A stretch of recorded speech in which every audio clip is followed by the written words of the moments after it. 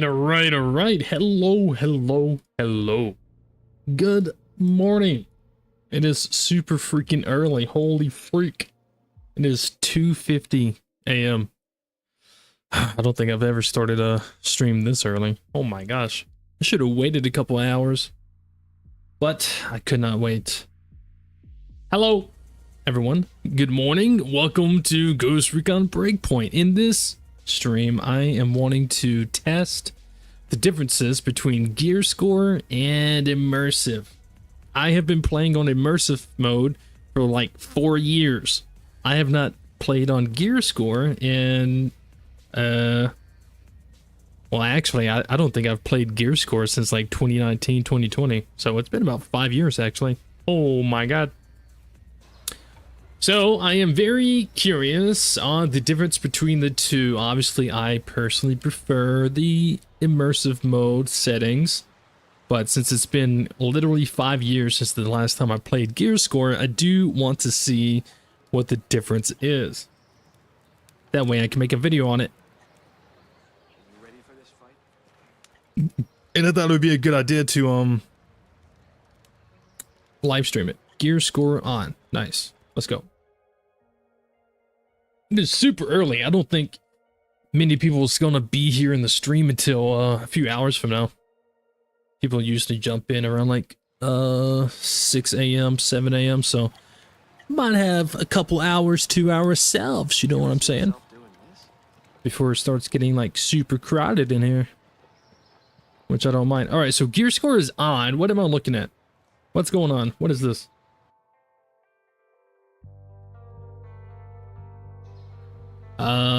It gave me the 516. This is not the weapon I had. Okay.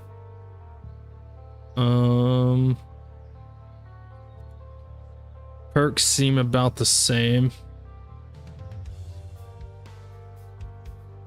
Okay, so perks don't change.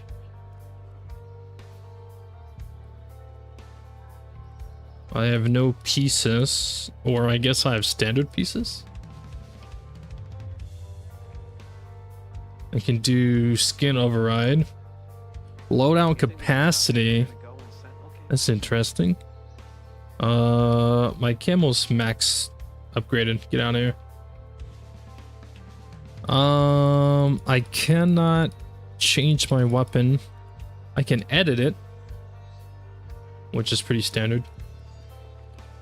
I can't change my weapon while I'm standing here. Okay. Let me check out the bivouac.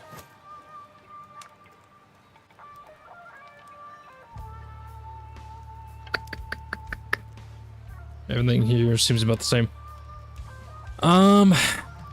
Okay, so in the shop you have weapons you can buy.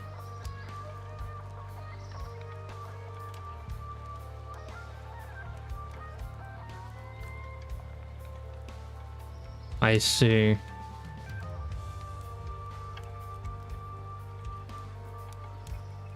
You can also buy gear as well.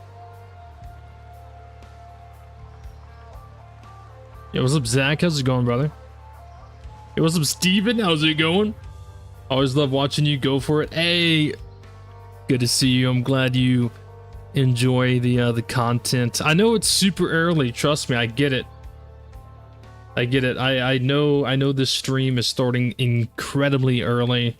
I don't think I've ever started a stream this early before, so I do apologize, but it's probably going to be a long one. This is probably going to be like an 8-hour stream, I assume, because I have a video releasing later today, and I do not want to stream over the release of that video, so I'm definitely going to be ending the stream around lunchtime, probably around like 10 or 11. And it's 2:50 right now, so yeah, I got like about 8 hours or so to go. But again, I haven't played with gear scores since the game first released. Whenever they did the update that pushed the immersive mode into the game, I've always played with immersive mode. I only ever played gear score in the very beginning, but once immersive mode was released into the game, that's all I played. So I have like 5 years of immersive mode experience. Gear score, however, I've Well, it's been 5 years since I played with it, so I've no idea. It's been quite some time. So the only things that I'm noticing with the shop is these two icons where you can buy the gear and then the weapons. Then, of course, the gear score shit is here, which is lame. So, all right, let's go. Hey, what's up, Mortal? I just started the Bodarks crest. I think burst fire is the way to go, although I've had gear level on since I started this game. You haven't had gear level on? Dude, I really don't think having gear score on is really worth it in this game. I feel like it just causes you to take extra steps that's not necessary. I definitely recommend playing this game in immersive mode.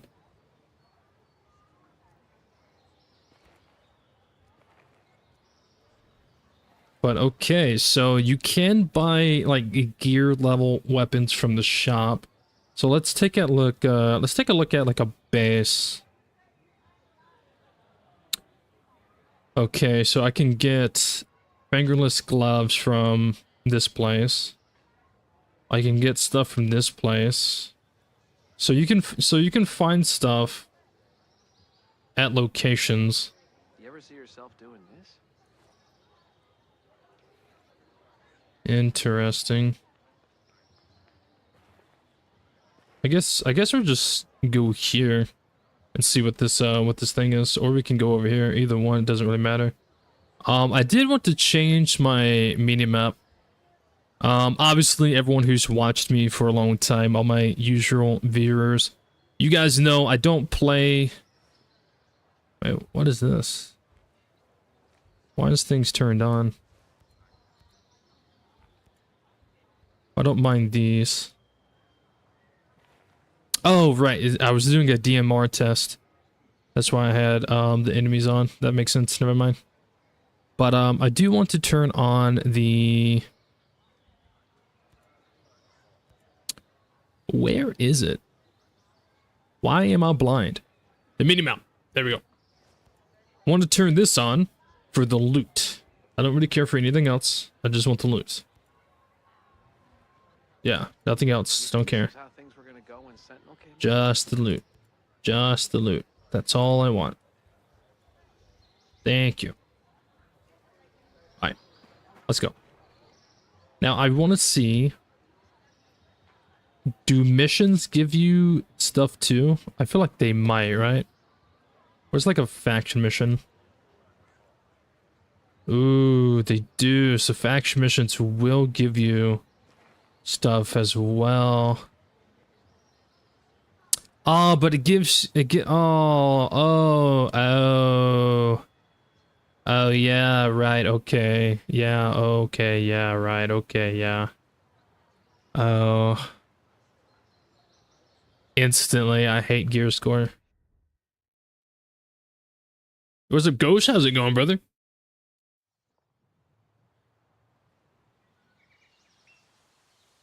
What's up, Mac? Hi, Frank. Am I not allowed to play the PvP without doing the gears leveling thingy?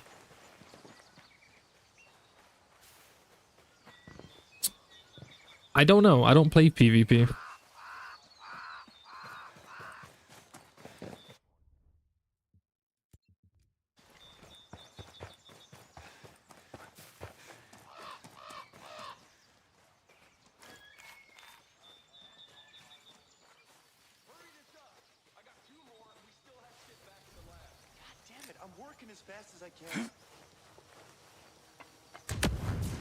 That was an overthrow.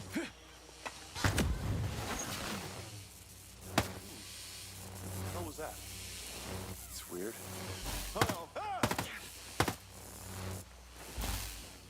Come here, buddy. I need to talk to you about your shitty gear score, alright? You really want to talk to me? Go ahead. I've told you everything. Right. You didn't tell me anything. Why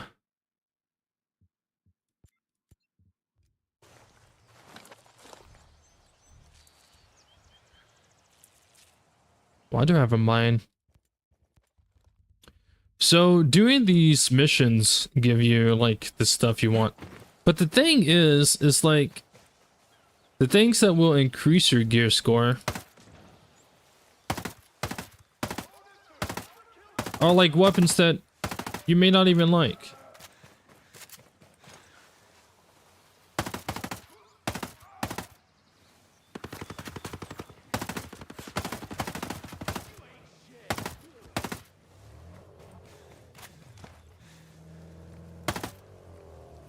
So yeah, so like the weapons that you might not even like is will increase your gear level. Get out, get out, get out, get out, get out, get out, get out, get out.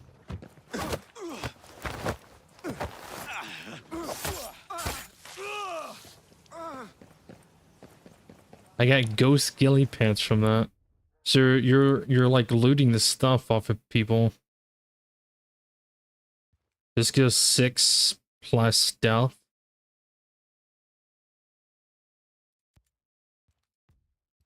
So your gear gives so your gear gives modifiers.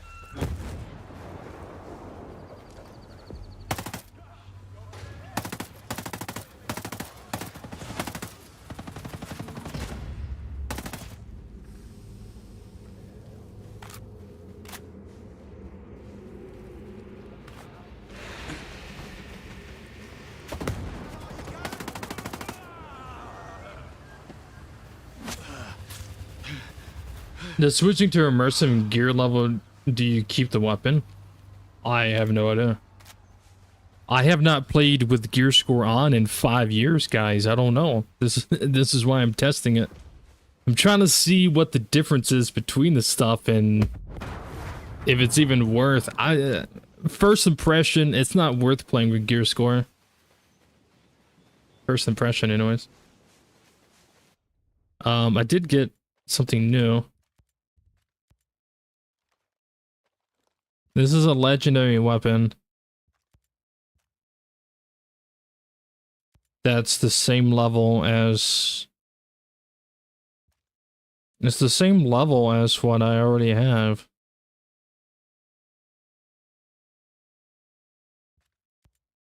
This is the same level.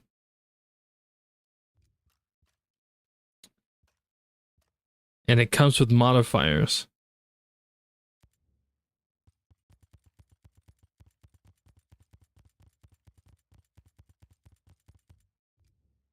And this weapon's modifier gives 30 accuracy and 30 range. That sounds so stupid. That sounds so... that sounds so stupid.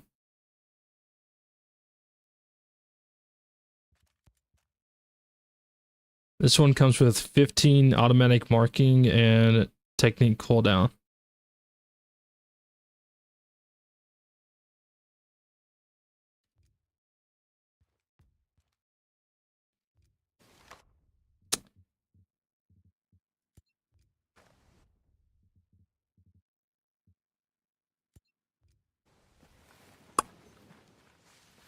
So you can do the daily faction missions and that would give you crap.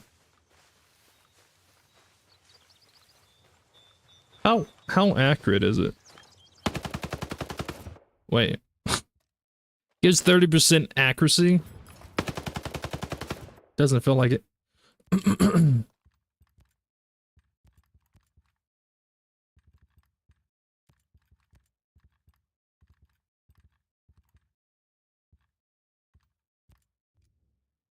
What's this?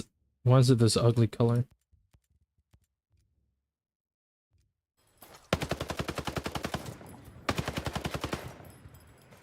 Hmm.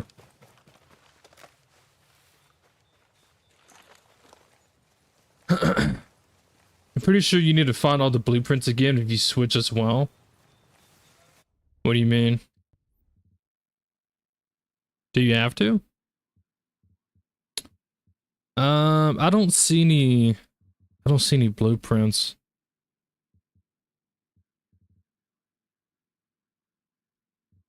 So if you switch, you have to find them all. So if you find them all on immersive and then you switch to gear score, you have to find them all on gear score.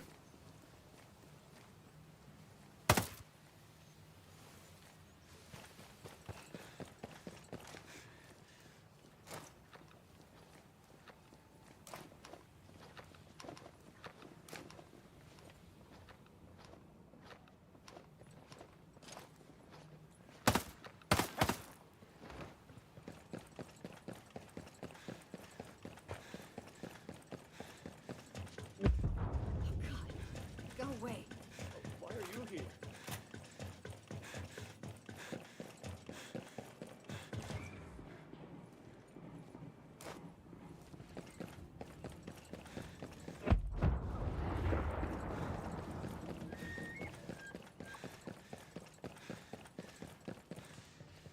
Yo, what's up, Tristan? You keep them immersive, but to unlock weapons, you want to use them again. You need to find them in gear score. So, okay, so if you play immersive mode and you go and get all the blueprints, and then you switch over to gear score, you have to go and find all the blueprints again. Oh crap.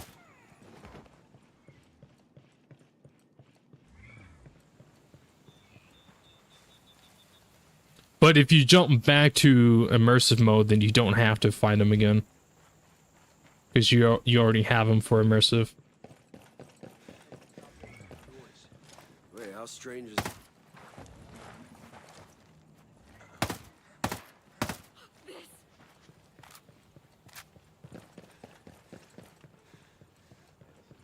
I would say first impression.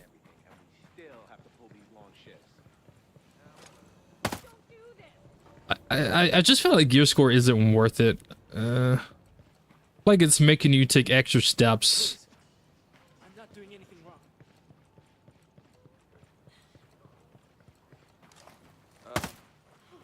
Freeze! Contact! I got up! Right.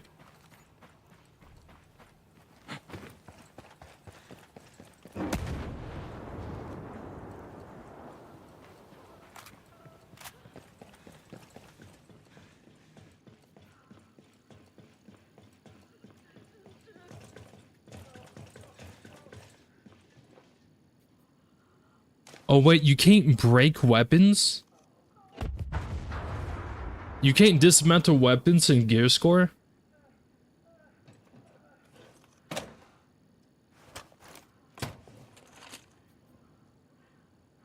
picked up an M4. Man, no wonder people who play gear score don't have any weapon parts. You can't dismantle weapons. Yo, man, gear score's dog shit. No wonder the people running around playing this game in gear score have no weapon parts to upgrade the weapons. You can't even dismantle them.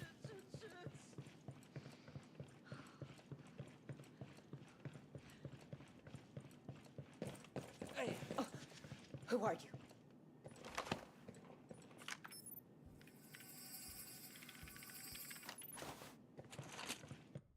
Okay, so can you dismantle the weapons that you pick up?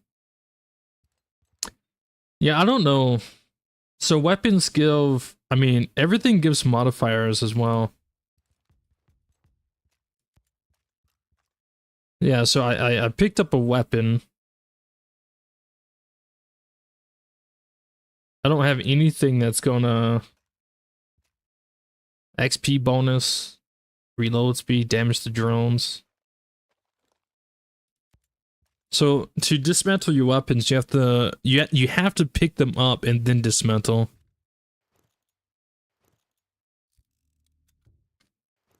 You can't just dismantle it straight out of the box. Sounds like a lot of time wasting. Can't dismantle these, but I can dismantle these.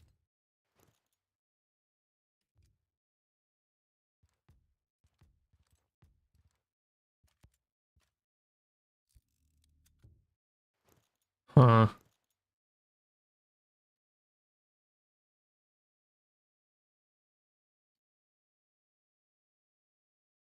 Press B to mass dismantle. Well, I think I already dismantled everything. So what's the highest gear level?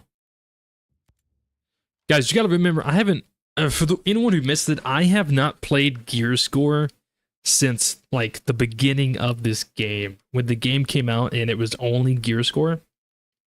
Soon as they released Immersive Mode, I jumped straight to Immersive Mode and I never went back to Gear Score.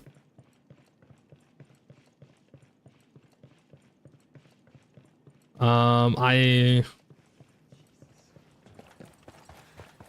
doing?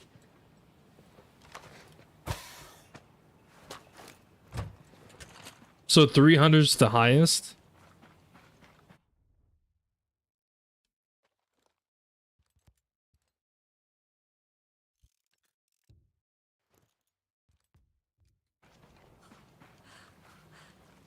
Hmm. Why are you here? So yeah, so in Immersive Mode, if you walk up to this crate, you can just walk up to it and then just dismantle it right from the crate.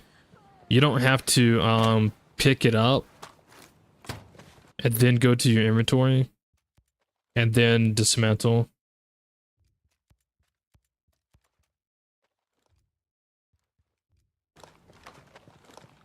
Ew, what the hell?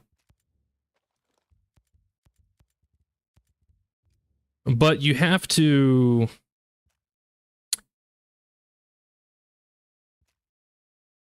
So you kind of just play with weapons that you might not even like just because it might have a good modifier or it might have a high ranking system. So I mean, like, I do enjoy the M4, I do enjoy the MP5, but that's not what I want to use. Huh. Could you put modifiers on weapons? What? Who are you?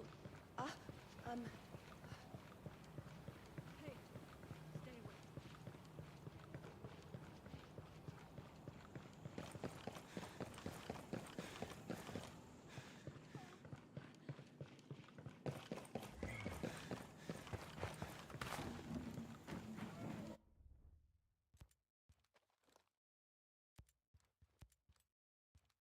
So you can't dismantle your default stuff. Okay. I don't want to shit on Gear Score too much just yet cuz I'm still learning.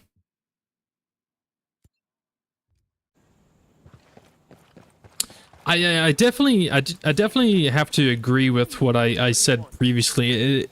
It definitely makes you it like gives you extra steps that's just kind of unnecessary. And then on top of that, it kind of forces you to play with stuff that you might not even like or might not even want to play with. Whereas in Immersive Mode, you can play with whatever weapon you want at any given time. Like, it doesn't matter. You can just use whatever you want.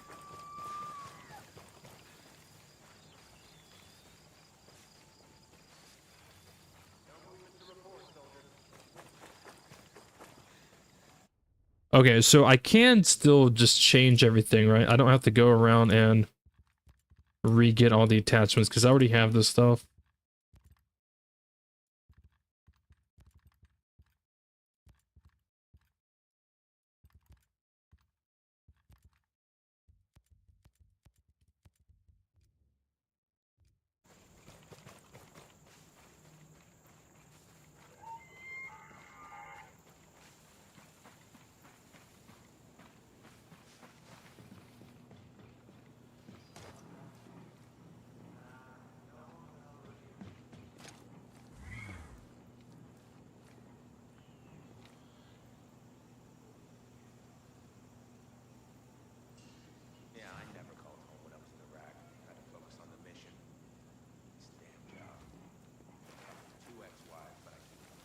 Gear score player is 45, immersive is 114.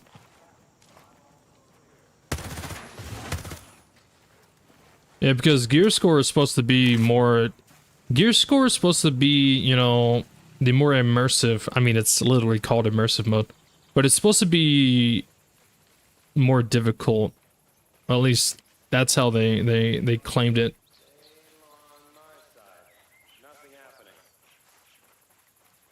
Because you don't get modifiers on every piece. You don't get, you don't become a bullet sponge because of the chest piece you're wearing or whatever like that.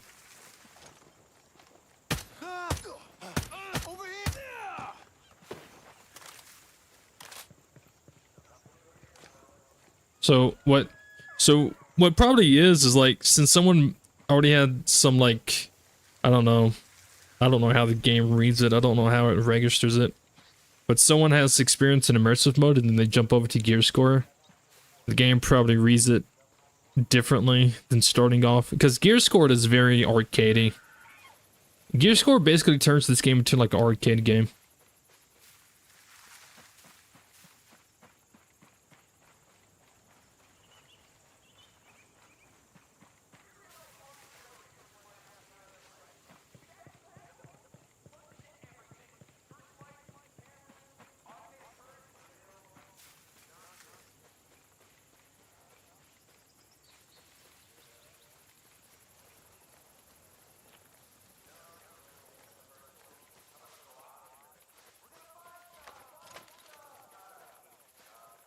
Do you still have weapon mastery? Yeah, you do. Okay.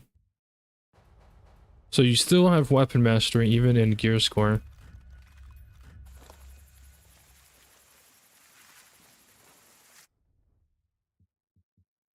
Oh, I forgot.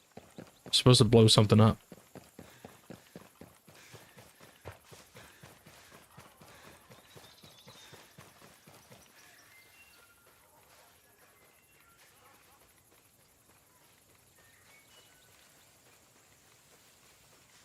That one chest in the first mission with the boars being destroyed by drones, Mercy gives you $50, your score grants you a grenade launcher. I think that's RNG.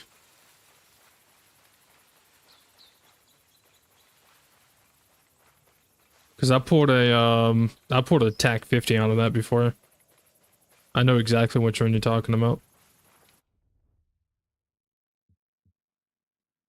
It's over here.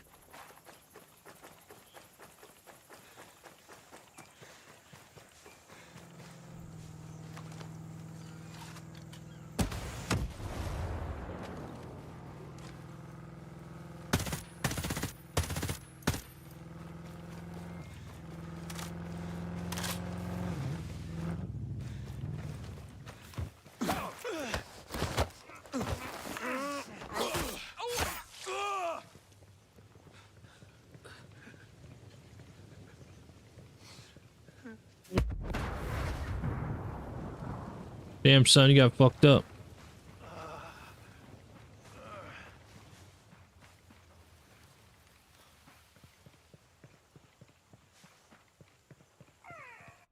Alright. So yeah, doing missions and stuff grants you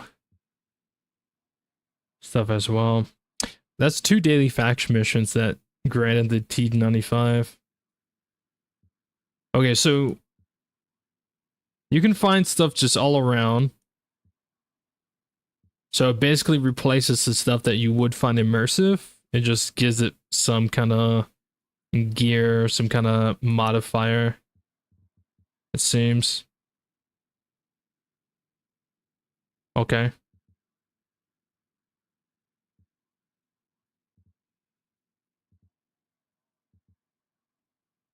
The enemies seem to take about the same damage. I'm not noticing anything different between that. Like when it comes to like shooting the enemies, it's the same. So I think the only difference isn't really the enemies itself, it's just the loot. Seems like that's the only thing that changes. It's just the loot you get.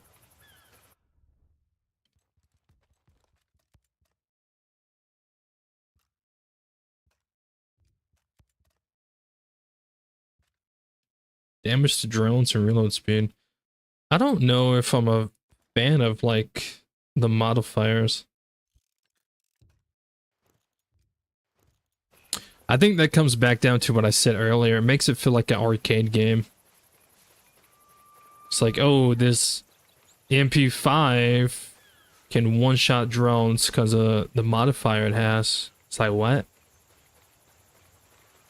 That don't make sense. Oh no, hang on. What's happening over here? It's on Golem Island.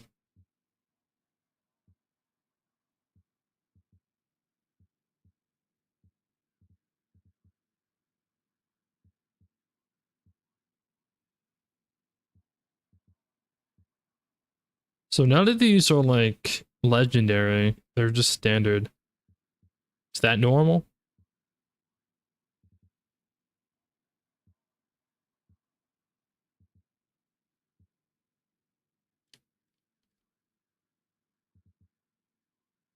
None of these are anything I would really want other than the G28. Hmm.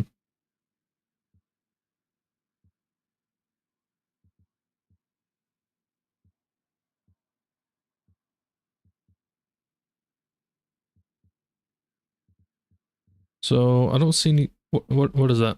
What is this? What is that? Investigate Gollum Island. Reach the bivouac. The Titan program. Wolves have taken the lead on the Titan program to build devastating weapons. There must be more information on Gollum Island. I think that's the solo raid you can do. Because you can do a solo raid on Golem Island instead of the 4-man raid. I think that's what that is. It's been forever since I did that.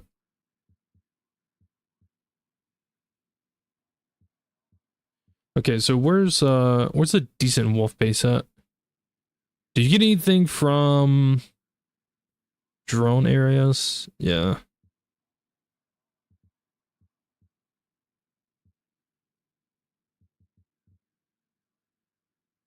Huh.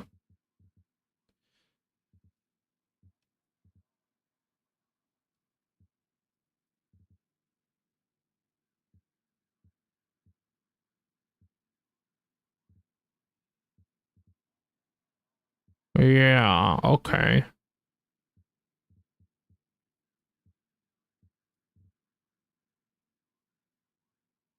I think that has quite a few of stuff. Scorpio G28. Hmm.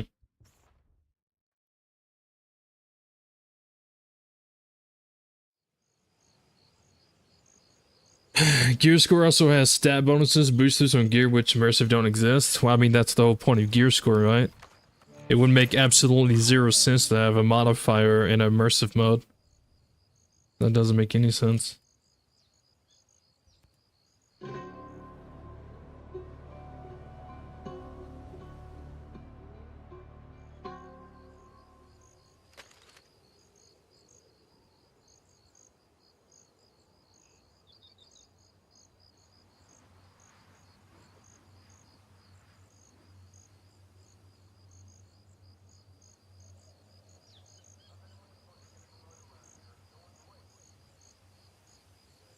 A new game, the enemies do take a little more damage before they die. On Gear Score or immersive?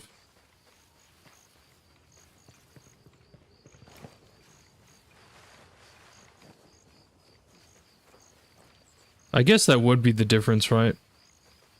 The lower your gear level, the more damage they can take. And then if you play on, if you play immersive, then everybody just takes the same amount of damage, no matter what point of the game you are. I don't know. I don't think this game is worth playing on Gear Score. I don't think Gear Score is worth it.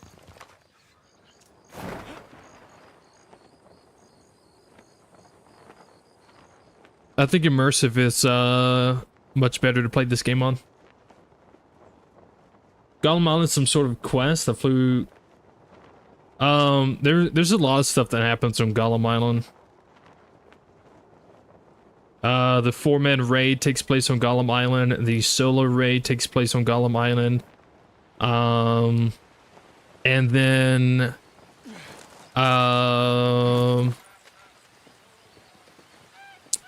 the end of the Conquest story takes place on Golem Island.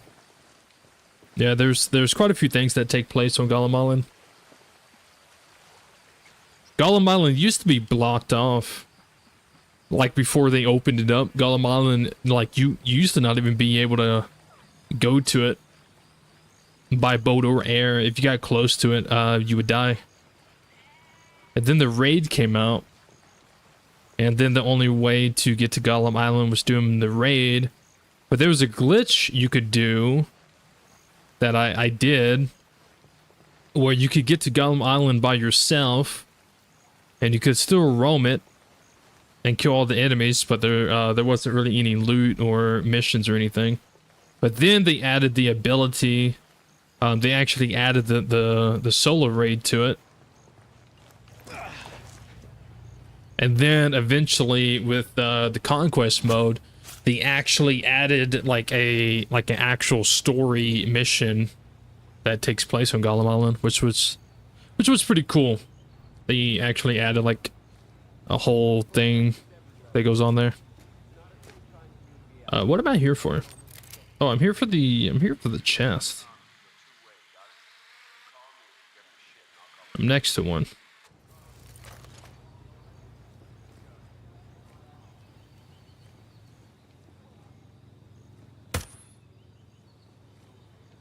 How about you just stay alert?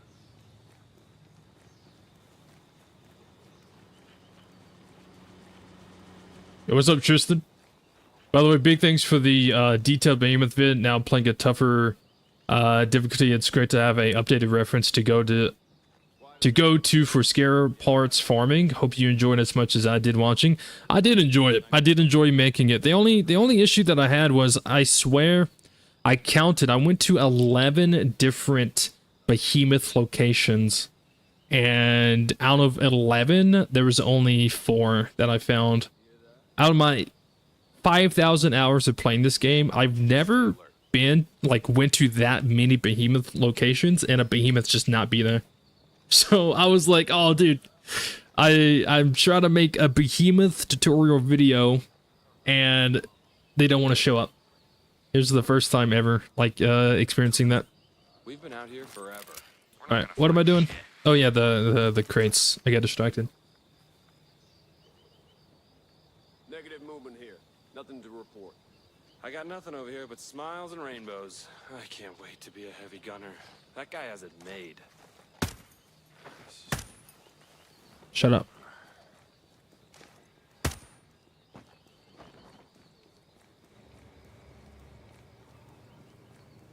But yeah, I hope people enjoyed that video, and I hope it helps anyone out who struggling. There's a few other strategies that you can do to take on behemoths that I may make a second video for. But man, like, I spent like 40 minutes, or at least around 40 minutes, like going around the island trying to find a behemoth. Like, I legit spent more time looking for a behemoth than fighting one. It was pretty crazy.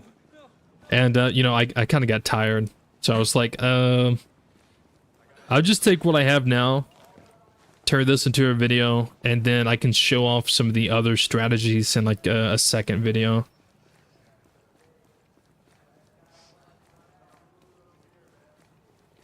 Because yeah, there's like so the strategy that I showed in that video is probably it's the best one. It's the best strategy for a solo player. I mean, you can still do that strategy with friends, but for a solo player, it's the best one. It's the best strategy. The other strategy, one of them involves AI teammates, which I know not everyone wants to turn on AI teammates just to take on a behemoth, and I can understand that. Like, I don't want to turn on AI teammates just to fight a behemoth. You know, I'm better than that. But there is one strategy where you can use AI teammates. They would usually get fucked up though. And then there's a second strategy. But yeah, I was like, man, it's so hard for me to find 5 behemoths just for like this strategy. I probably just make a second video for it. Cresta's dreams of becoming a heavy gunner. I know. Sometimes I feel bad. Well, I take that back. I don't really feel bad, but sometimes I do. Like you listen to their dialogue, and they'd be like, "Oh man, I have like 2 weeks left. I have like 2 weeks left," and then you shoot them in the face. Or it's the ones like, "Oh man, I haven't talked to my wife because of the comm blackout." So that dude has a wife who he hasn't got to talk to in forever, and he just murdered him. His wife's never gonna know. His wife's gonna think he's like cheating or something.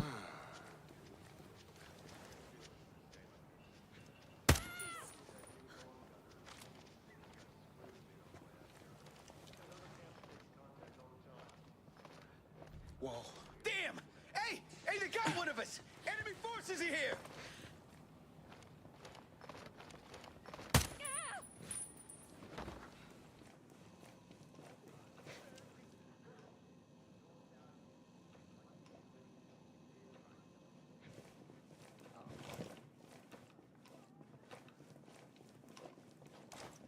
Wait. Whoa! Holy shit.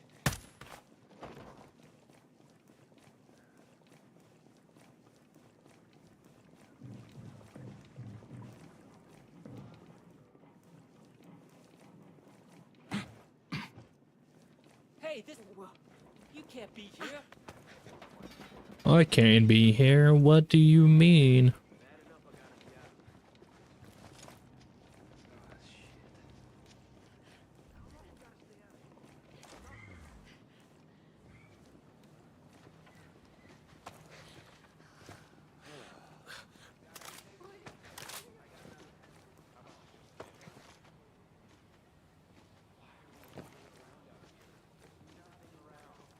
Come on, just keep looking.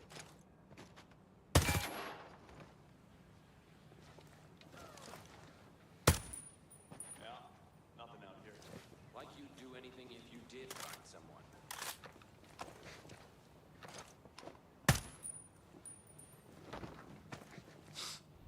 This is bullshit.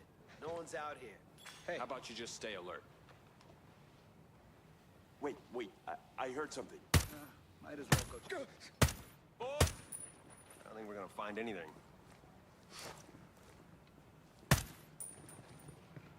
Alright. This base is clear. Give me that money. Damn, this guy had 1,000 credits on him. Holy.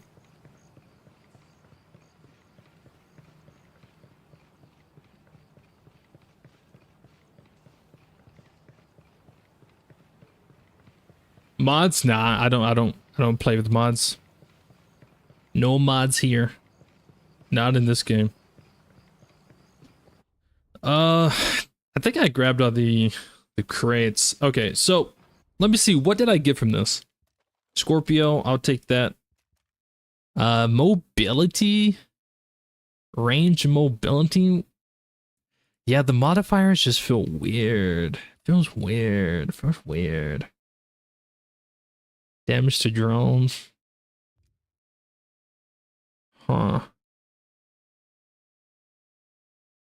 Yeah, okay.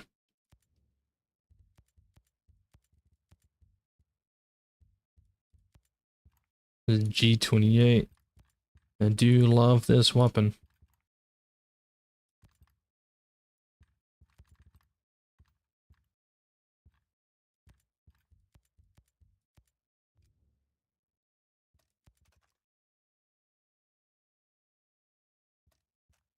And then I can just dismantle everything. It's a mass dismantle.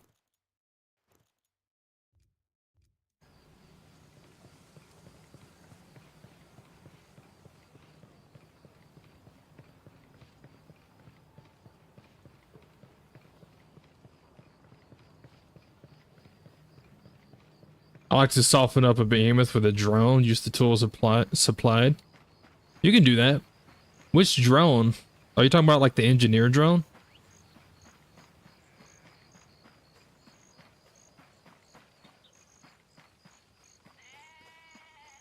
Um,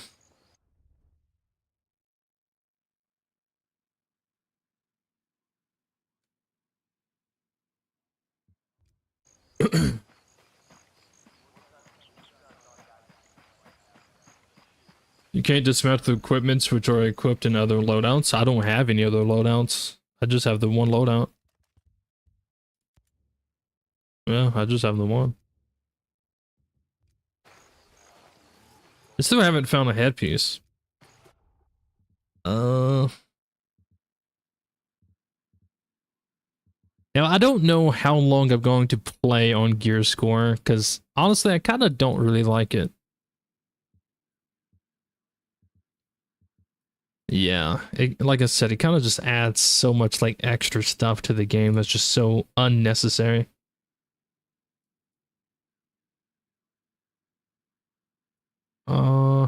This place has a headpiece.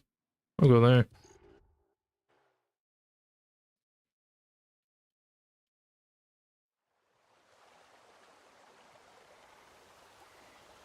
Oh, Pathfinder class? Oh yeah, with that. It doesn't really do too much damage, but it can do some damage.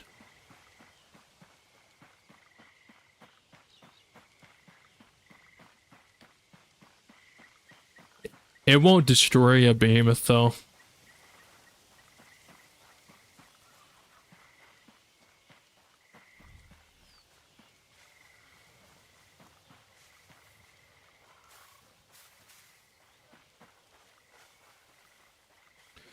You also have to be extremely careful on where like you're at. Not working in Ballard's department. Oh, what is it?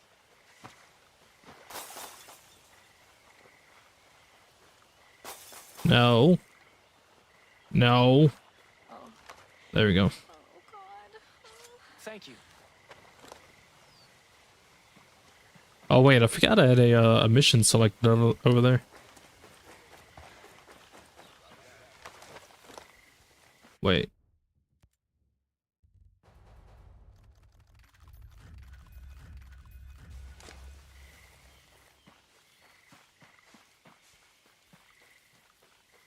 But yeah, the Pathfinder drone won't destroy it, but it definitely do damage to it.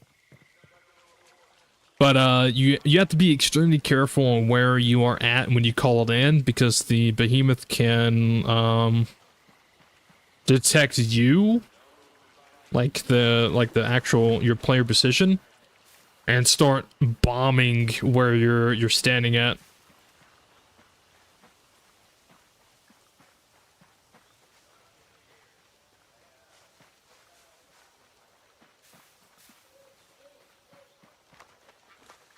What's up, AIM? How's it going, brother? Just testing out gear score. I'm not really liking it too much. Popped up. It was gone before we could get a shot off. Some ranger you must have been. Now blow me. We look.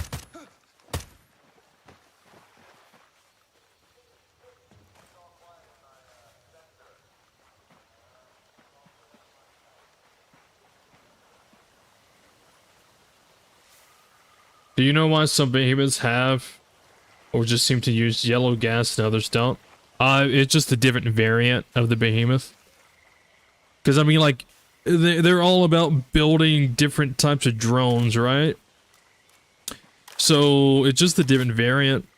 So they built one drone that shoots like rockets, and then they built a second type of behemoth that shoots gas.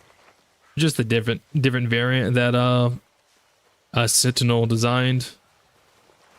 Well, I mean, I guess Scale technically built it, but you know, Sentinel and all of them probably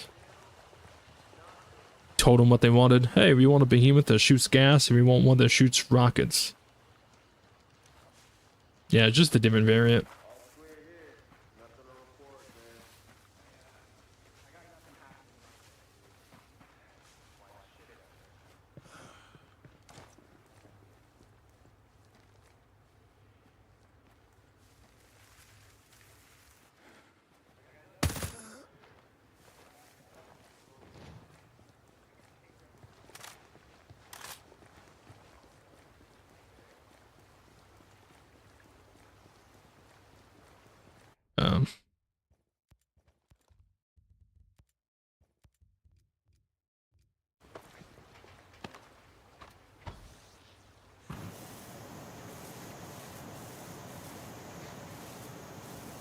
Do you think Ghost Recon Breakpoint is like Arena Breakout, escape from Tarkov, but with a different build? No.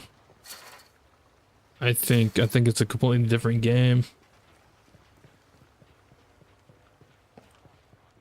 Ghost Recon Breakpoint is more of like a milsim style, where Escape from Tarkov is basically a different version of a battle royale, if you think about it. Escape from Tarkov is just an extraction game.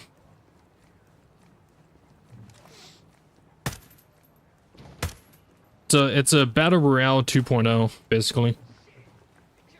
That's how I've always seen extraction shooters. They're just a battle royale 2.0. Same concept, but a different design. Or at least same idea, just a different design. It's a battle royale.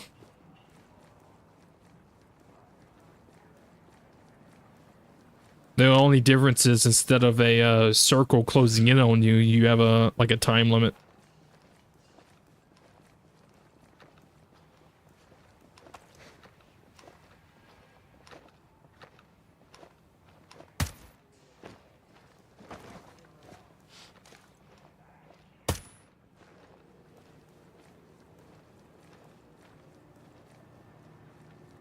Like a whisper over here. Same for me. Say, I want. Hey!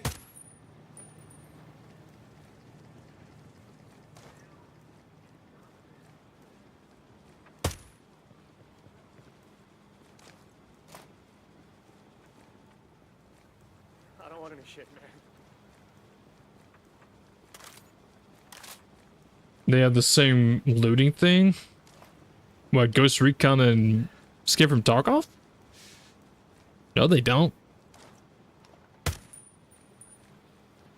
Escape from Tarkov and Ghost Recon Breakpoint are two completely different games.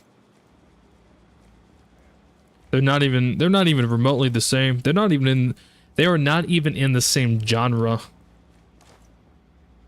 Just because they both have guns and whatever, don't make them in the same genre. Oh my god.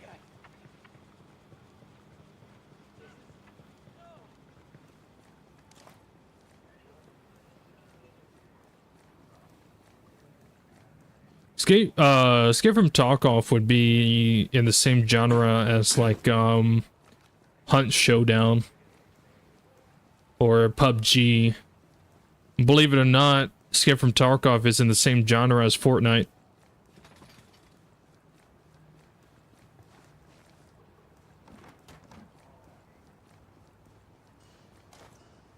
But it's not in the same genre as Ghost Recon.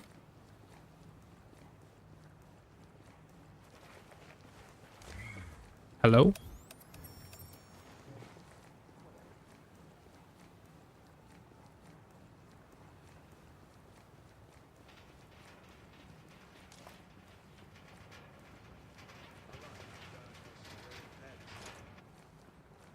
Everyone knows what they're getting into when they sign up. Don't think about those guys. Still nothing.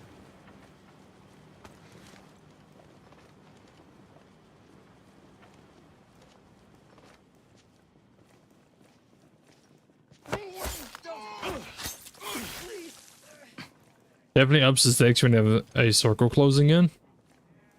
Yeah.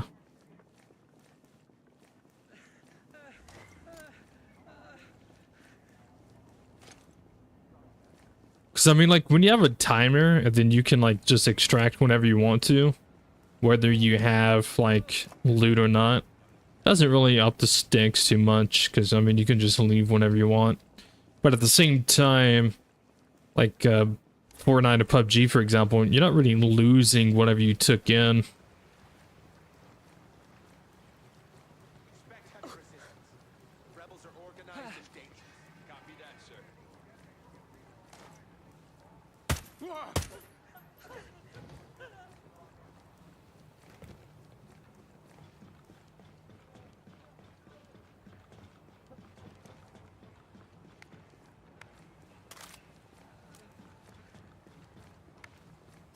Yeah.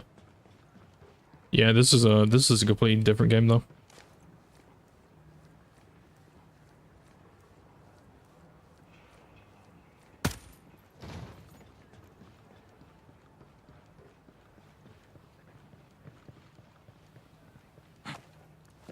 I'm here for these crates, man.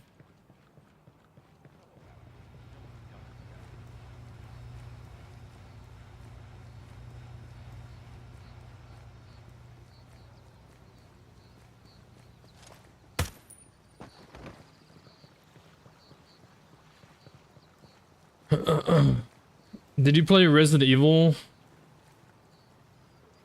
Did I play Resident Evil? No. Know some of the operating character in Resident Evil. I mean, I know Resident Evil lore, but I never played it. Always wanted to, never did.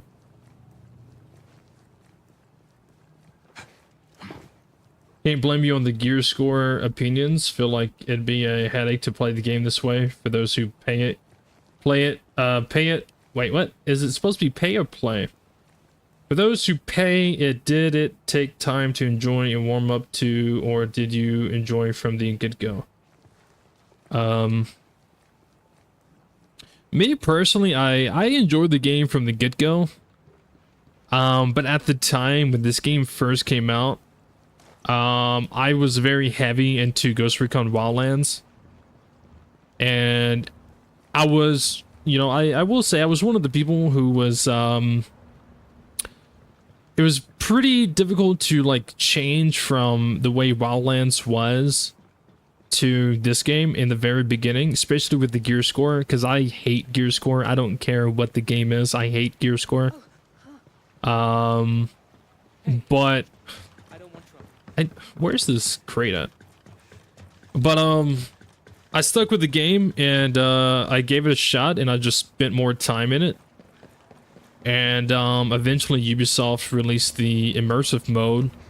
And then when the Immersive Mode came out and I jumped over to that, that's when everything changed. I was like, dude, this game is just so much better in Immersive Mode.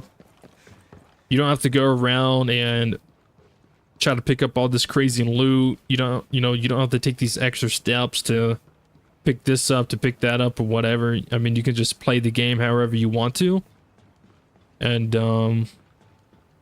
you know, by the time I probably got around like 1,000 hours in the game, I went back to Wildlands, and so at that point, I was pretty comfortable with this game and very accustomed to the way this game worked. Then when I went back to Wildlands, after putting like 1,000 hours in this game, I guess it kind of hit me that Wildlands was, you know, not as great as I thought it was. So now these days, it's hard for me to even play Wildlands because I just hate the game.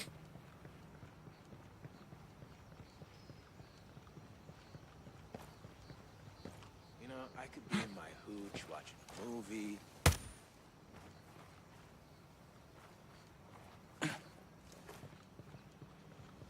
So I guess it kind of flip-flopped in a way. I mean, I never hated this game. It just kind of took a little bit for it to grow on me. But I did stick it out with this game. And then the Immersive Mode came out. And then the Immersive Mode is what really got me glued in, or glued to it. It's better not being like on the roof or something. It's on the roof, isn't it? Yeah, it's on the roof. But yeah, now point is like I put so many hours in this game, and I've gotten so accustomed to this game, and I know I can see and spot all the little details from AI movement, AI reactions, guns, camera. It's just all these different things that when you go to Wildlands, I guess for the average person maybe it's a little bit more difficult to actually notice, but I see it and I notice it. And Wildlands is a very basic game. It misses so much that this game has. And yeah, Wildlands is just, I talked about it before, it's a nostalgia game. It's hard for people to let go of that game and move on. I guess it's the best way to explain it. I don't know.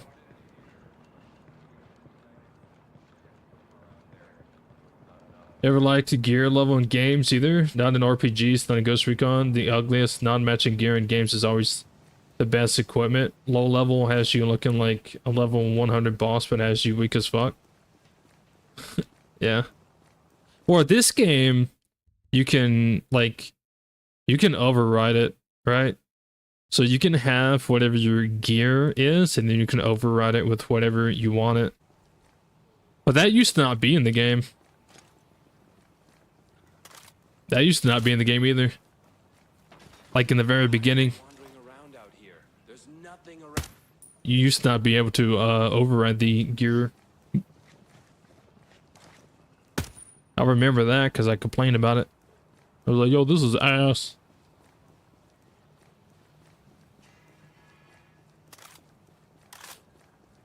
Any advice on leveling Echelon to 14? I have to kill 3 people with a handgun from 100 meters without missing.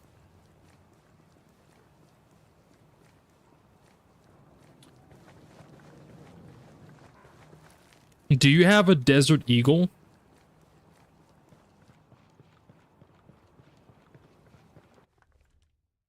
This is what I can say. This might help, maybe. If you go down to the Kessel Fields, which is down here southeast of the island, New Sterling, you can go down here and then go to this bivouac, Kessel Fields bivouac.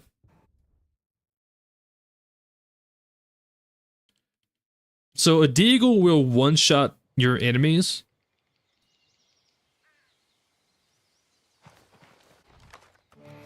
I'm about to get out of this gear score, I'm gonna be honest with you. Dude, because it's like, yeah. I don't know, gear score just isn't my thing.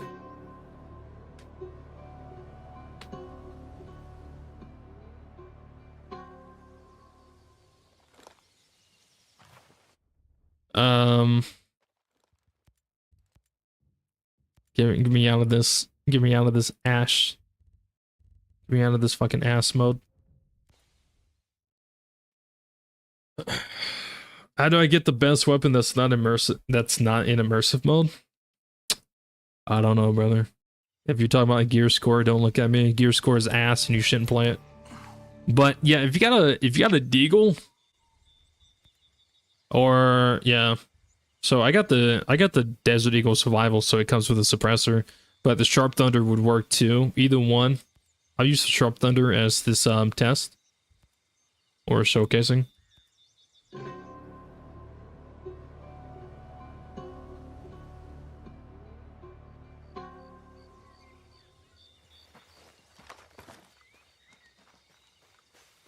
Now this area is usually pretty open. Can usually find someone walking around somewhere.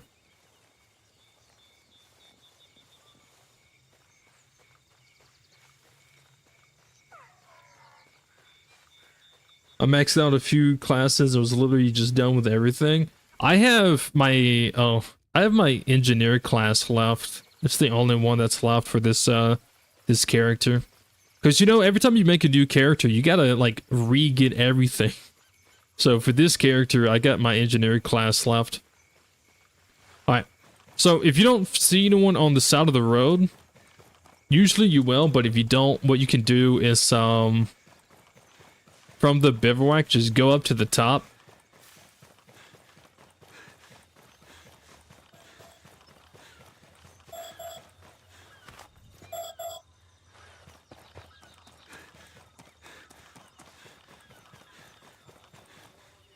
Go to the top and look at the beach. You can usually find people here, right? Now, this is about 150, 160. So this is obviously a lot further than the 100 meters that you're looking for. But they have no cover. They're on the beach. And you could just,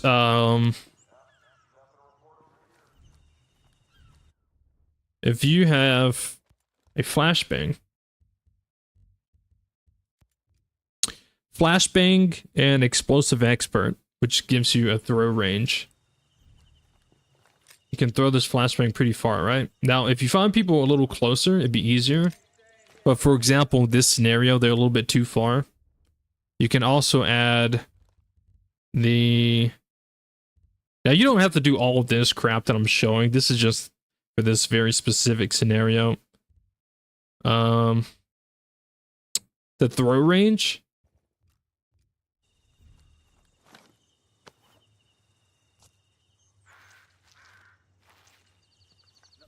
Oh, you can throw this flashbang pretty far, right?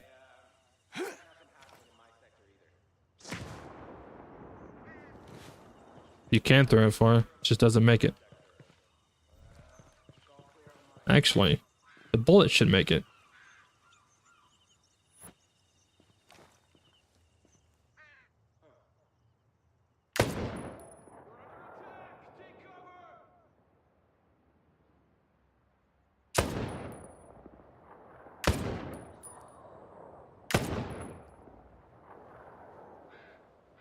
As you can see, they have no cover to go to.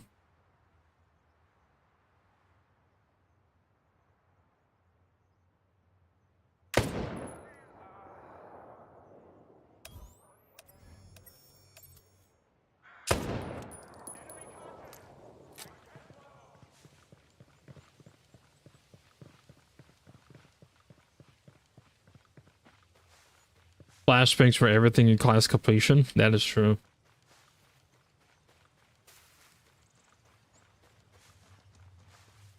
Wildlands is still enjoyable for what it is, but the gameplay feels rough now. Still fun for nostalgia, but it age shows.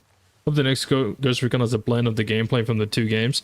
Yeah, I mean, that's kind of... I think that's kind of what is difficult for me to put in words, because that's kind of how I feel. The nostalgia of the game is nice, but going back to it after, you know, playing this game for so many hours, for example, you really see, like, what that game lacks when it comes to stealth, when it comes to AI, when it comes to mechanics. It's a pretty rough game.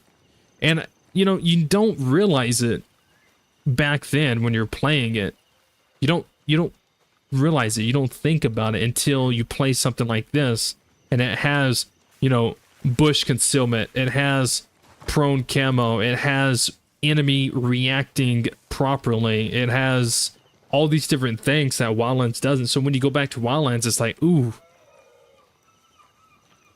this game be rough.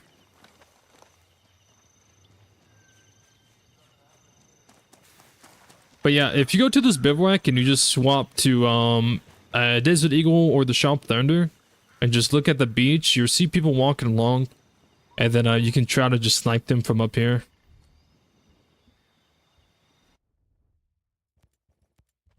Cause like, but yeah, about Wildlands, I mean, that's kind of it. Cause like, it's one of those things where it's like, at one point I had loved that game. It was like one of my favorite games. And I guess I would or could probably enjoy it if I just actually ignored all of its flaws and just played the game for nostalgia. But this game right here, I don't know. It's just, this game is just so much better when it comes to like mechanics. What's up, Toby? What's the best gun in your opinion? One that has bullets. Ones that you have ammo for.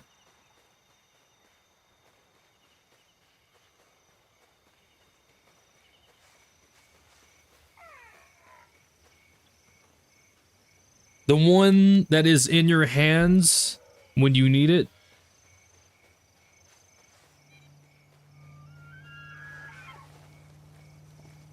I mean, I'm not wrong. Am I? I don't think I'm wrong.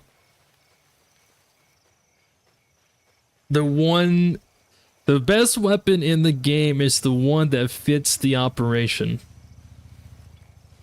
What's the strongest gun? I mean, it depends on what you're looking for, because I mean, the Desert Eagle is a strong weapon. A shotgun is a strong weapon. The G28 is a strong weapon. The TAC 50 is a strong weapon. I mean, like, it depends on like what defines strong.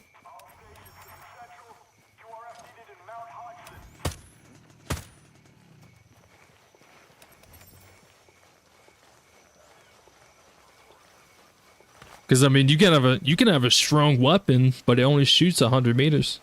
So I mean, it's like define strong.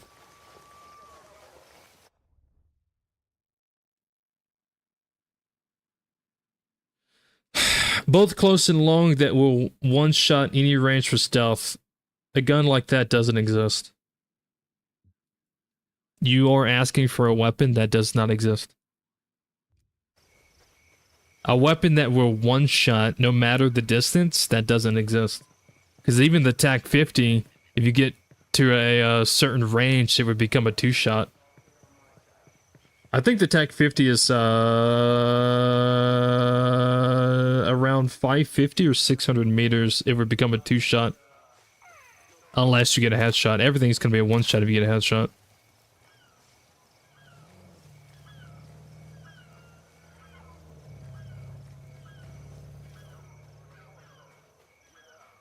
But I was testing the TAC 50 with my brother a few days ago. And he was standing like super far away next to a dude, and it was about 600 something meters, and it took 2 shots to kill the guy. What do I usually use for stealth? Whatever I'm in the mood for. Right now I'm using the M4A1 CQC. It also depends on what I'm doing. This is a gun that I recommend you trying out. It sounds like you want a one-shot gun. I suggest you trying this gun out. Alright. Yo, what's up, cheesy bread? Damn, that makes me hungry. What the hell? I recommend you trying this gun out. It's called the G28. Alright. Where it at? Sounds like you want a one-shot gun. I suggest the G28. Okay. This is what it looks like.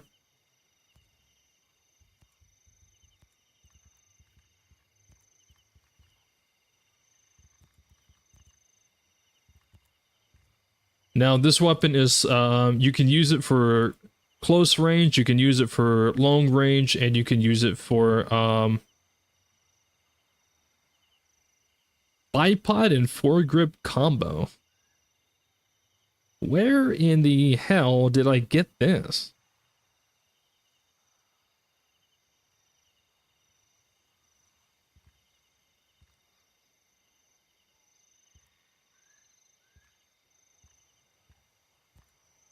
I mean, I'll take it. I don't remember picking that up. I don't remember ever seeing that in my life.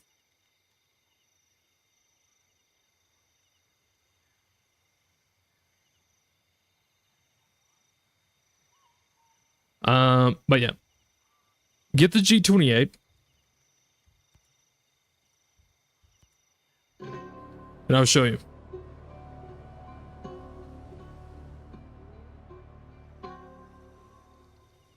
All right, I'll turn this on for you, okay? I'll turn this on. Where's it at? I like turning this on sometimes when I'm testing weapons, the enemy HUD, because it has their range above it. And that's all I really care for. I don't really care of tracking them through walls. I just want to know their distance. Now this weapon will one-shot enemies from 1 meter up to about 250 meters. If you shoot past 250, it would usually be a 2-shot. If I remember correctly, I have all this shit wrote down. You know how many weapons I've tested in the past and been testing recently? I have so many notes that I've been testing. Alright, so this guy, if I don't have my notes on my screen right now, or even my paper next to me anywhere. So this is being based off of memory. So my memory may serve me wrong. It might be like 365. But you see this guy, he's 265. This is probably going to be a 2-shot. No, he's a 1-shot. Okay, so my memory is wrong. My memory's dog shit.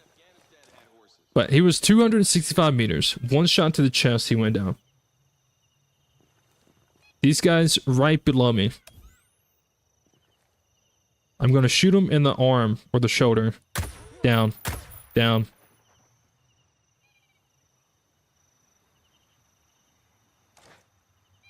That guy over there, I killed him by just existing. That's how strong this weapon is.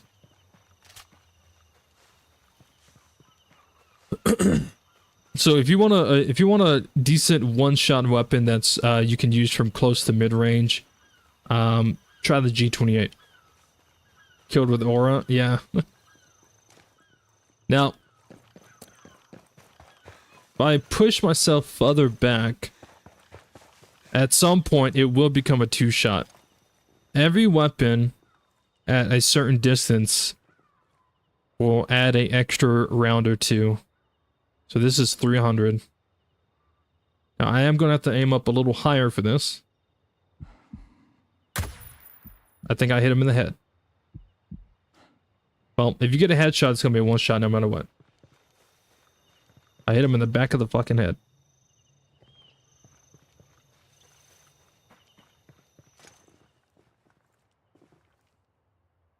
Alright. Let me try to find someone else. Alright.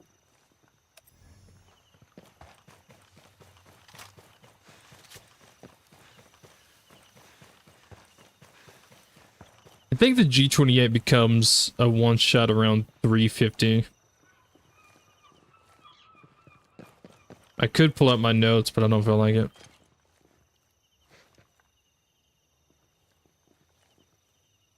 Yeah, they're about 300.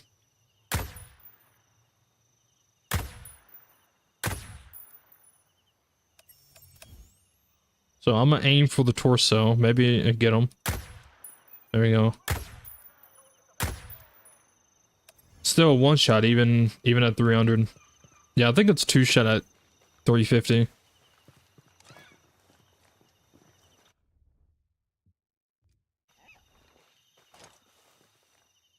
Now, the interesting thing, people love arguing about G28 over the M110. And I can understand. Use whatever weapon you want. I do enjoy both. I personally prefer the G28. But the interesting thing about the G28 versus the M110 is the G28 has a longer range. The G28 will actually... their bullet will actually travel further before it starts to drop off compared to the M110. The M110 does not shoot as far as the G28. A lot of people don't know that. Or at least they don't want to believe that. Where in the fuck is this spot? Here. M110 sounds so whack. It sounds like a freaking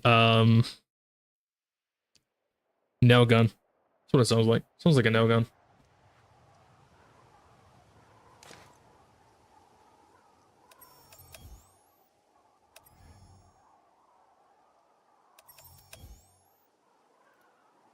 Okay, 324. And he's a sniper, so he's not gonna move. Let me see if I can get this up to 350 meters. Cause I'm making a DMR video soon. And I was doing a bunch of testing.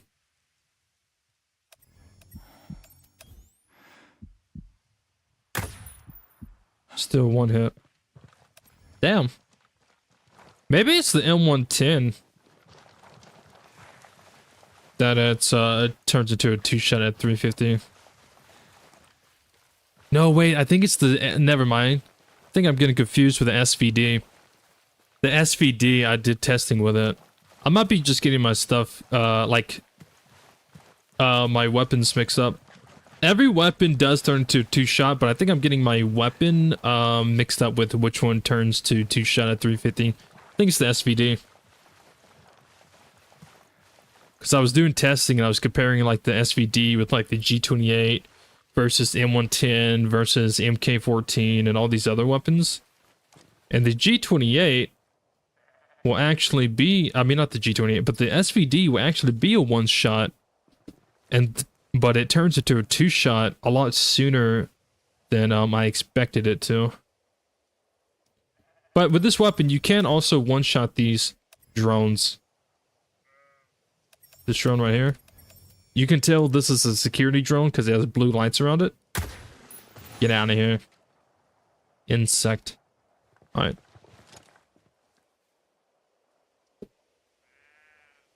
But yeah, you start to really notice the G28's bullet drop off around like 400 meters, about 380 to 400.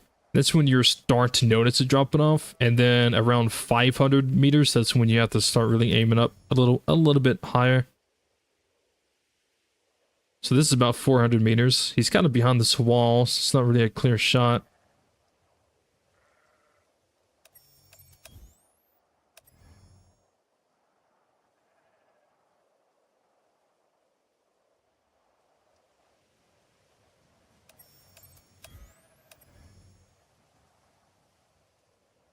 Okay, so this guy's 492, right at 500. I think that was a headshot.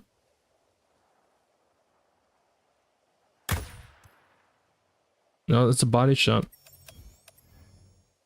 I'm gonna have to look at my notes.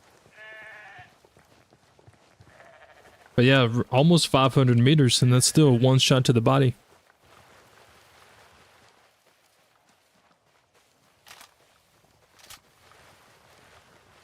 I love this gun. The G28 is so nice.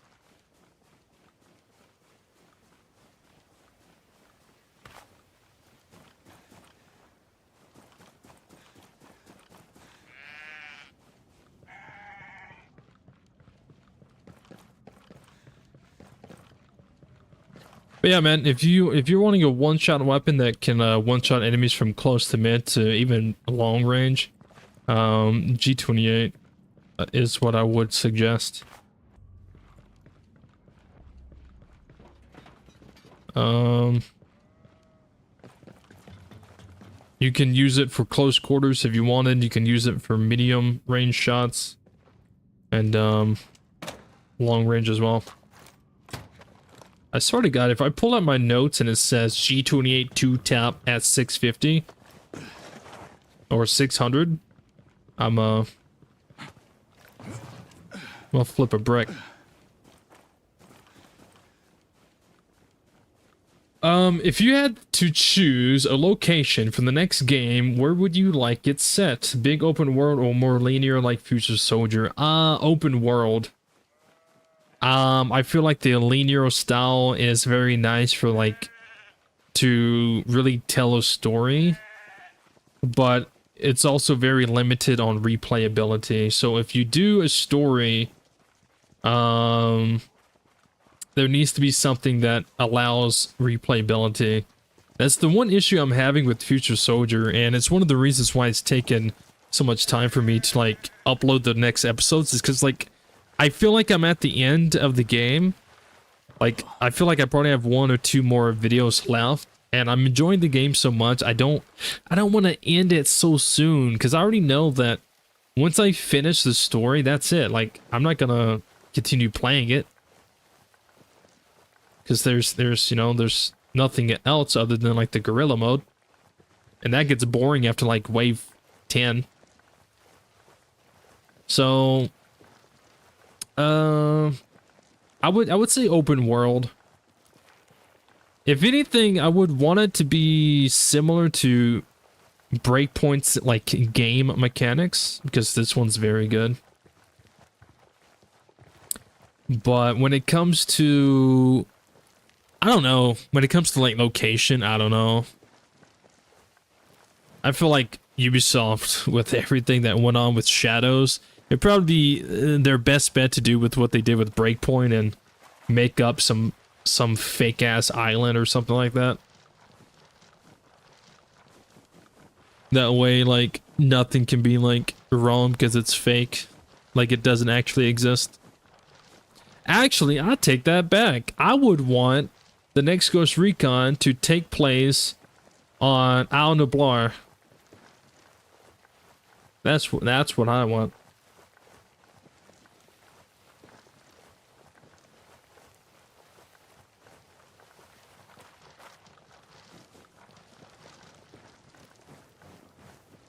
Where? Al Nablar. I think that's how it's said.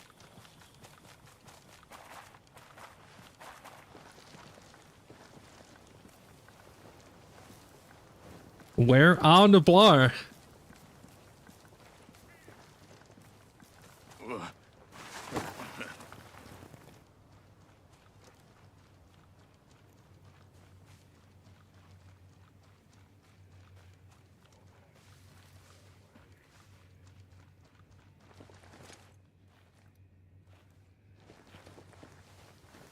Where's that?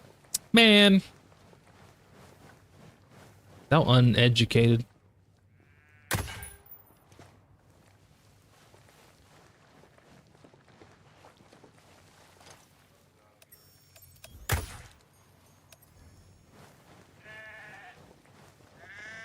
It's where freaking Jurassic Park is.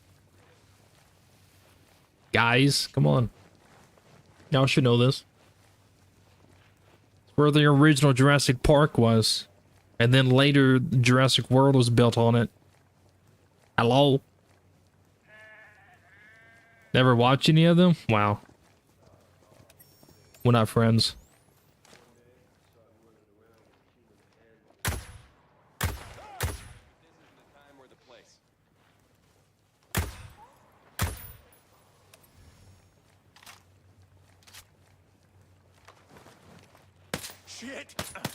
I was legit watching Jurassic Park before I started the stream, I'm gonna be honest.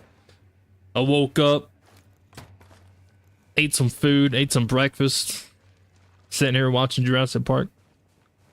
I was like, hell yeah, gonna be a good day.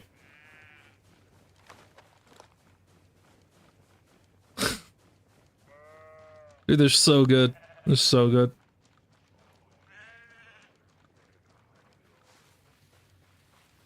They should go to Ukraine? Nah, I don't think they should.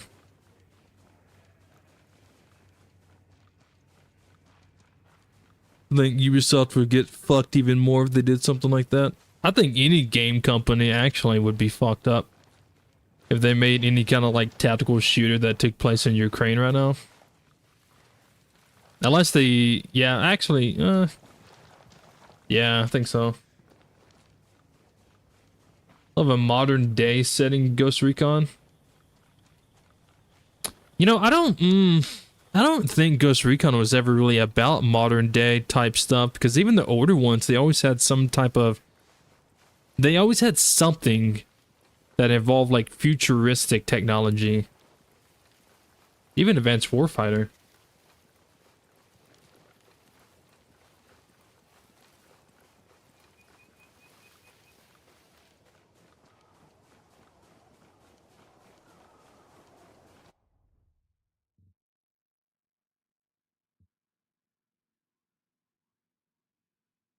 Honestly, if there's any like war military shooter game that freaking makes something that take place in Ukraine, it's probably going to be Call of Duty.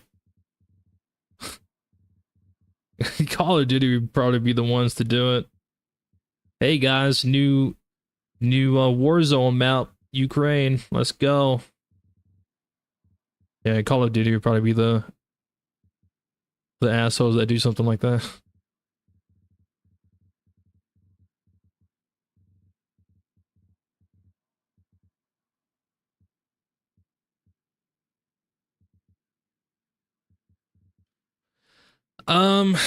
I don't know.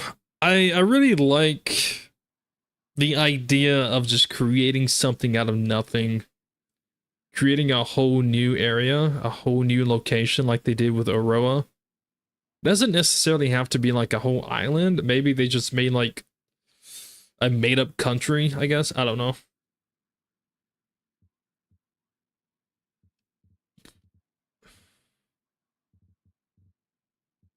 Because for one, if you do that, you can't really get in trouble with anything because the whole place is made up. And then on top of that, you can literally create the entire landscape how you see fit.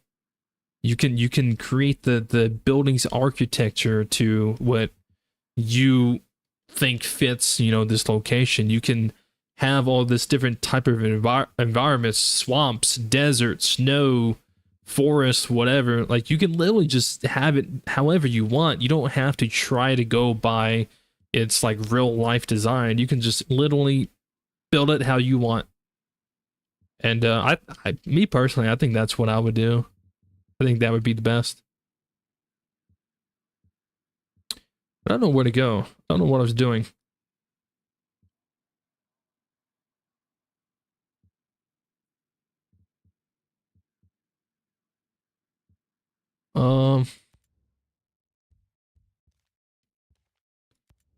These raid missions. These are the solo raid missions.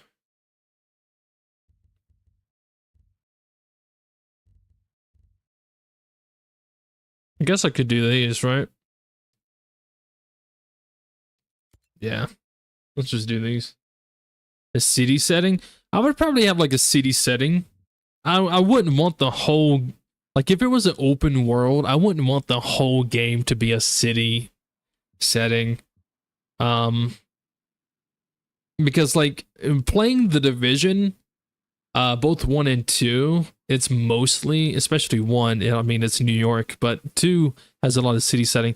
It's very nice, and it can be very pretty and everything like that, but at some point, I got to the point where I'm like, damn, where's like an open desert? Where's like the snow biome? Where's like a forest? You know, it's like, oh my god, there's too much city for me.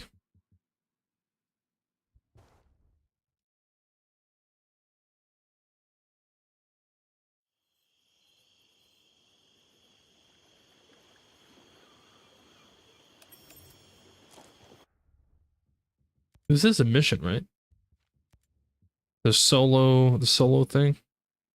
Destroy Behemoth and chemical refinery.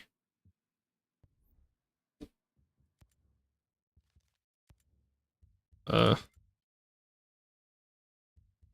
so this one is the 4-man raid that you have to do with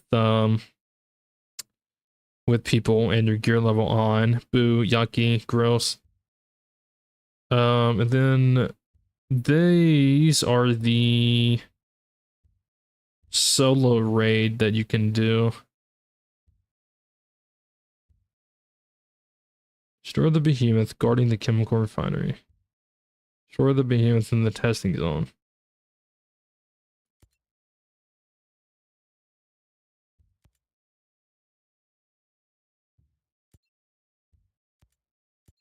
Oh shit. I can do those. You would hate New York? Well, I mean, like I said, I played The Division 1, and that takes place in New York. And it was very cool, it was very pretty, but... What? Investigate... Oh... Yeah, I'm not really a city kinda guy.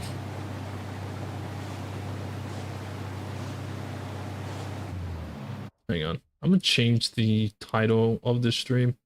Because I was gonna test the gear score versus immersive, but 20 minutes of gear score, it's... Yeah, I don't really think it's worth. I think it's just better to play in immersive. Oh shit.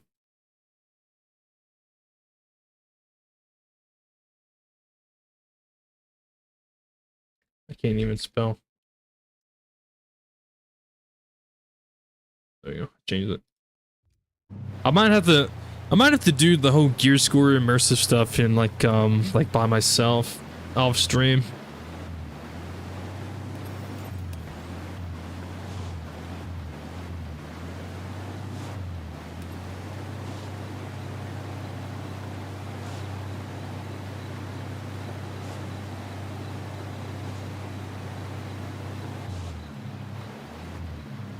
Hello.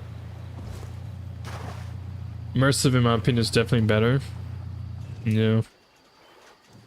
I think the only reason you would do any gear score is if you're just doing the raid and that's it. I don't really see any other reason to mess with gear score. Someone wants to play with gear score, just play the Division. True. The Division is a good game too, but it does lack stealth, and that is something that I realized when I was playing the Division 1 and 2. As good as those games are and as fun as they are, they have no stealth. Oh, I forgot I still have that turned on. Let me turn that off. Yeah. Contact in this area. Roger, I copy. Same here.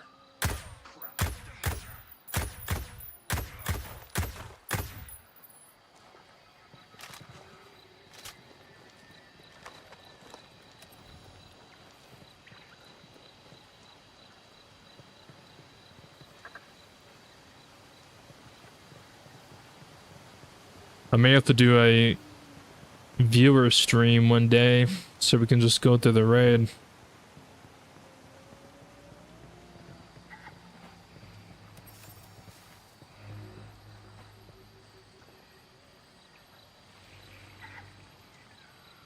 Well, I don't know, guys. I might, you know, I might do a viewer stream one day and just go through the raid, have fun. Fuck it.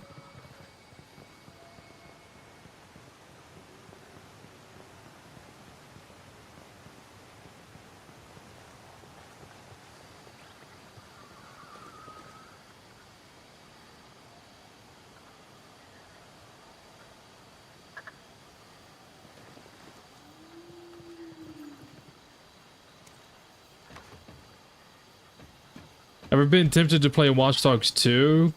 Know you're familiar with Legion? Anyone here who's played it? I haven't been tempted to play Watch Dogs 2, no.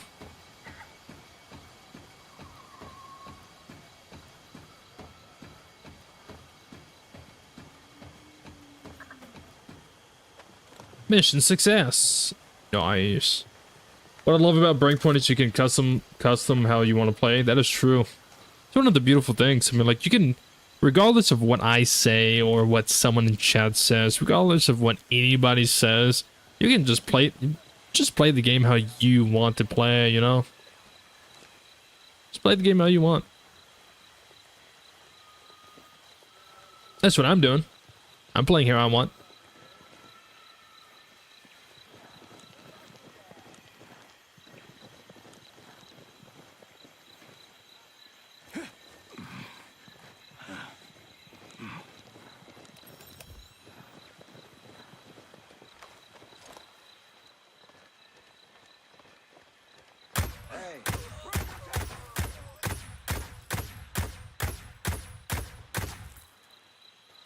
Thanks, you dead. Yeah, the whole gear score thing, I think I'm just gonna mess with that more, like, off stream. Because I want to make a video about it, but I need a lot more time messing with it.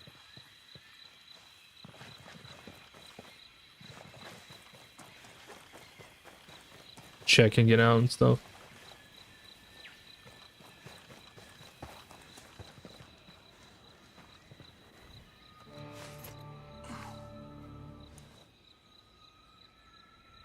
It just seems like there was a lot of extra layers to the game that is very, I guess just not really needed.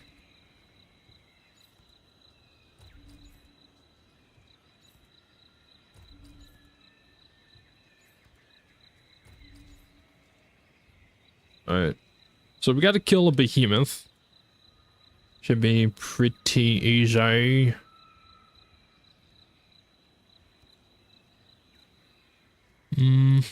Swap this.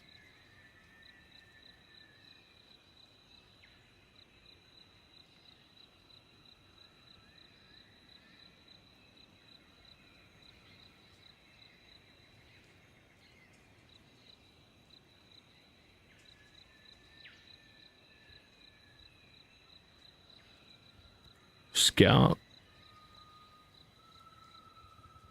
Yeah. She's my fit too. Got a fishery rock today.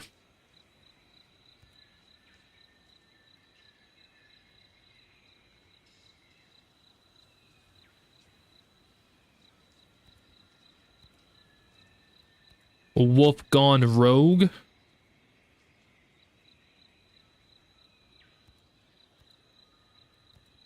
Maybe.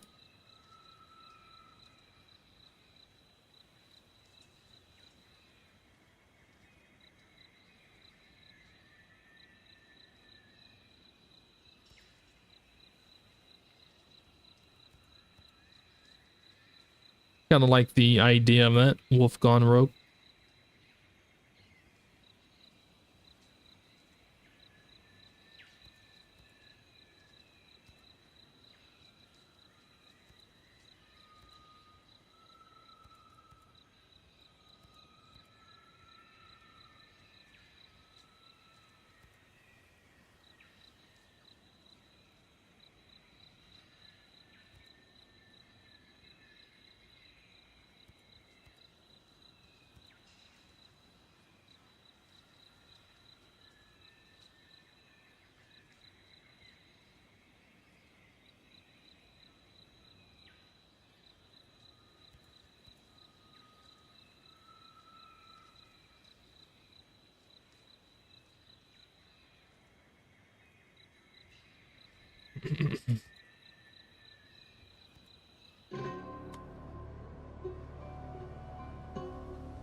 Watch Dogs 2 was okay. The voice acting was horrible and gets annoying. Does it?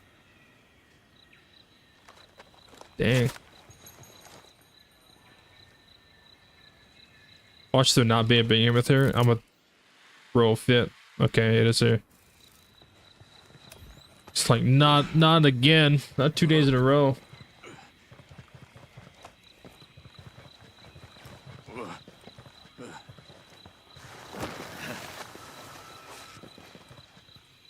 Change this stuff on the G28. Oh, the survival stuff? Yeah, the survival ones are pretty nice. Oh.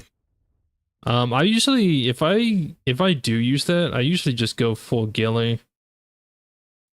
Yeah, I usually just go full ghillie.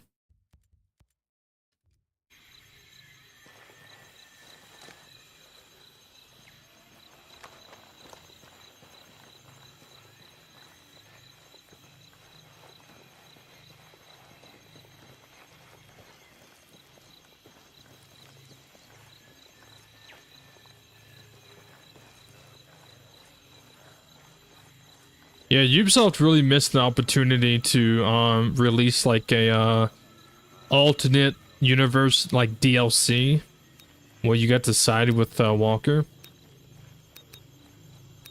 But if you think about it, if you did, what would you even do? Because I mean, you're the only I mean, what, go after like Outcast? Because it's not like you're going to be hunting Ghost. Because if you would be hunting Ghost, then what the hell are we doing? Why is Nomad the one out here doing all the work if there's other Ghosts out there? So,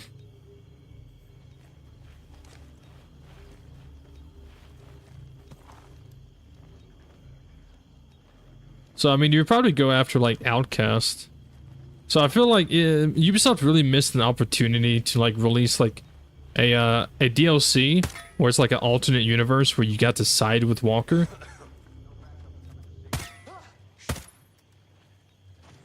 And it'd probably be a short one. All clear.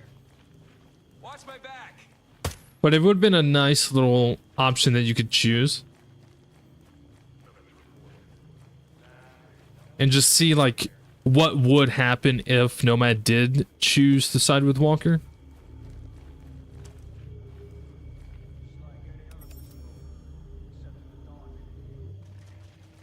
But if you think about it, there's like... Somewhat be kind of difficult to figure that out, because... You'd probably go after, like, Outcast, because there wouldn't really be any ghosts to go after.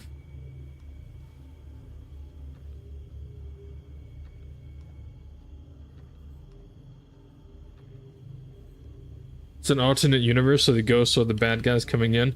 Yeah, but it's not the... it's not like you would be on the island and the ghosts would come in. You would side with Walker.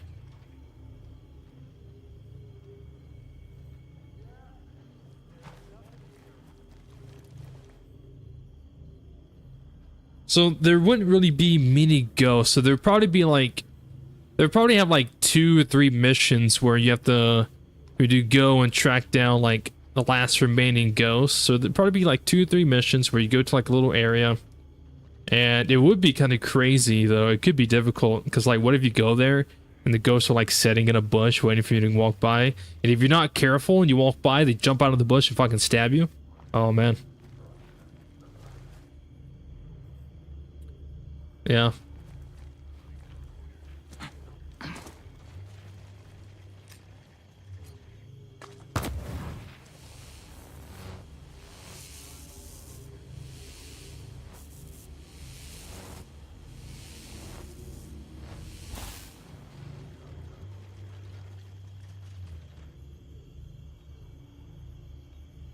Doesn't Walker try to convince you to join him before you kill him? Yeah. When you go and do the brother versus brother mission right before you about to fight him, he does say that he'll give you like one last chance to join him. And Nomad's like, nah, you made me kill my friends. And you killed my ghost. Fuck you, bro. And then Walker's like, well, now you're making me kill my friend. Because Walker really wanted Nomad to join. Like, he really wanted Nomad to join. I think Walker respected Nomad in like a lot of ways. What am I doing? I'm talking. I'm yapping. That's what I'm doing.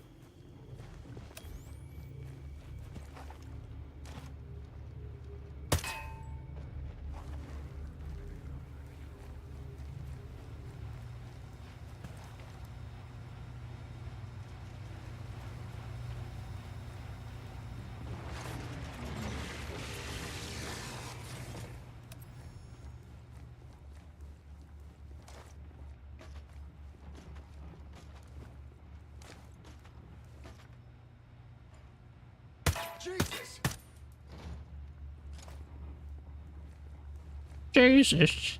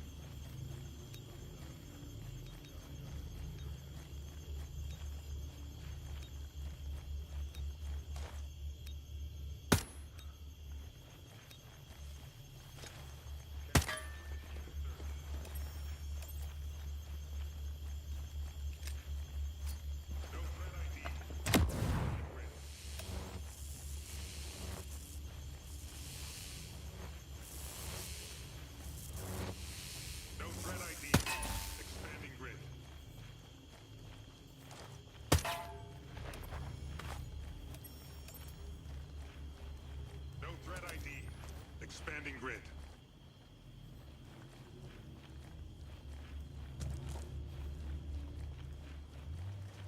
No threat ID. Expanding grid. Expanding grid. No threat ID. Roger. Negative contact here also.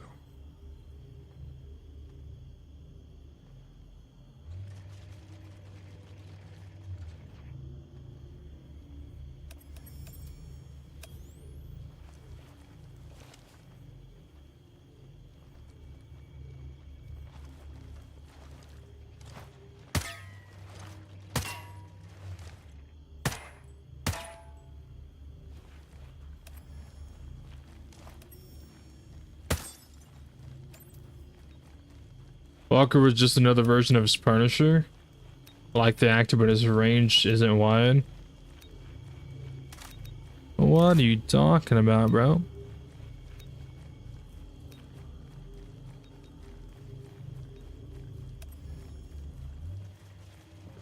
Don't you mean Shane? From The Walking Dead?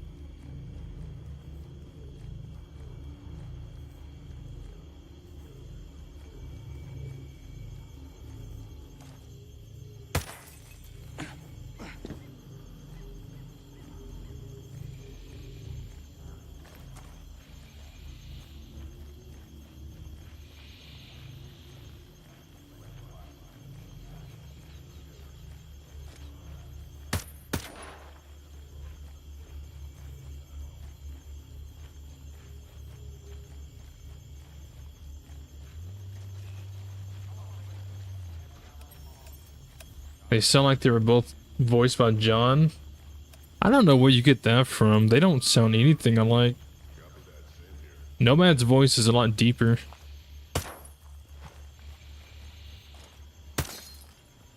Yeah, they sound nothing alike.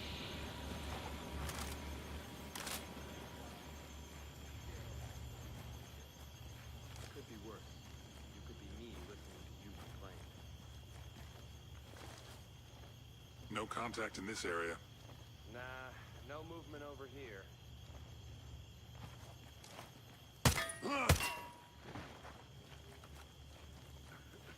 We've been out here forever.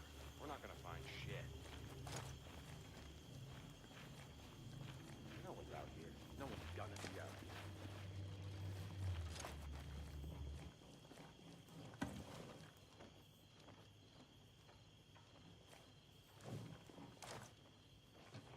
Don't.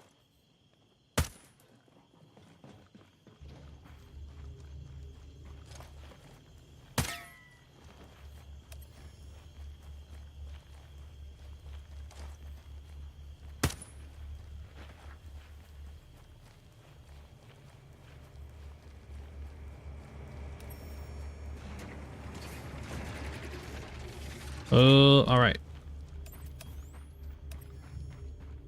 Generator.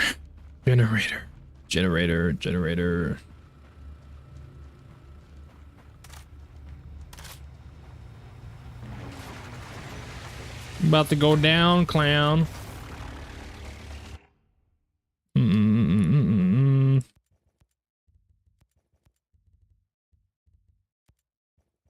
ever tried this thing? The strength designator?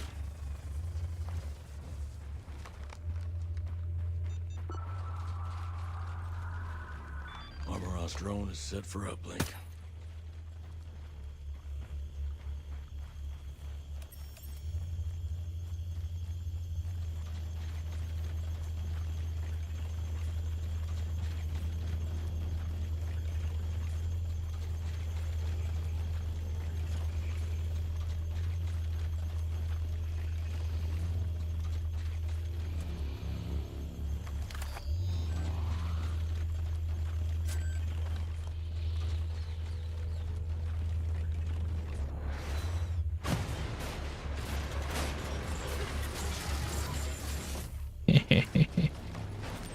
Wrong button. What you gonna do about it, buddy?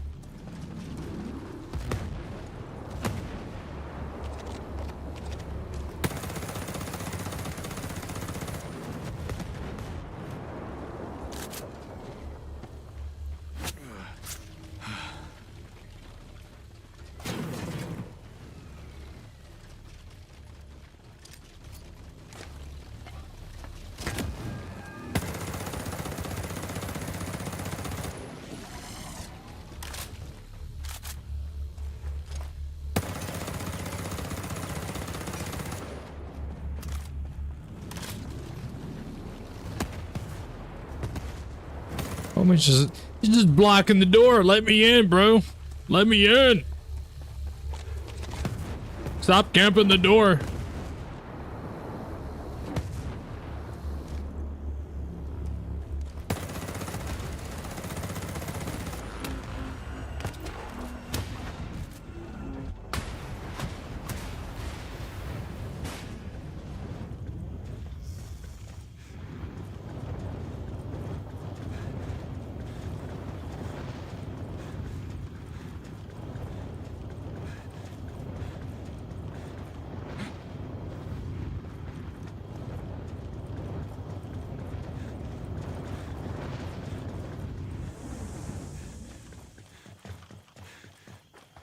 Easy. I was wanting to get in, but I was afraid if I run through, it would just ran me over. Alright, that one's down.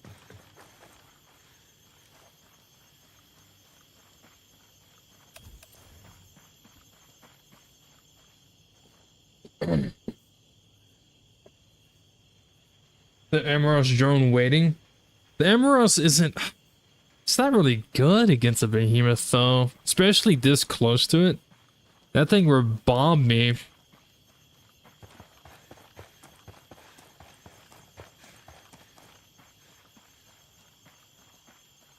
To be fair, John never really went into full range of motion that the Punisher had compared to Walker.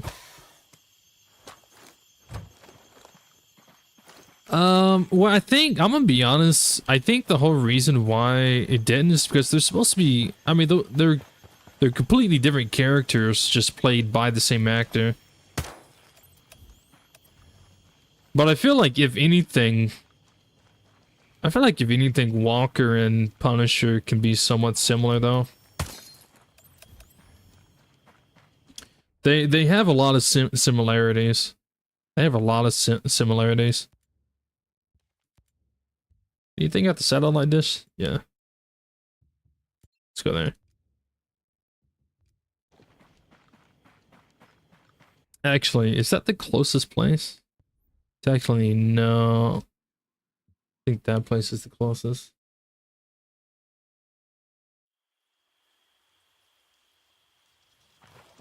I think John was underused.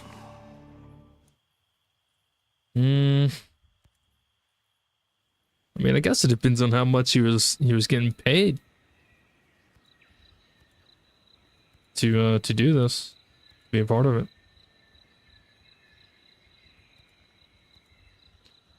Because I mean, you got to think about it. At the end of the day, like, John Berthenol didn't have to be a part of this game. Period. You know, he could have declined it. And you know, what if he did?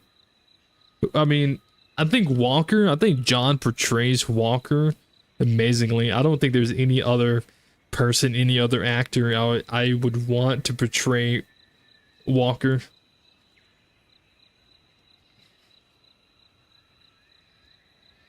What happened to this?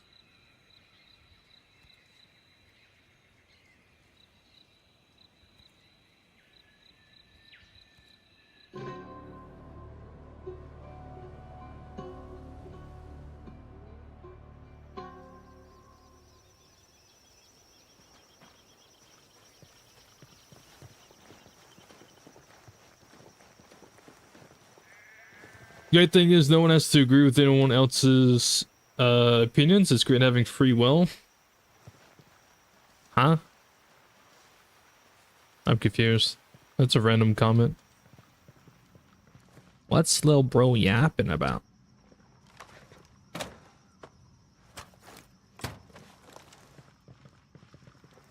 Curious to hear opinions on the other villains. Yep, would have been a pricey contract with him, so no doubt could have played a own script. True. I mean, you got to think about, like, he was in, like, live action trailers, too, that people probably have forgotten about. But, like, Ubisoft did a whole live action trailer with John Berthenol. Who knows how much, you know, that costed.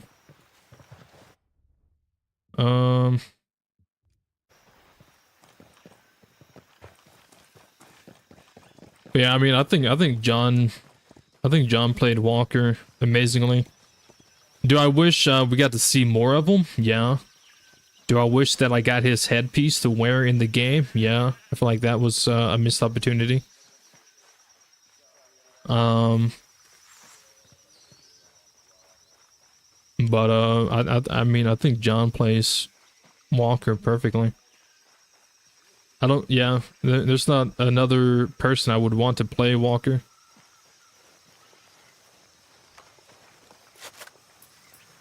We are the soldiers we were meant to be. Radio's operational.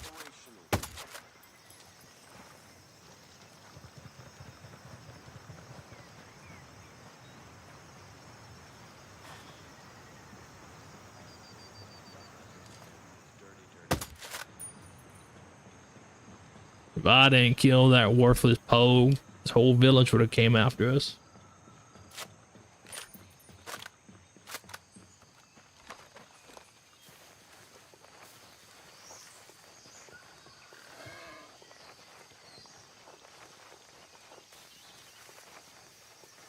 Does it take much? I'm so confused. What like legit? Like I'm legit confused on what you're talking about. So random. You fuck with the look of the wolves? Always hear people complain. I mean, for a video game, I think they look cool. I mean, you gotta look at like how like some people like villains and stuff, what they wear in like movies and shows and even like cartoons and stuff. Some of that shit, it looks cool, right? Looks cool. But if you wore that, you ain't gonna be able to see much of anything. Like this wolf helmet, it looks cool. But you think I'm gonna be able to see that great out of this? Probably not.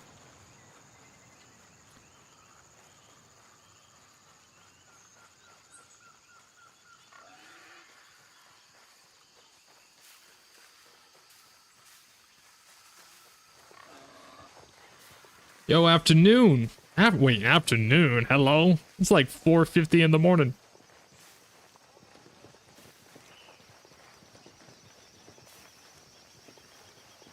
Oh, we gotta find a data farm. If I'm not mistaken, if I remember correctly, it is right over here. Right down this thing. Right? Right, guys?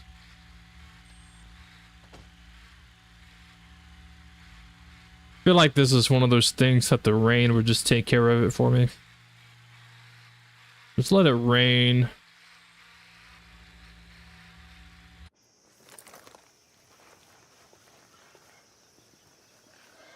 Oh no, it's at the top of the dish. I did not read that until now.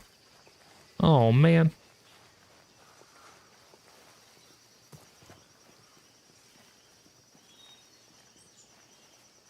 Time zone diff? Yeah. Pretty sure a lot of people that come in here are a completely different time zone than I am.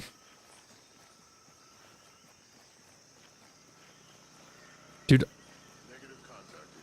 Yeah, it's like 4:50 a.m. for me. I'm still waking up. I'm still yawning. But yeah, I'll fuck with the cape. Sure, why not? Oh, why not, buddy?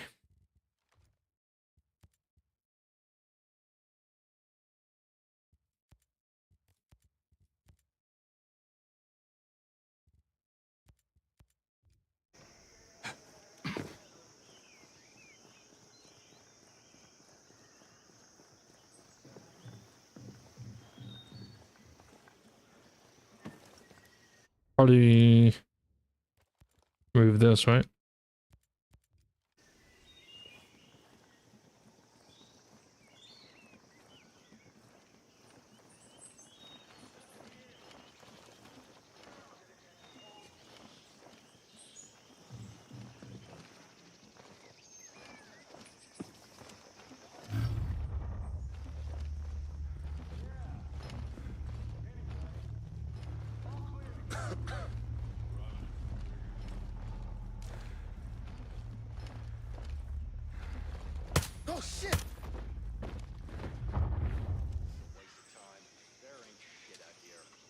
I'm a ghost.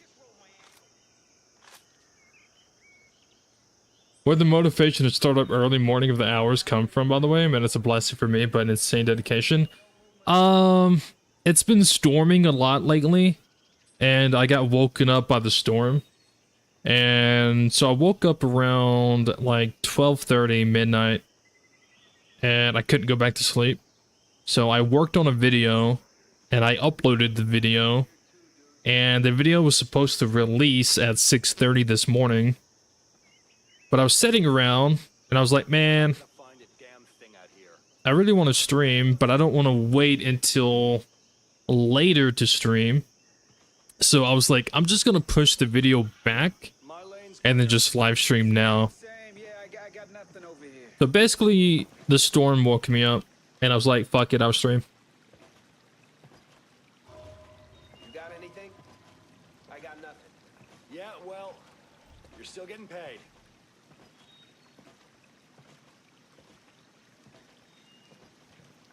All quiet.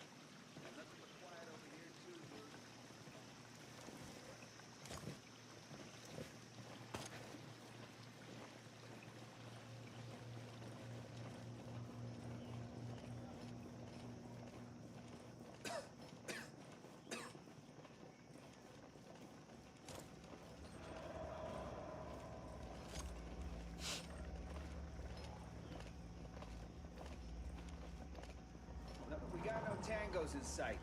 Roger, my sector's clear too. This isn't the data form, is it?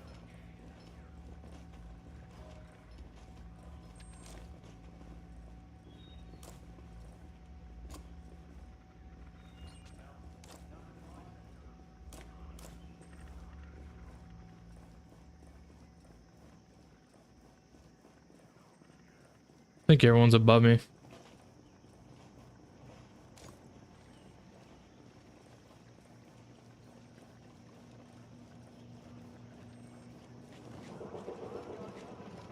I legit have no idea where anybody is.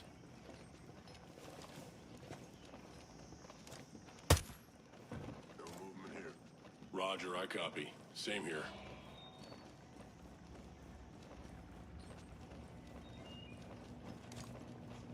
We're not gonna find a damn thing out here. It's in the middle room. I just rolled my ankle.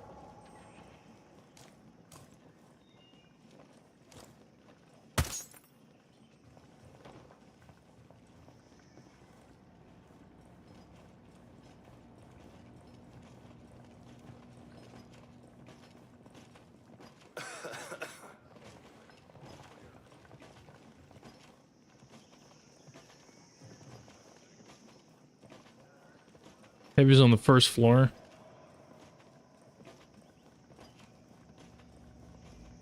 That's a bathroom.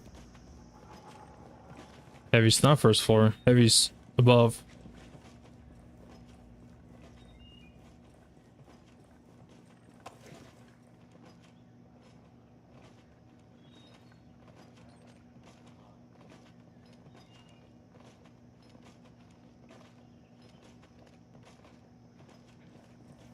Wolf's above.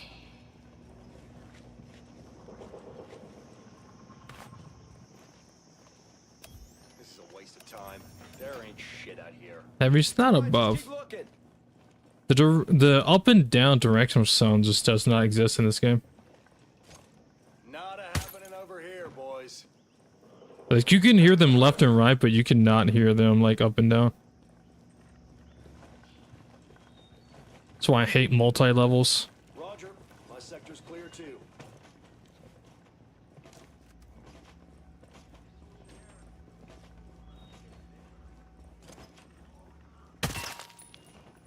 Alright. There's a wolf above me. I think he's at the very tippity top.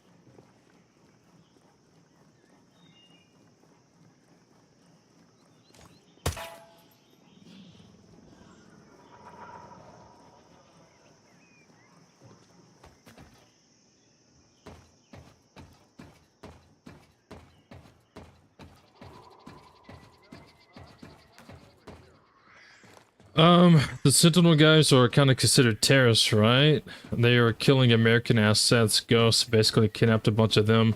Well, the ghosts technically are not here, technically, as far as the public knows. But yeah, Sentinel is basically a mercenary group. A lot of them are ex-military.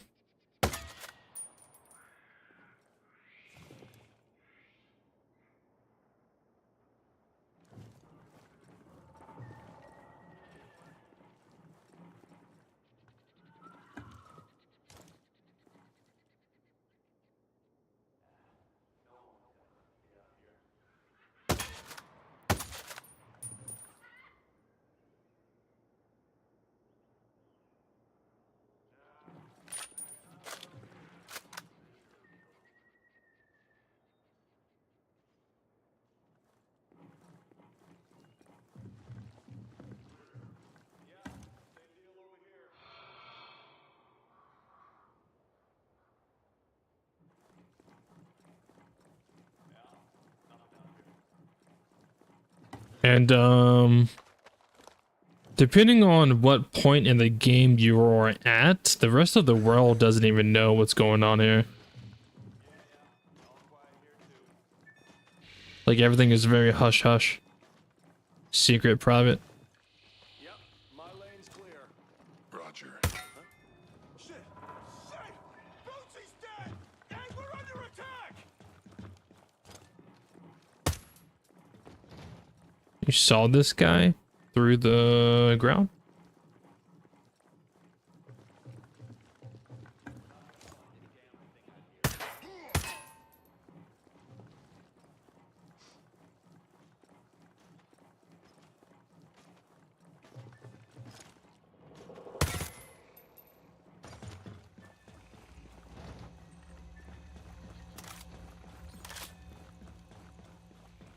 Destroy data server. Should be near the top of the dish.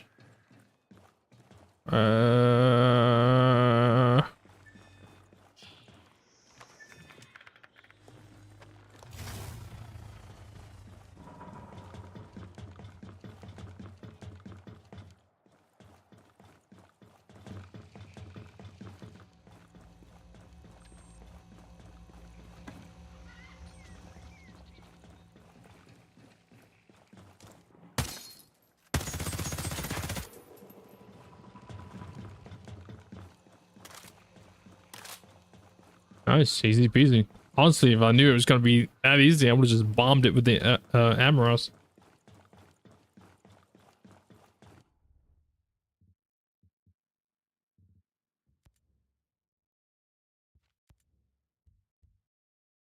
Missile site ruins, kill wolves and heliport wolves and salamander lava duct. No man's land, still technology from the mine.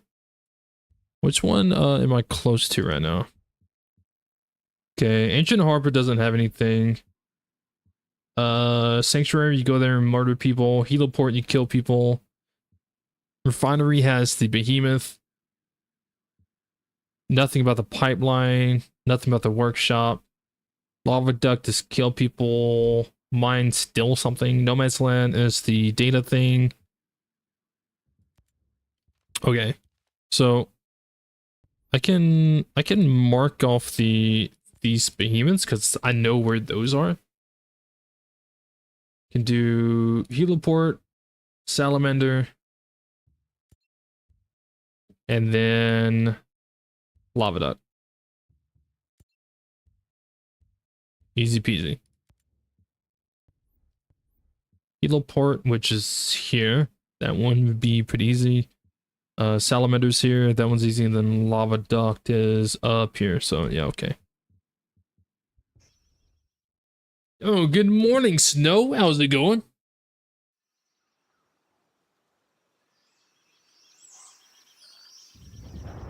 Yo, good morning, S666. How's it going?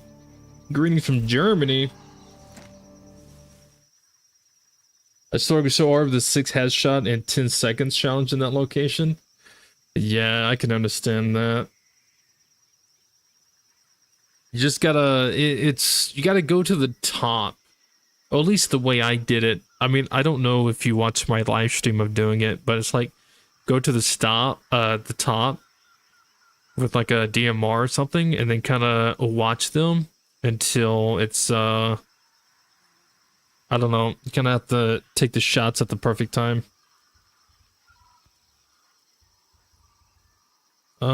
What am I doing? I don't know.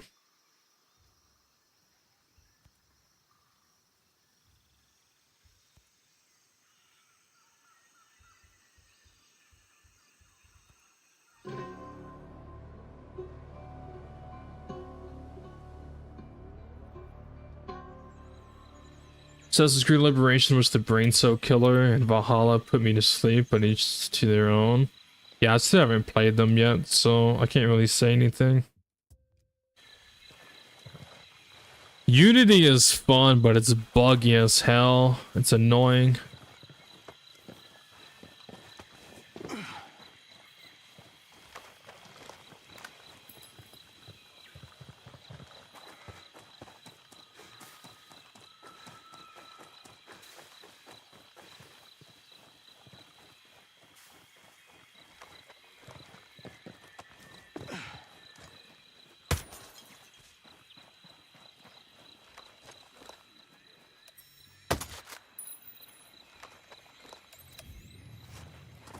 Negative contact.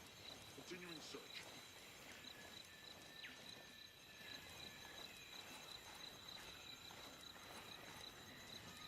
Negative contact. Continuing search.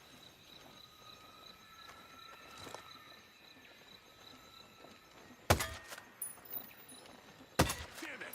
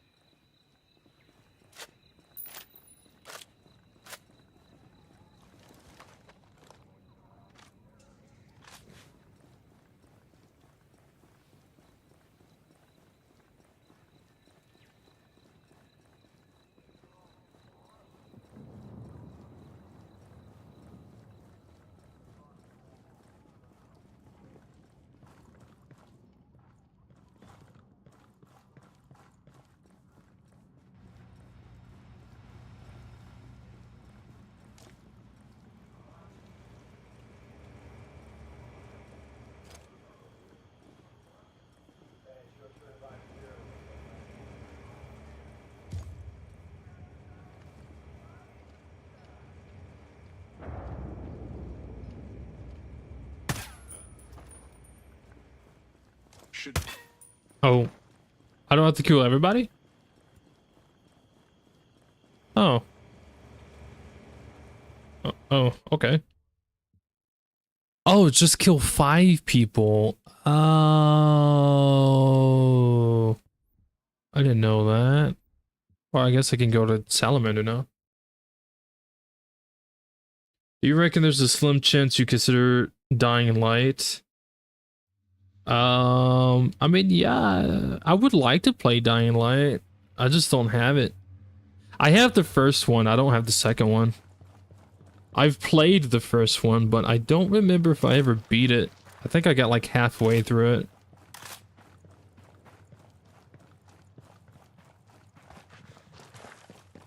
Time to go here and kill 5 wolves.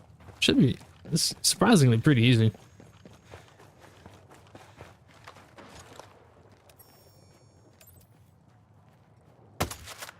It's not a wolf though.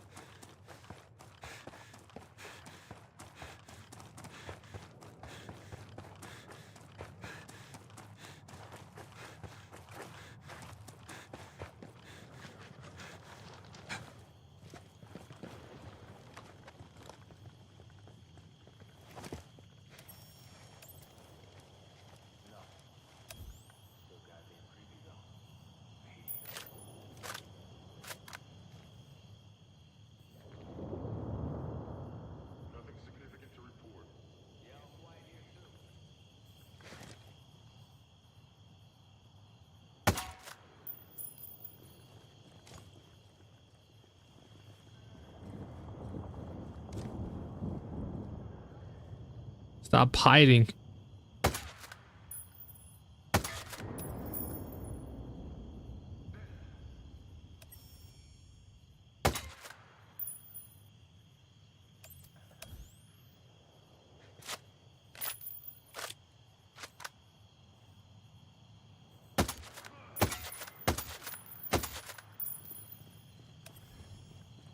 Alright, well that one was easy. And then the last one was the lava duct. Yeah, you just got to go here and just kill 5 wolves. Easy peasy.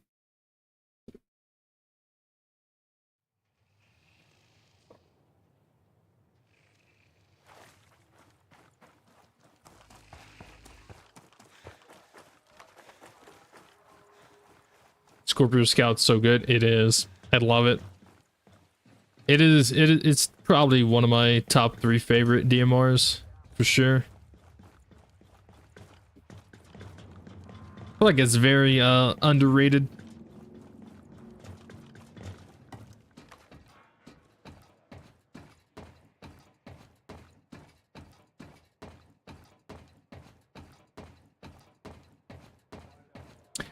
It does have about the same range as the G28 though. From my testing that I've been doing. Depending on the way you have it set up. It has about the same range, if not a little less range compared to the G28. Which is very interesting.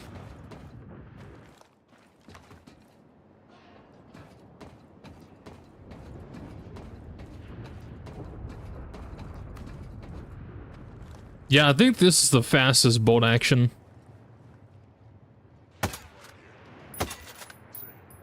It shoots so fast, you almost don't even realize it is a bolt action. It's the fastest one in the game.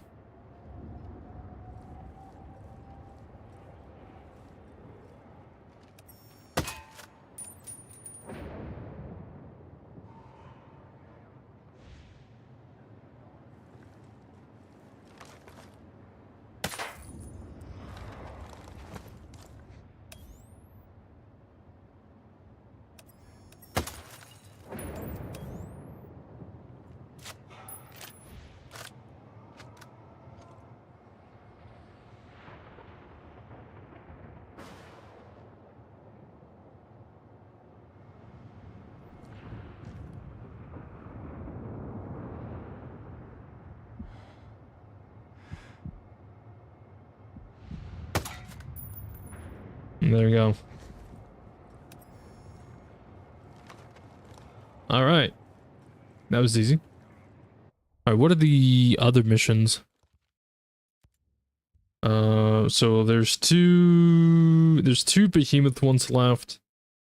Then you got the No Man's Land and the Missile Site Ruins. Let's go ahead and do those.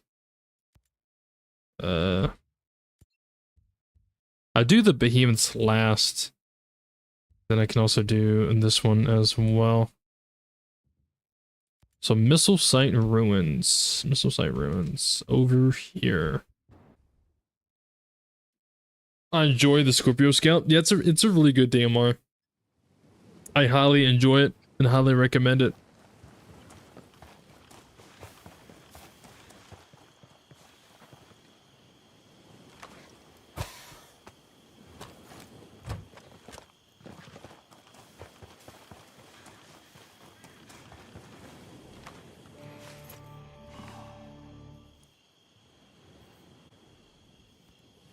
Oh yeah.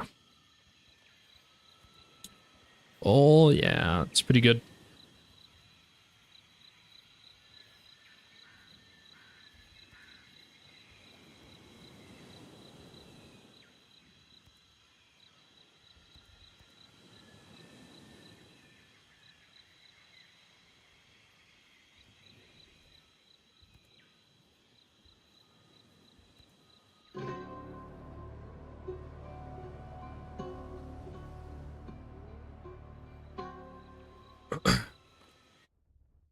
Like running it with the Goblin, they go really nice together. Sweet. They can ask a for episode 1, all the names can be crossed off, right? because I can't find a few, and I have like 4 or 5 names on the board for episode 1. Can't even get the goblin done. You got to be level like over 100. The goblin is for the 4-man raid, and it takes gear score. My opinion, the goblin isn't really worth the hassle because there are other guns that are better than the goblin. So I think the only reason why you would want the goblin is just because you want to unlock the weapon. But there's other weapons that's better than the goblin. Some people just don't want to admit it. But the names in episode 1. So what names in particular are you talking about? Which one specific are you referring to?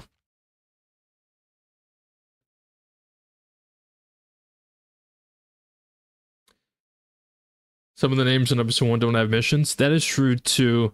They don't have missions directly. They are more tied to intel. Like the Peter Miles, this one is more tied to intel, which kind of links to everybody here. But everyone here you do kind of have missions for, like Flycatcher, Silverback, Rosebud. Obviously, you have missions to go kill them. Tinko Walker, you have missions to go kill him. Treystone is here, but Treystone, you don't go after him until episode 3.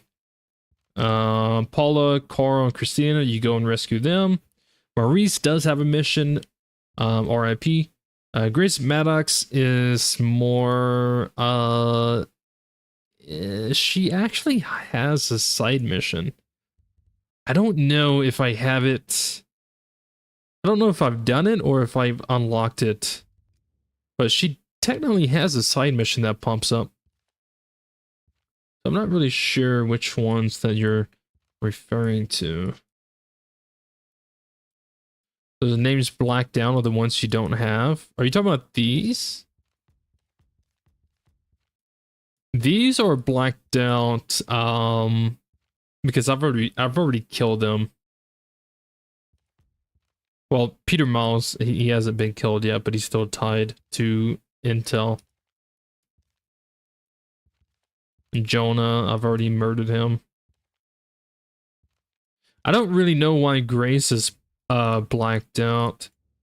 Because I did speak to her and she gave me a side mission, but I don't think I've done it. I've been extremely ignoring the side missions.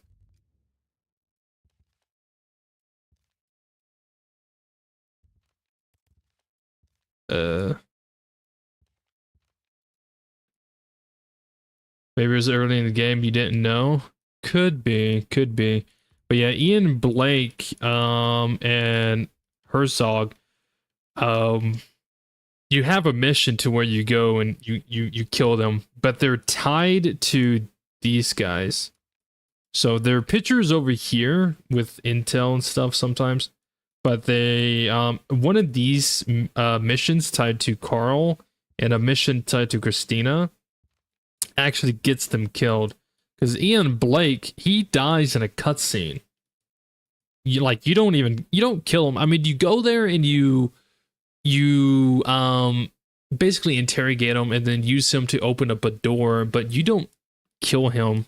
Silverback actually kills him, and he is tied to Christina, and then Carl and Herzog are tied together because when you're doing the last mission for Carl, she shows up in a attack chopper and is blasting at you, and when you shoot down the attack chopper, that's her inside of it, and she dies from that. Yeah, Silverback killed Ian Blake, and you kill her because she's in a chopper.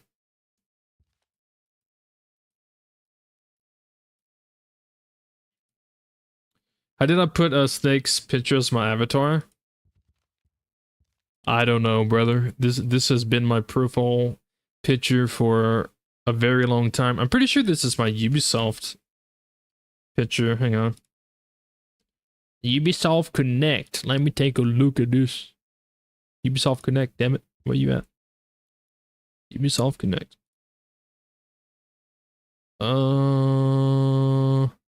Yeah, it's my Ubisoft profile picture. So I guess it just links to it. Because it looks like this in every Ubisoft game I play.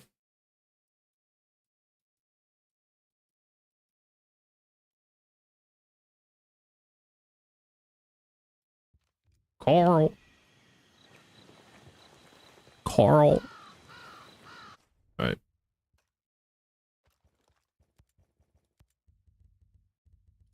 Good old Carl.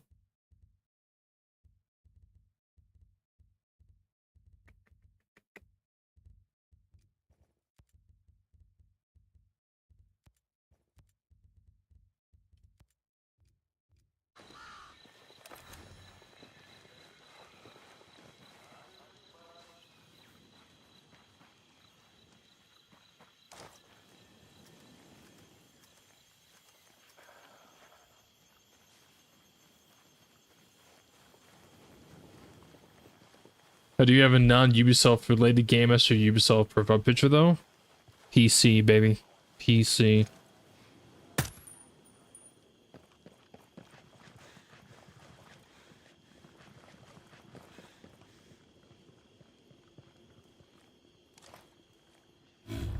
I did not mean to press that button. That was a fat finger.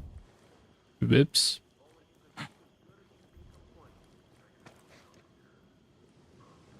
Alright, I got to find the data server. Obviously, it's not gonna be up here, would it? Because that would be way too easy. It's gotta be inside, isn't it?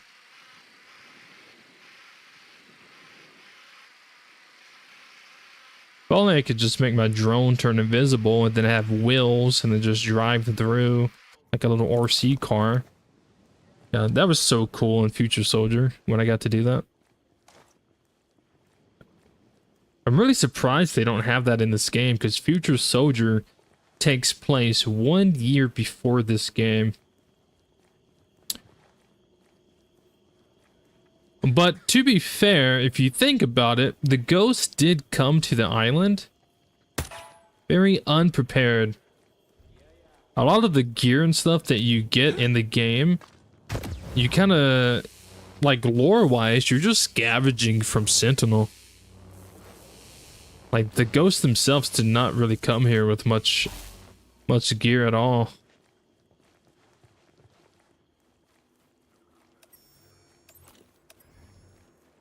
That's probably why.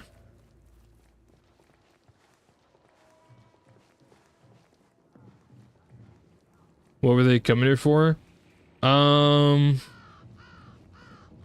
They lost contact with the island. So there was a military ship. There was a military ship that was sunk off the coast of the island. And when the United States tried to contact the island to see what the hell happened, they lost contact and they couldn't get in touch with anybody here.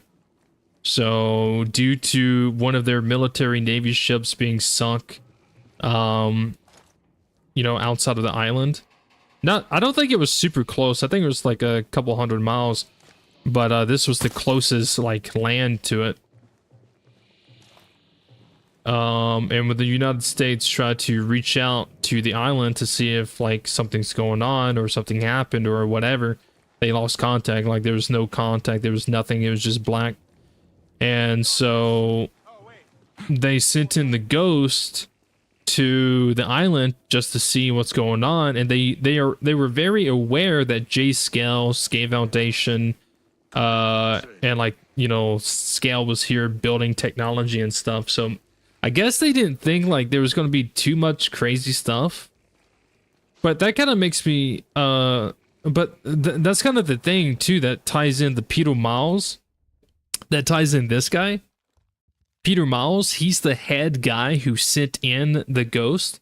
This guy right here is the one who was like, hey, let's send in the Ghost to this island because of whatever. But he's actually the one behind Sentinel and the Wolves and all this and all that. So he basically knew what was going on.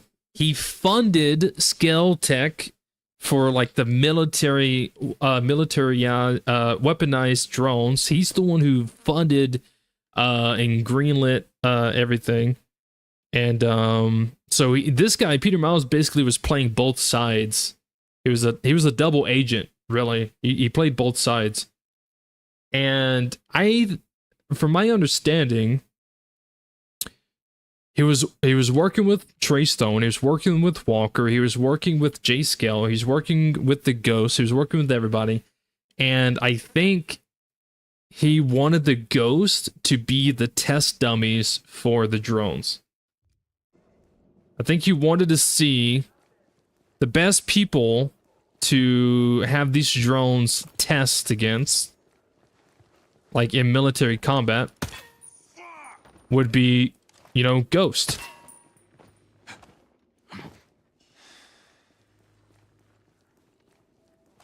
Because even in the beginning, when Nomad hears about Peter Miles, like, he even asked, like, did Peter Miles set the Ghost up to fail?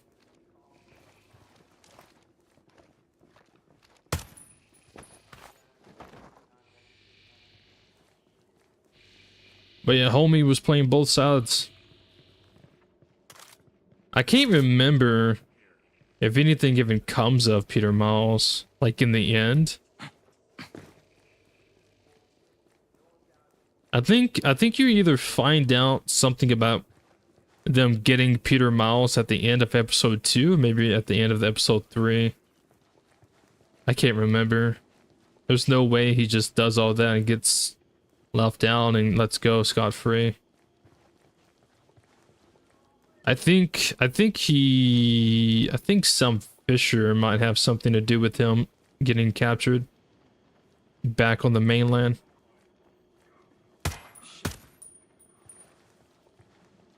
Can't hurt to initiate a search. No threat ID'd. Expanding grid.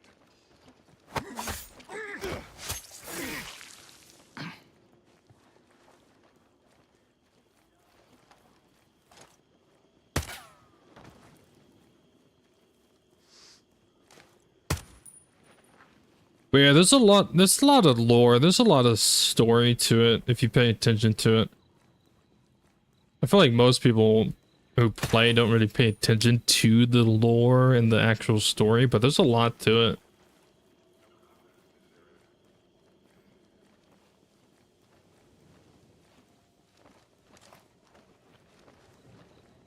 Alright, just you, my buddy. Yeah, I know Sam helped capture the strategist, but I don't know if later on, if Sam ever comes back into the picture, like over radio or whatever, and claiming that him and like Third Echelon got Peter Miles. Because Sam Fisher, he's here to get the strategist.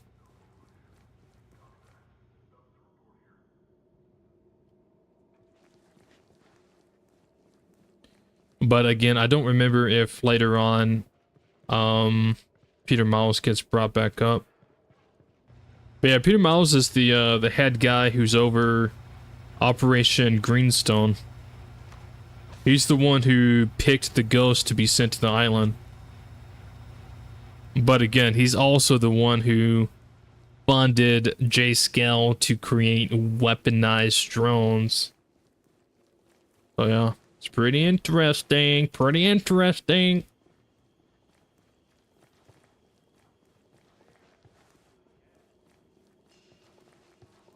I think it was a cargo ship carrying some of the drones from Skeltech going to the US. Yeah, it was a cargo ship. But I think it was an American cargo ship. Or I think it was, yeah, I think it was labeled as an American cargo ship. It was a cargo ship that got sunk. J Scale is the one who sunk it. And the United States was like, yo, what the fuck? But it was a cargo ship that was leaving the island to take drones to wherever. And J Scale sunk it.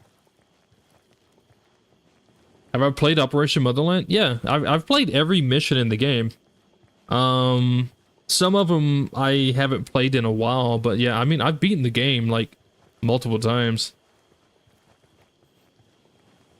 I've played Motherland.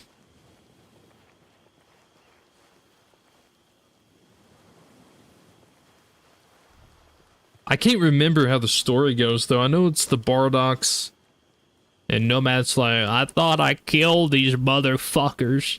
Because you go against Bodarks in episode 3 as well. All quiet here. Roger. Nothing either.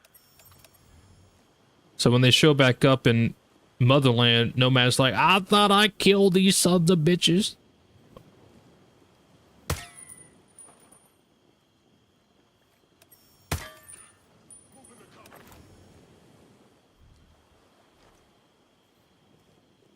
I can't see this guy. Never mind.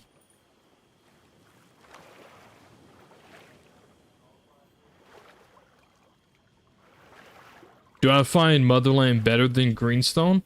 I don't find it better or worse. I like them both. I will say in Operation Motherland, it is quicker and easier to jump between one mission to another. Because in episode 1, there's a lot of consulting. There's a lot of intel you have to gather and consult. And if you're into the story and you want to know the backstory of certain things, episode 1 is great.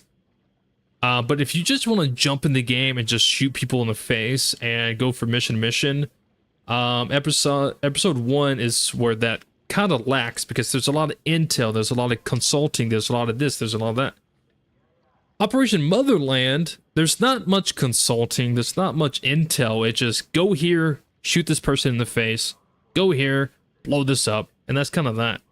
So I like them both for what they are. I don't really think one's better than the other.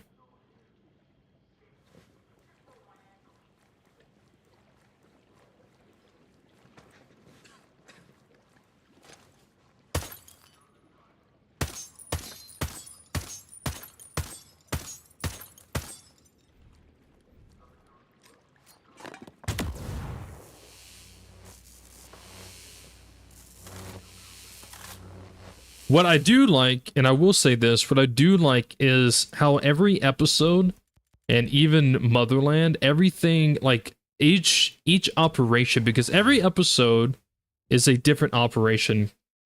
Because you have episode 1, which is Operation Greenstone. Operation 2 is episode 2 is Operation Checkmate. And then episode 3 is Red Patriot. And so I like how each one is somewhat different. It's like it has its similarities, but it's also different. And I like that, because if the entire game, if every single episode was the exact same, like for example, if episode 3, episode 2, and episode 1 was how episode 1 was, it would eventually get boring. But if every episode was like this, it would get boring. Like, it would just be the same thing over and over. It would feel super repetitive because it's just the same thing. So I like how it changes. It gets different. Episode 2 is similar to the way episode 1 is, but it's not as long and it doesn't take too much. And then episode 3 is a completely different thing. And then Operation Motherland is a complete different thing. So I like how, like, everything changes and you can kind of play, you know, however you want. I don't know, dude. I like it.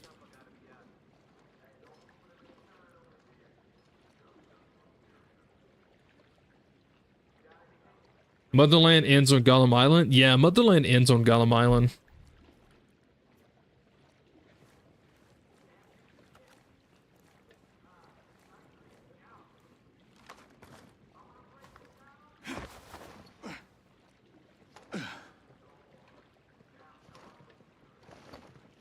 Don't mind me.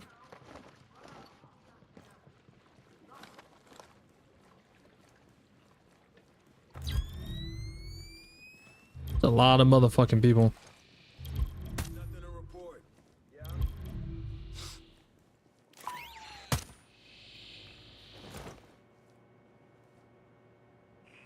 Looks all good. It's so dark out.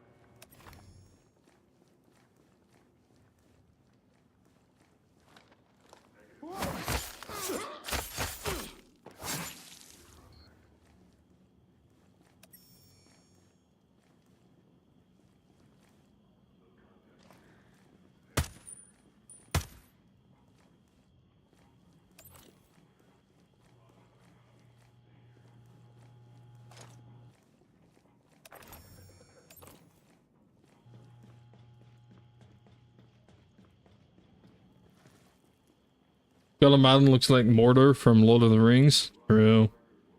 I always kind of have that in the back of my head every time I go there. It's really cool. I mean, like, Gollum Island looks amazing.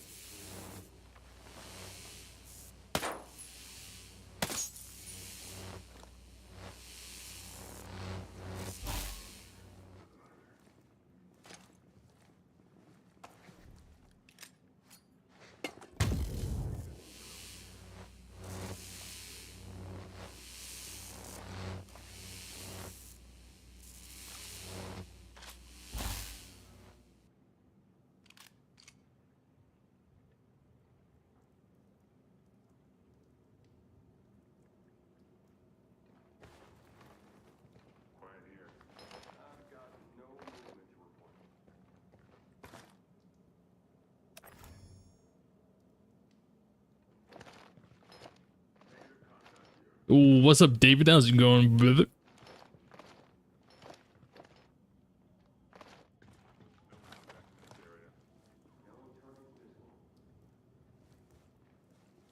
What's my favorite night vision? I mean, I like both. I don't really mind which like filter I use. I like both. I think my favorite NVG, like visually, not talking about green or gray filter. I think visually, like the goggles. I think the Splinter Cell goggles are my favorite. I mean, it's kind of hard not to be my favorite. You know, I grew up with Splinter Cell, so like these three goggles, like, oh dude, just gives me nostalgia to my childhood every single time. Yeah, like every single time. It's just amazing. Other than these, I guess my favorite goggles would be the these right here, the L3 GP. But if I had to pick filter wise which one I like, kind of hard to say. I do like both. I don't really mind which filter. Again, I kind of just go with whatever kind of cosmetic outfit I'm going for, but maybe the gray one being my favorite.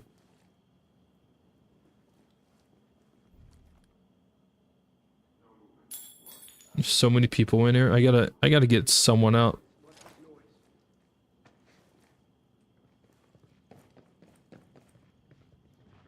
Okay.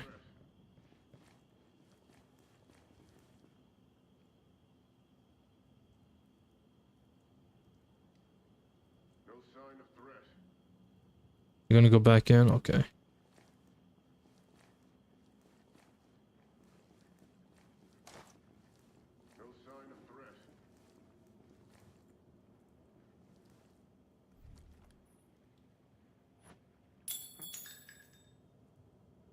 Recommend recon of immediate vicinity.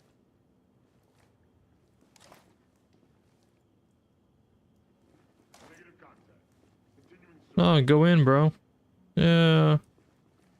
Go into the darkness.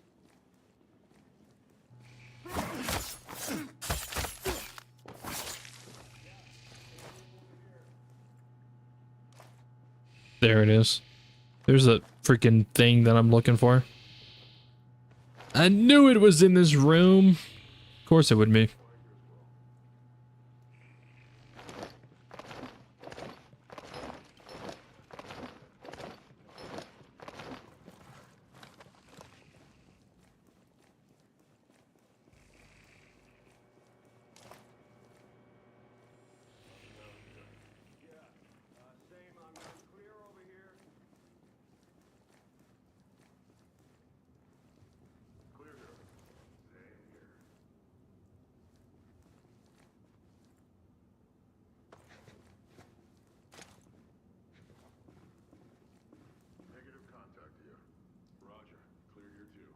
so many.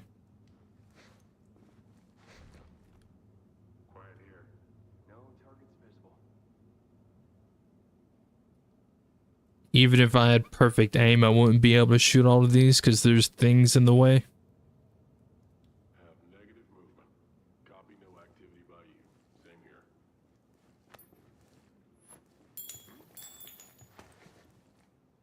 Should investigate.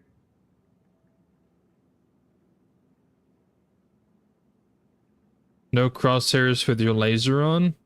No, I don't know what you mean because I don't play with crosshair. So I'm confused. What do you mean? No sign of threat.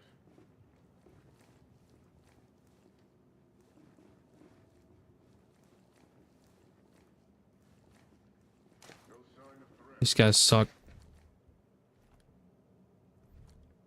Nothing here. Roger. Nothing either.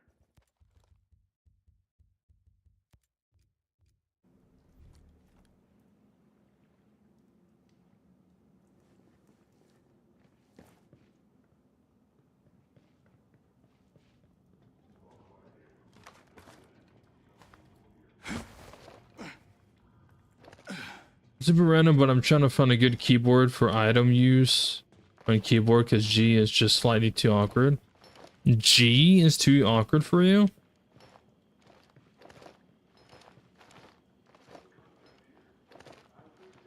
I mean, you could try Elf.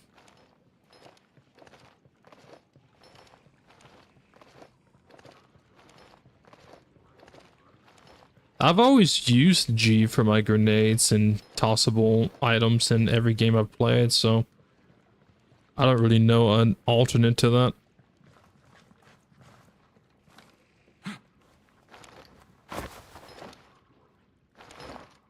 Does your mouse have extra buttons? Like, does your mouse have buttons on the side?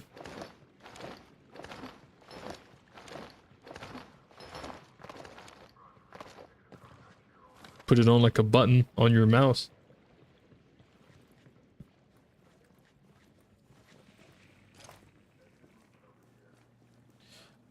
David, are you talking about like the flashlight? Is that what you're talking about? Is that what you're referring to?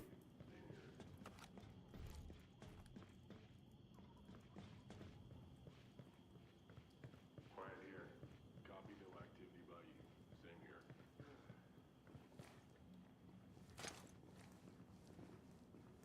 Hello, buddy. Who plays games on laptops?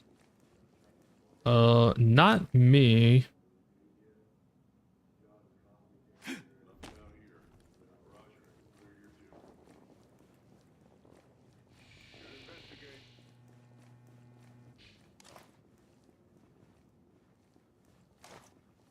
Nothing here. Continuing search.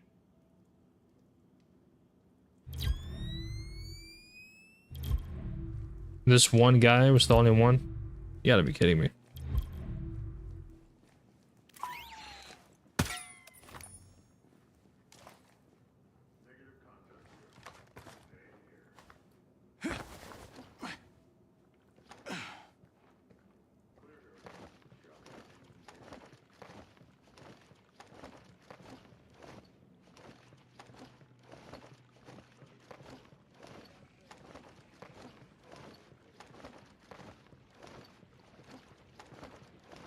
When I change from main scope to laser, I don't know what you're referring to.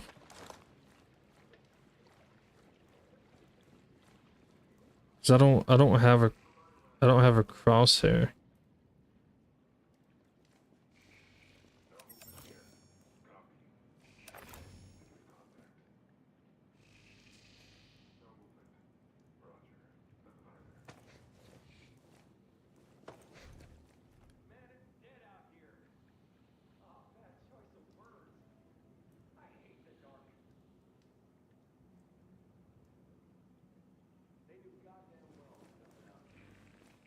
I may have to throw it down this hallway. Throwing it down this hallway might be the best. Nothing significant to report. Same here. No movement. We'll check my settings. Yeah, I mean, it might be It might just be your crosshair.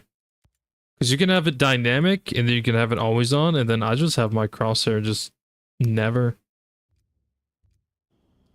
Yeah.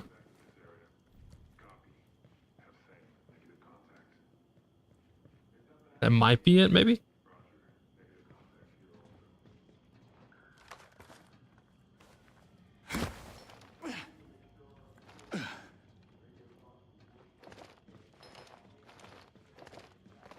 That's it? Oh. Well, you kept saying, like, how do I not have crosshairs when I use NVG? And I was like, I don't know. I don't have crosshairs, period. So I don't know. I didn't know how to answer that.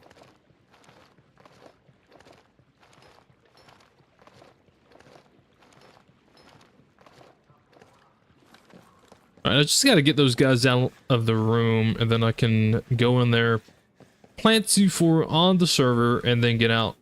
Boom. Easy peasy. But since I'm going to try to lead them this way, I need to hide these bodies.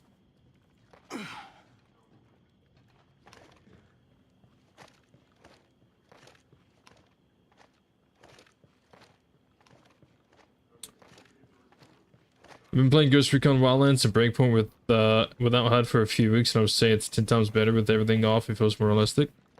I will agree to that.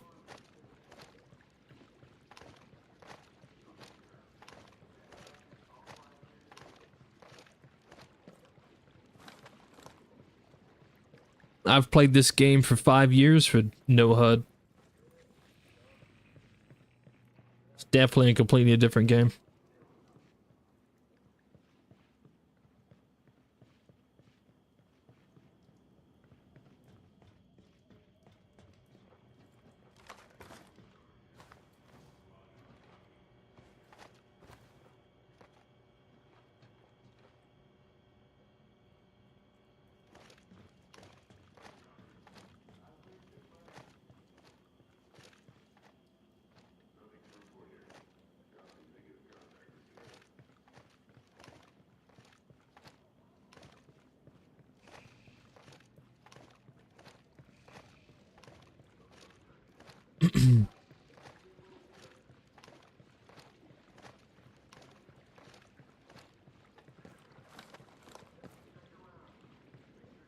They just blow down the water and we get a new splinter cell. I don't know. I don't think we will be getting a new splinter cell.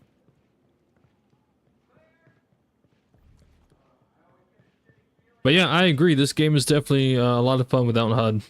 I mean, there's nothing wrong with, like, you know, playing with HUD. You know, some people have different preferences, but yeah, I've played this game for about 4 to 5 years with no HUD, and completely different experience playing with HUD.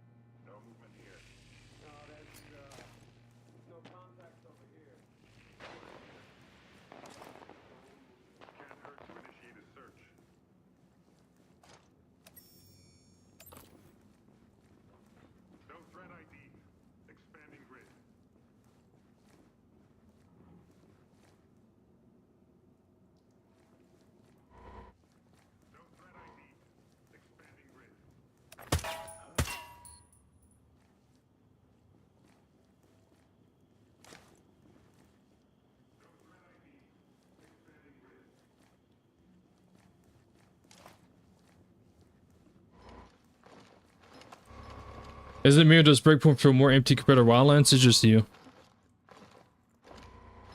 I don't agree with that.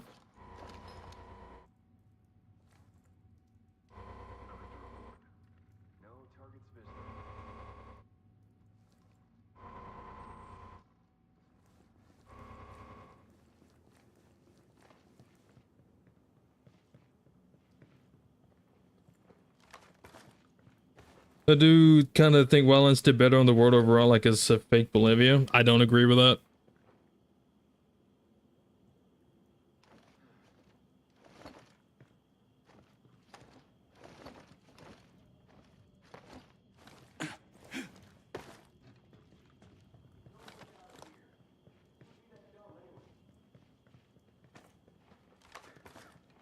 Do you lower your brightness settings? No, they're default.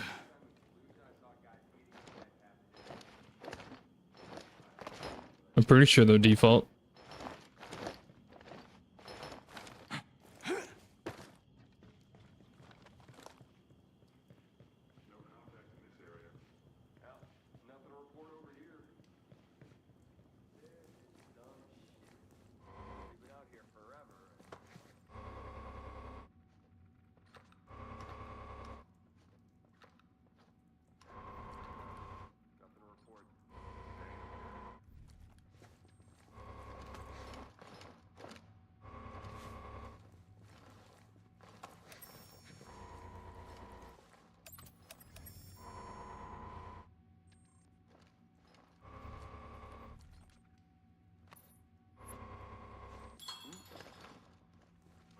Shit, that didn't sound right.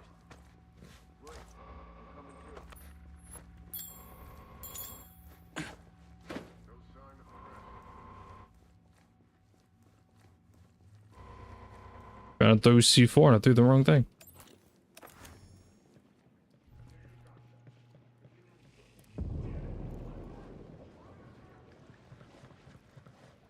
All that for a drop of blood.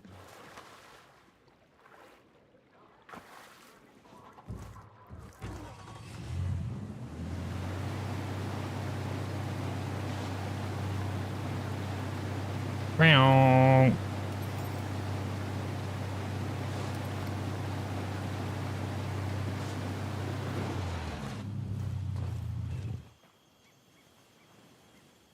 Nice.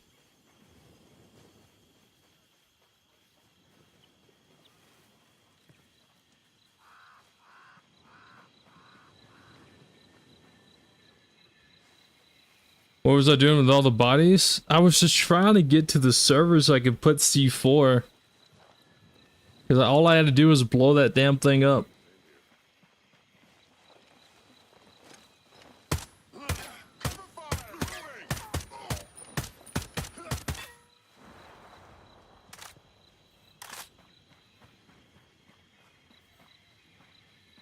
Aim settings? You really want to see my aim settings?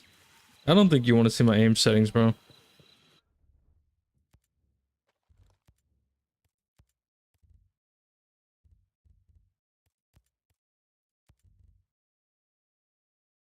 Zero. My look sensitivity and aim sensitivity is 0.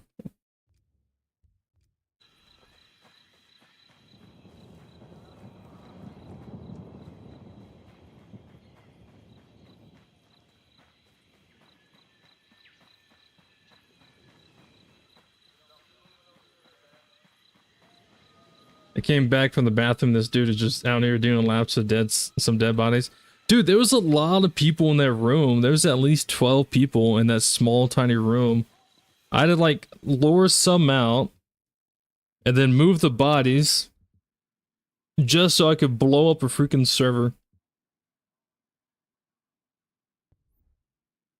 No Man's Land and the mine. Okay.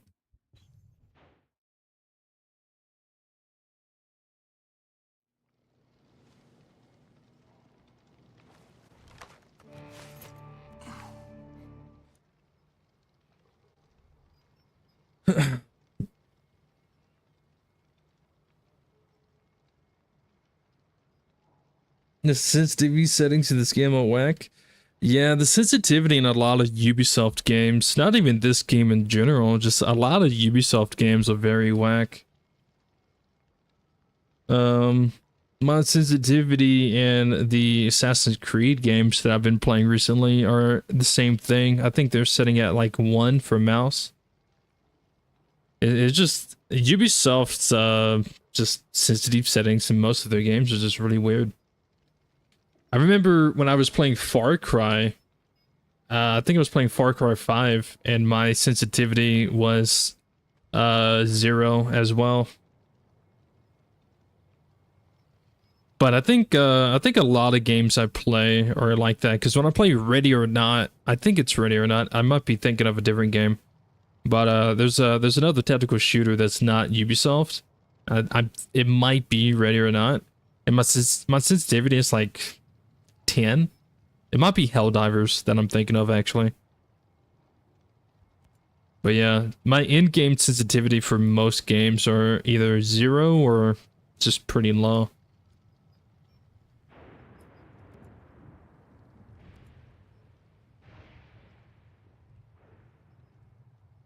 Why do I have 2 snow fits? I don't like that.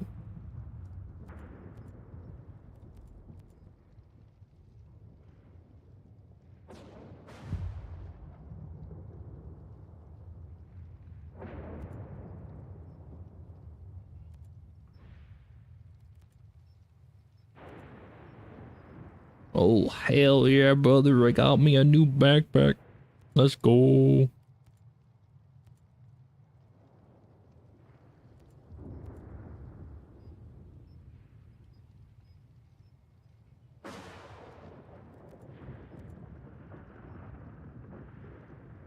Got a new wolf mask and everything. Oh my god.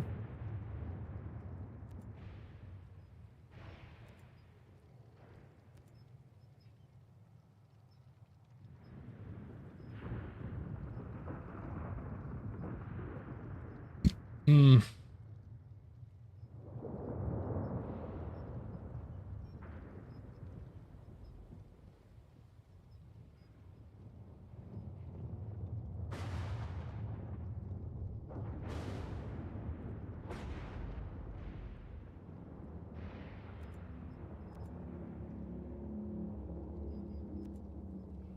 You guys hear that shit?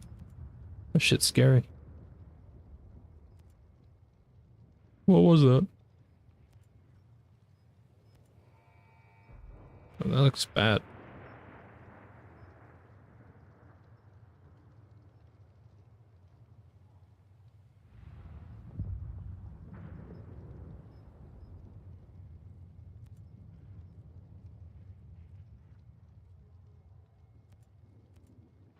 Hmm.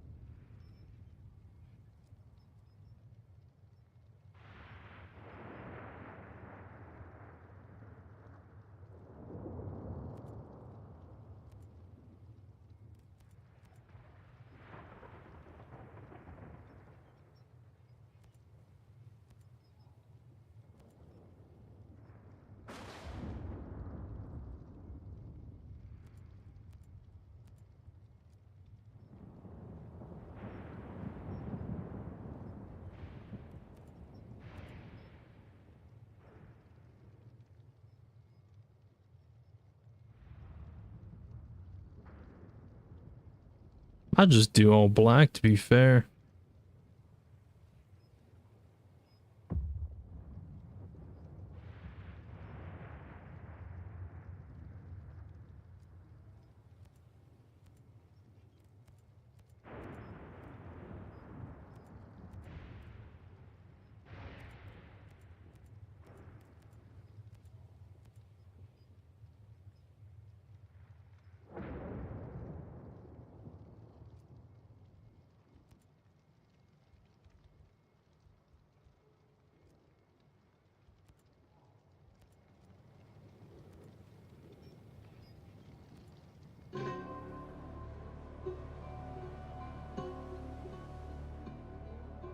You can go to raid solo. There's a solo raid you can do.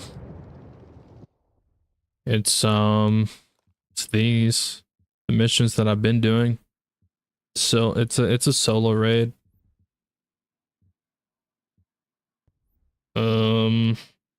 Another server data in No Man's Land.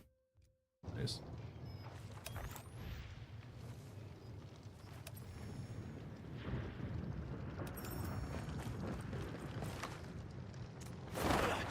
Damn it.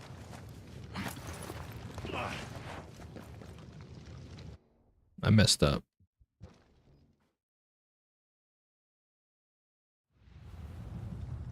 You can do solo raid. You can do solo raid whenever. It has nothing to do with the gear score. I'm in immersive mode. It has nothing to do with gear score.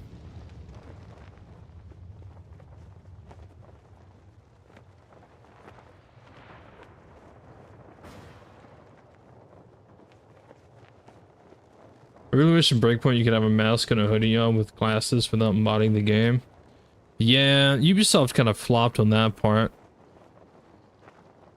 That's just a Ubisoft thing.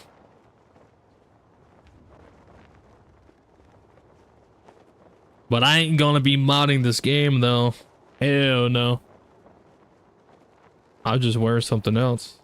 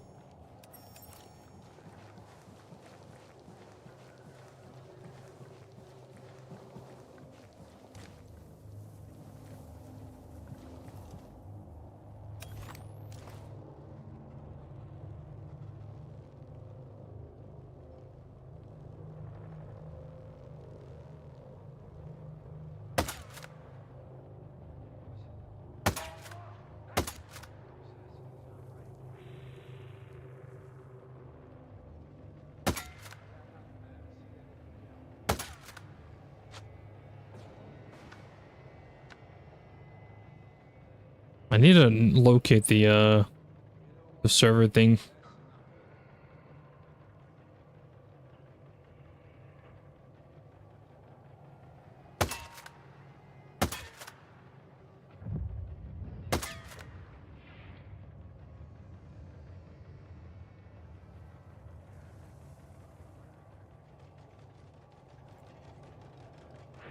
That drone sounds right next to me.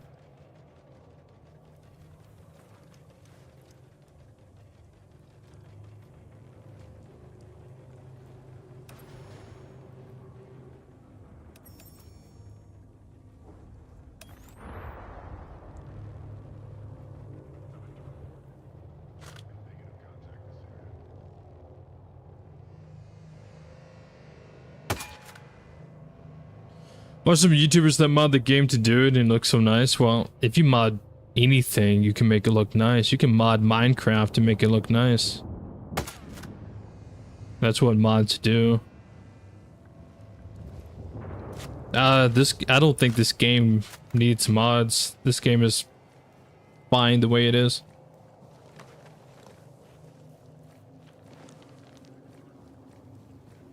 If every YouTuber on the planet modded the game, I would be the one who doesn't.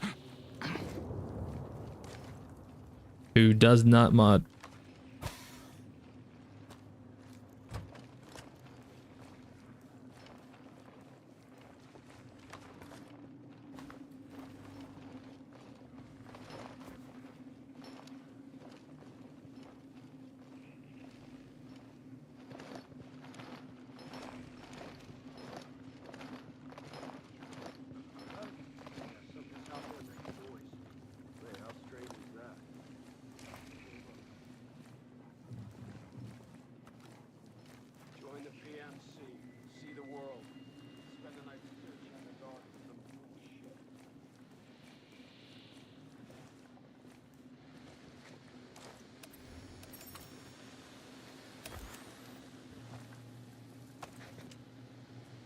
I don't know where the server's gonna be at.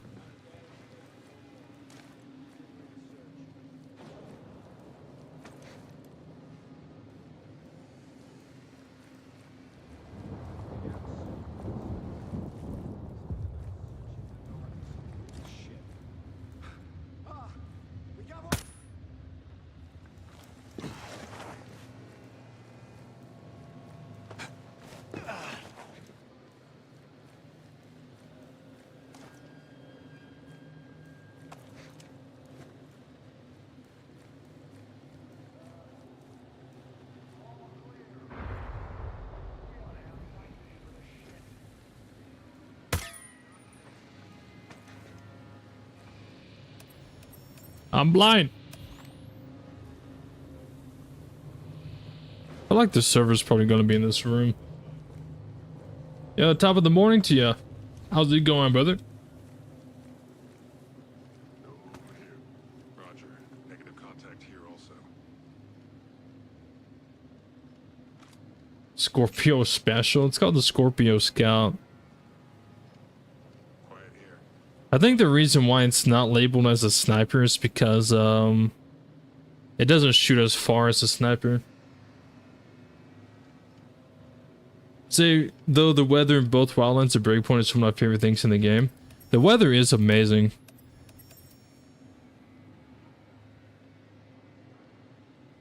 The one thing Ubisoft is actually really good at, and that's weather. All quiet. But like a lot of people overlook that. Their weather design is very nice, very good.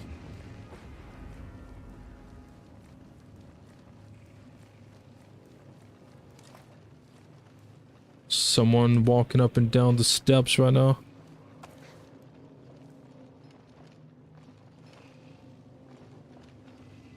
Still need to find the server though that I'm looking for.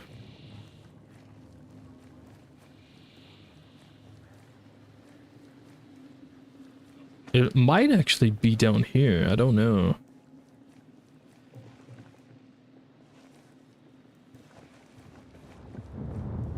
No. Copy. Negative contact this area.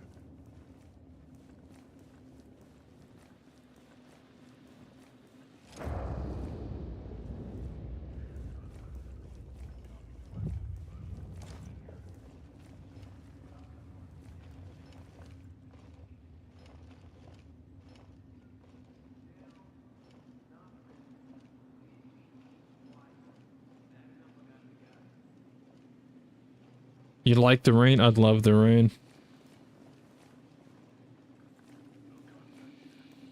It's the top floor of the other building.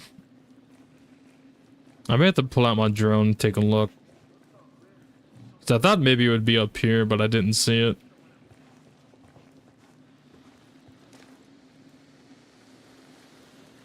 Unless I'm blind. Yeah, no, it's not up here. I'll just pull out my drone. Is the unlimited edition of Wildlands worth it?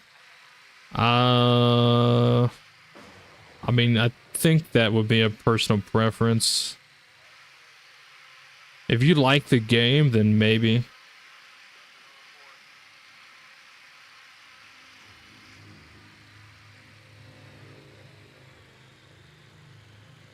Where, oh, where is this server data farm?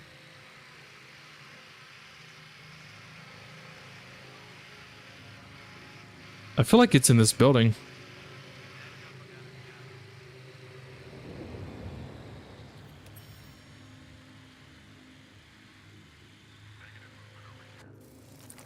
It's gotta be in that building.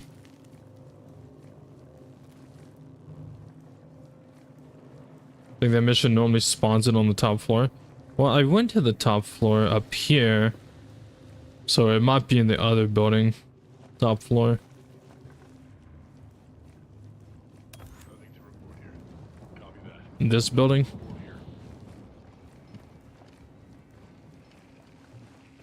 Get my happy butt over here. Take a look.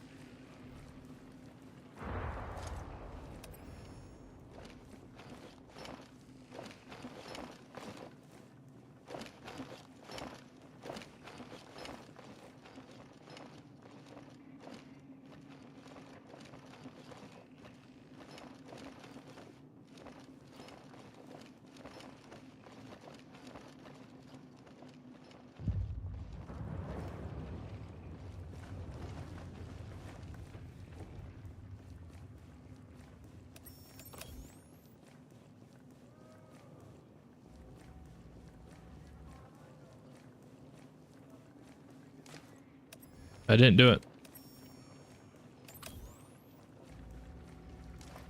This is it right here. Oh, whoa, I was about to toss a grenade at this.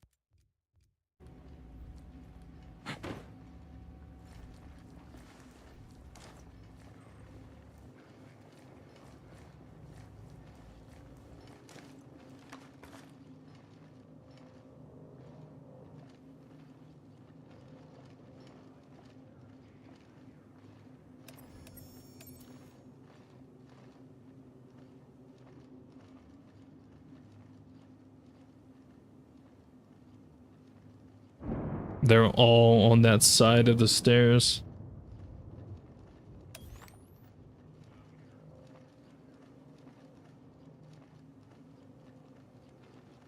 There's one right below me, and then two of them's at the staircase. Probably about to walk by. Yeah.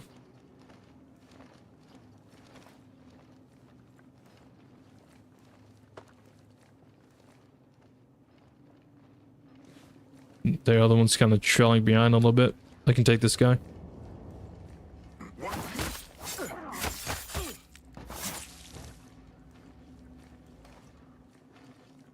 The other one should be coming up.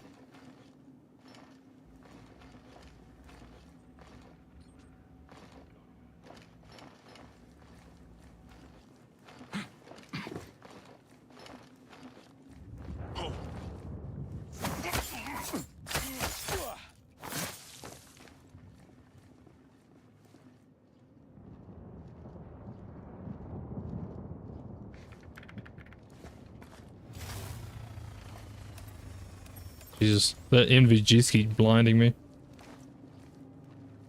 Yeah, this guy's right below right now.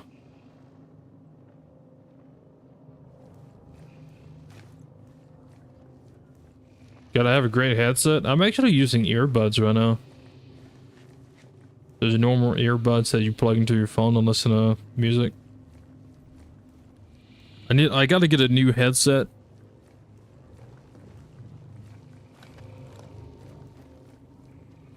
My current headset works, but it's like it's gotten old, so like the little plastic, or not plastic, whatever it's made out of, that's around like the actual ear part, it's kind of like falling to pieces, so sometimes it gets a little uncomfortable wearing. But it's also morning time and I didn't feel like putting it on, so I just put earbuds in my ears. So I'm just playing with earbuds right now.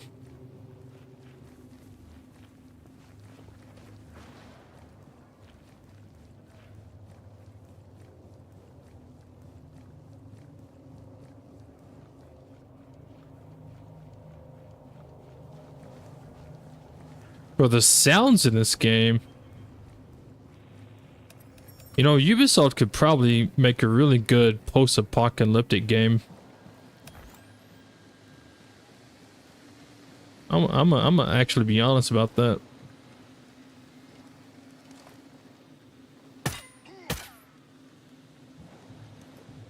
The sounds definitely, like, if I was not playing Ghost Recon, like if I was a brand new player and someone threw me into this, and this was the first location that they put me at, and they didn't tell me the name of the game or anything like that, I would think I was playing like a horror game. Like I think I was straight up playing like a scary game.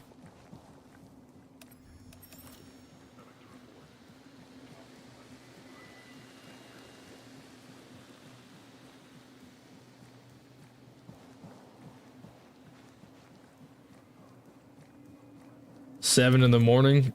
It's 6 a.m. So yeah, almost.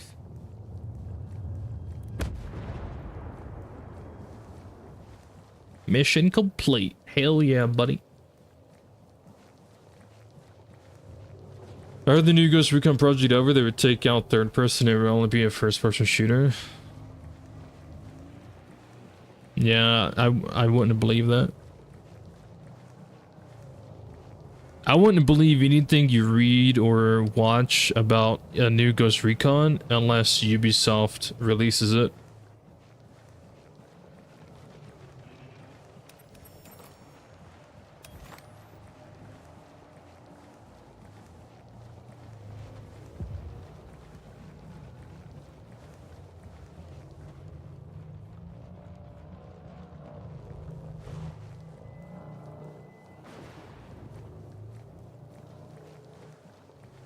Yo, good morning, Phantom. How's it going, brother?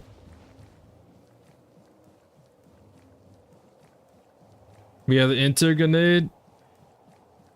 Your situation awareness in this game is great. Yeah, I appreciate that, buddy. I mean, all you gotta do is, you know, pay attention.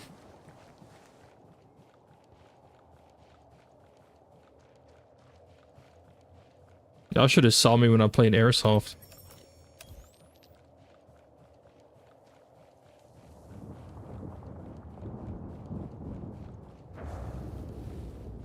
Started streaming at 4 something? I did.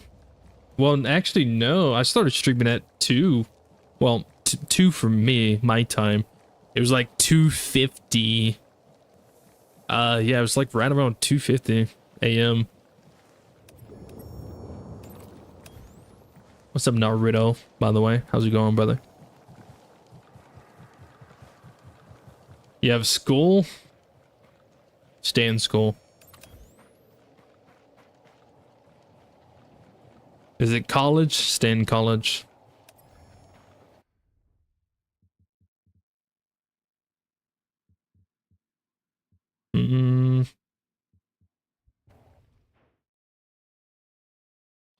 How would you rate the weapons of the new Assassin's Creed? Like, is there a lot of ways to assassinate someone in the game? The very second or third game out of 10? Well, I haven't played Shadows since the last stream I did. But, there's assassination-wise? I don't know. I can't really answer that because I don't really have... oh, whoops. I don't really have too much, time in that game, to be honest. I think I only did, what, 2-3 streams of it? I think I've, like, maybe... I don't know. I just don't have enough experience. I'm pretty sure the only way you can assassinate people was the hidden blade.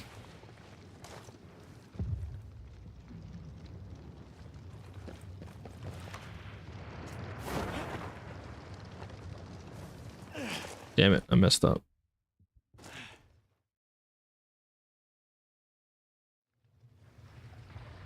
You know, in way to farm blue gear for XP boost? I don't play with gear score, so I'm definitely not the one to ask for that. I tried out gear score earlier in the wait, I am going the wrong way. Tried out gear score earlier in the stream and I didn't like it. I wasn't a fan of it. So I don't really know.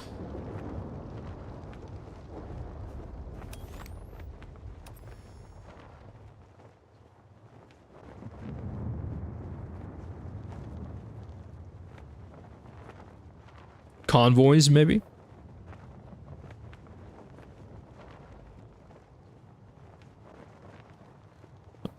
Still a Titan drone part from the mine. Intel indicates it is in a chest on top of a silo. Oh, you gotta be shitting me. Oh, whoops. Too far.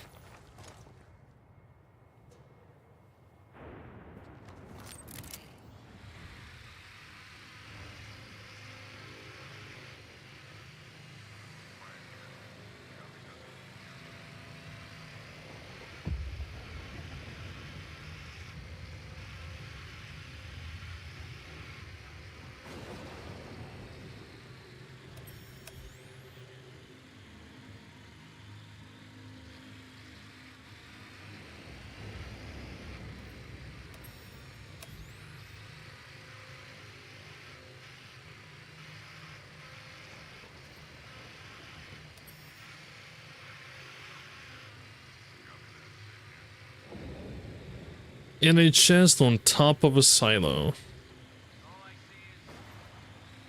These are the only 2 silos I see.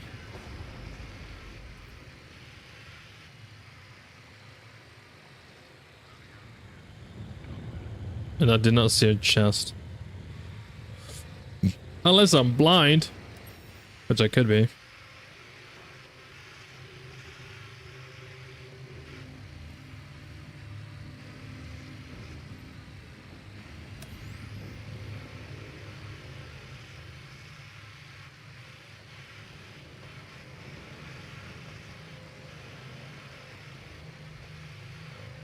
I don't see a chest anywhere.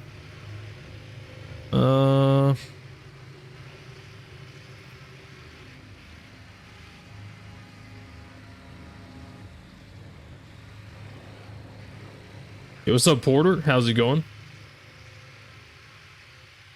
Would you like gameplay stuff from Chaos Theory mixed with Ghost Recon? You mean like Splinter Cell Chaos Theory? I think there's some things in Chaos Theory that would be really cool in a Ghost Recon game.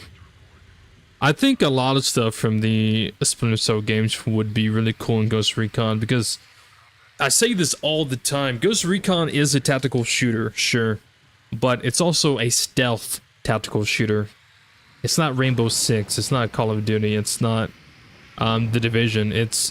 Ghost Recon is supposed to be the stealth, you know, the covert unit.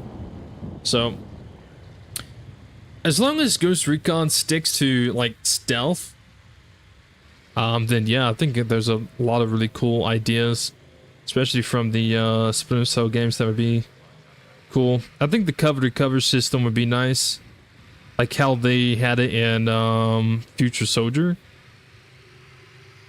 and how Splinter Cell had it in Conviction. Well, Conviction had it first, if I'm not mistaken. I'm pretty sure Splinter Cell had the cover-to-cover first.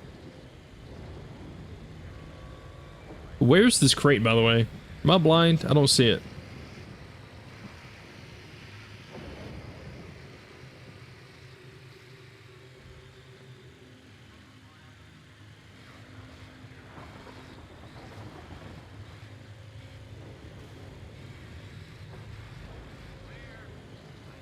I'm probably just blind, bro.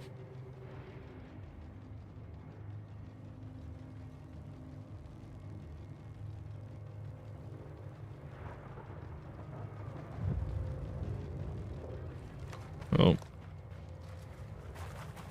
Guess I'll just move around.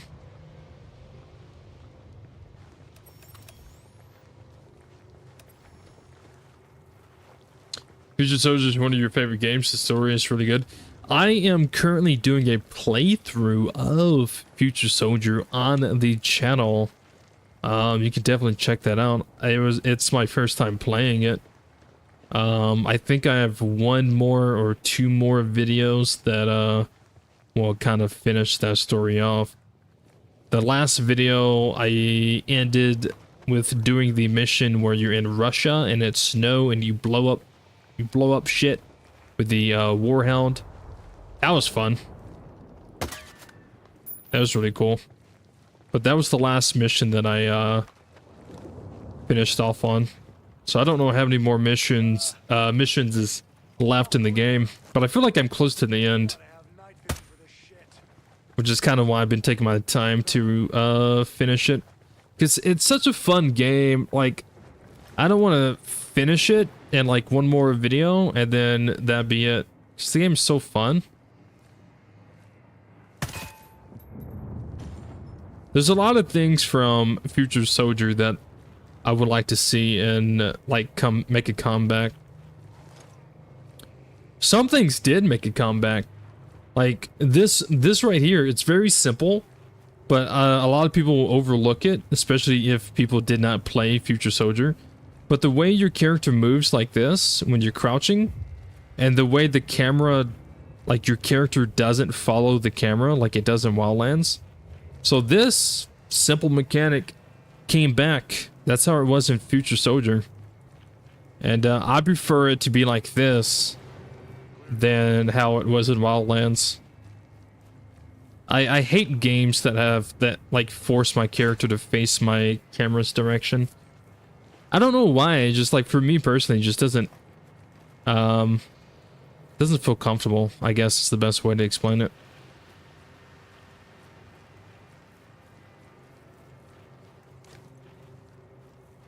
Maybe that's why I like DBD so much.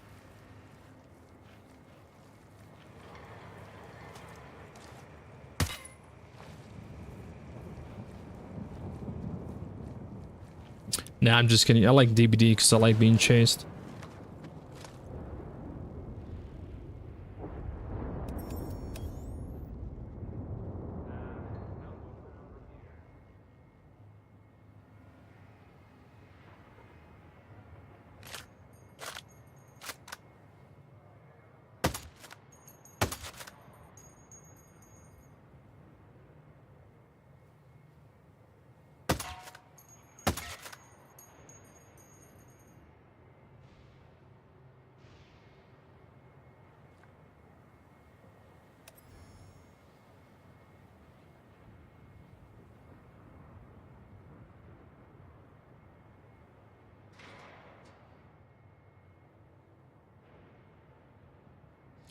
Some people over there.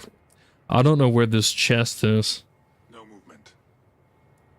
Someone right below me.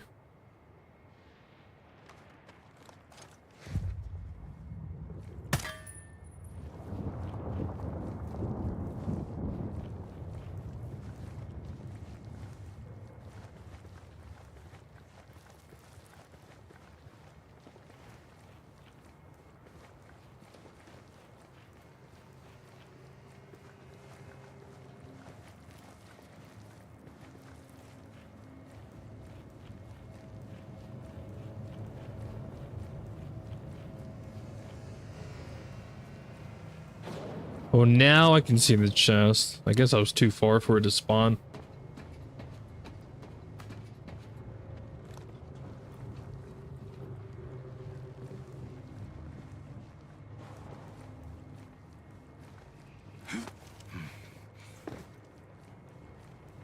Future Soldier had a cool slide move when you run and go prone.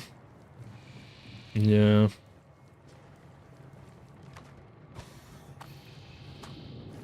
I talked about this before. I feel like Ghost Recon Breakpoint is basically Ghost Recon Future Soldier 2, you know? Which makes sense, because this game does take place 1 year after Future Soldier. So if you play Future Soldier and then you play this legit just feels like Future Soldier 2, Ghost Recon Future Soldier 2. You can skip Wildlands. Don't even need to play that.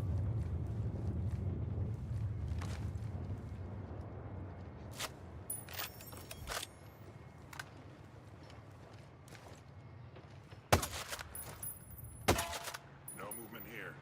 Yeah. Same on.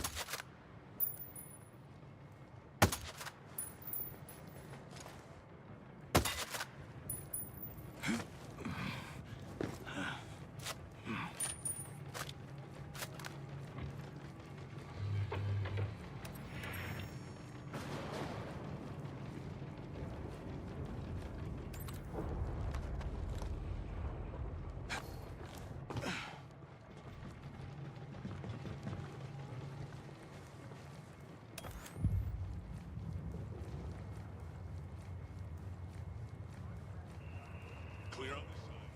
Copy. Say.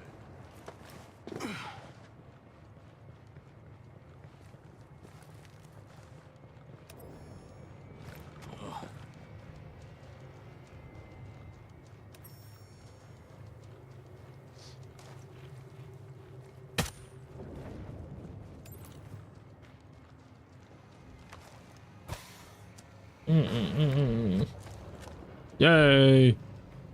Alright, we can get out of here. That was all those missions. So I think the only missions I have left is destroy these behemoths. Chemical refinery and then the lava shield. Alright. So lava shield is up here. I can go and do that one real quick. I even like the Gears of War style cover system. Yeah, the Gears of War one was very nice. Gotta go. All right, I see you, Zach.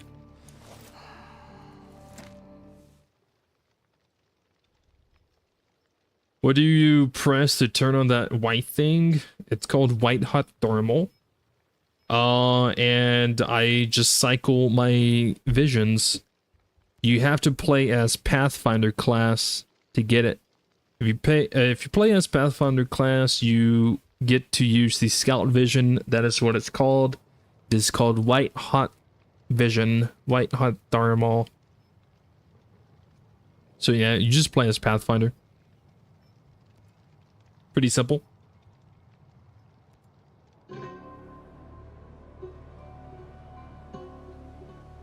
Wildlands had a broken optical camo though. I don't think it was broken. I actually talked about this in my last stream.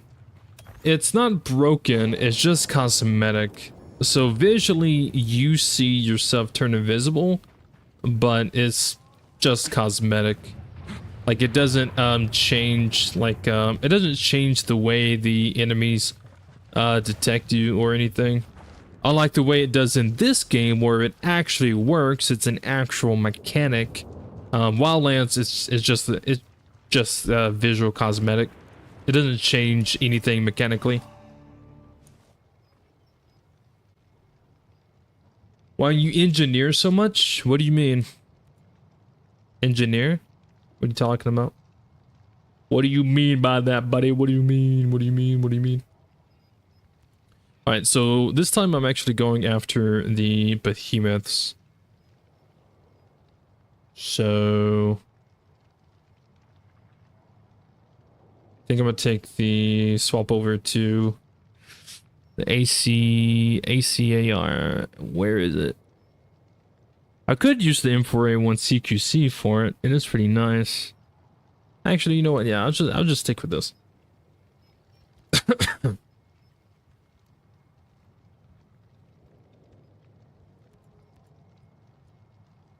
I'll stick with this and everything else.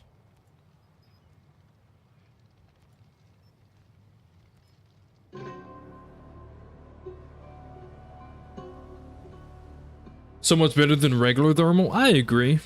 I mean, the red heart thermal is pretty nice, but the white heart thermal is just, it's so much easier to see. The class is at level 4 while the others are 20. Hey, all the other ones were at level 4 as well at some point in time. I still got to go through and rank that one up. I haven't done it yet. We're gonna do the engineer class in the next class challenge live stream. Yeah.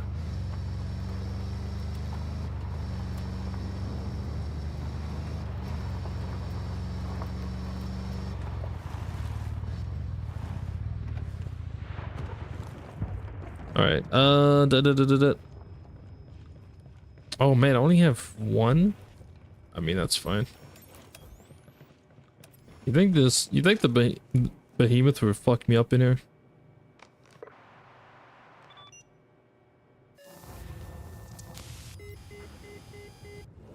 This will do almost no damage to the Behemoth, by the way.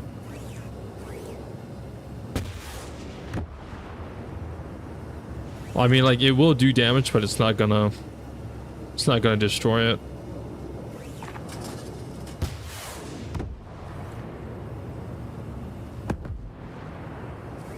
And it is shooting its rockets at exactly where I am, too.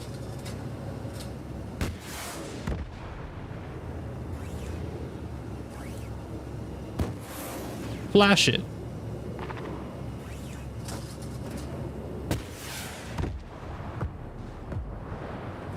Flash it.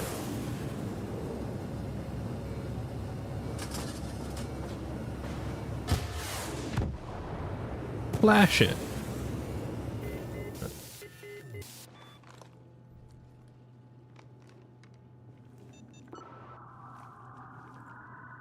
Armor drone in sight. Set to interface. I'm actually curious if a second one will destroy this. Walk it up. Flash it. I love how my flash is just bouncing off of it. But yeah, as you can see, it's shooting its rockets directly at me.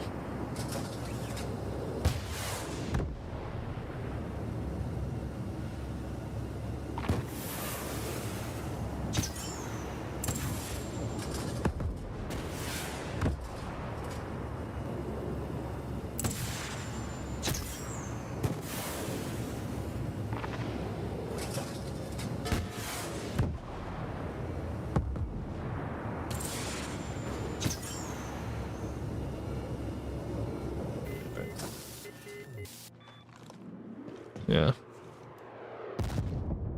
Now, if this was a gas behemoth, I would be dead. But yeah, That is one of the reasons why using the Emerald drone against a Behemoth is not really a good idea, because no matter where you are, as soon as the first rocket hits, it will auto lock onto you. And then as you can see as well, 8 rockets or however many I shot did not destroy it.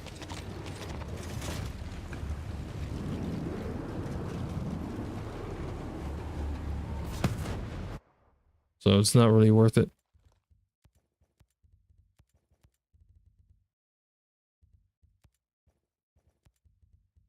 Mm-mm-mm-mm.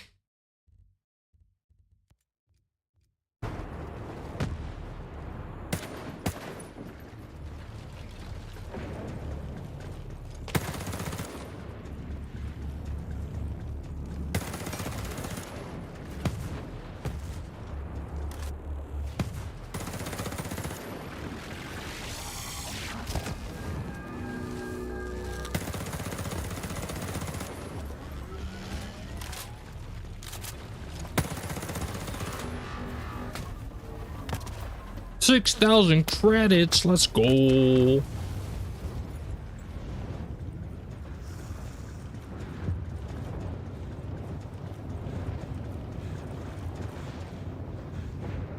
All right, one more, which is over here. Nice. The gas ones are the bane of your existence. Yeah, the gas ones are pretty dangerous indeed. I agree. The gas ones can mess you up, man. You gotta be extremely careful with those. They're really dangerous. I think one of the reasons why they are more dangerous is because the gas lingers. The gas lingers for a pretty good bit of time, but also the radius the radius is much larger than what it shows. And then after that, like, it can visually be gone to where you just simply don't see the gas, but it's still like you still run through gas and take damage. Even though you can't see it, like visually it's not there. So that can be a bane in the pain as well.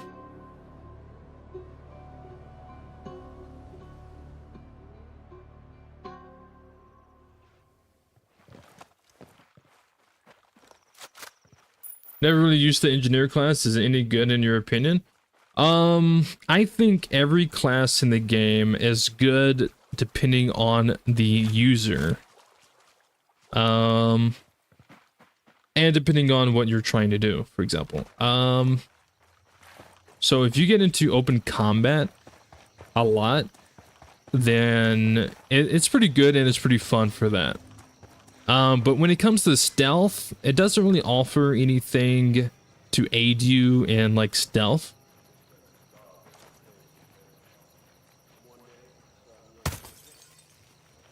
But open combat, playing co-op with friends, and stuff like that, it can be fun. It comes with you have like a combat drone that you can deploy, and it will help like shoot people that's shooting at you, or you can target people for it to go attack. So like if I deploy the drone and there's people like over there, for example, I can target them for it to go over there, and it will fly all the way over there and start shooting them. It's kind of like the Wasp that the drone operators would deploy. Similar to that, except for your drone is a little bit bigger than that. But yeah, it's the same concept, kind of.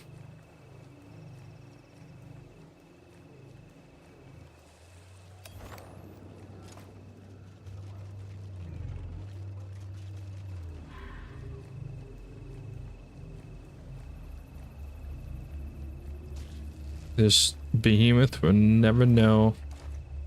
Unless it does know, then I guess it would know.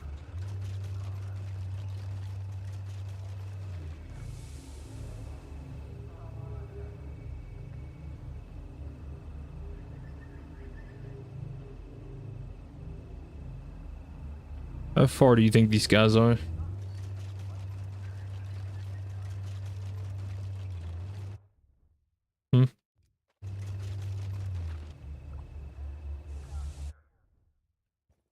How far do you think they are?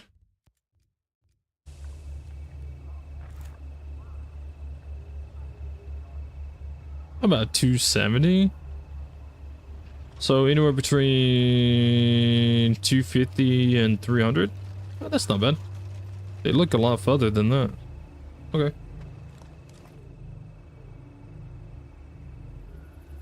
I can't tell if there's someone behind this block.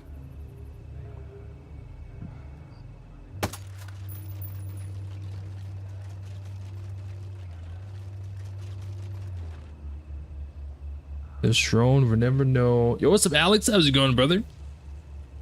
Can I show you? Yeah, I can show you. Started playing Ghost Recon because of your channel and now have over 600 hours. No way, dude. That's insane. You're getting close to how many hours I have, man.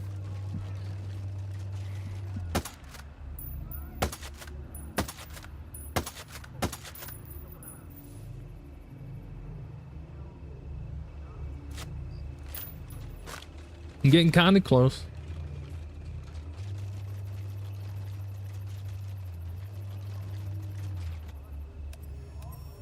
Damn, I'm just blinding myself. One's a heavy.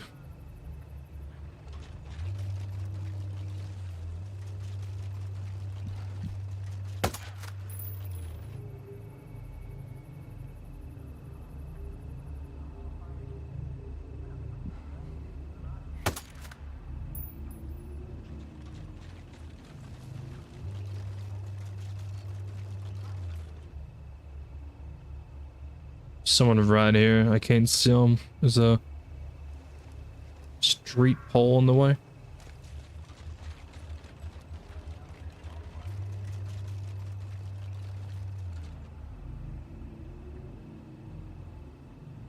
Yeah, anyone on this side I can't see either.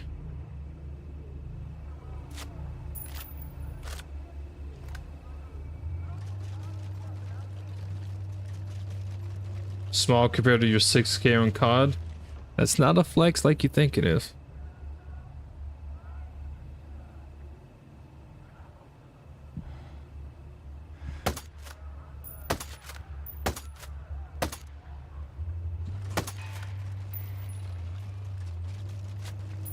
It's a waste of time.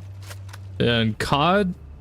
Yeah, Battlefield, maybe I can understand that, but COD? Nah, bro.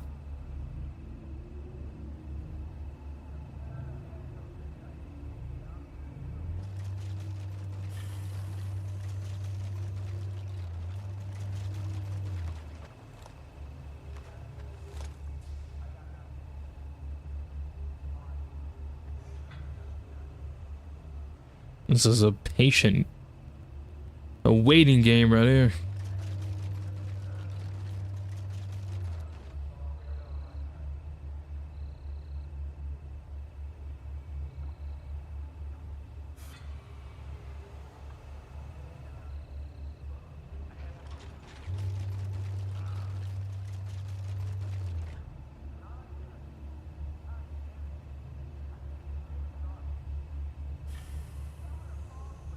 Oh, too afraid to shoot at this guy. Like I miss. He's moving anyways.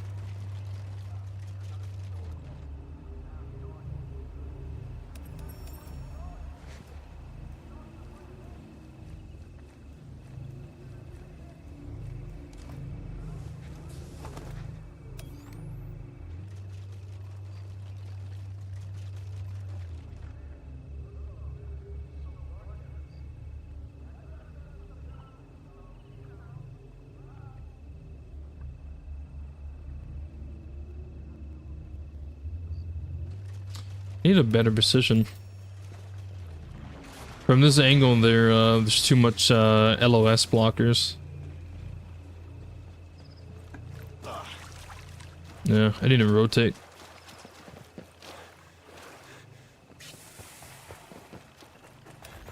The last Call of Duty that I actually enjoyed and had fun with was Call of Duty Ghost. That was the last one I actually enjoyed. way too many hours into that game when I was a teenager though. So this was like, I don't know,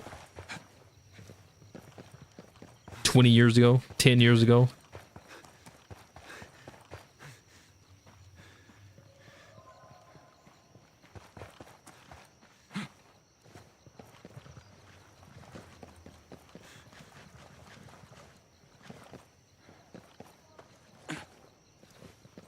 Once I get up here, I can probably start dropping them.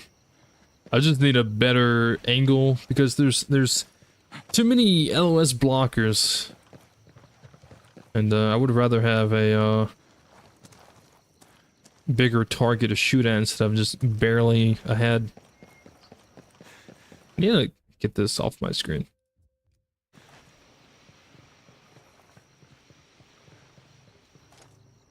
Oh yeah. This is better. Kinda. Still some things blocking them.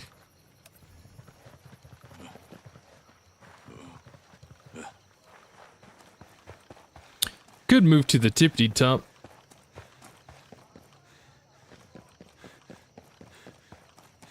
Think up here would be okay.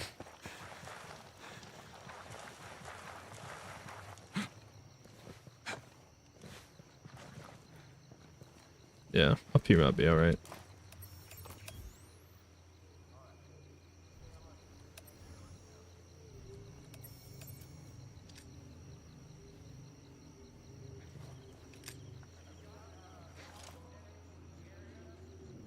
Two, three, four, five.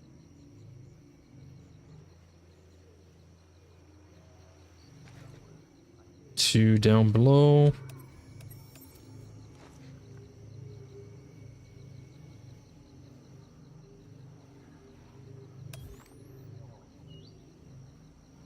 Too much movement right now.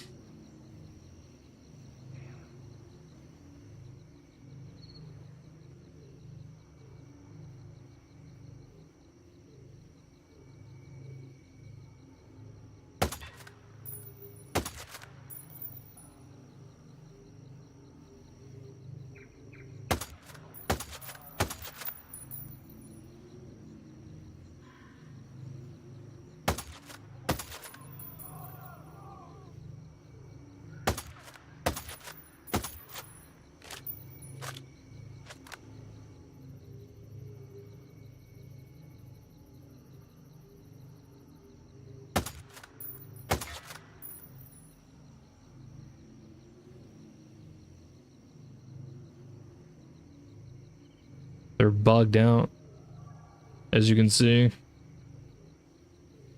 Yeah, they're like bugged out. Yeah. It's the Behemoth.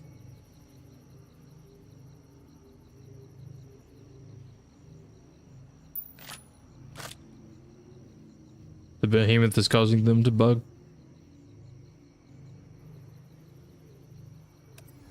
They're like, bro, just let me get to my position.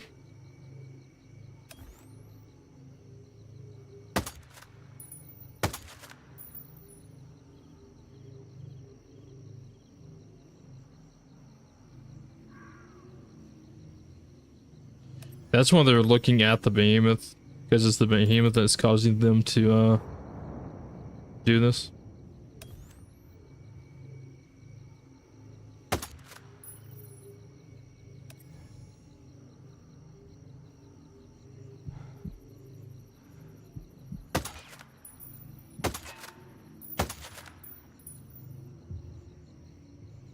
All right.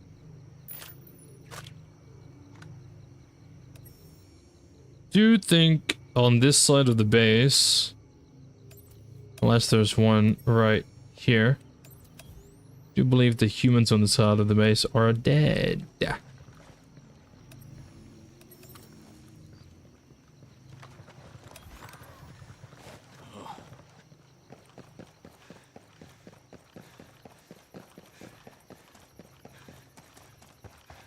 I see you, Phantom. COD campaigns are interesting to play, but no replay value, that's the thing. Yeah, I mean, like, you can you probably replay it, like, you probably play through it, like, the first time, and then you might replay it a second time on like a harder difficulty, maybe, or to go back to get secrets or something like that. But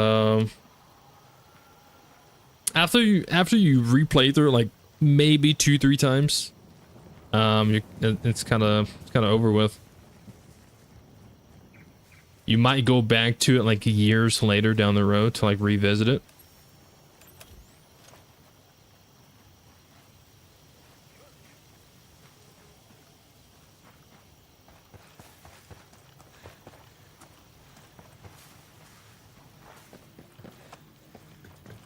But that's about it.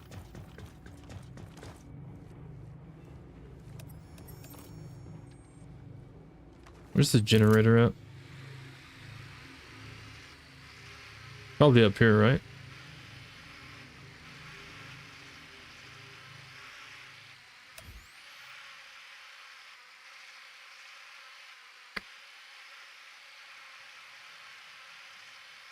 I do not see the generator.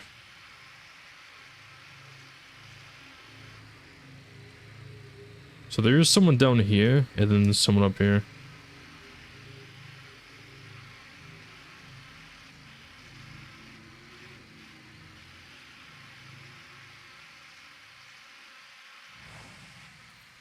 Yeah.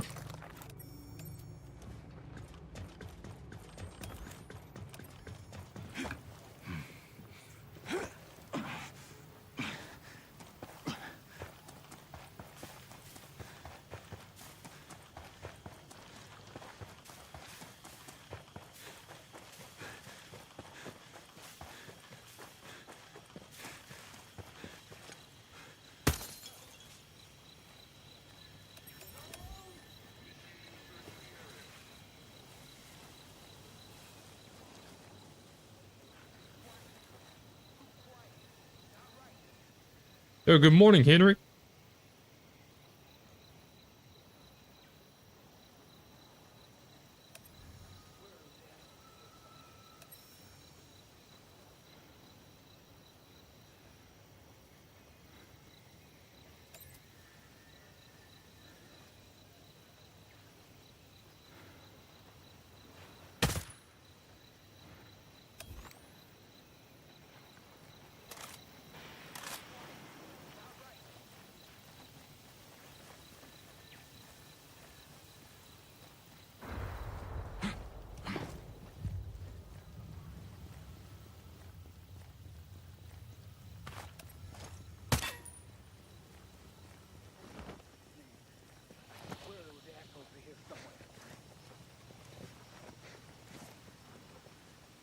You can crawl under this. I've done it before. Yeah. You have to like go under a certain side of it.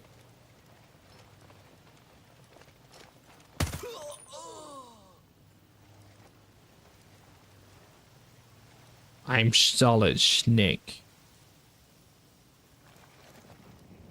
Oh yeah.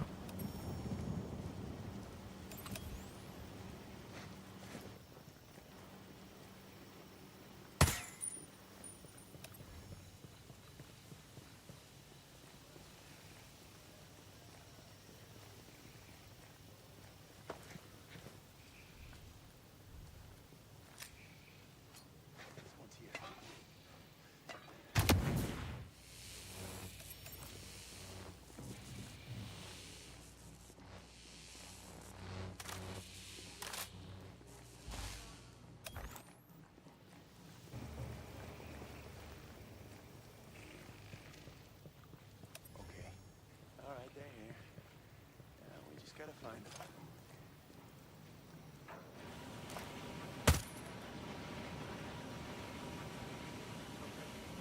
Okay, they're definitely here somewhere.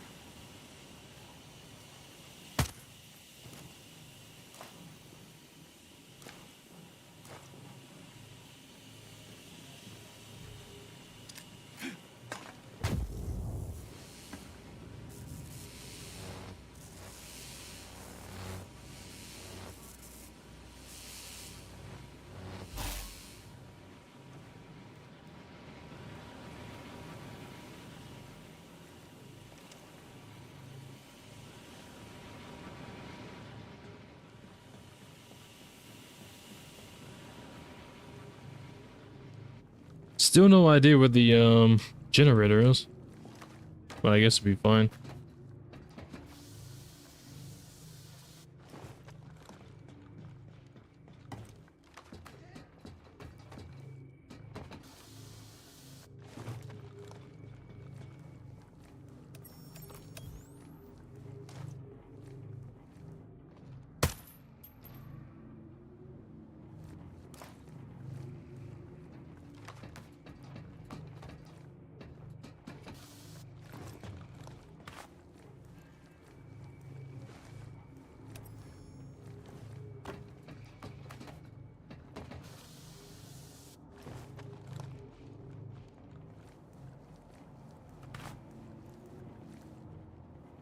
Hmm.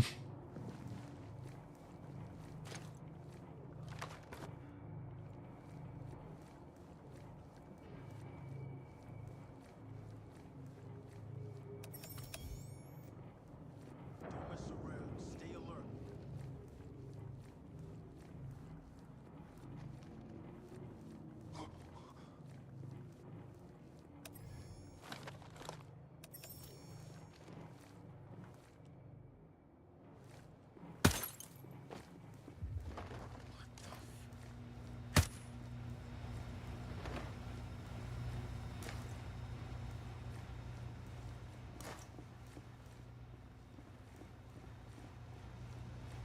There's the generator.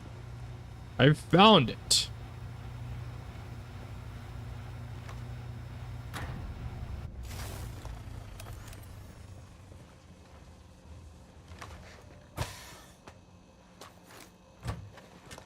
How long have I been streaming?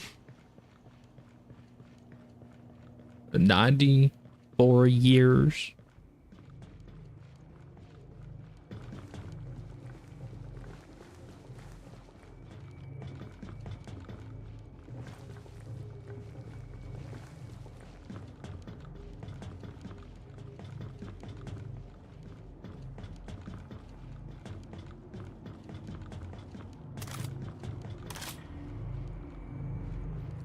All right, Mr. Behemoth, you about to go down. About to go down, clown.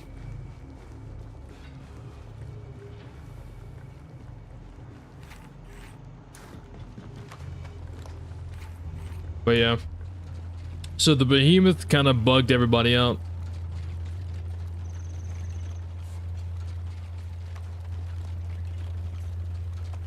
Does that.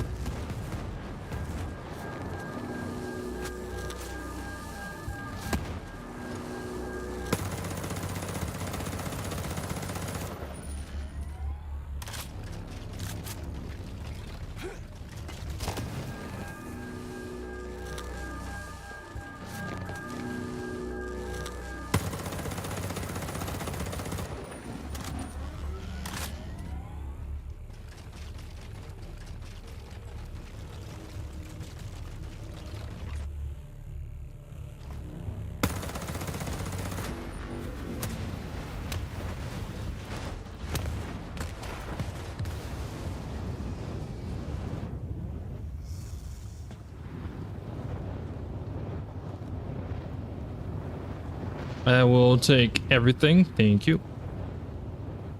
All right.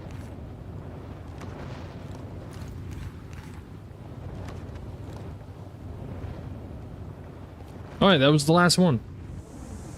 Very nice. Does anyone have a tip on how to level quick? Yeah, I mean, to level quick, I mean, all you have to do is just do missions and kill people.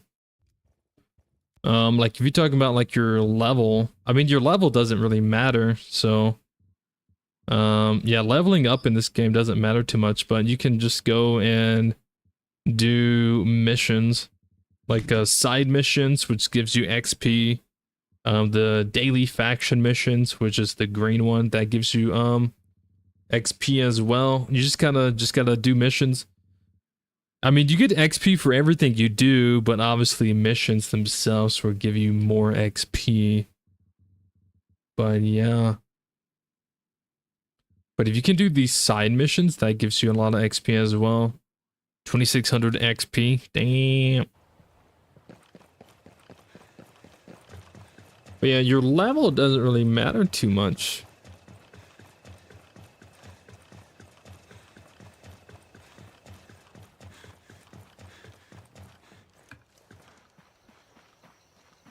I went to level for the ACAR. You want to level for the ACAR? You don't have to be a certain level for that, though. If you're playing on immersive mode, all you have to do is just get skill credits and then just buy it from the Maria shop.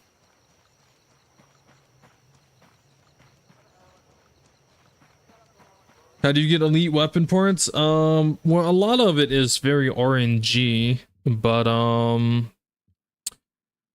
another one you can get elite weapon parts from is sometimes the daily faction missions will reward elite weapon parts, just like this one. This daily faction mission, which is to go search and destroy a vehicle, will give you elite weapon parts. So sometimes these daily missions will reward you with elite weapon parts. Dismantling weapons can sometimes give you elite weapon parts. Convoys, if you hit a convoy and loot the back of the transport truck, can sometimes reward you with elite weapon parts. I mean, a lot of the loot is very RNG based, but yeah, it's kind of just doing that.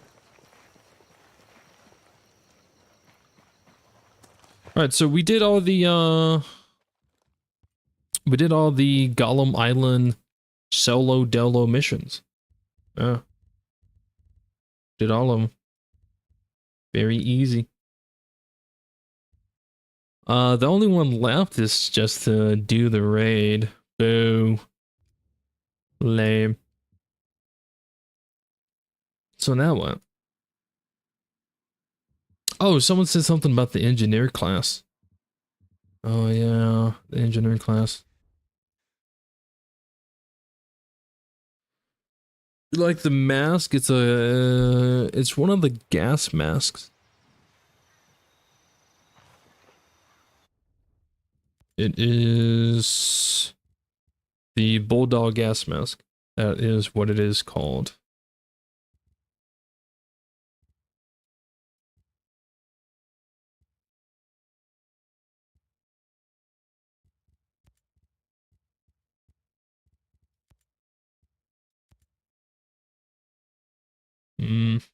Yeah.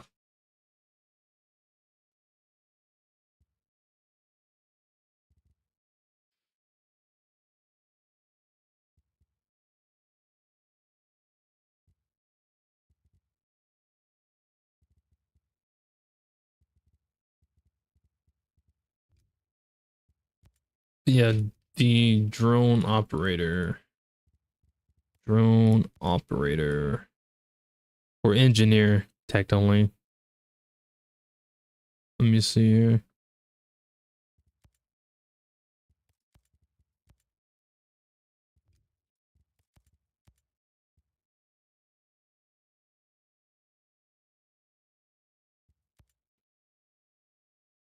I'm a wolf.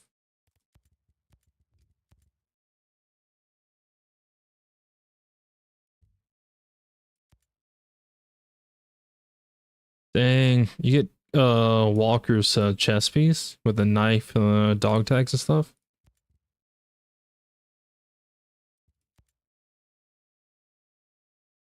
pretty dope.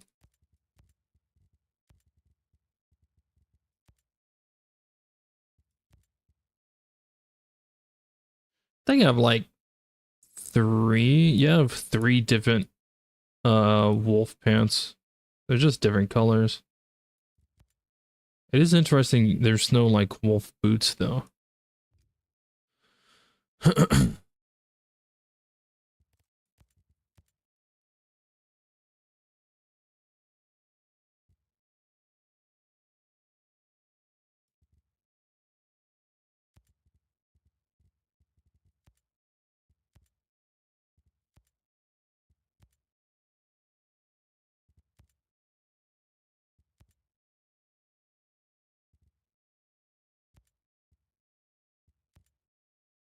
I'm a wolf.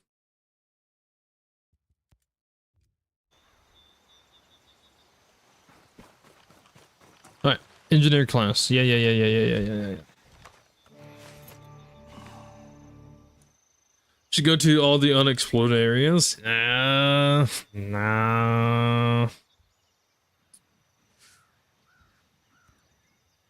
I'm not really interested in doing something like that.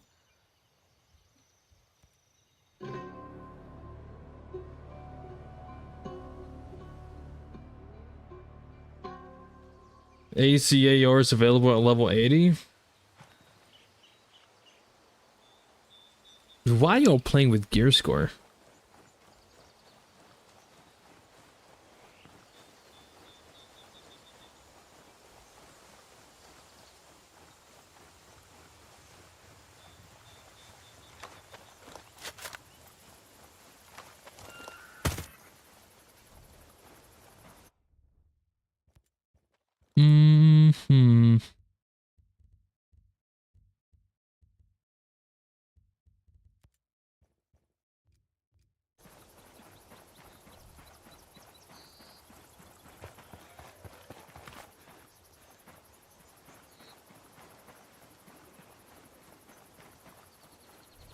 Let me see.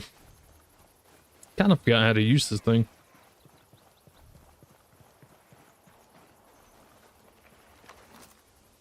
So you throw the drone up like this, and then you can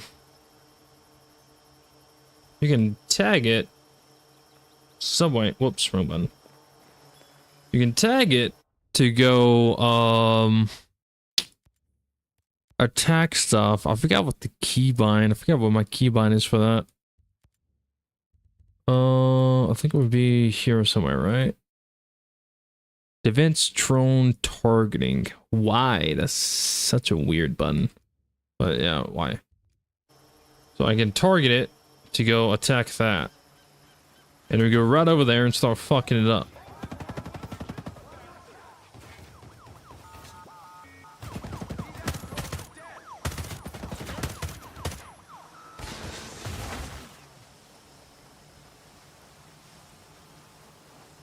It's mostly a really good like distraction tool. So if you don't tell it where to go, then it will just stick to you and just defend you.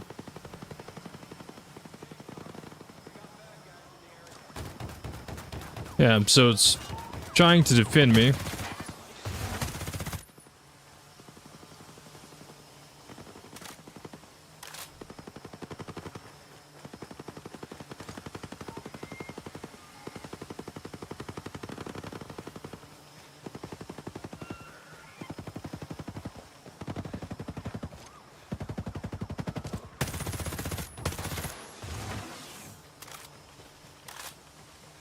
But if anything, it's a good distraction, because the enemies will sometimes focus on it instead of you.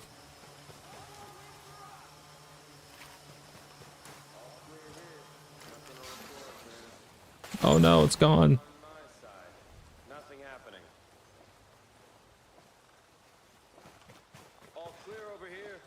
I'm clear And too, these buddy. things is a supply drone that gives you like high-end ammo. I don't exactly know what that really means. But yeah, you throw down this little drone right here. You pick it up.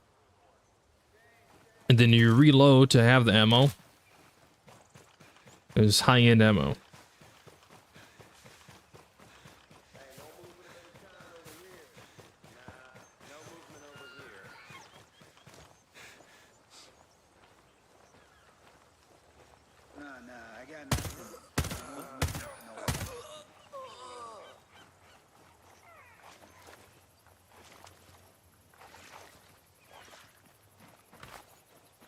I don't know if that lowers the how many shots someone takes. Instead of like 2 or 3, maybe it takes 1 to 2. I don't know. It's been a long time since I messed with the engineer class.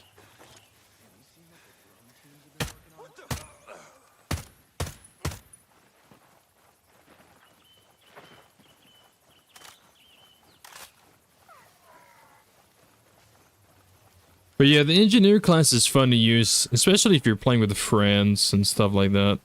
Because you can throw down this high-end ammo, and your friends can pick it up. It's only for 1 mag though. But once you pick it up, that's you reload to actually have it like in your gun. And then you can use the drone. It's a good distraction. It's a good defense tool as well. It may not one-shot enemies, but it can definitely help defend you. Or at least be another target for the enemies to shoot at, so you're not taking all the bullets.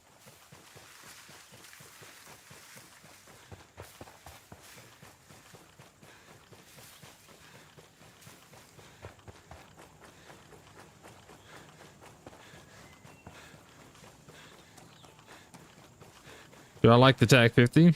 Yeah, I like the TAC 50. It's a pretty nice sniper.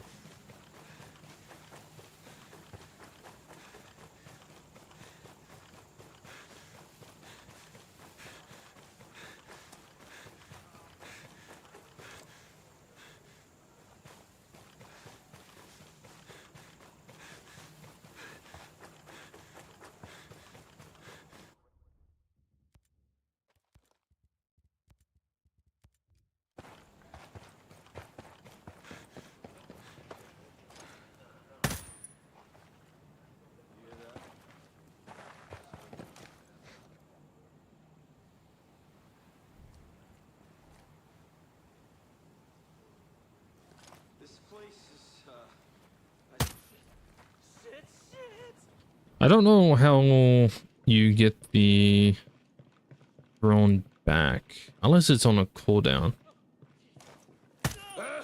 Which it could be on a cooldown. But if it is on a cooldown, I don't know how long that cooldown is. Actually, if I just look at the class, it would tell me.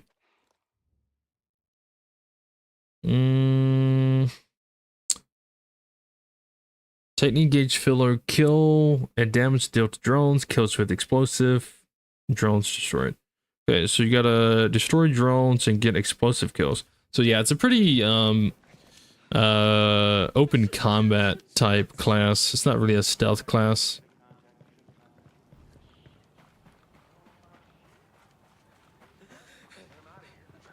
What is this?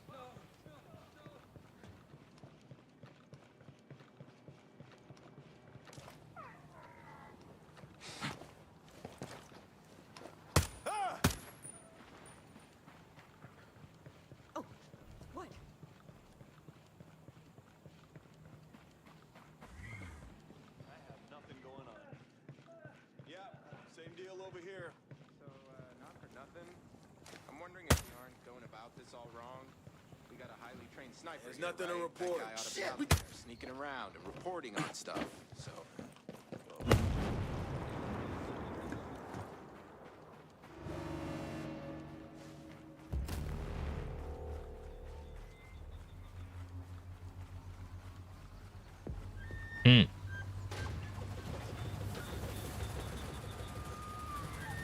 Look.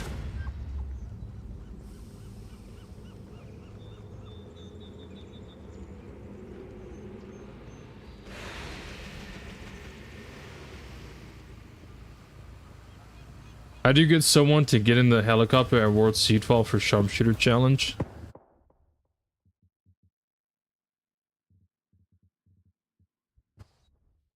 You can't find the ACAR in the shop. You can't find it in Maria's shop. You should be able to find it in the shop.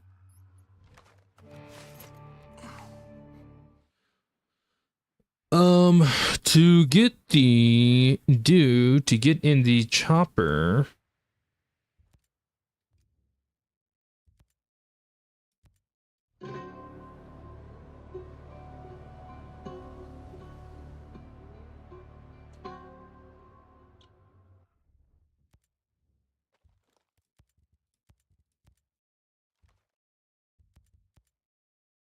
Hey, yeah.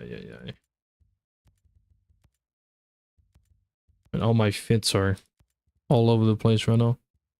To get the guy in the chopper. How did I do it? I think I went to the top of the building.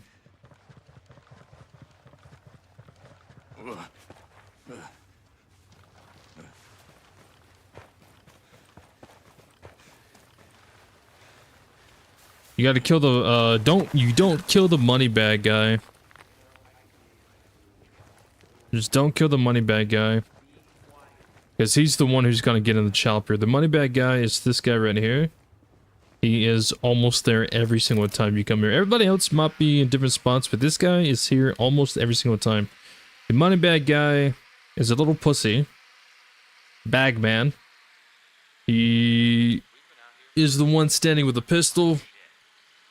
And it literally says in the description when you stare at him that he will try to run away. So don't kill this guy. He is the one who you want to get in the chopper. There's different ways you can go about this. You can either scare him. Everybody else might shoot at you, but you can either scare him.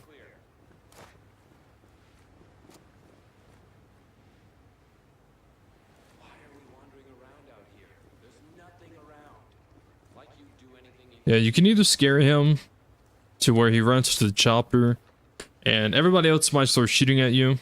But as soon as he gets in, you gotta shoot him because he will instantly lift up off the ground.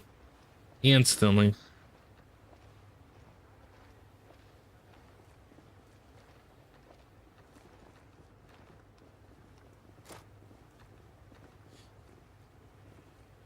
No targets in my area. Yeah, I'm clear too.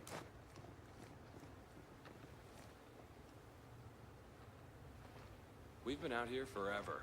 We're not gonna find shit. Look, I have a really big headache. Just, I don't know. Keep shit to yourself. Say you goddamn well there's nothing out here. Please just be quiet. It's bad enough I gotta be out here.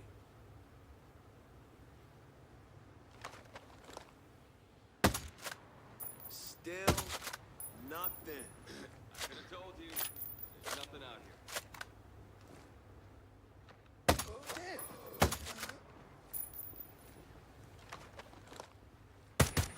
Whoa! We got shooters in the area!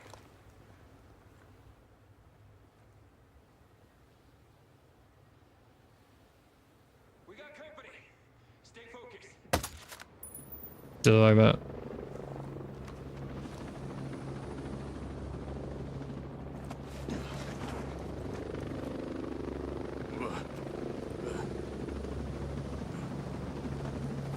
But yeah, if you let him close that door, then he's gonna instantly take off.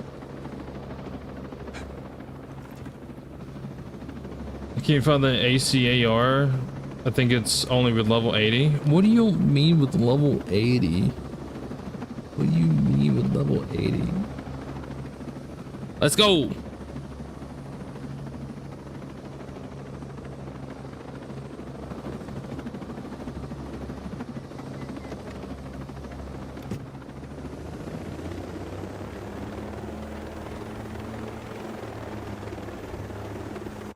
What do you mean with level 80, bro? What are you talking about? What are you talking about?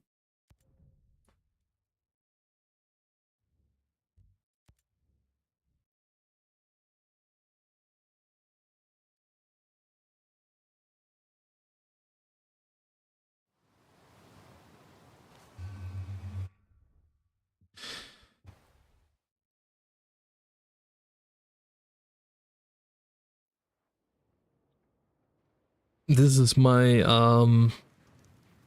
walkthrough character that I have for the walkthrough series that I'm doing on the channel.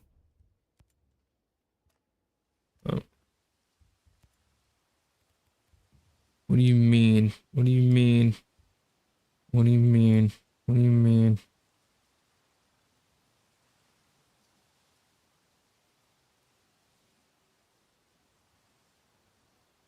I'm thinking about the ACR. Oh, I'm thinking about this fucking gun.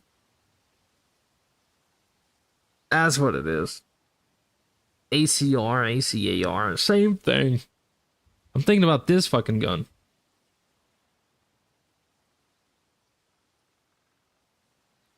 Yeah, because the ACAR is not in there. That makes sense. I'm glad I checked. But yeah, I was thinking about this. This is the one I was thinking of. Because I was like, dude, what are you talking about? It's in the shop. It's at the bottom. What do you mean? No, it's this one.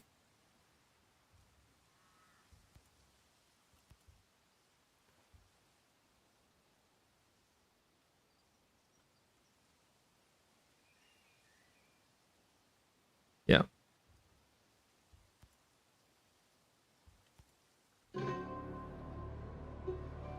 It is level 80 character get ACAR. Yeah. Yeah. I see. That is my bad. I got the ACR mixed up with Maria's shop. ACR.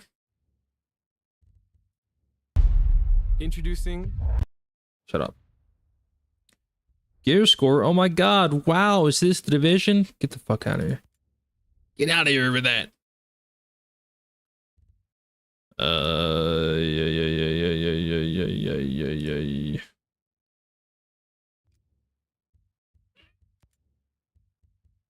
Da.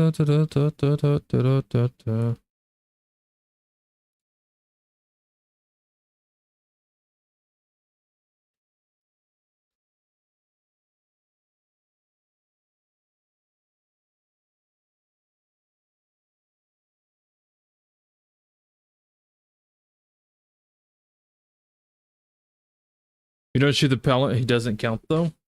You gotta, it's like, so you just gotta time it. And I don't really know how to explain how to time it. If you go back to my live stream of where I did it, you can kind of see the timing. But if you want, you can aim up a little high, not too high, but a little high. Because as soon as he gets in, it's going to instantly take off. So if you aim up a little high, then you might be able to shoot him as he's rising up. But as soon as that door closes, then it's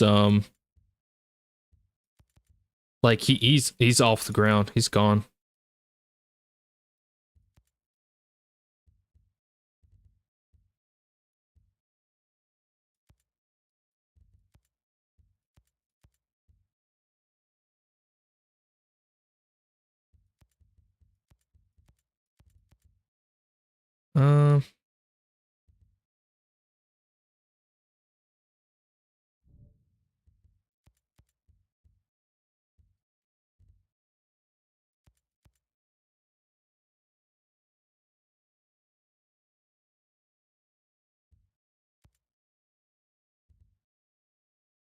I just want to be able to see the loot.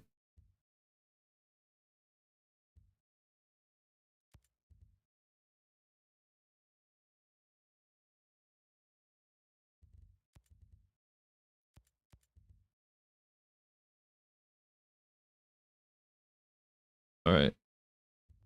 I think this should help.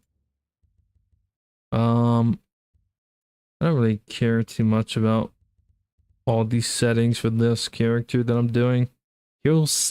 Syringes heal injuries. Oh my god, that's crazy. Often that regular. Sure. Ammo loss or reload. What? Darkest night.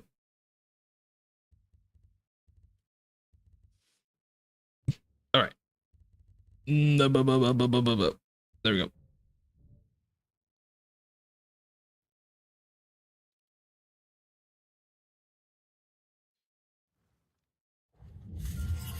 Can you throw EMP when he gets in? You can try that. Welcome to Aurora, the incubator of world. As he's running to it, or as he's climbing in, like, throw the EMP. You could give that a shot, yeah.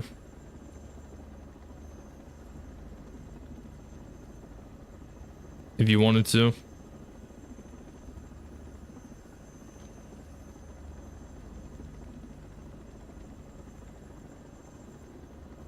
Let's go.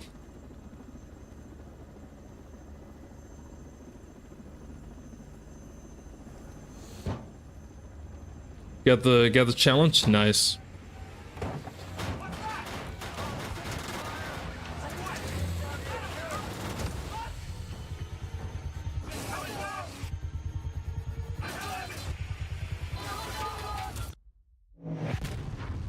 Dude, I feel like today's stream is just me just messing around with a little bit of everything.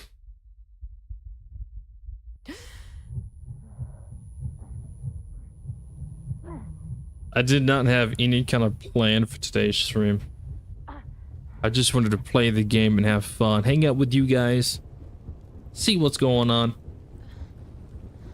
I went from testing gear score to doing the solo raid on Gollum Island. Now I'm making a whole new character to test out the whole rank up fast thing. Why am I moaning in my ear? Why am I moaning in my own ear right now? Oh yeah.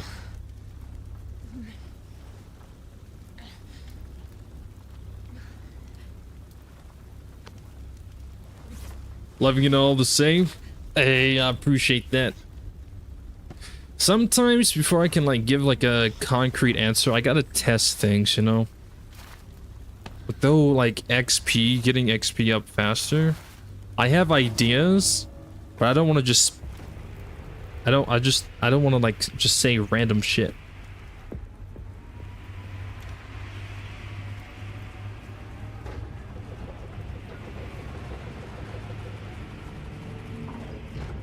I'm a survivor. Oh, hell yeah, dude. Oh, hell yeah. That's what I'm talking about. What's going on in here? What's going on? What's going on? What's going on?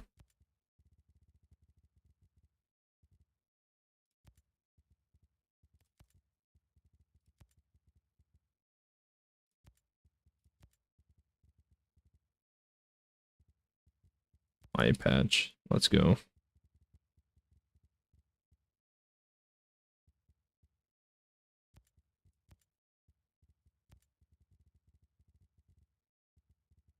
I don't really. I have like some decent stuff to be fair.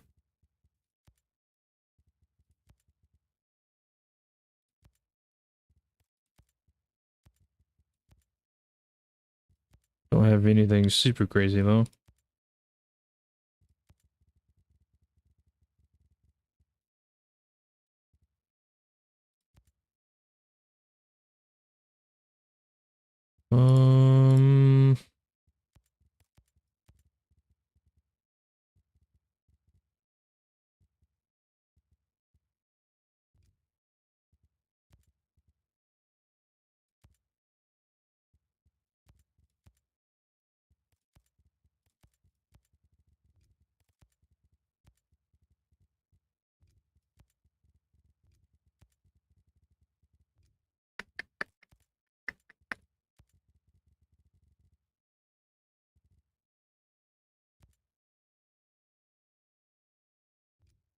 Alright, let's go. Just I kind of just threw something random together.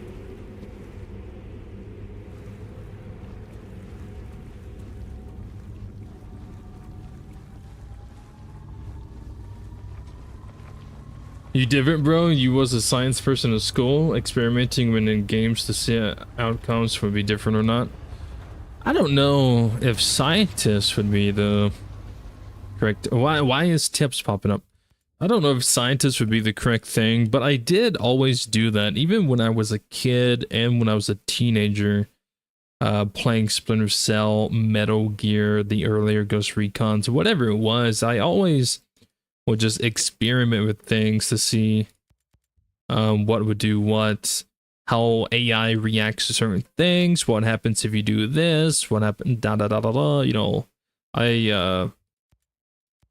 I guess I should have this on. This having the XP module on would actually help. But yeah, I mean, I always tested things. Maybe that's why I'm so good. I don't know.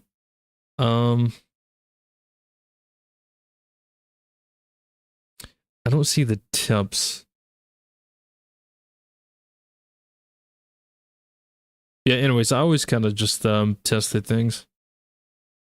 And besides, now since like I'm a content creator and everything like that, like I want to make sure like whatever I say is, you know, right.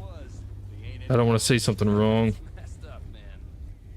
Because like whatever I do, whatever I say, like I want to make sure like if anything, if not entertaining, then at least helping. Like teach in some kind of way. Wow, my XP went up that fast from one stab.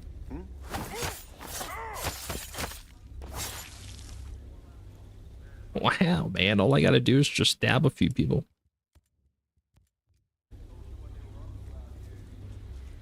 Actually. Yeah, I think that would look better.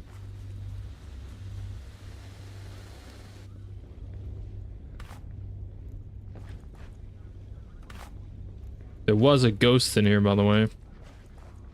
For anyone wondering, if no one ever checked out that they blew up this bunker, there was indeed a ghost in here. Very sad. Give me this gun, bro. What the fuck? Your teammate's up. What is that? MK-17?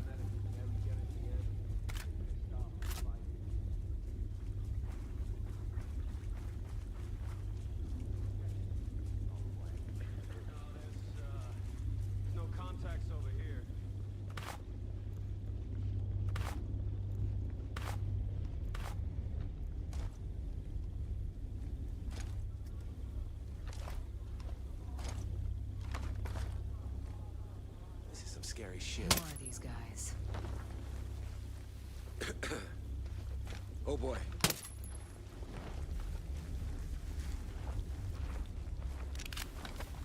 I wonder what happens. Can you go? You probably can't go to Air 1 without doing this mission, can you?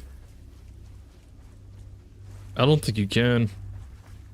I'm pretty sure I've tried it in the past just to see what happens, and I think that if you skip this and go straight to Air 1, like, you can't get in.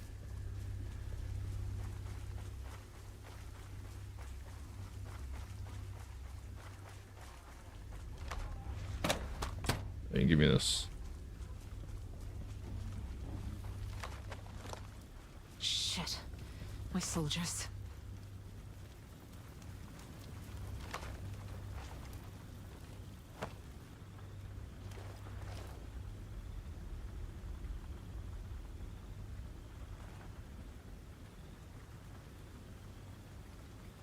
Damn it.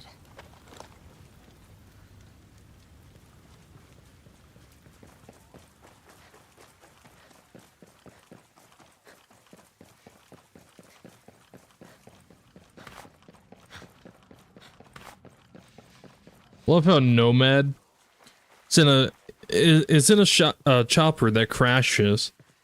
He lands in a tree, he passes out, wakes up upside down, falls out of the tree, injured, banged up.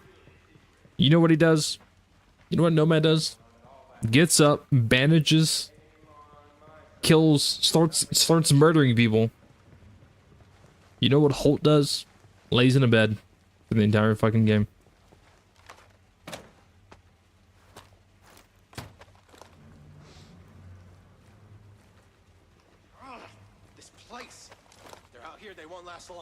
the hell happened here? It's like this place was abandoned. I don't know why we're looking for survivors. Nothing could have survived.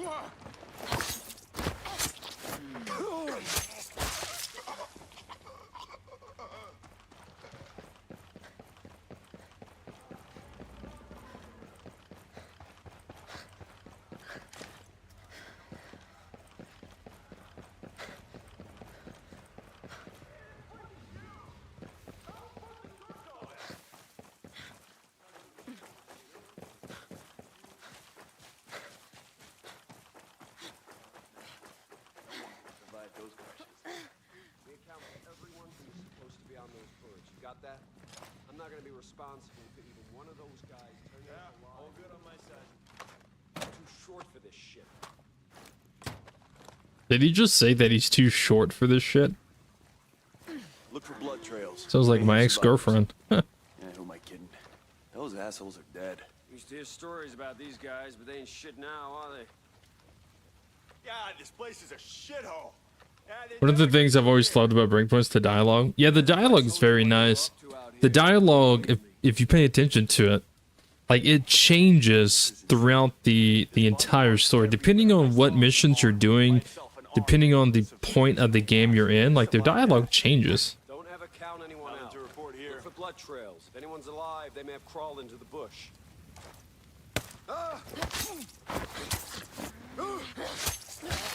So you get 150 XP for a headshot. You get 265 XP for Guys out. If any of them did live, they're gonna be hella pissed off. melee. Yeah, this place is huge. Huh? How are we supposed to search all this? Hey, someone told me they test something new out here. Yeah, something really big and really secret.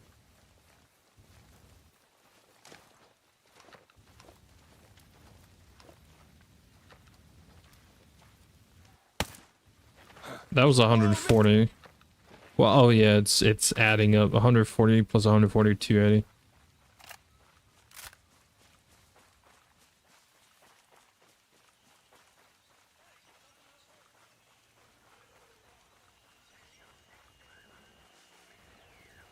Are you optimistic about future Ghost Recon open world games?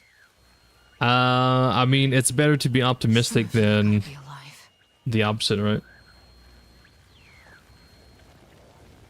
I would rather sit here and hope for the best than be excited than sit here and think everything's just gonna be a failure. Stormcloud 1-1, this is Weaver. Come in. Over.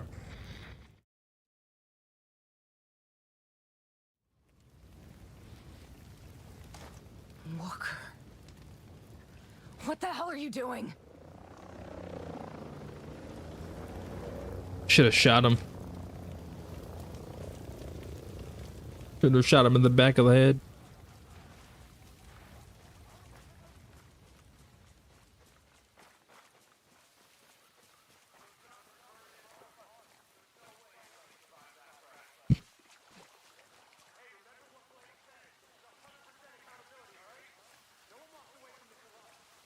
The AI teammates putting on the back of the kill is so nice. Yeah. I just smoked a ghost. First kill of the day. These guys ain't shit. I don't know what everyone's worried about. You just better hope to God we kill them all. Last thing you want on this island? So yeah, headshots are 140 XP. And that's just right now, just starting off. There's there's other things that can increase your XP later on. To be a ghost? Good thing I'm not, or you'd be scraping me out of this swamp too. Never been to this part of the island before. Give me the creeps. What type of machines do they build here? They must be huge.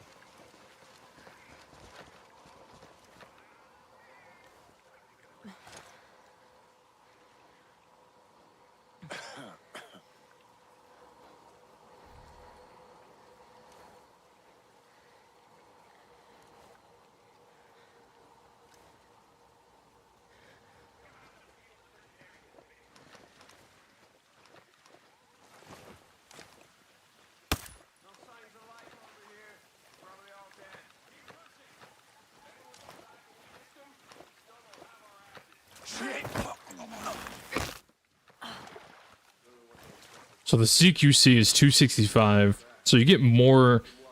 You get like 120 more XP for CQC takedowns.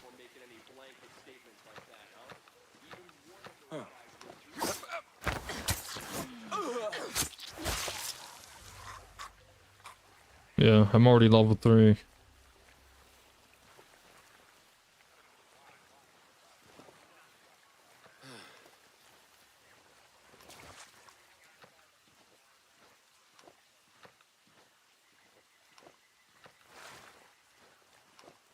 Damn, area's massive. How the hell are we supposed to find anyone in this? Man, if I told you what they were up to out here, you wouldn't believe me.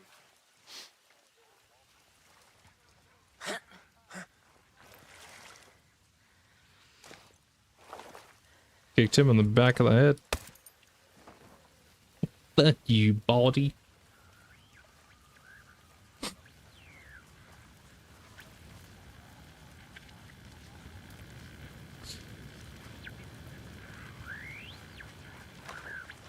This should be like a G28, right? Yeah. Yeah.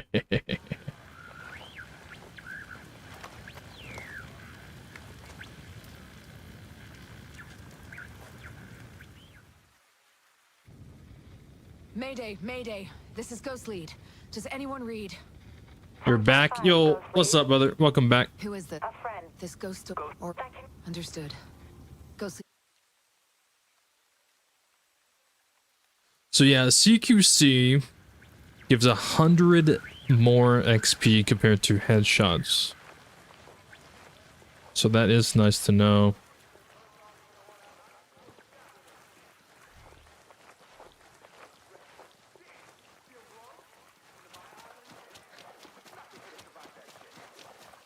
Shame you can't knife throw in this game. I don't know why you would.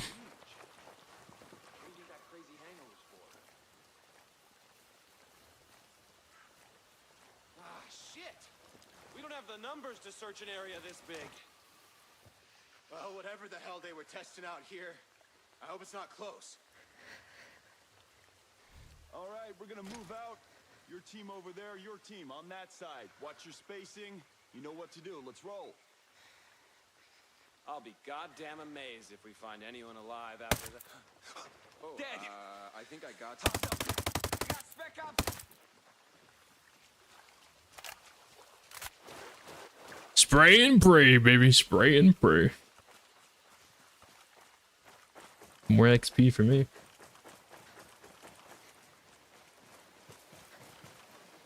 So yeah, I created a new character. That's what I'm playing on right now. And I'm trying to do tests to see what gives a lot of XP. Missions will always give a lot of XP, by the way. Side missions, daily missions, main missions. The missions will always give like a lot of XP. Whoa, whoa, whoa, whoa, whoa, whoa, whoa. But just playing the game, trying to see what can give you a lot of XP. We're gonna have a serious situation on our hands. Oh man.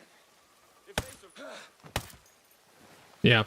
So headshot is this is with a brand new character too. This isn't with any of like the perks and stuff, because I'm pretty sure there are perks later on. Yeah.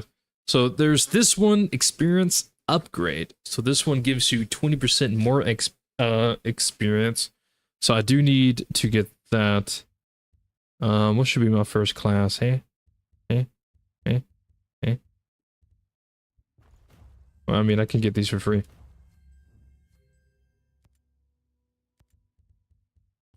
So if I get this one, it's going to be 20% more XP. Now, is there another perk that does that?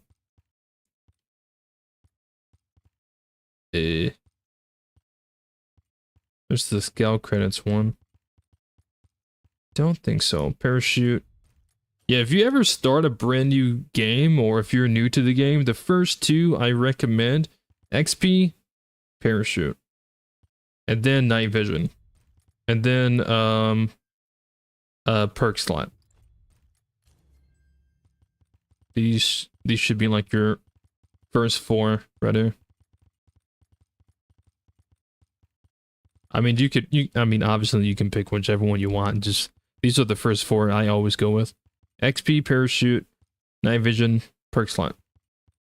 Those are just the ones I always go with for my first 4, and then after that, it kind of gets all spread out.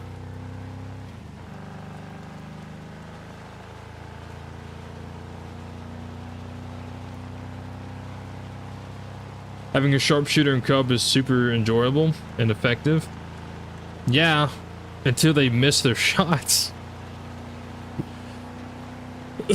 They either miss their shots or they're very impatient and they shoot too soon.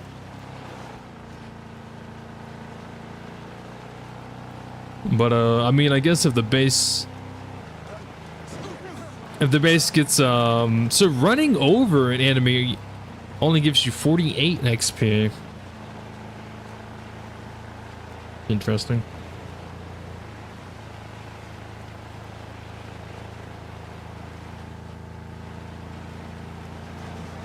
Oh shit. Whoa, bro. Whoa. Calm down there.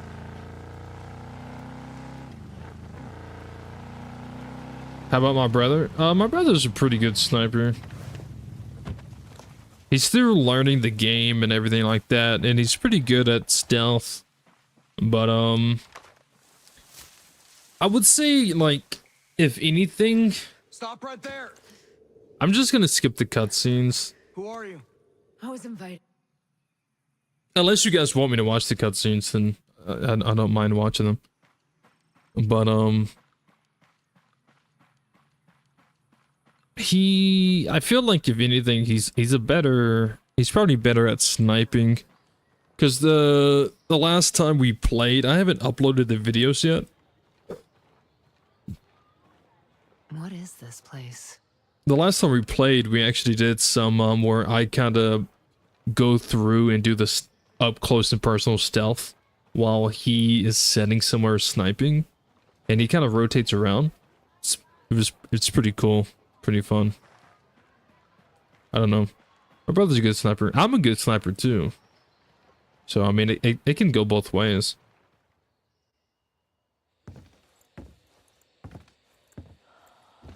Are you boys all right or what? I've actually never seen this cutscenes with the female nomad. We're the only 2 left in our chalk. No radio, no drones. Between the 2 of us, we got 2 rifles and 8 mags. Locals got water here. And some supplies. Can you believe this place, man? Goddamn. My mind's blown. Yeah.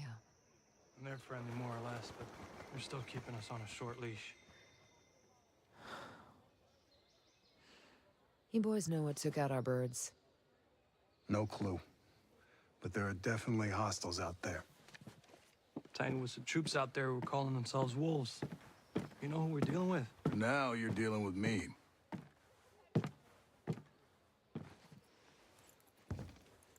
You the one in charge here? Who's asking? My call sign's Nomad. I'm the officer in charge of this operation. By operation, I assume you mean the massively wild screw-up. Hey, old man. You playing nice? I'm just trying to find out why a bunch of grunts are falling from the sky into our laps, honey. Well, someone sank a naval cargo ship off the coast. Then the entire archipelago of Aroa went dark. Now, we were sent here to figure out what happened. Next thing we know, our choppers were taken down. Almost half of my soldiers are dead.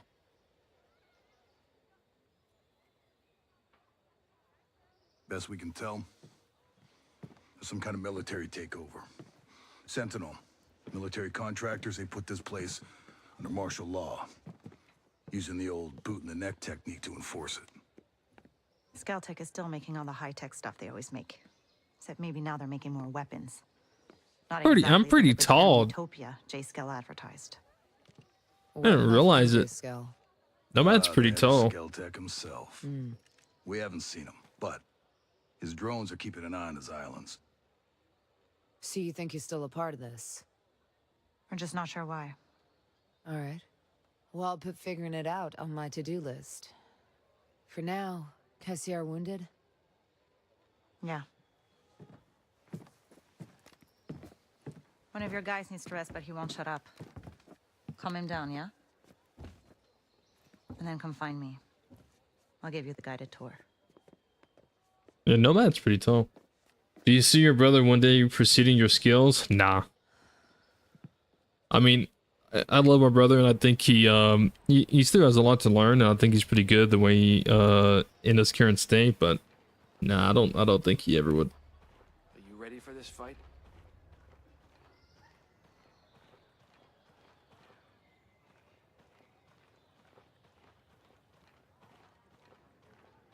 But I mean, that's not anything personal to him. That's just with everybody. I don't think anybody can. Hold. I'd love this vest, by the way. Hey.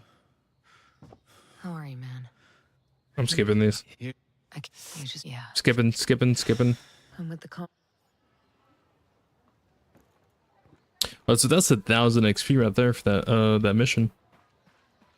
Do you get XP for talking to these things? You might find interesting. You think this was how things were gonna go when Sentinel came in? Yeah, talking to her for the tutorial mission. You ready for your personal tour of Erewhon? Just don't forget to swing by the gift shop. Never.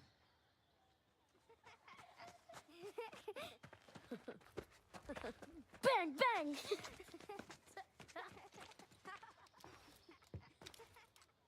Now, the naval station closed down years ago. Who are these kids? The birds and the bees, Nomad.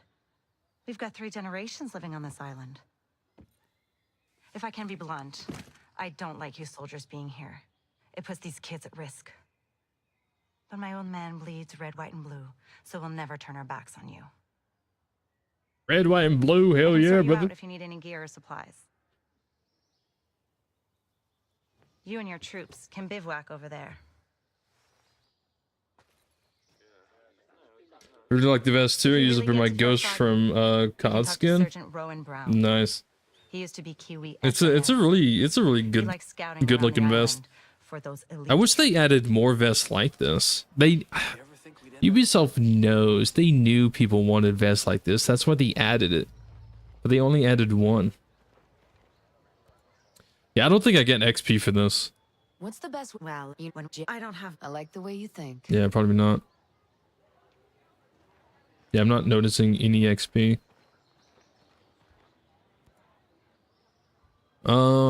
With my see what you like. With me having no crosshair, I would like a laser sight. Thank you.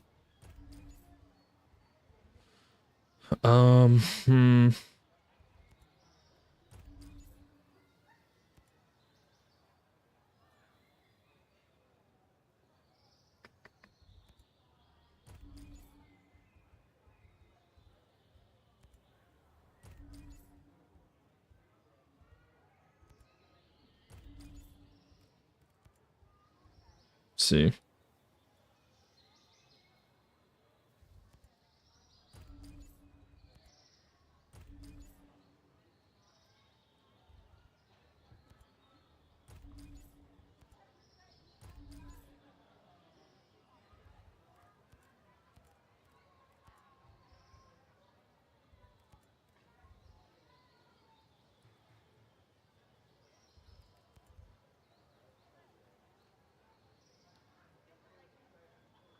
Uh-huh.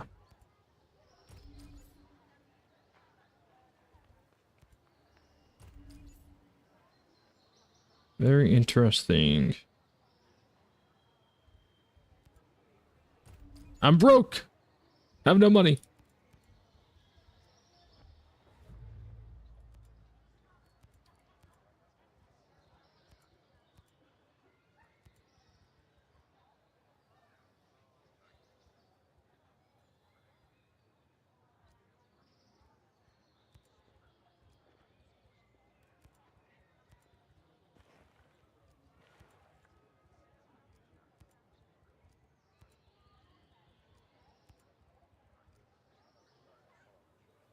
I guess I could use these. These are pretty cool. I don't know. I kind of like the eye patch right now. Nah, I'll use these. I think these are pretty cool. Yeah. Are you ready for this fight? Not one for false modesty. Yeah. Yeah. Well, I mean, yeah. Yeah. I mean, there's a lot I could say on that, but I'm not gonna say anything. Was that you would have for that Leopold site? I did. I got it. Let me see. It does feel really weird. And it's the same thing whenever I switch to my playthrough character. It does feel a little weird going from like my main character who has a lot of stuff to like a new character who has basically nothing.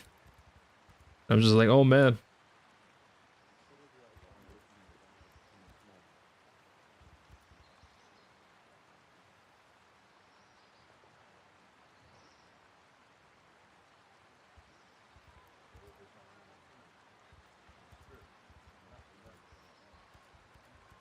I'm not gonna upgrade it at all right now. I don't think I have any perks unlocked yet. I could have a perk unlocked. I could. And now I do. Nice. Alright. So I am now level 4. Okay, so obviously I'm very aware that missions will give me XP. But if anyone, if a new player, by the way, and I'm actually working on a video to explain this, because this is something that pops up in my comments and chat even sometimes as well. A lot of people ask, how do you get the optical camo? How do you turn invisible? So even from here, I could do it if I want to. You just go to Operation Motherland, and then you have to do one of the missions there. I think you have to do 2 missions to get to the point to where you can get it. I think you got to do the first mission where Bowman briefs you, and then you have to go down to that little village and kill the people, and then from there you can go to where the optical camo is. I'm working on a video explaining that, so I don't really need to do it right now.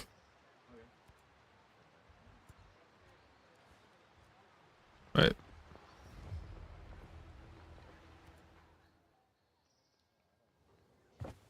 How's your pal? Hold it up. Like a Resident Evil character? You heard anything about What do you mean? Walker? That the guy that works with the troops call themselves the Wolves? Can't skip Used to be this. Skeltech's military advisor. Oh, never mind. Oh.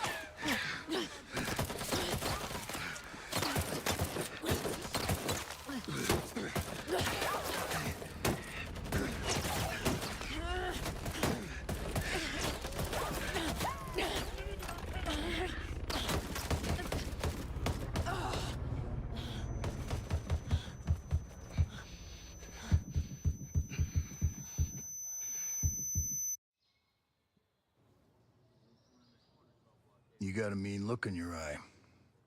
You got big plans?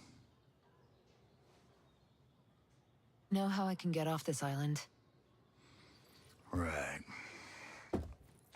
And leave us regular folk to fend for ourselves, huh? Auckland is 2,000 kilometers away. It's an awful long way to run with your tail between your legs.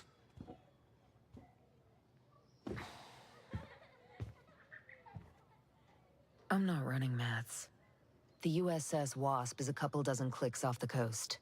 If I can get there, I can come back here with some help. The Wasp, huh?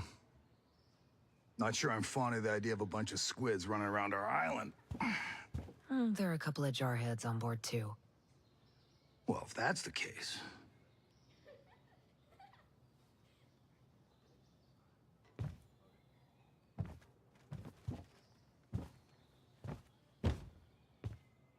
I'm not used to the female nomad. Not. Look,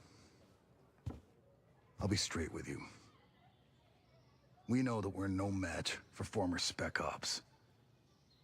So some of our friends, homesteaders and Skell employees both, are leaving the island on a couple of boats. Can you get them protection on the Wasp? Absolutely. All right. I'll tell you where the boats are. I'll tell you where their boats are. She kind of reminds me of Jill Valentine's voice. Not exactly the same, but it reminds me of, like, I think it's like like her tone, the way she speaks.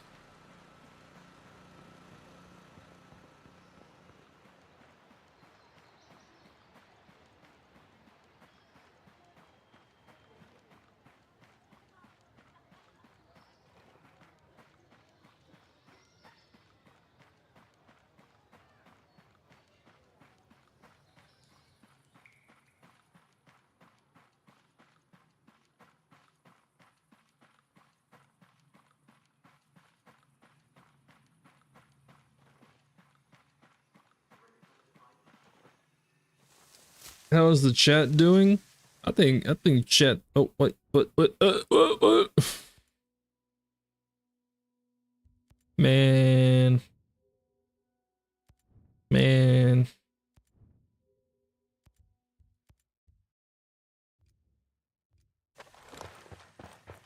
Guide me, please.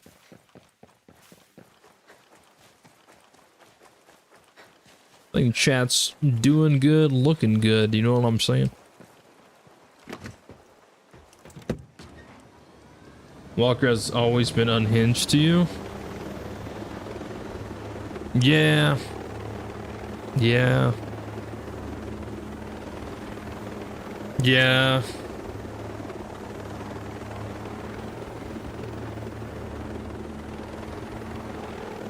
Come over here and unlock this bivouac.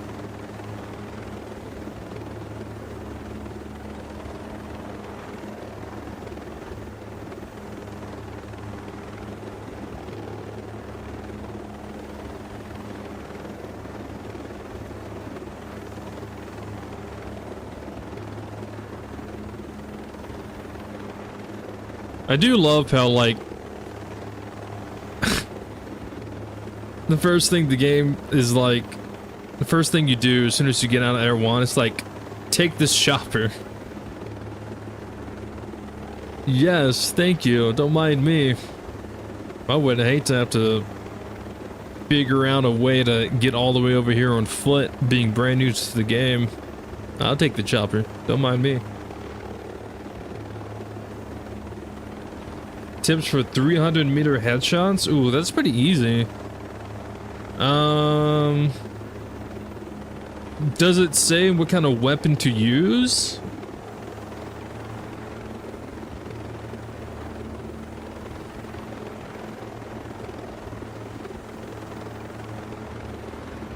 Or can you use any weapon?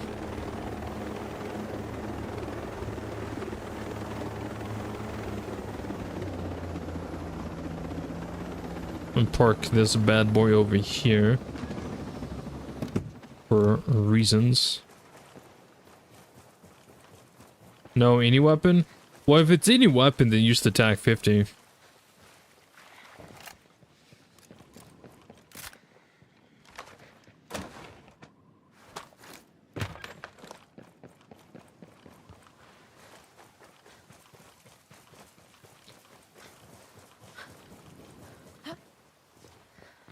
Is there like a time limit, or is it just get headshots from 300 meters?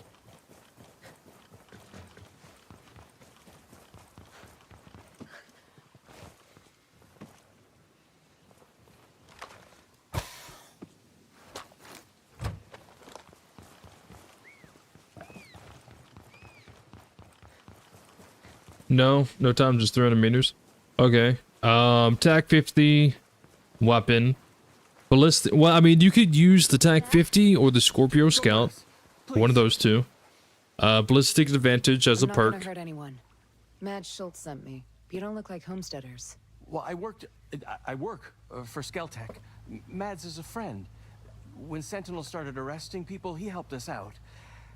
Why did he send you? My chopper got to this island from a Navy ship just a few dozen clicks off this coast. I can get these boats back to that ship, and I can come back here with help. Well, certainly sounds better than taking a boat all the way to Auckland. What happened to your chopper?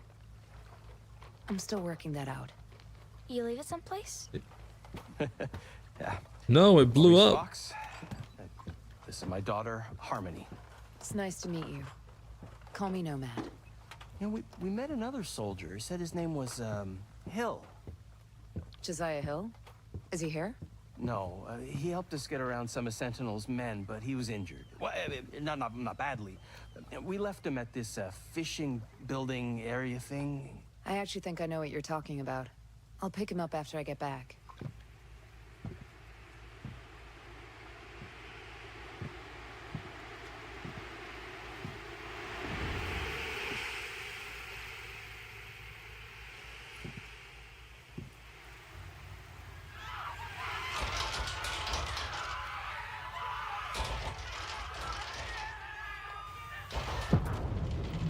Damn. What do you think the drones are doing? Do you think the drones are just running into it? Shit, more bad guys. Everyone take cover! Everyone take cover.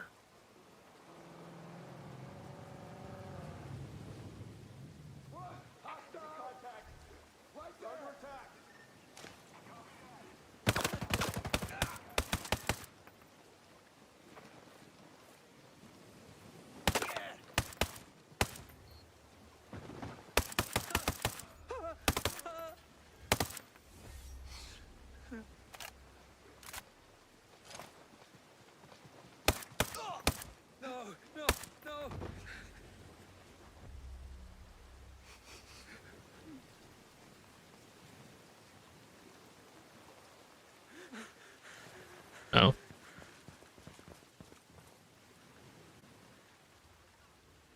What the hell was that? Give me a minute.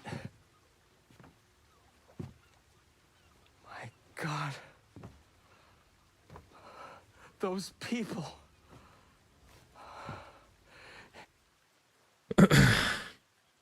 You ever think about not unlocking a lot of skills and keeping it that way the whole playthrough? I've thought about it, yeah.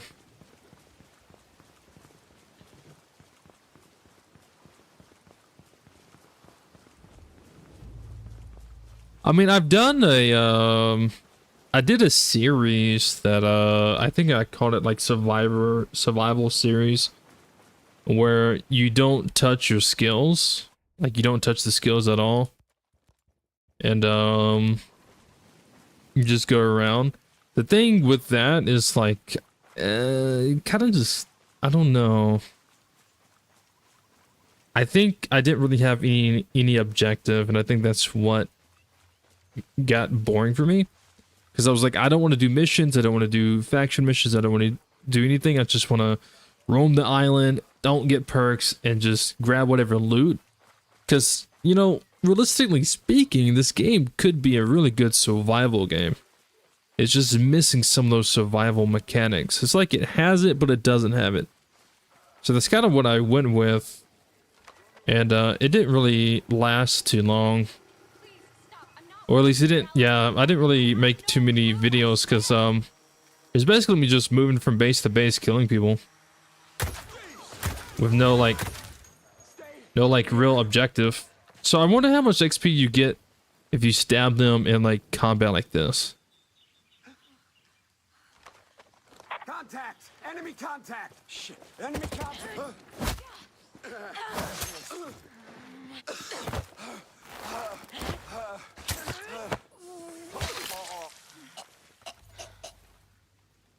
I don't know, it didn't tell me. Damn. What are you doing here? Hi, don't be afraid. Attack If you're 15. able to shed some light on this. But yeah, 300 meters isn't far at all, so it should be pretty easy. Honestly, almost any DMR sniper should be able to get that. 300 meters isn't far for any kind of long range weapon.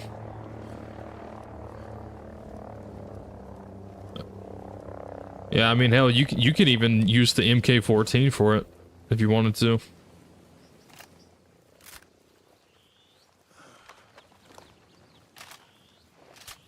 Those ghosts don't stand a chance in hell.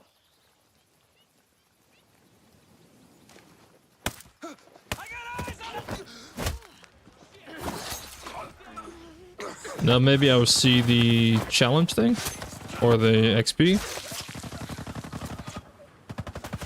300 XP. Oh wait, yeah, because I got the perk, the XP perk, which gives you 20% more. All right, nice. So now headshots are what, 300 XP?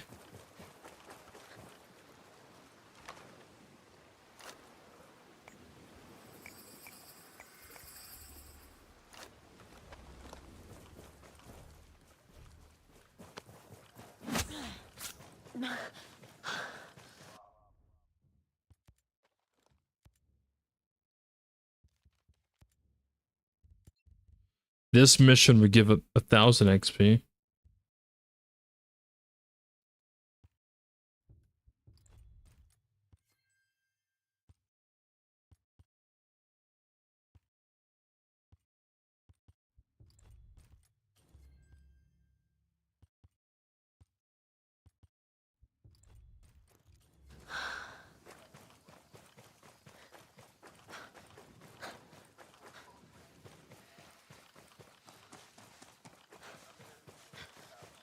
Not as good as me? What do you mean, buddy? What do you mean?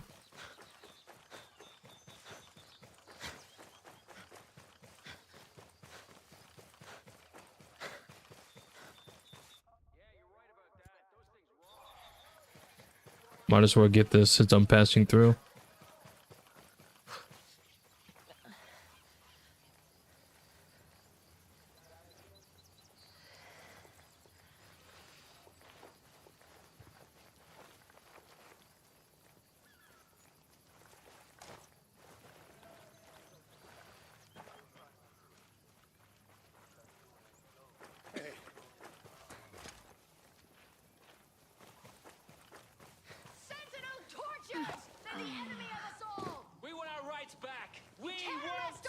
Now, do you get XP for disabling these? No. So it's 168 XP for a stealth headshot.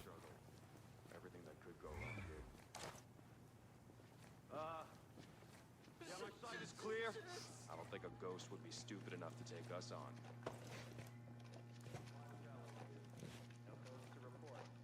What about a pistol shot? 186 XP for that. So does it just keep changing? 186.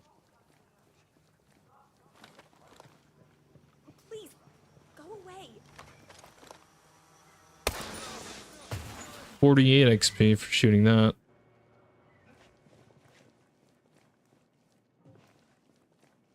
So pistol kills give more XP than a ASR. What about a DMR?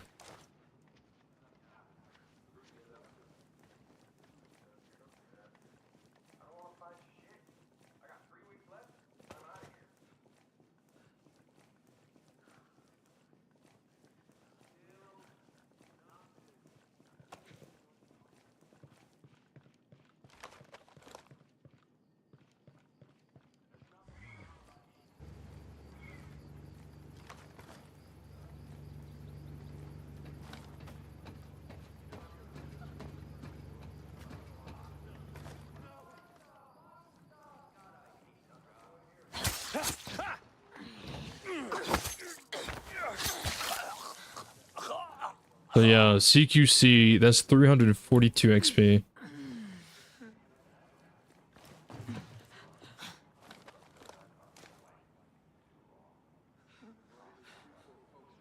Two snipers over there.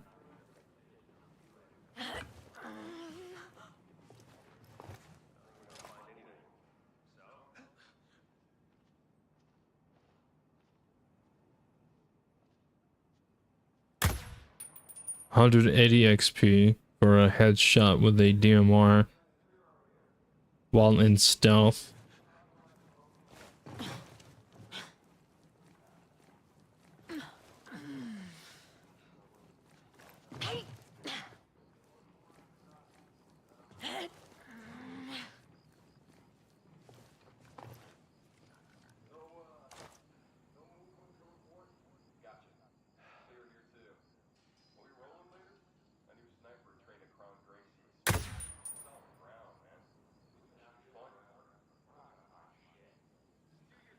These other ones behind this.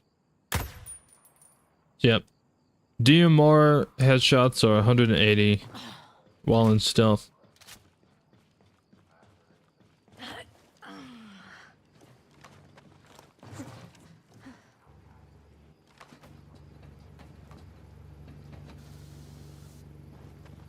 So it seems like when it comes to the kill, CQC gives the most XP. Oh God, you're not supposed to be. I did not mean to reload. Jesus, where did you come from?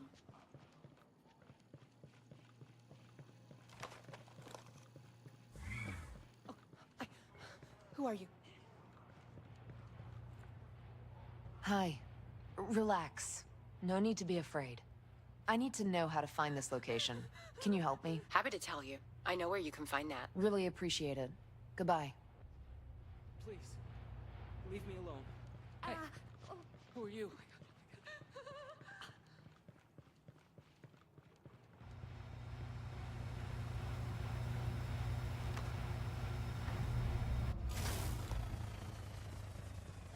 Whoa, what do you want?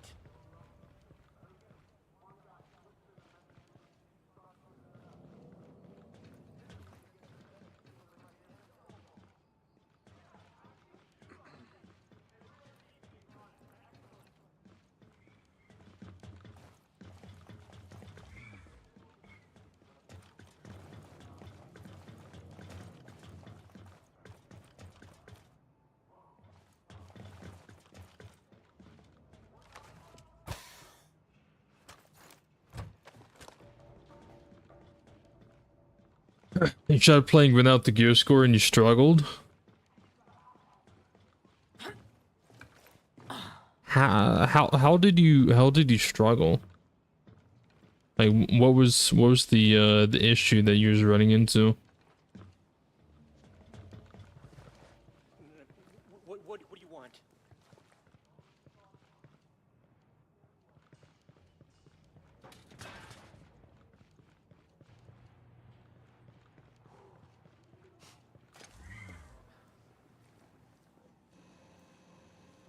You guys want to see the Terminators?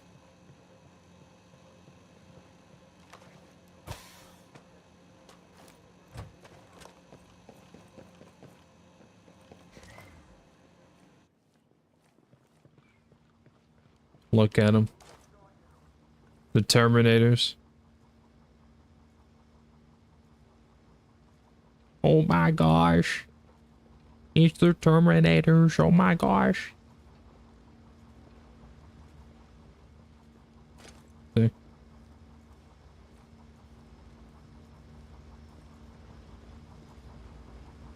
Oh my gosh, bro.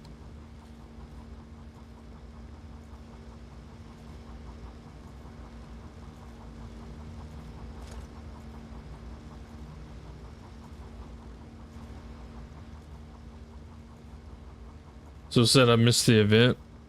Yeah, this was years ago. I don't know the date that they removed it from the game.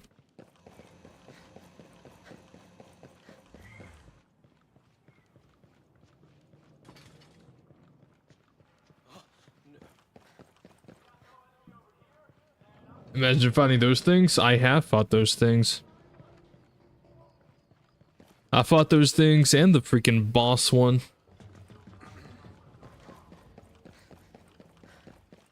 Those things can kill a behemoth.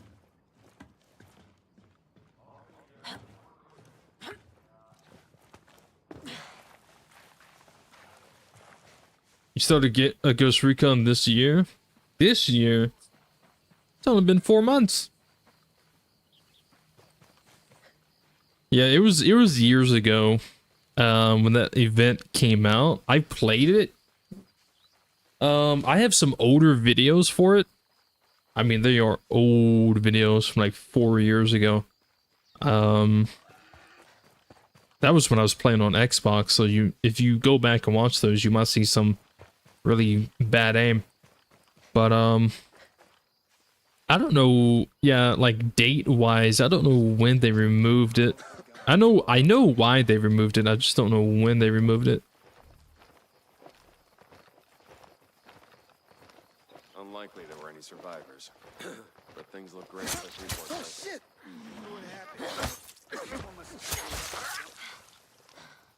330 XP for that.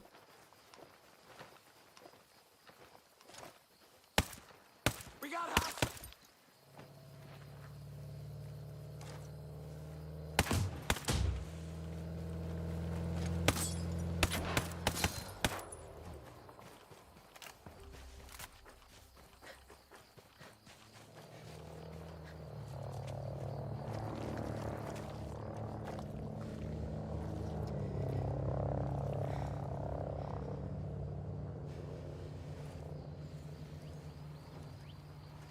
The Terminators can't kill you? Nah, these can't. Back in the day when the event was in the game, then they could kill you, and they would kill you, and they will kill you. How's tricks? Oh shit. Shit. Heads up for intruders!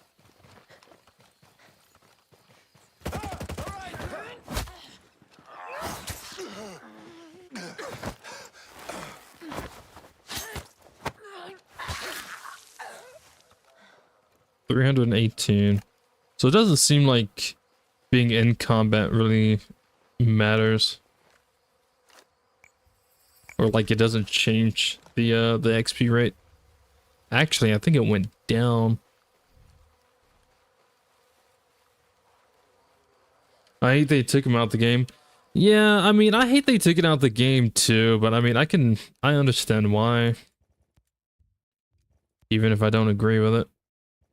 But I mean, it is what it is.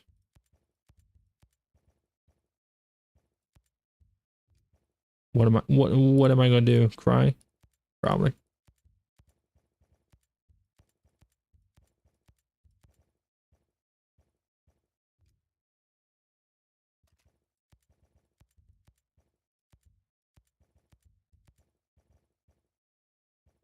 All right.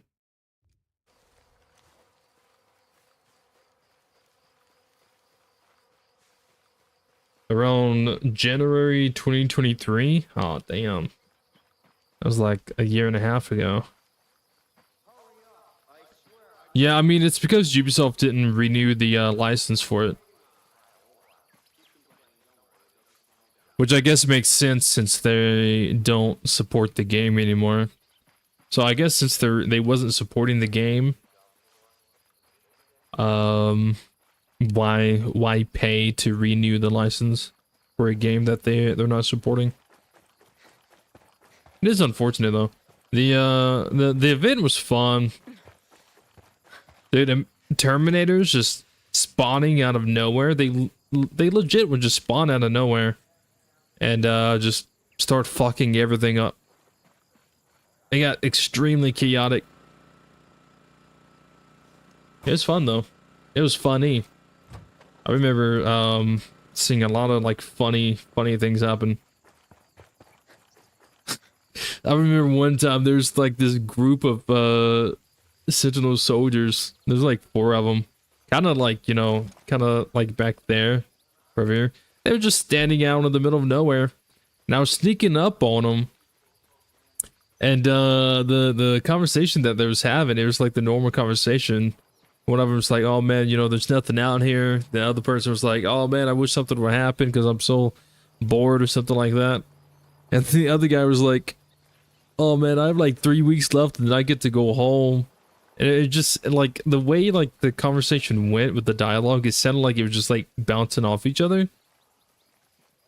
And then out of nowhere, a freaking Terminator just shows up and just kills them instantly. and I was hiding in a bush. I was like, oh man, I'm not equipped to fight a Terminator right now. I came here for I was heading somewhere for like a stealth mission. I was like, oh no, I'm not equipped to fight this thing. So I hid in my bush. As it walked away. And it started like killing other people off in the distance.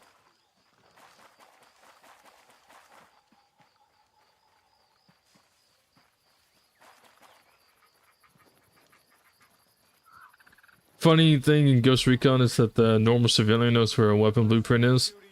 I think it's due to them being around Sentinel. They probably hear Sentinel like talk about it.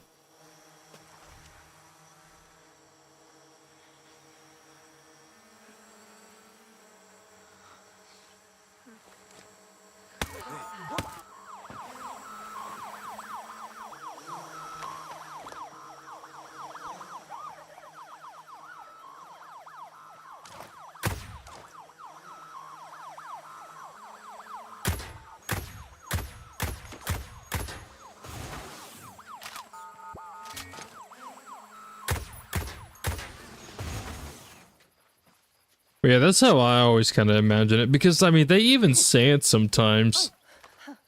Like sometimes the dialogue they say, oh well, I heard Sentinel soldiers say this or something. So I'm pretty sure them just being around Sentinel, they overhear someone like mention it or something. Because yeah, there is one guy that you talk to. And he even says that he overheard Sentinel mention something.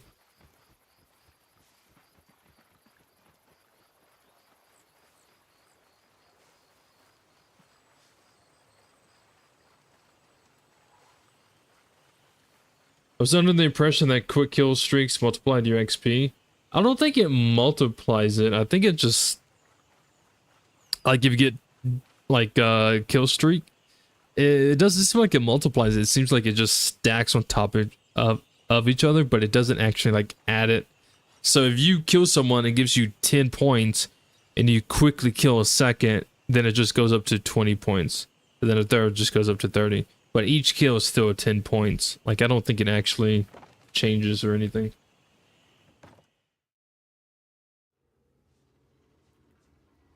Hey, Red Queen. White Rabbit. Nomad?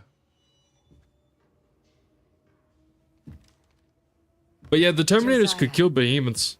They could kill drones and everything. The Terminators were literally beasts. Nice to see you're still above ground. What happened to my backpack? Anyone else from your chalk? Few. But we're scattered. Man, we sure screwed the pooch on this one.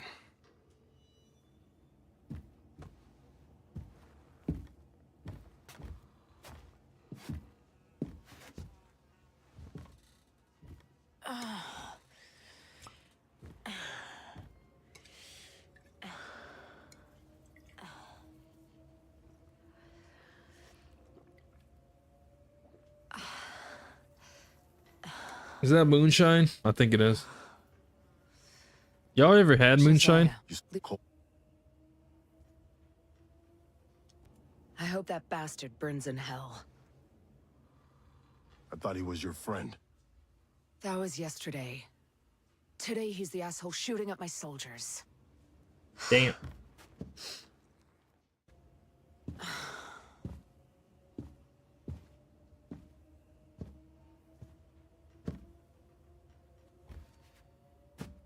So what's your lay of the land?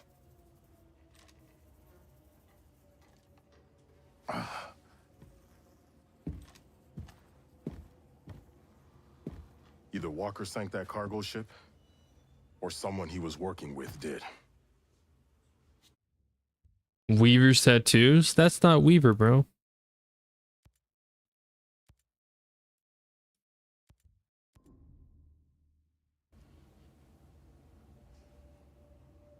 Jace Skell sunk that cargo ship. Damn.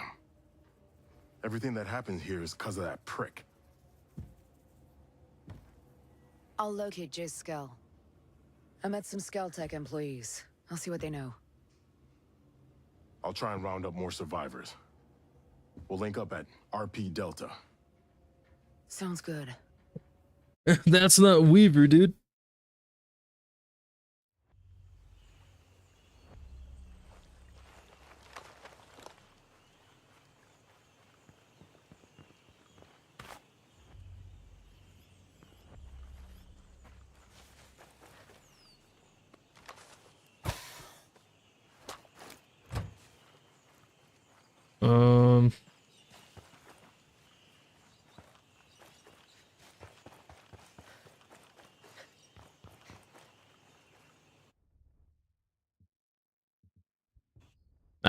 No, that was the wrong one.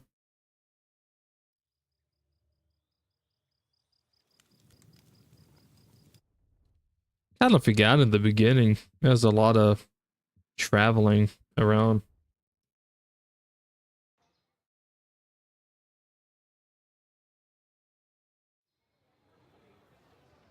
What were your thoughts on Wildlands permadeath? I mean, I enjoyed it. You ever wonder what's on the other side of all this? Until I didn't. I mean, I beat Wildlands Ghost Mode like 5 different times. So I mean, like, I was definitely able to get through it and do it, even through the freaking bullshit in that game. I kind of wish this game had a Ghost Mode as well, because since this game has better mechanics. So I feel like I'd be able to get through Ghost Mode in this game like so much easier. Just because like the mechanics make sense and the mechanics actually work compared to Wildlands fucking dog shit mechanics.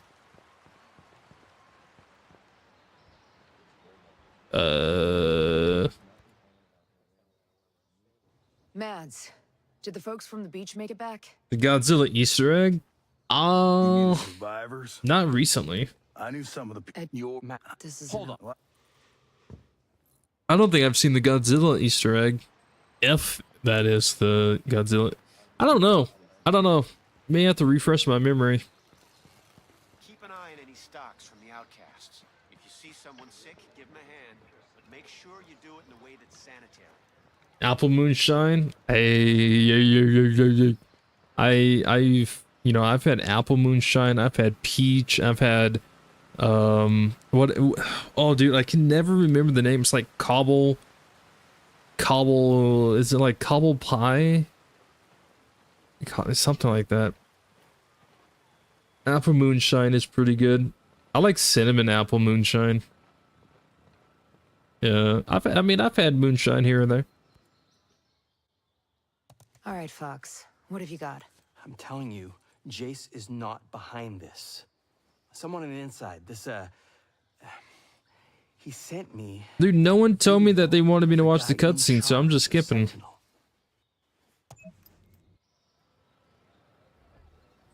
You never had moonshine? Probably because it's where you live. Probably.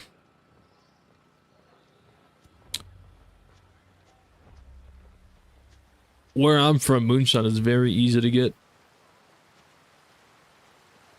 Depending on, I mean, it kind of just depends on who you know, I guess. I don't really know. I've done the Lore Craft event on my Xbox account like 4 years ago.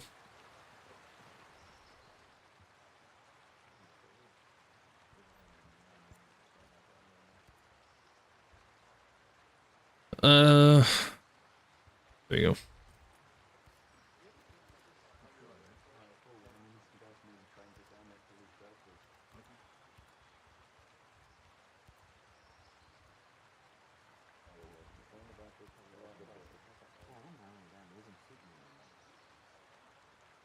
About to go to the snow zone, baby.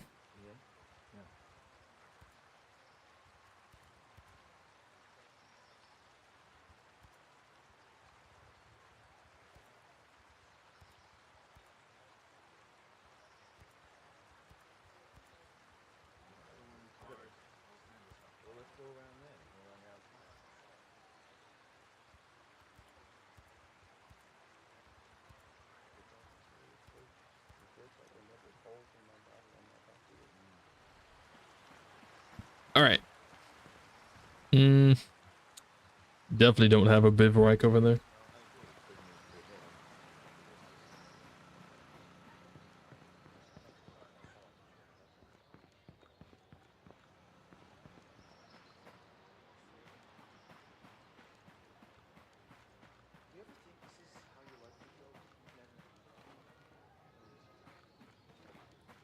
Y'all talking about Laura Croft from the hot hit 1v4 intrametrical horror game known as Dead by Daylight? Is that the Laura Croft we're talking about? How you feeling about all this?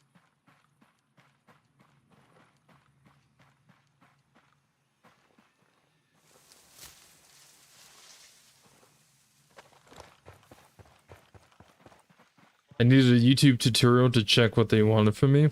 I could probably make one. I don't think I've done it for my main character anyway, so whenever I could probably get around to actually doing it on that character and then making a YouTube video for it. Because I don't think I've done it for that character yet. And I can easily just do it with that.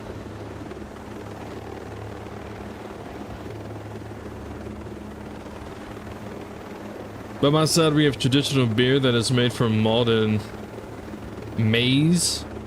Maize. Maize.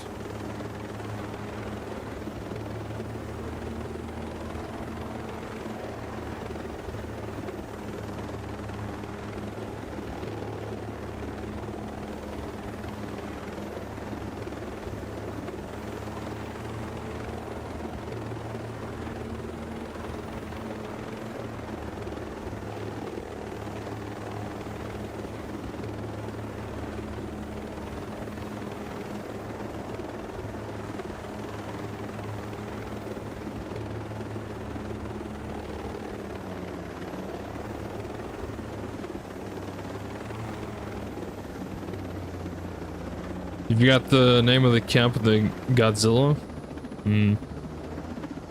Shame.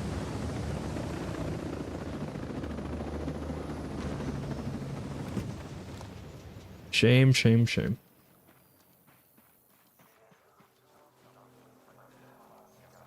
It's amazing.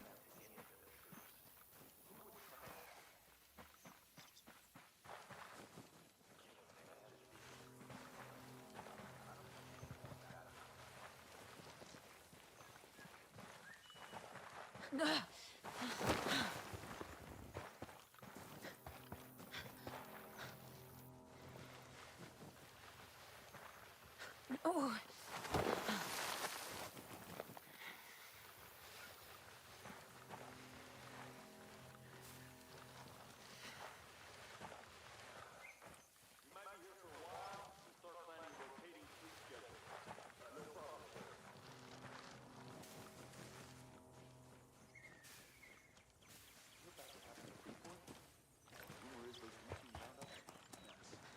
That's crazy. How can that team be overpowered? The numbers are solid.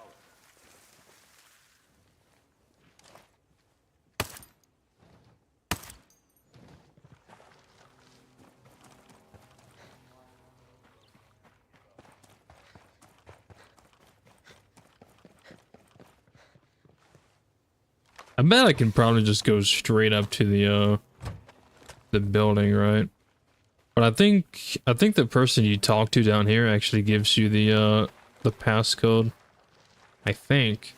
I can't remember. No, wait, no. I think Fox gave me the passcode.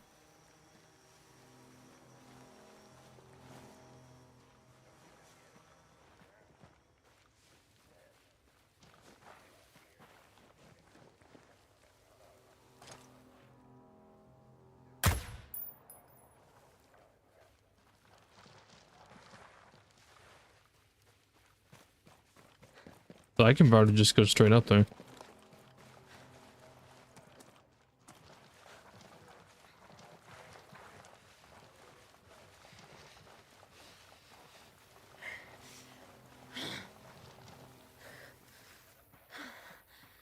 About to find out at least.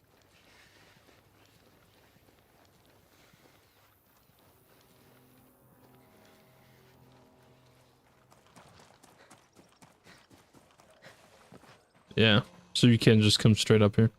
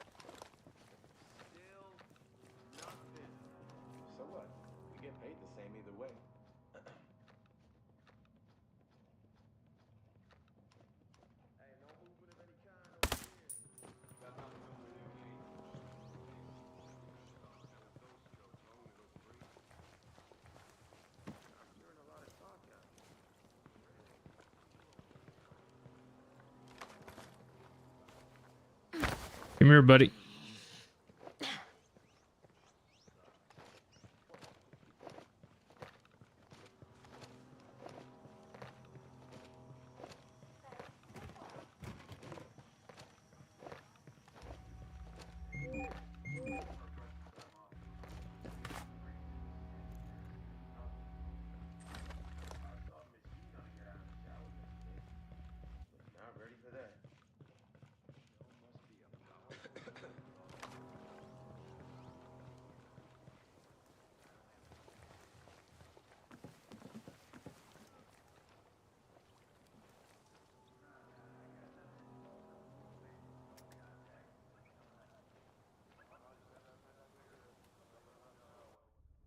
Hmm.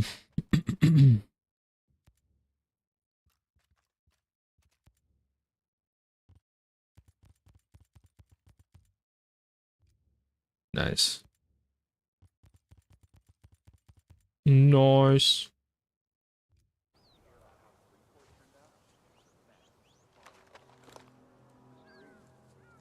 How can that team be overpowered? The numbers were solid.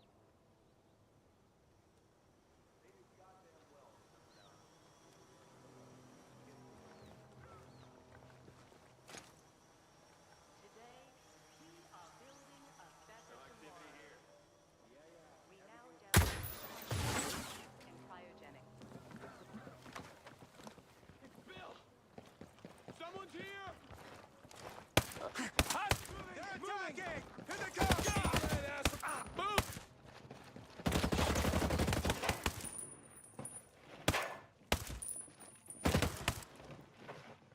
Hostiles are definitely here.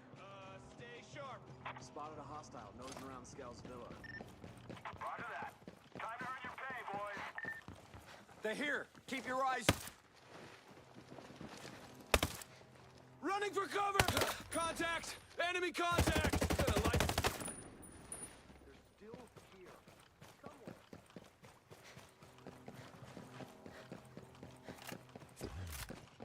I'm going!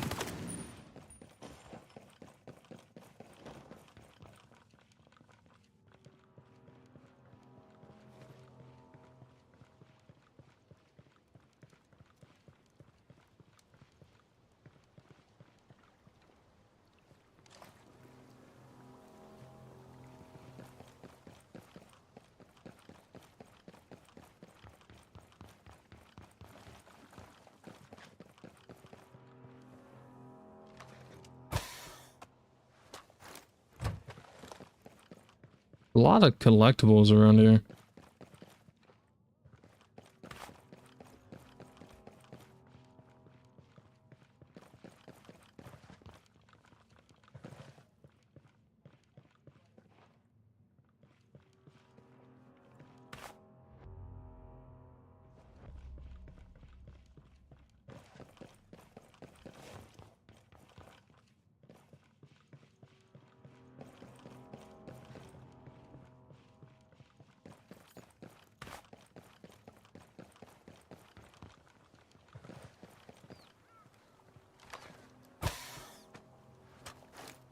Hey, what's up, Austin? How's it going, brother?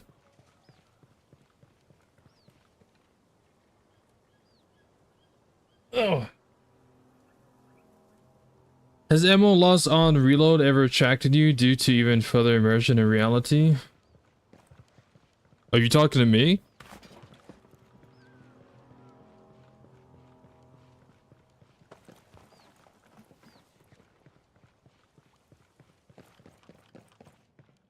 Like, what? Are you asking me that question?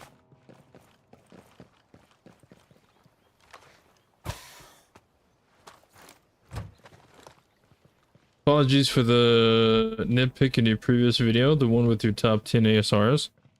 What nitpick?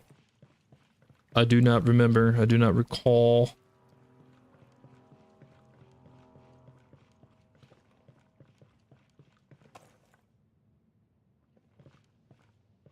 I'm gonna have to turn this minimap on always, because I don't like it only being on with the mission reminder being on too.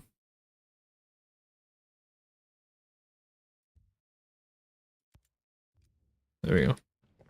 That way the mission reminder in the top left I can have off and still see the thing. I'm trying to get the collectibles, but I can't tell what floor they're on.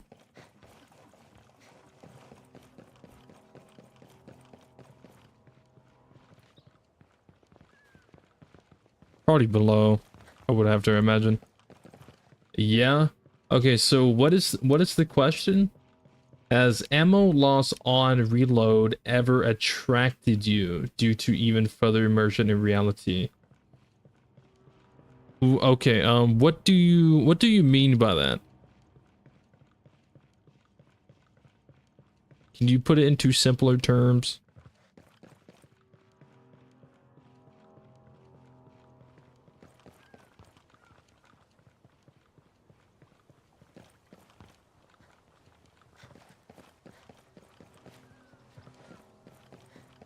Why is it so hard to find these collectibles?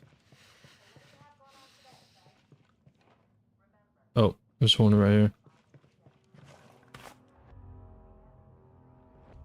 Is that a PS5?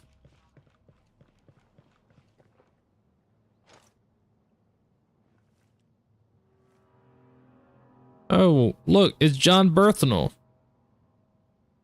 Well, I guess in the game it would be Walker. Rescue a pit bull, they just rescue you back. Big love. I never realized that. I think this is a real photo.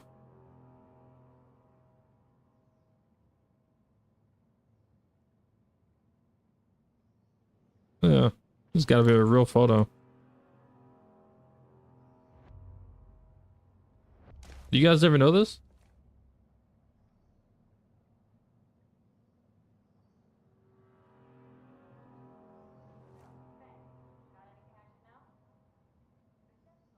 Yeah, this legit. This has to be, yeah. This has to be like a real photo. That's pretty cool.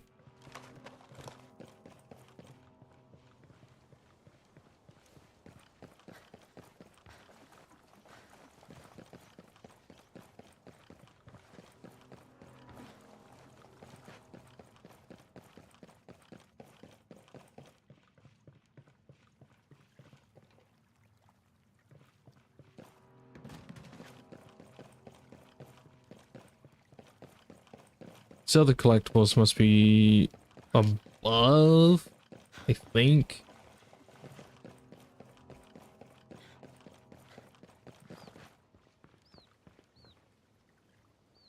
No. Dude, I don't know. I'm so confused on where those collectibles are. You know what? I am moving on.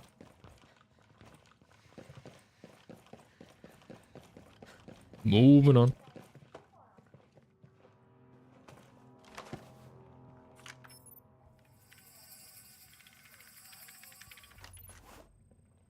Have you ever had ammo loss on, reload switched on? Yes, I've had ammo loss on, reload on for 4 years. I've played the game for 4 years with that turned on. I only recently, like maybe a few days ago, on my main character, I turned it off because I was testing something. Because I've been doing a lot of testing with different things recently. And I just never switched it back on. Because I forgot. I keep forgetting.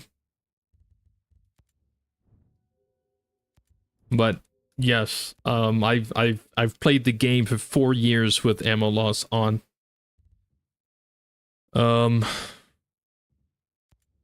is it attractive? No. I actually, honestly, even though I've played it 4 years with ammo loss on, I kind of prefer to have it turned off because realistically speaking, I mean, like if you unload a mag and it still has 5 rounds, 10 rounds, 15 rounds in it, you're gonna put it back in your, you know, your vest or your bag or wherever. Like you're not just gonna toss it on the ground. You would reuse that ammo.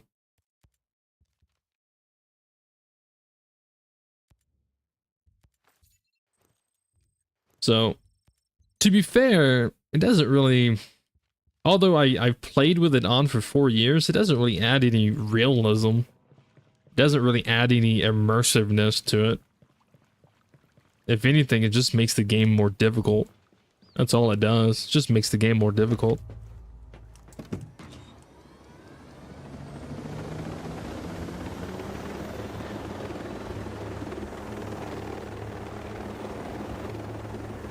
I did say that the 516 is completely different from the 416 and its variants, 4K being H&K. That was my nitpick when you were showcasing the 416. Oh.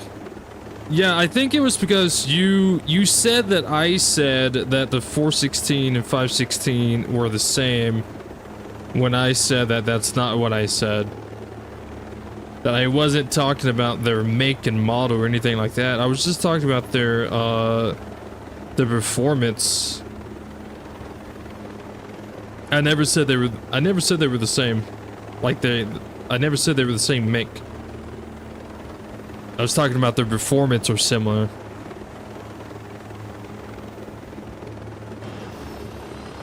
It's like I brought up the M4 and I compared it to the MK18, even though the MK18 isn't a M4 variant. I was just simply talking about their how they perform.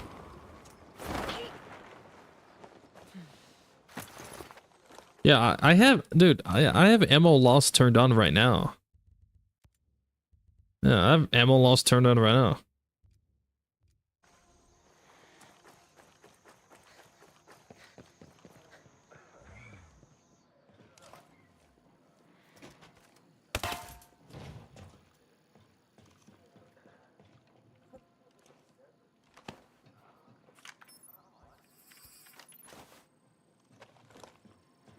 But no, it doesn't like attract me or anything. In this area.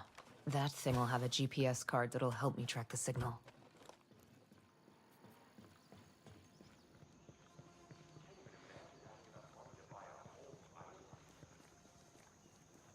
If anything, it makes it more unrealistic. Yeah, I mean, if it doesn't make it realistic, it doesn't make it more immersive. If anything, it just makes the game more difficult, and that's about it.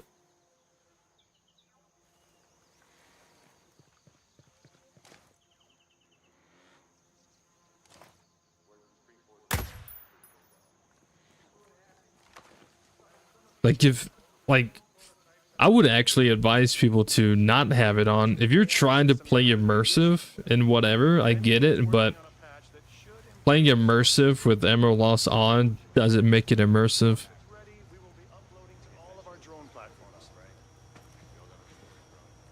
Our engineers took great pains to make sure any biological material could safely survive transport and delivery in the new prototype drones.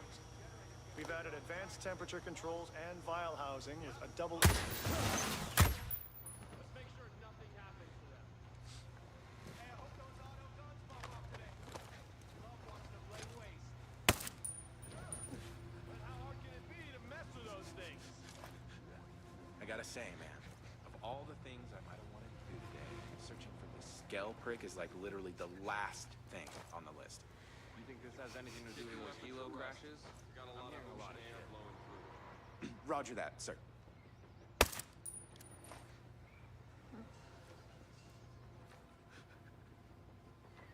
Got anything? I got nothing.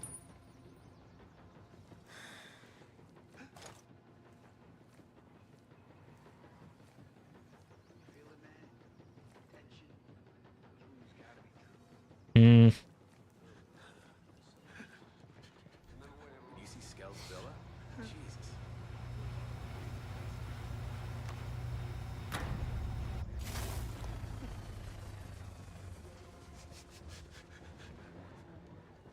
Folks ran into some snags. That's crazy. How can that team be overpowered? The numbers were solid. Checking in.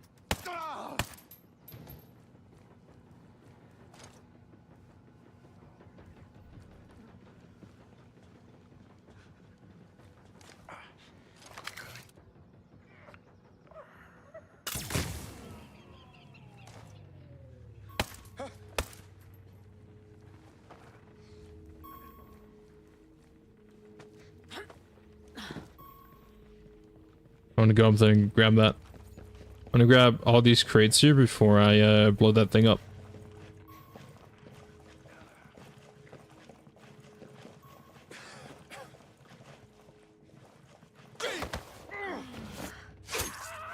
Damn!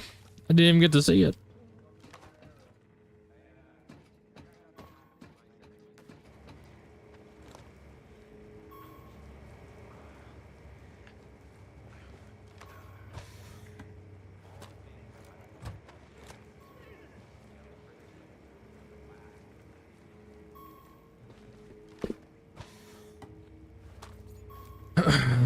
I try to play without a silencer because in real life silencers aren't as good as in games.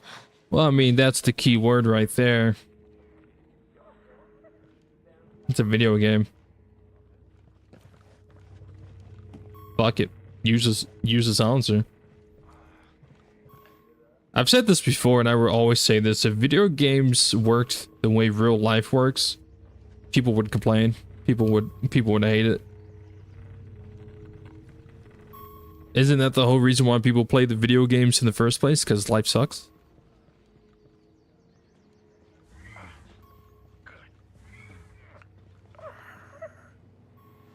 If video games work the way real life does, then nobody would play it.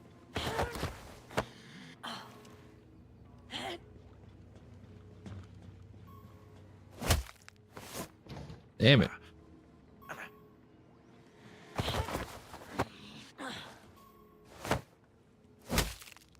Alright, asshole. I'm gonna ask this once and once only. Where is Walker? I swear, I've told you everything I know. Boom. But silencers can suppress the weapon. It just depends on the weapon, depends on the silencer itself, depends on the caliber. But silencers were they're not really designed to silence your weapon. They're more to cover your flash.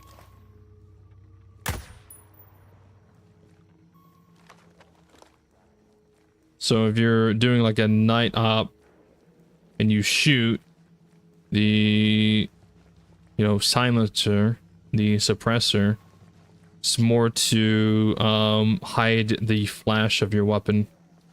So your enemy won't see the flash in the dark. so they won't locate where you're shooting from.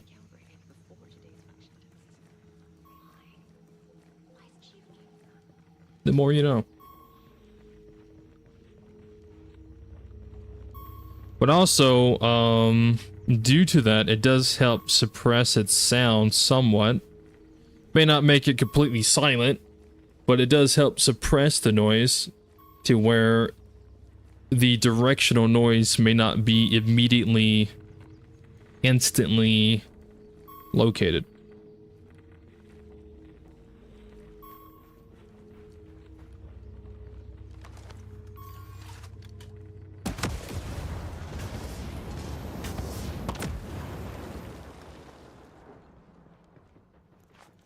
I will be taking that, thank you.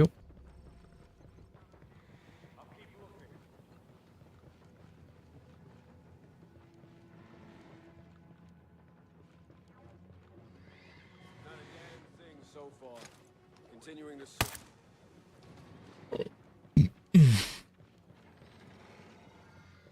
But yeah. My uncle, he has a, or I mean, this was years ago. I was like 18 at the time, so this was years ago. I don't know what kind of shit he has these days. But he was a big firearm type dude. But he had a 22. I mean, it's a 22 cal, but he had a 22, and he had this like silencer suppressor on it. And legit, if I walked inside my house, or if I walked inside his house and he was outside on the back porch and he shot it, I never fucking heard it. Again, it's a 22, so I mean, 22s already don't really make that much noise, but still. Compared to like a 5.56.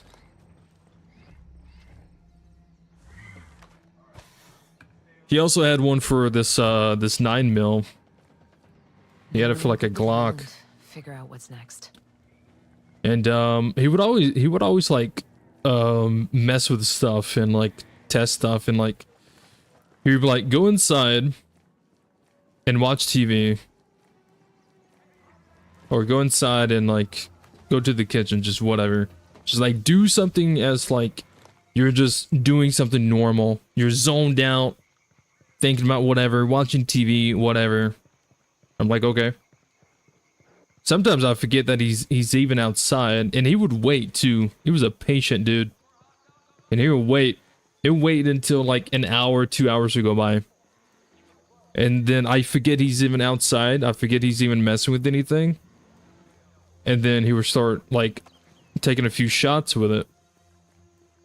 And I would either not hear it, or it would just be like a very tiny noise that you don't even think about it. Like you don't even realize that noise is like out of place.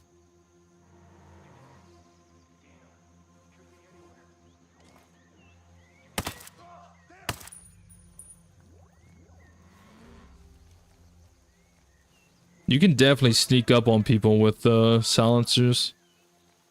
Even if it makes a noise, if people are not paying attention to that noise, then yeah.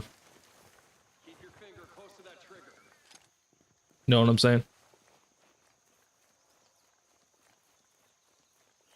You shot a 22 as a hobby?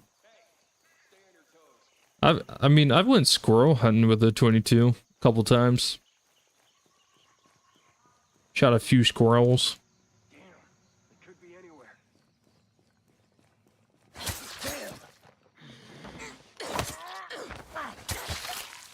Squirrels. Hey, stay on your toes.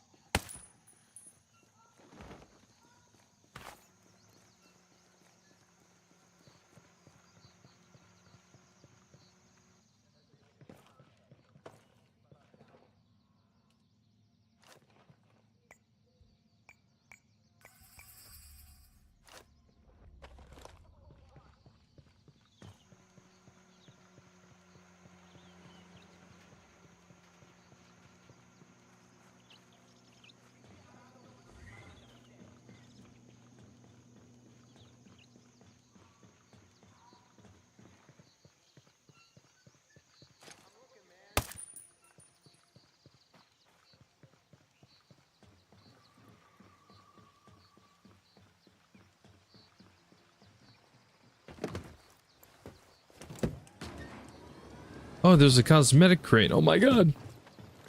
Go, go, go, go, go, go, go, go.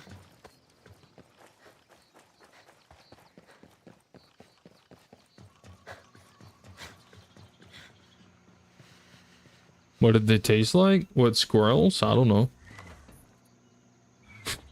I can ask my dog. He's the one that would eat them. You fall out of a tree, you go pick it up and run off with it. I find their bones laying around the yard. They would get in the garden, dude. They're all over the place. Everywhere. They be yapping. They'd be doing their, like, squirrel talk.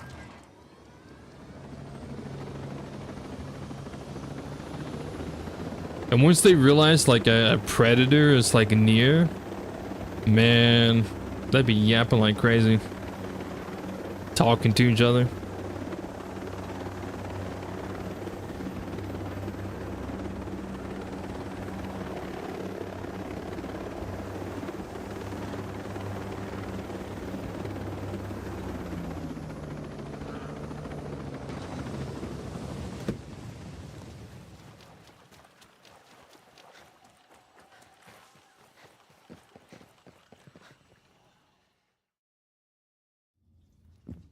Josiah, what is this?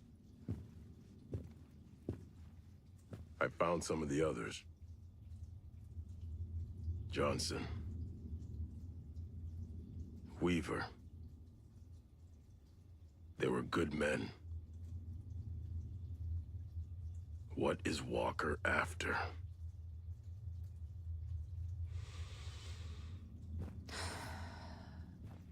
He's lost it. Ever since that shit went down with Vaughn. I should have stopped him then. You know, Vaughn was worthless. Sure. But it didn't have to go down that way. But I didn't kill that worthless pogue. What did you do?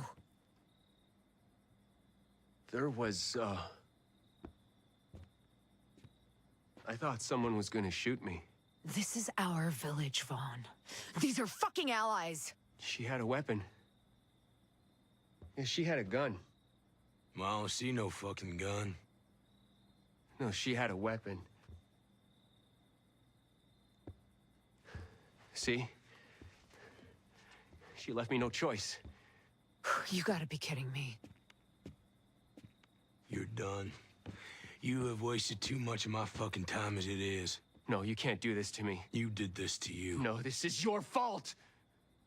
You kept riding me. Oh, Christ. Pushing me. You don't. You don't. Oh, man, my dad is gonna hear what you did to me.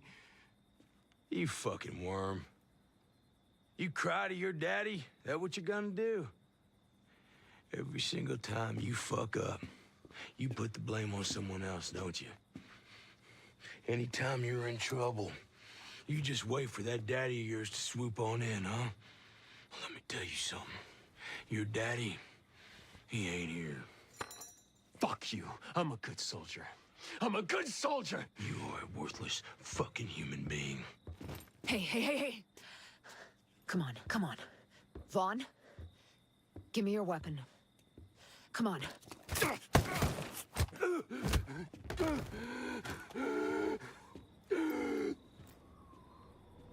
Walker.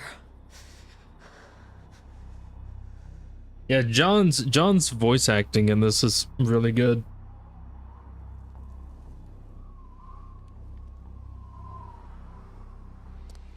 I've had enough. Damn!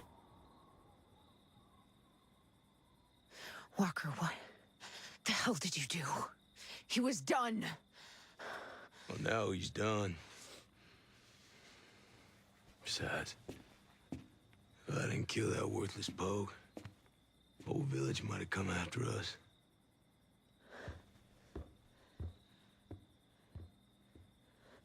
Hey, this ain't right, Walker! I didn't kill that worthless pogue.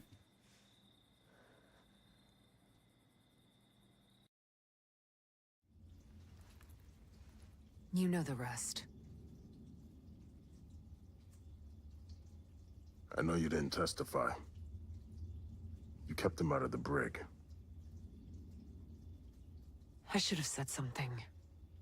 Then we wouldn't be in this shitstorm. No. You did good.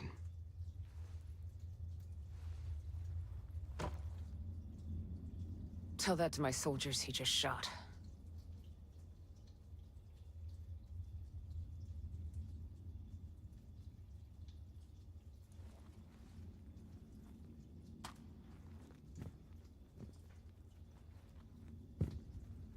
You find anything at Skull?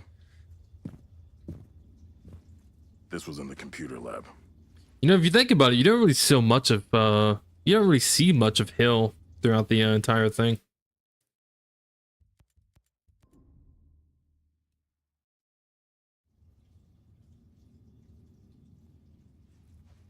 That underground lab must still be in one piece. Let's go check it out. I don't know. I want to recon Walker's men.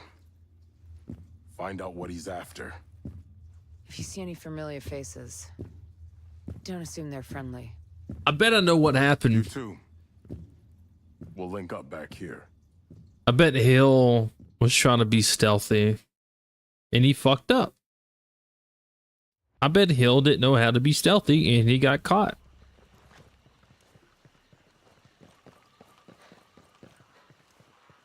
And then he was like, "Please, please, please, Daddy Walker, let me join you."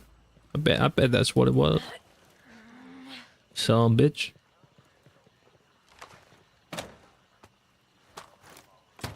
But yeah, we don't really see much of Hill throughout this whole thing. We see him like one more time after this, and then a second time later on where we go kill him. Don't really see him much at all. Should the next Ghost Recon game be live service? No. I mean, it should have like online, like you should like play with friends and co-op and stuff like that, but I don't think it should force you to have to be online.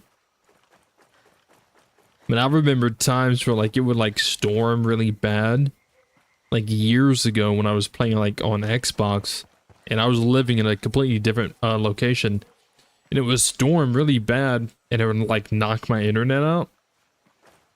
And I'm like, man, you know what? I'm just gonna jump on Ghost Recon until the storm passes, whatever. But I couldn't, because the storm knocked out my internet, and the game had to be online for me to play.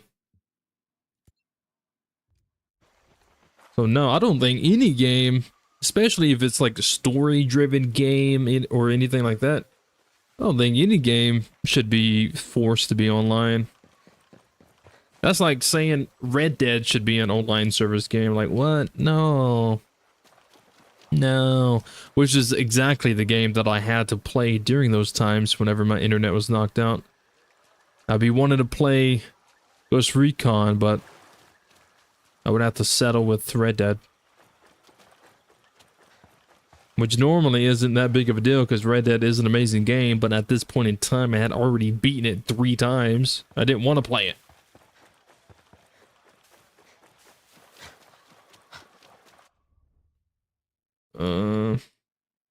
I can just run there. But no, I mean, like, I think it should, like, you should be able to play online with, like, you know, friends and co-op and stuff like that and whatever, but I don't think it should force you to have to be online at all times to play the game. Because shit happens, you know? Maybe you didn't pay your internet bill. Maybe a storm comes through and knocks your internet out. Whatever the scenario is, maybe you move to a new place and you haven't got the internet installed yet. All right. Whatever the case may be, you know?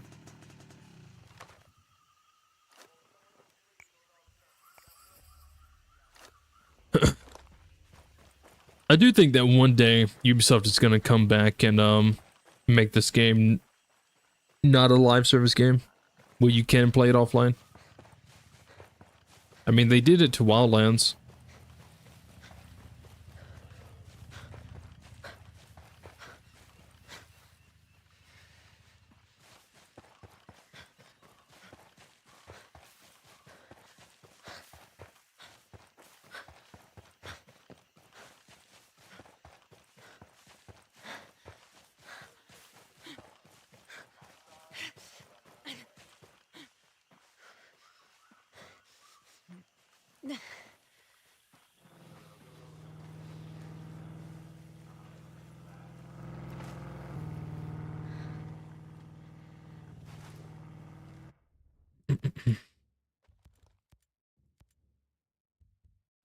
Get 3 points. Let's go, baby.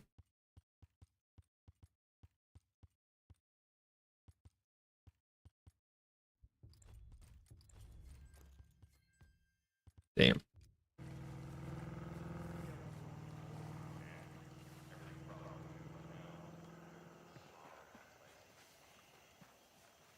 Does the armor burster kill a heavy in 1 bullet? Yes. If you hit him in the head and don't miss. You only get 3 rounds though. So if you play sharpshooter, you use armor burster, you get 3 rounds. No matter the weapon you use, you only get 3 rounds, so. But yeah, it would take, it would just be 1 shot to the head of a heavy and it would drop him.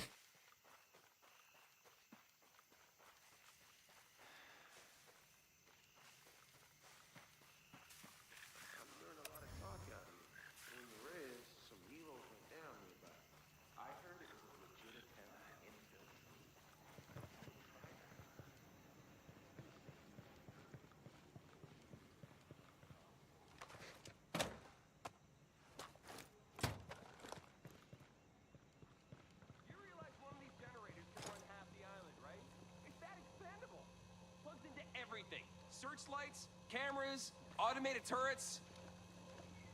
Let's keep it locked up tight. If it gets damaged, we're pretty screwed.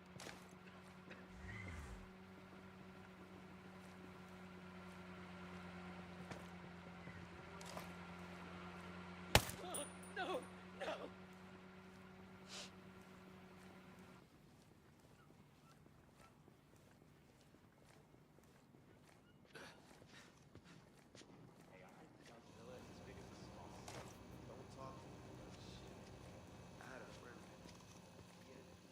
I think this guy's above me.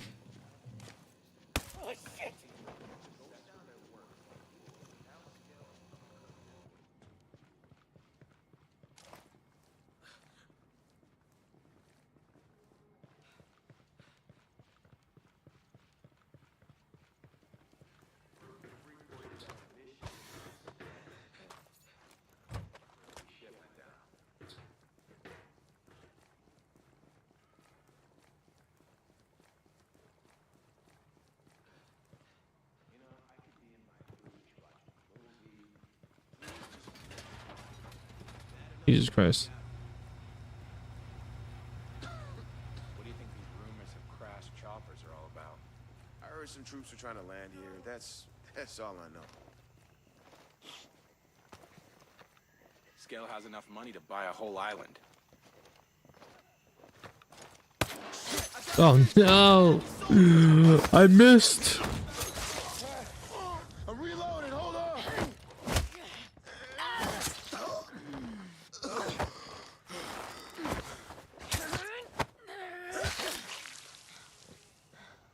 You did. I missed my shot.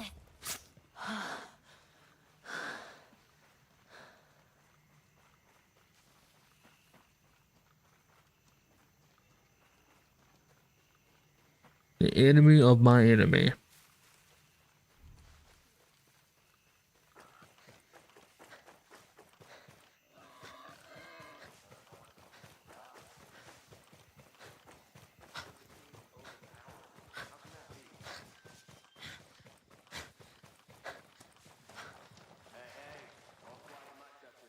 Anything about this new generation of drones coming out? Yeah, my buddy, he told me these things can work in swamps now.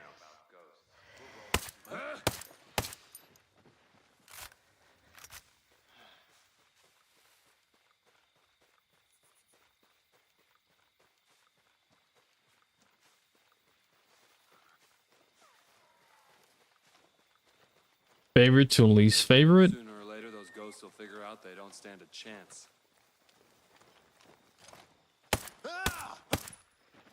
Favorite to least favorite? I don't know. Favorite would probably be Pathfinder, and then Echelon, and then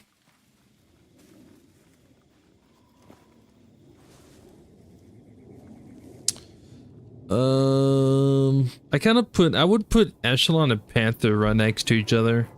So I would have Echelon and Panther tied with second. Third would probably be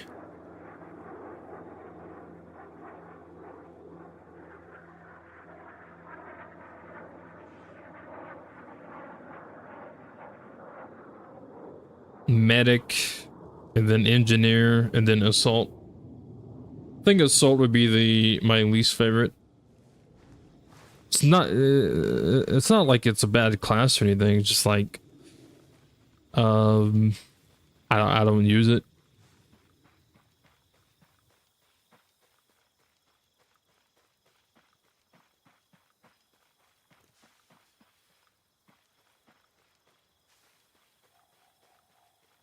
Do I have Pathfinder tips? Sure, but what do you having issues with?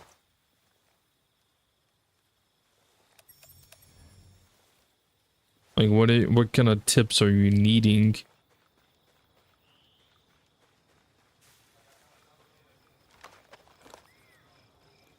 Just tips to get better?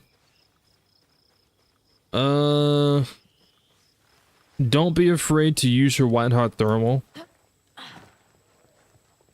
Use it as often as you need to. It is there for a reason, and it is very helpful.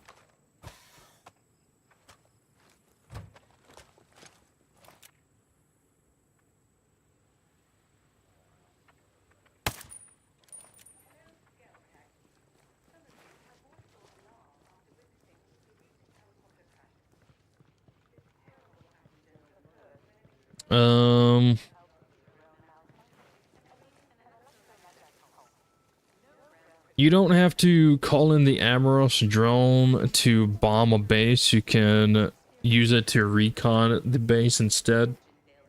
You can also use it to lure people away. But if you do get into combat, make sure you're in a safe spot before you use it.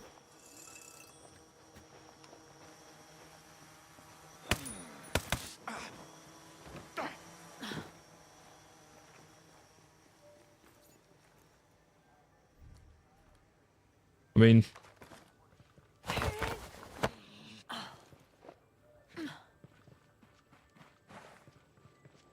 but yeah, like if you go up to a base before you infiltrate it, you know, you can use your Amorous drone to recon it with the scan. You don't have to. Every time you use the Amorous drone, you don't have to bomb people.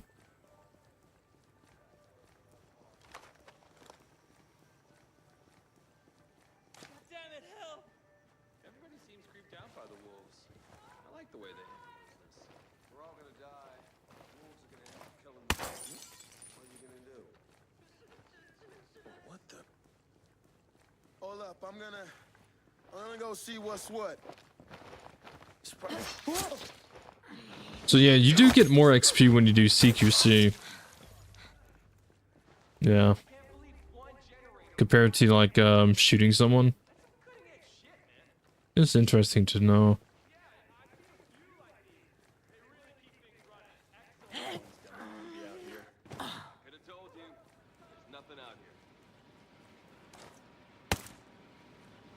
Yeah, headshot 168.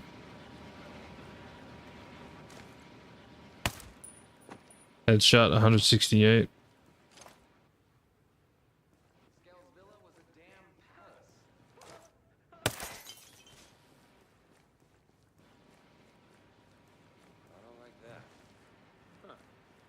range.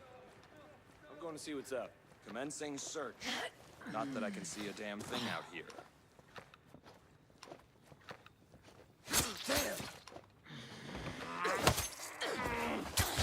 And then CQC, you get 300 plus. So yeah, I mean, like, when it comes to killing enemies, if you can get CQC kills, then you get more XP for that. You are going to tell me where the outcasts are hiding. You know where they are. I have proof. You've communicated with them. You're wasting it. Huh?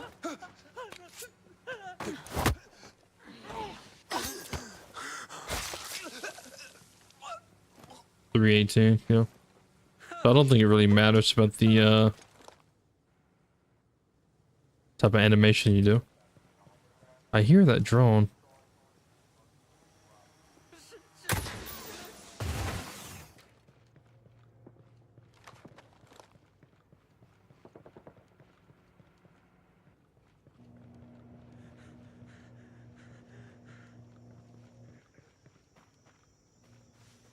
Oh man, how do I get up there?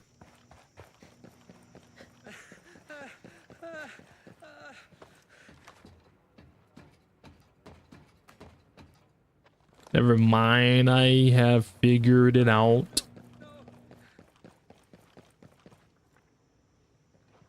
What's the most annoying class challenges? Ooh. The most annoying...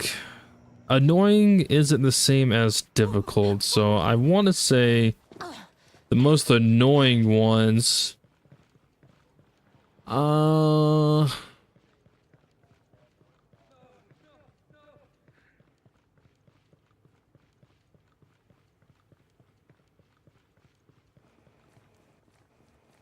Probably the, like, run over two enemies and then quickly shoot a third and stab a fourth.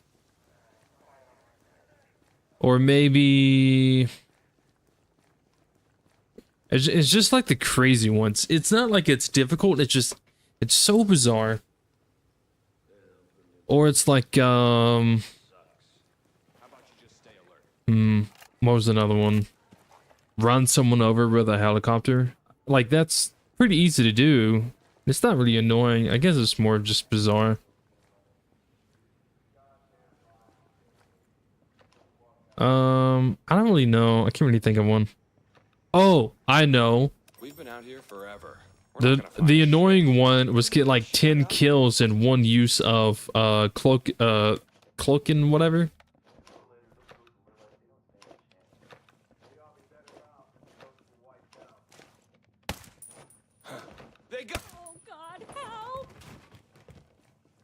The smoke bomb that the Panther uses, I have forgot the name.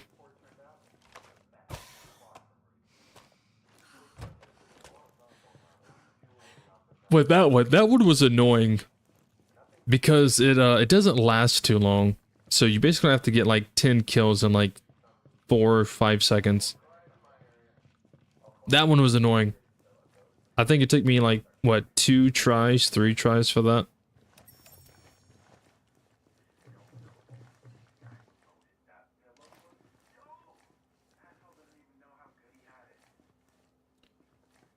I think that one was annoying, and the same one happens with the assault class where you have to get like 10 kills and 1 use of true grit. Annoying. Just because it doesn't last long. So you have to make sure you have like 10 enemies like lined up. But I mean, like, there's ways around it. You can go to Gollum Island. And there's a trick you can do on Golem Island. I'd pay money to watch that. If there's a ghost around, I don't even know why I'm out here. I'll just send the wolves. What was that? Something's not right.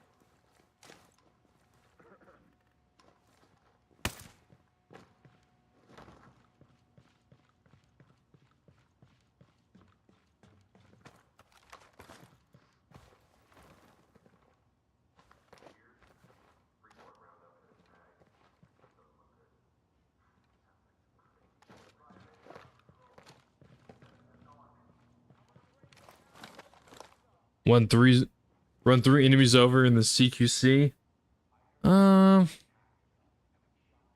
Yeah, I guess. I mean, it wasn't too difficult. Or, I mean, annoying. I mean, kind of. Yeah, I think for me, the most annoying ones were get 10 kills and 1 use of True Grit. But again, like I said, there's a way around it that makes it super easy. You can just go to Gollum Island. This bivouac right here, you can go here. And then, because there's usually 2 vehicles that pass by, and the vehicles are stacked. There's like 5 people in each vehicle. So you can sit like around this area, EMP the vehicles. So they're like right next to each other. And then use your thing. Use your thing and then just blow up the vehicles. They'll get like 10 or 12. Pretty easy, pretty simple.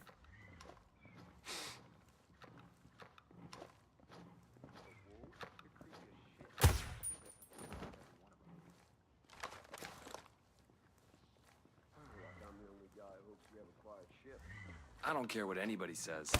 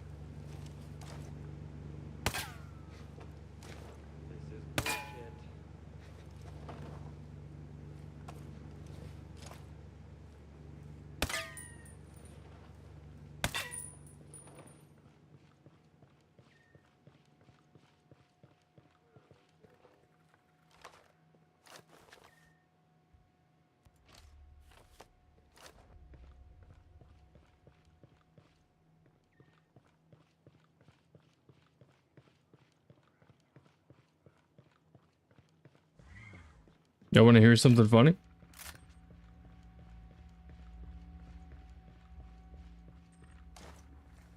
Jay Scal, we know you're in there. Open this door before we knock it down. We're gonna get in there one way or another. You may as well come out nice and easy. Unless you want it rough. Huh? You like that? Rich man? You want us to like slap you around and stuff? Would you like that, Mr. Moneybags? Dude, why are you going there? What? I'm being threatening. I'm trying to like be scary. Yeah, I don't think scary's your thing. Let me do the scary, all right? You just stand there. I can totally be scary. Jay Skell, if you do not open this door, we will enter in force. Do you understand? We will enter in force and mess you up, man. Oh, you're in trouble, rich man. Well, you think you're smart with your science? Well, we got you now, you rich son of a bitch. Please stop.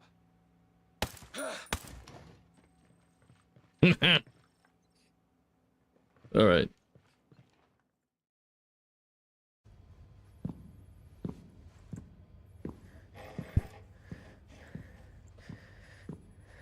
UJ Skell. Come on, we gotta move. Shit. All right, listen. My name is Nomad. I'm part of a team sent here to see what the hell's going on with Aroa. Now, Maurice Fox said I could trust you. To be honest, I don't. But the people coming after you are trying to kill me. So what do you say we help each other? Is Fox working with Iana Puri? The woman who took over as CEO? Who's working with those animals? No. No, he's in the cave with Matt Schultz. Cave? You know what, it's cooler than it sounds. Come on, grab your stuff. Let's go. Let's go. We gotta move.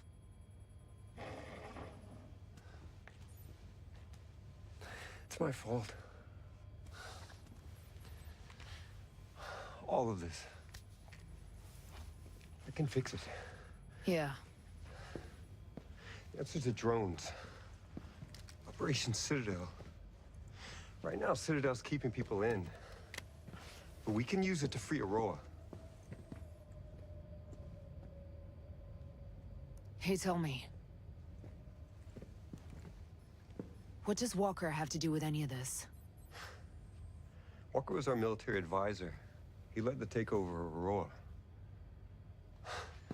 All he wanted was the drones. I thought he was a friend. Yeah. I did too.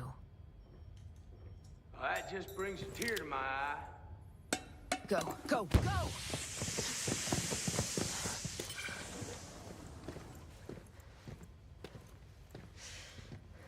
What the fuck?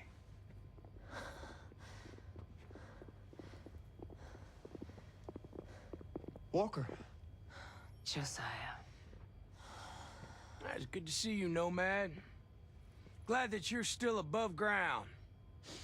No thanks to your lack of trying. You have to know this is not personal. He has a reason for being here, and it makes sense. Josiah, don't be an idiot. That man is a traitor. He's a revolutionary. And we have a plan to make the world better. You know, you killed my soldiers. You killed Weaver.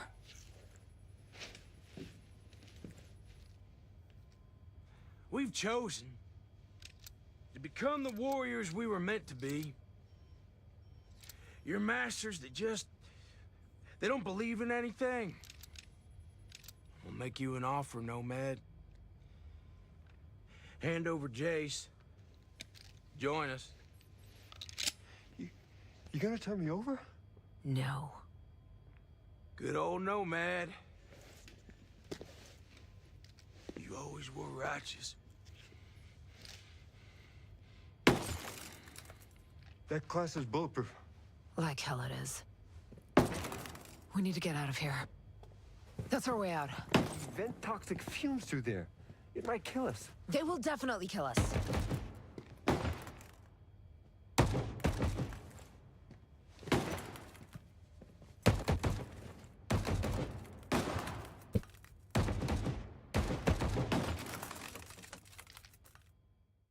Oh my god.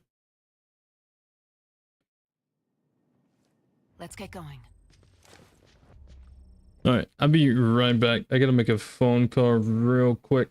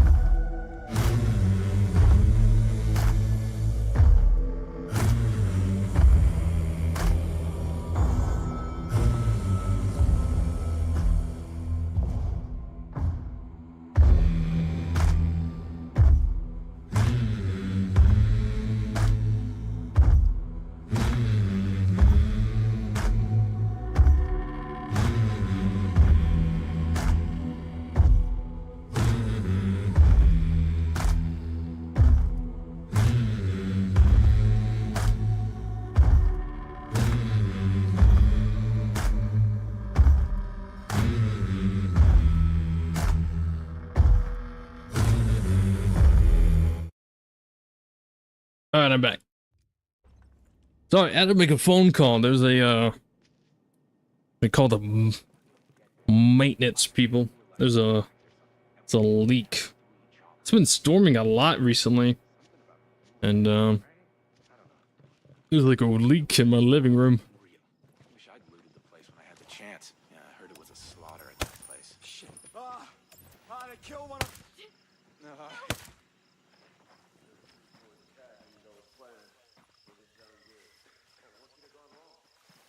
Hello, Nice. stranger.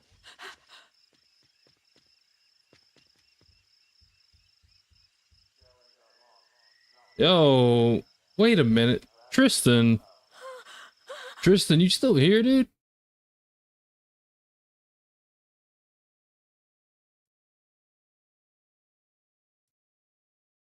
Tristan, you still here, my man? I need help finding this location. Do you know it? This is the exact location of what you're looking for. Many thanks, stranger. What do you want?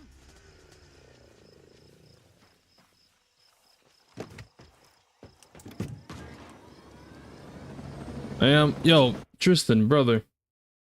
Dude, thank you so much for the freaking donation, by the way. I am truly sorry, and I apologize for not responding to it. I just now got the notification for it. This was 2 hours ago. Why am I just now getting the notification for it? This matey thinks yet again, truly off to dinner, but I'll be back in good time. Last food for thoughts, I swear, and I'm sorry. Last of Us Part 1 and 2. Season 2's out next week, so timing fits. Rise of Tomb Raider also on tough difficulty. I guess you actually enjoy it too. Does it have stealth? I mean, I've heard that The Last of Us has stealth, but I've never played it. I've only seen clips. But my man, thank you so much for the freaking donation. I don't know what's going on with OBS and Streamlabs and stuff. It seems to be delayed sometimes. I apologize for not getting the notification, and I'm so sorry for taking absolutely forever to even respond to it.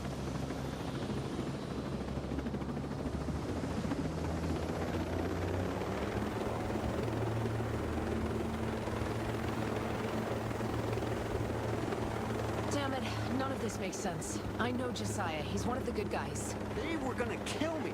Makes me wonder why the hell I don't. What? Hey, they took over the island, right? They stole my company. I'm one of the good guys. Then why'd you sink that cargo ship? The ship was taking drones off the island. These drones could be the most powerful weapon since the nuclear bomb. I had to decide. I had to stop it. Was anyone hurt? I was told a few crew members died. I'm sorry. I had to choose, you know? A few weeks ago, they field tested the drones in South Asia. They accidentally killed unarmed civilians. I tried to shut it all down. They were taking over the island. Sinking that cargo ship was my only option. I've seen what your drones can do. A few homesteaders and Skeltech employees were trying to leave the island by boat. No. What happened? It wasn't pretty. Fox and Harmony made it out okay. This isn't what I wanted at all. Where are you taking me? Erewhon. It's the cave where a bunch of homesteaders are holed up. Fox is there too. No stress. Sorry to pester you. Nah, brother. Like, don't worry about it. Like, I don't see it as pestering or anything like that. No big deal. I don't mind, like, suggestions or anything. You know what I'm saying? I don't know. Like, I guess, like, when it comes to The Last of Us, I never really even considered playing it. It's just, looking at it, it didn't seem like my type of game, I guess. What the hell? Mads, this is Jay Skell. But I guess I don't mind putting it on a list and then considering playing it one day. I'll probably do a live stream of it, though. You needed help. Oh, I was wrong. I thought you and your friends wanted to be left alone. It's nice to finally meet you.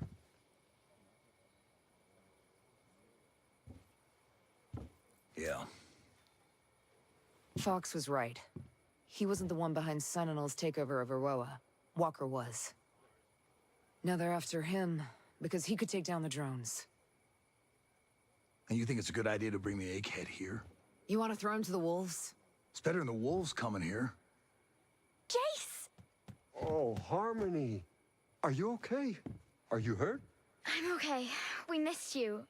Are you gonna stay with us? Harmony, I don't know if that's a... Matt? Is he gonna stay? You have to let him stay. Yeah, all right, okay. Of course he can stay. Awesome. Let's go set up your computer. Mads, thank you. I'm gonna do all I can for you and your friends. I promise you.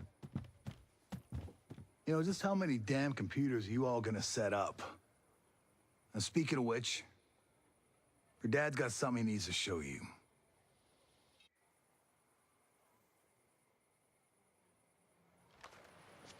Oh, shoot.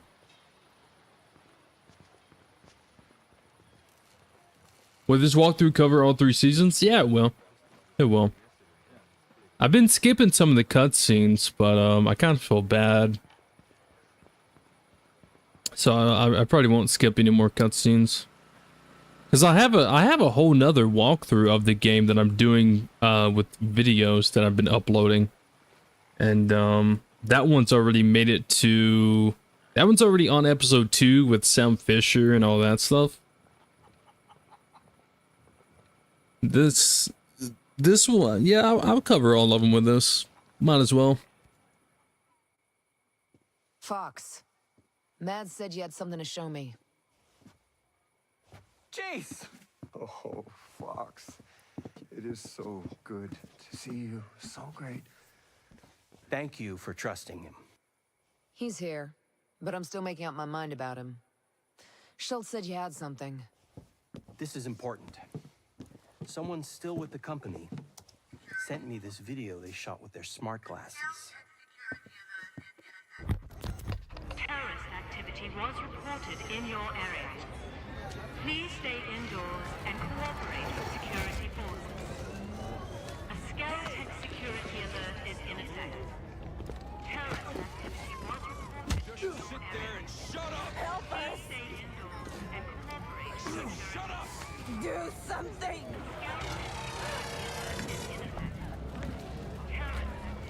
This didn't have to be unpleasant.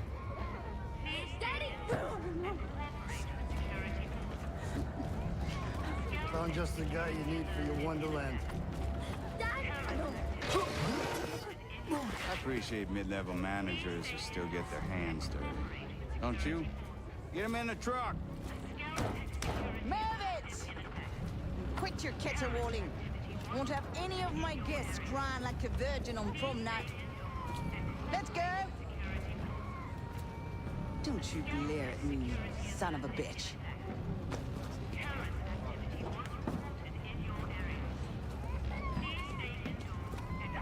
I'm a simple man. You promised to cooperate. And as you can see, I do not abide broken promises. My God, that's Trey Stone. He's the CEO of Sentinel, a private security firm. And you hired him? Not to do that. Miles, a government liaison. He suggested I hire Stone. Peter Miles. He's the company man behind Operation Greenstone. He sent us here. Did that asshole set us up to fail? Man, I hate See, we was like talking about that earlier in the stream too. How involved is Peter Miles? Someone bombed one of the labs at Manganui. The bombing was enough to push me into making lethal drones. Miles showed up with the funding, and we created the Omega security program. And then Walker came on board as a military advisor. And when you tried to shut them down, they took over. We need to get you civilians off the island. And I need to get reinforcements. I've been working on a way to make that happen. Yes! That's my homie. I found a flaw in the drone control program. I'm working on an exploit, a virus, that can take control of a single sector of drones. That would allow a ship to leave the island. Yes, but I need help. If it's enough to let troops land, I'll lend a hand. Thank you, Nomad, really. I'm setting up a workspace. Come by and I'll tell you what I need. Why does my backpack keep disappearing? Like before I just felt like a big wimp.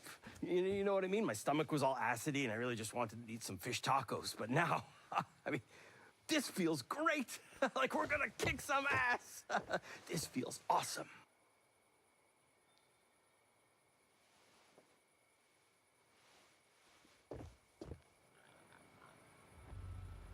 What's with the hate with the gear score? Gear score is ass. Gear score is just not meant for a Ghost Recon game.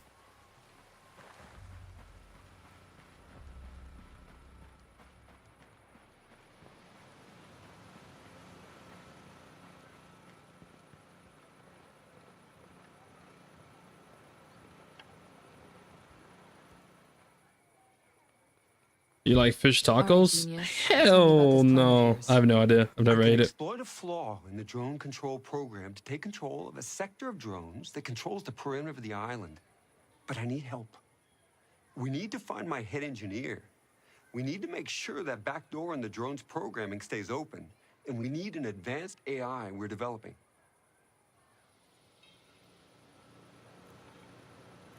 Tried gear score once, meh. Same. Same. This is just not the type of game for gear score. And Ubisoft realized that after making the massive mistake of releasing the game with gear score. And then they added the immersive mode, which is so much better.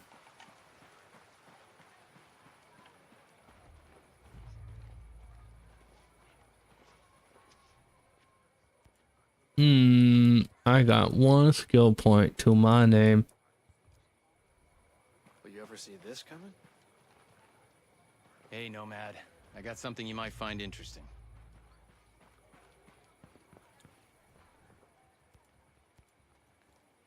All right, let's see. Let's do...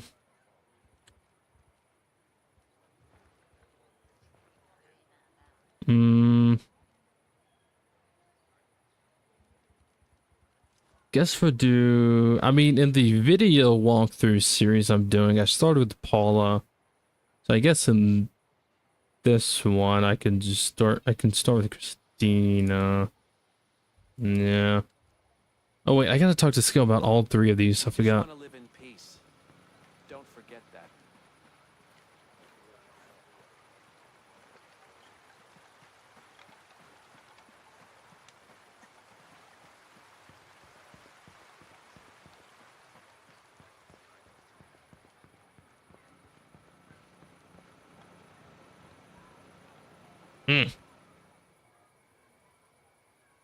Tell me about this AI.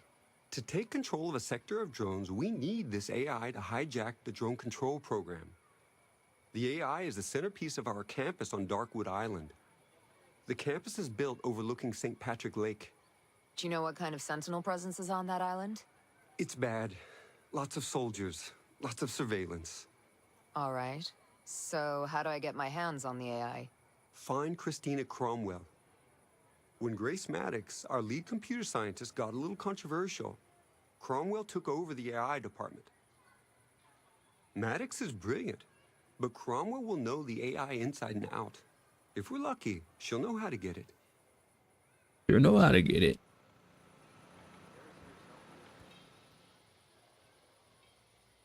How am I supposed to help with the drone program? The back door, the flaw in the program, needs to stay open. Treystone knows about this flaw, and I had a computer security team working on it. They were the people he was putting on the truck in the video. So, he's got them working on it again. I'll get him free. Any idea where they are? There's a tech lab where the security team's servers are located, and you'd better destroy the servers too, so no one can complete their work. Got it.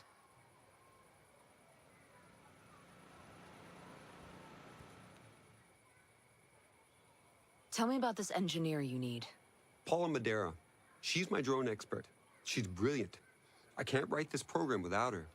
I know she's still on the island, but she left Skeltec right after Sentinel arrived. Are they after her? I have no idea.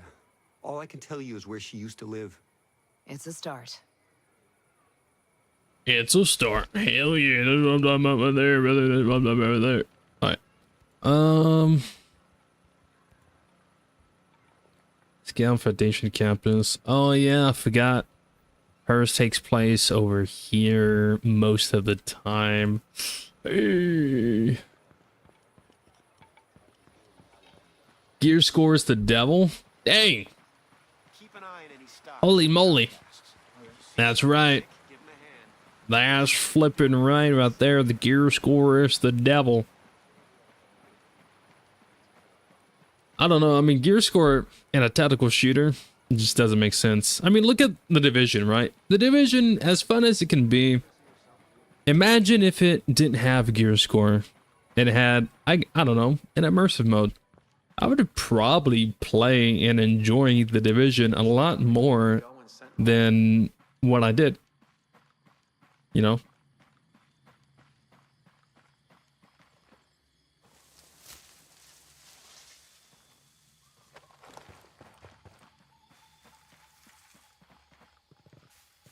Game seems boring with gear score off. Are you stupid?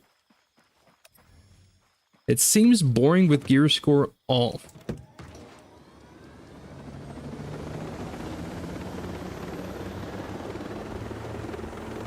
Wow. I think that's the stupidest thing I've heard all day.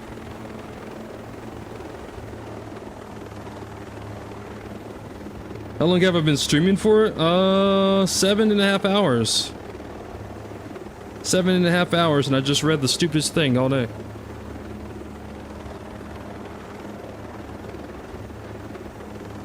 Division didn't have gear score, it would suck. The entire point is crafting gear at higher tiers to fight higher level enemies. Gotta disagree. Well, that is probably where you also suck. Crafting gear to a higher tier to fight enemies at a higher level does not make sense for a tactical shooter video game. It's not a fighting game.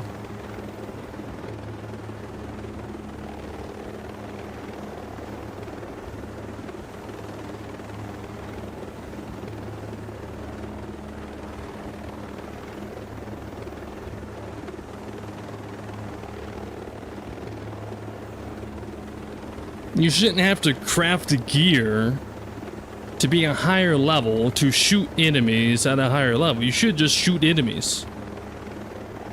That makes no sense.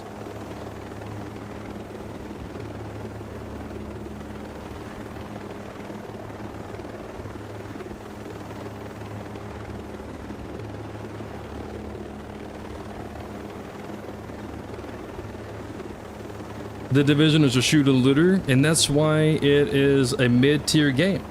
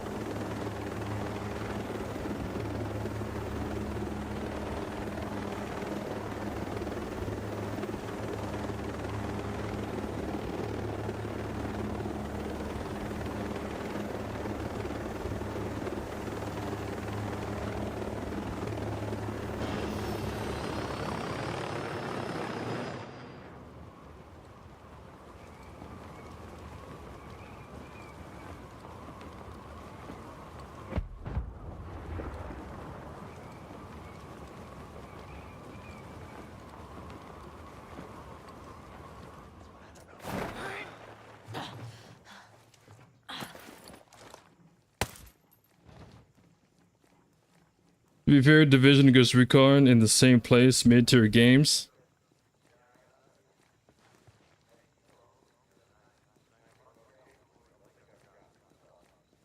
You sound retarded. I'm just gonna say it. I don't like the Division's gear score, but it's still a fun game. And Ghost Recon, it's a pretty amazing game. If you're calling Ghost Recon a mid-game, then oh my god. Kind of crazy. Calling Ghost Recon a mid-game and then you're in a Ghost Recon stream. I don't know. Maybe you're just mid. Remember, radio checks every hour and keep detailed notes in the logbook. What?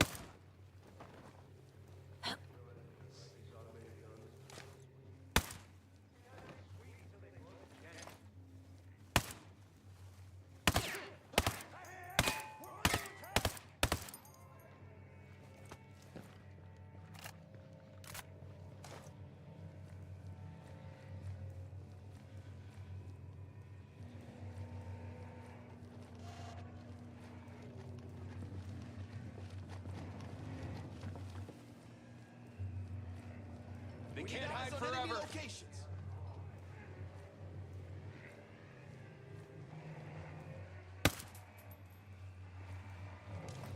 No, they can't be far. Central, we are in contact. We need Okay, QRF now let's support find these now. hostiles. All over that shit. Hostiles nearby. Watch your sectors.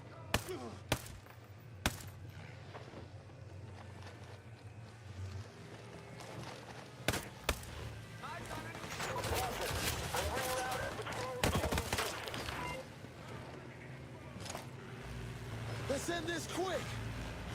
Drop her! Okay!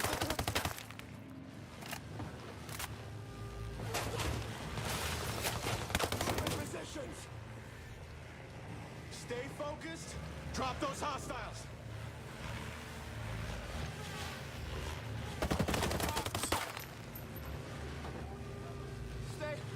Stay behind cover!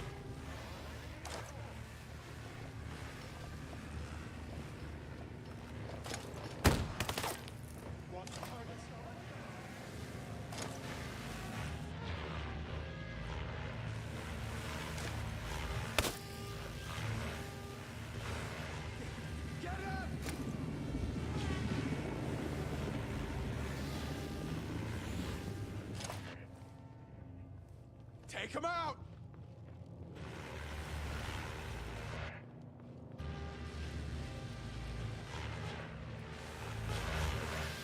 Keep tight. Check your positions. You ain't leaving me behind. I need cover. Drop him!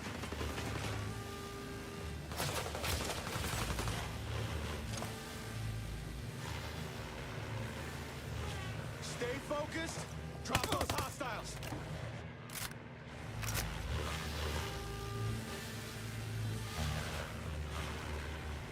Watch the targets.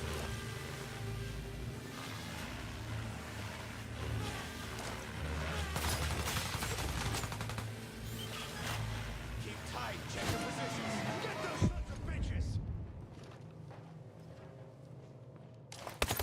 All right, I need to move.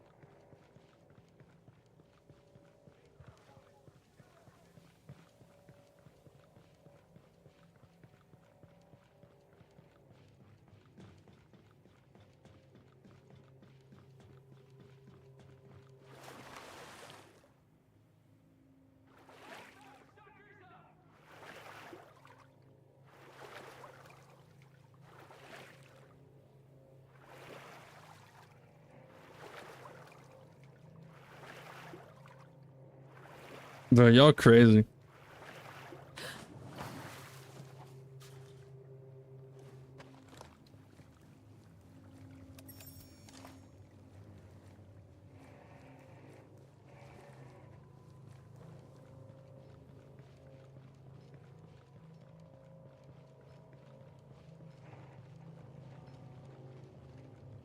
Be ready for anything.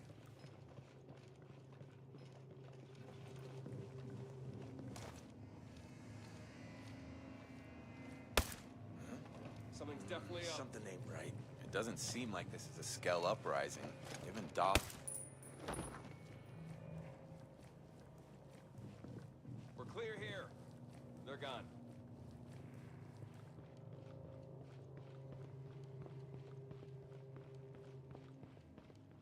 We're not clear yet. Stay sharp. Nah, y'all crazy.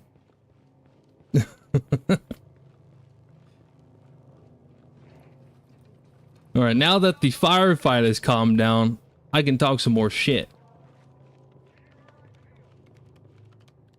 After they talk. Dr. Christina Cromwell? My name's Nomad. I was a soldier in one of the choppers that crashed on Aroa. I'm working with Jay Skell. He's alive? I mean, Ayana Puri's announcements are so scary. How is he? Well, we're working to get civilians safely off of Aroa. But we need your help. But this island, the ex-cop who works for Sentinel, Ian Blake, he's got this island locked tighter than... well, the surveillance drones we made to keep us safe. They're now keeping us prisoner. Sounds like the surveillance drones are doing what they were designed for. How could you? They were designed to keep people safe, not imprisoned. Look, Jace thinks he can take down enough of the drones so we can get some people out of Aroa and bring some help in. And Jace wants the AI. Bingo. The security team ran an assessment on our systems a couple of months ago. If you can find those reports, it'll, you know, give me an in on how to hack the AI. Won't those holes be fixed by now? No. I don't think so. Most advanced place on the planet, but the bureaucracy is as slow as anywhere. Try Archimedes Hall. That's the data center. You should find the reports there.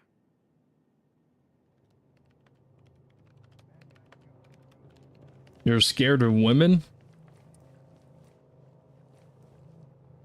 What?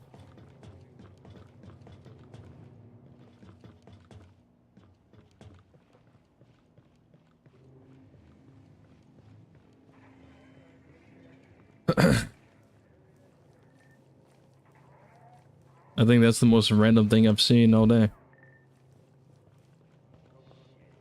How's anyone supposed to get promoted around here if no one quits? Who's not? I'm not.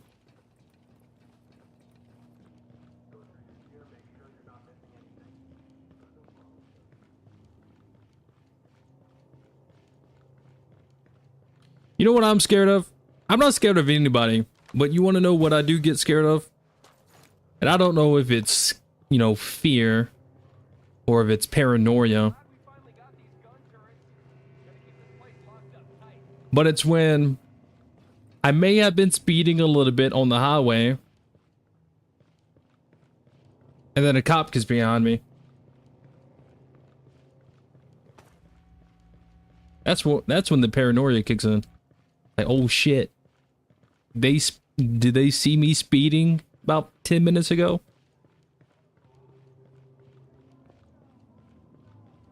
I lost hearing in my right ear from an Iraqi IED. Truth is, this job's killing me. I can't imagine doing anything else.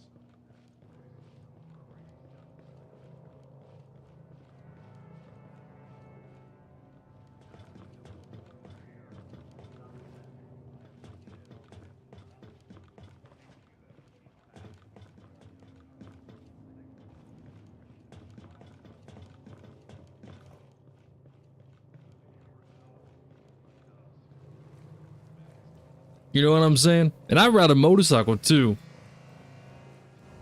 So obviously I ain't scared of much if I'm riding a motorcycle. But it usually comes down to I'm on a bike, a sport bike. Cops love fucking with sport bikes. was like, damn, did this guy see me speeding about 10 minutes ago? I don't know.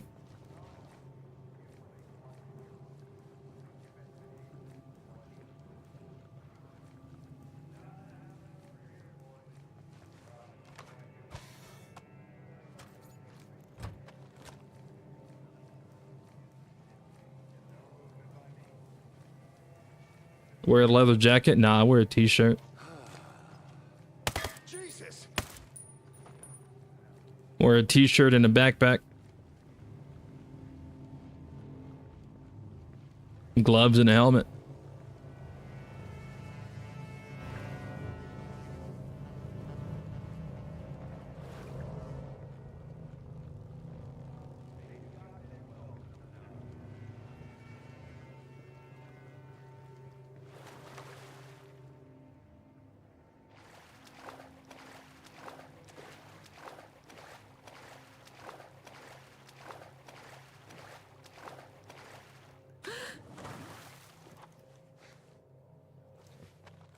I think on the next Ghost Recon, the teammate skills should automated or manual with the cooldown, like the class items for Nomad.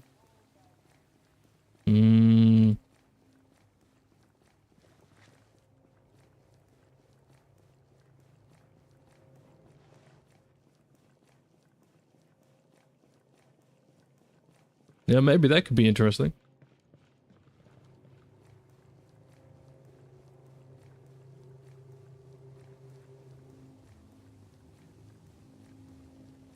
Why did I end up rocking 2 primaries? I started rocking 2 primaries more recently. I think it's because about it was probably like 2-3 weeks ago. I can't even remember. I started playing with my friend Neutron, and I was rocking one primary, and he was new to the game, and I wanted to have a DMR or a sniper on me just in case he takes a long shot and misses. And I also started playing with my brother too, and I kind of wanted to just keep the DMR on me, just in case they take a shot and they miss, I could, follow up. And I kind of just stuck with it ever since.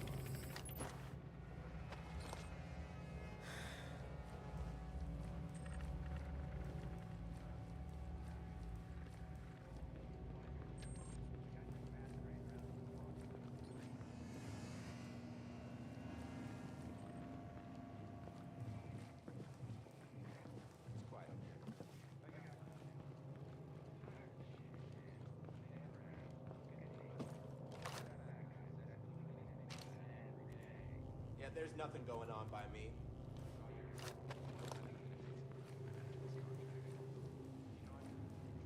Everybody leave a like on the stream. Hell yeah, dude. If you love gear score, leave a like on the stream, bro. If you hate gear score and you don't fuck with that shit, leave a like on the freaking stream as well. Fuck it. If you like talking shit, leave a like on the stream.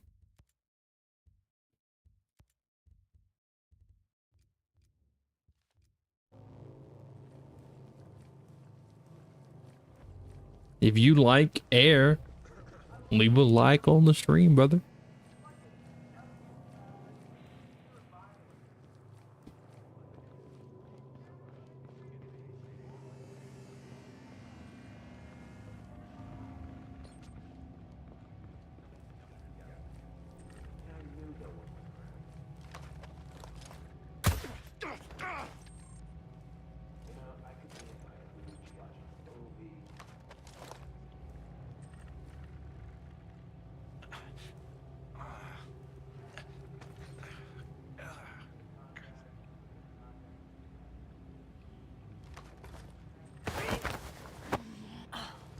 Leave a like on the stream if you came here to hate watch because you a bitch. Easy peasy.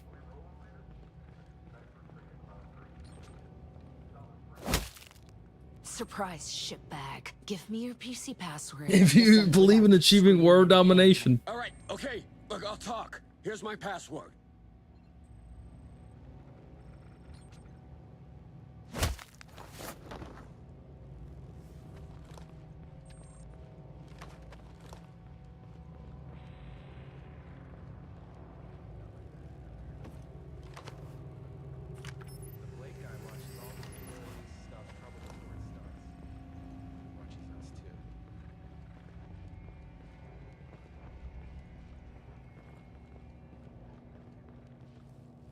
The teammates take too long to use those skills. Like the Fury skin works on too well when you don't need it, and never works when you want to stealth. I can actually agree with that. The Fury scan, she either spams it, which sometimes it's like, whoa, whoa, whoa, whoa, whoa, whoa. You know, you're using it a bit too much, you know. I don't need all this intel. And then sometimes when you do want it or you do need it, Fury doesn't use it. So I mean, I can agree to that one.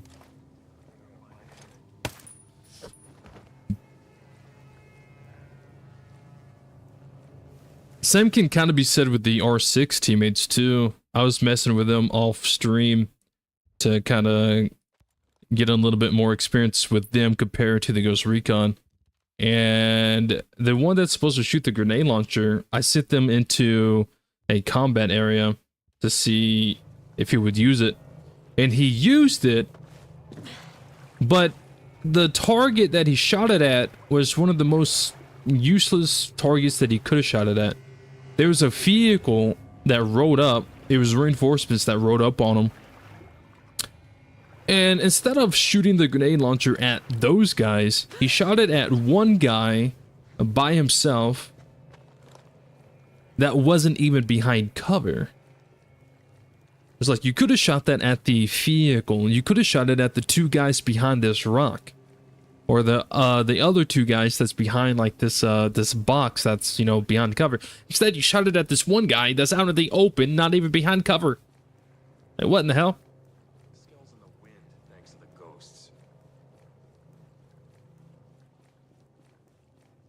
I don't even know what Vosley's skill is. I forgot. I know Fixit's is the engineer drone. And although it doesn't seem like it takes down enemies that fast or anything like that, I do notice the enemies will shoot at it instead of shooting at them. So it's a pretty good distraction tool. It looks like a previous hack attempt was halted by the automated security network. Cybersecurity wasn't part of my... It's not my thing. But I mean, yes, we should be able to bring the network down. Is this going to be more computer hacking? For me. For you, it's more like shooting and exploding stuff. That'll do just fine. That would do just fine. Hell yeah. Okay. In theory, I could download the AI if you can plug a dongle into the system at the comm center. But I mean, he's not stupid. Blake is using our security network. Can we get the network down? We just need it down long enough for the upload. Yeah. Sure, taking out the mountaintop antennae would slow the network down on Darkwood Island. That would buy you time. But the hard lines.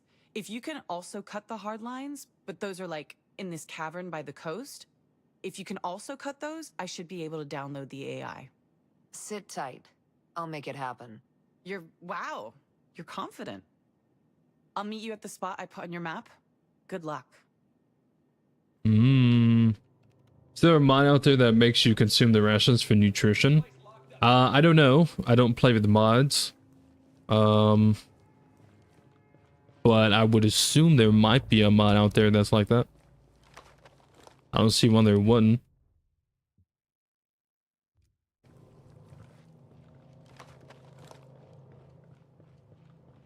This is some shit. We've been out here.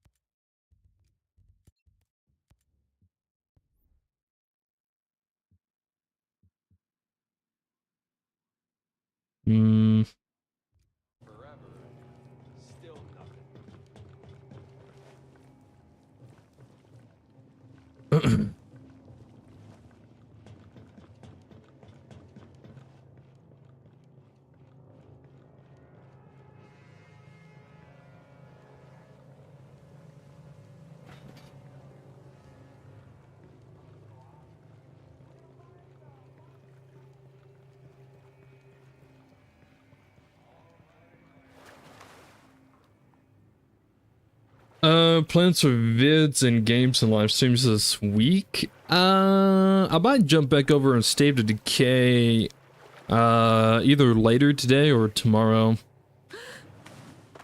I want to go ahead and finish up that that community that I started the other day.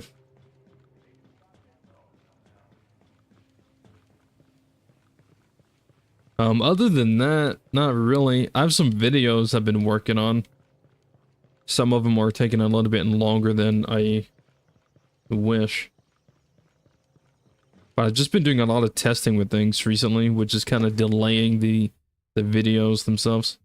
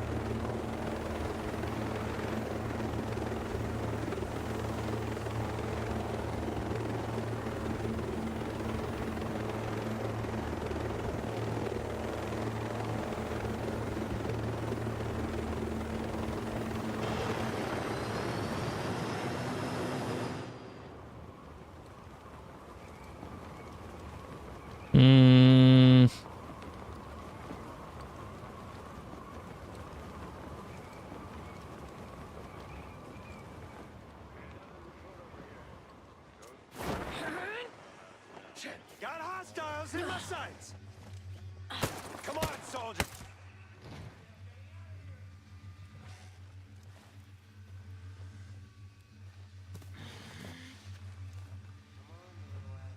I can't climb this.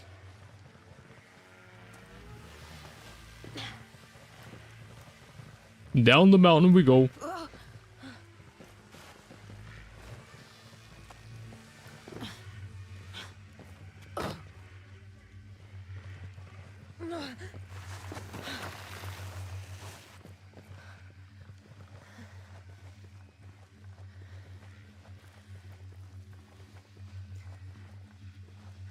Busy with Pathfinder classes.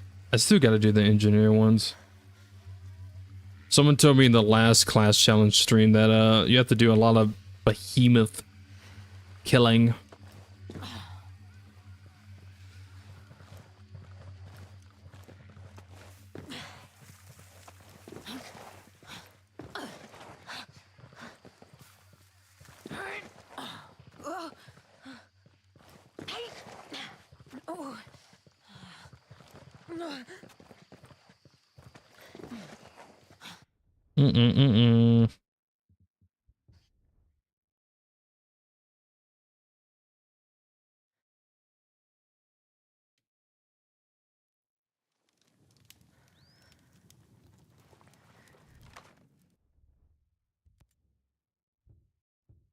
Oh my god.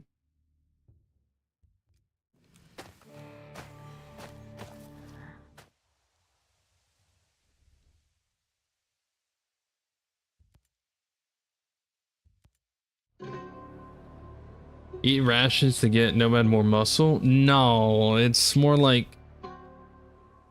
I assume he's talking about rations to where you have a actual like hunger, like an actual hunger system.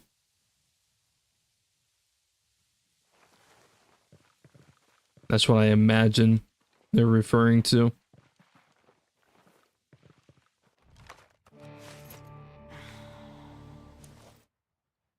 Best place for killing 10 enemies in 40 seconds is Smuggler's Cove. In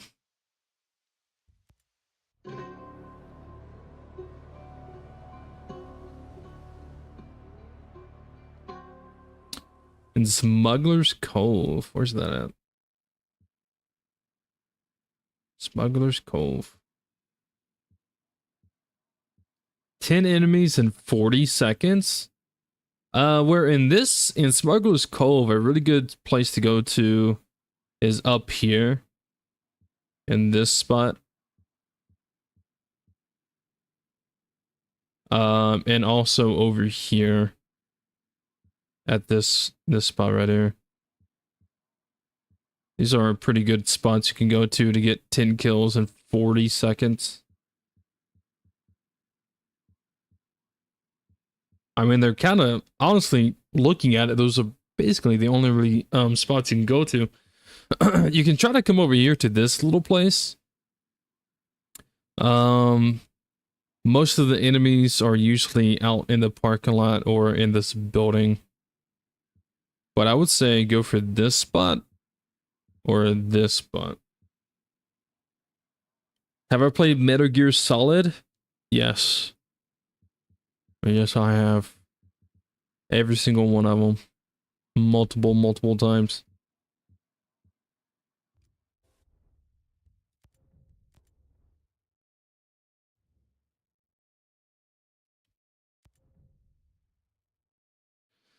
You literally know every base on the map like the back of your hand?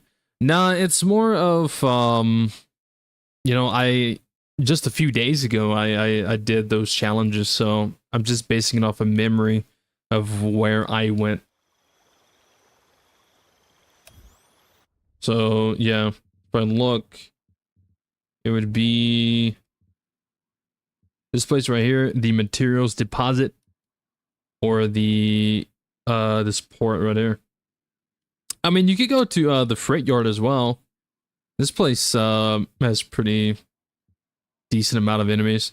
If this is the place I am thinking of, which it doesn't look like it. I was going to say, if this is the place I'm thinking of, you'll probably notice 2 snipers up here. But I think that's a different freight yard. But still, just in case, be wary, there might be snipers up here. Actually, no, I think there's a walkway. Yeah, I think there's a walkway up in the air. So there might be 2 snipers up here. But this has a decent amount of enemies too. Just be wary of the snipers. Actually, there's snipers at this place and this place. I think the material deposit will have enemies on this roof. Most likely this roof right here as well. And then this roof. And then this roof. Yeah. But they are usually rocket gunners. Sometimes they spawn as snipers, but they're usually rocket gunners.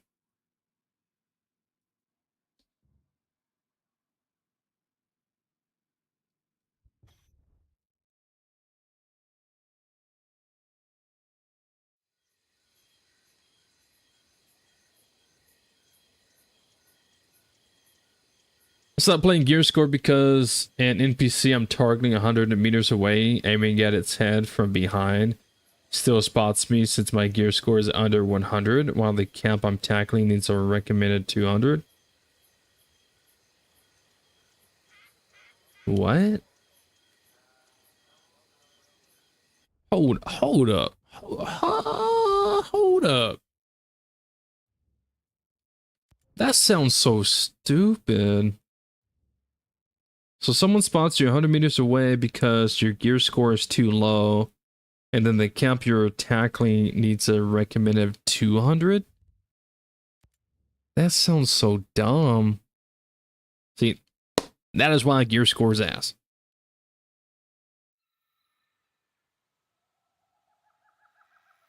So if I go to this new character that I just made, and I go to gear score, and I turn this bullshit on,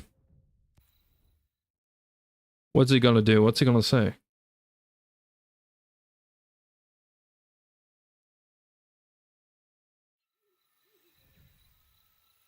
Decided to continue your story or start the conquest. Story, bro. What do you mean? Yes. A bunch of bullshit. Okay, so this character is sitting at 44.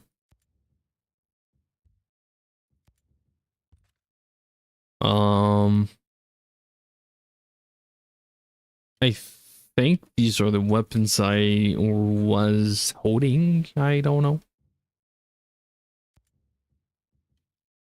So, do missions say the same thing? No, the mission doesn't say anything. It requires a certain skill or level.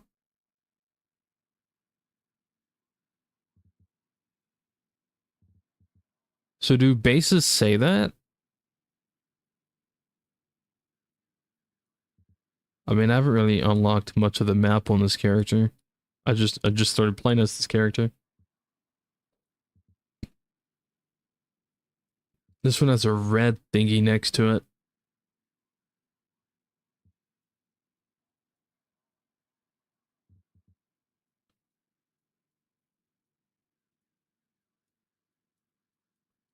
Yeah, I need to discover more of the map.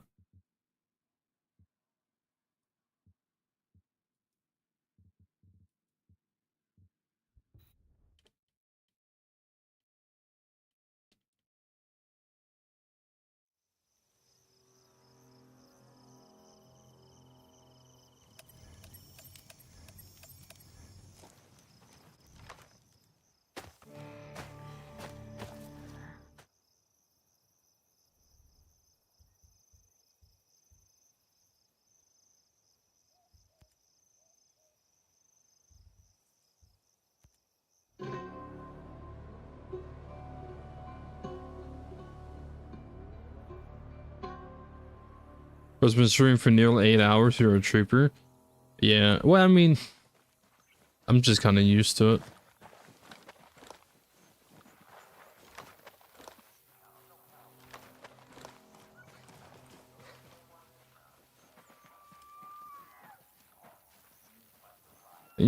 I used to stream 12 to 16 hours on Twitch all the time. About 2-3 years ago. So yeah, kind of just gotten used to the time. I feel like if I stream for like 4 hours, I feel like it's too short. But sometimes, like, you know, I just have things in real life I have to, like, go deal with, etc., etc. I'm trying to see if there's, like, a base that says it recommends a higher level.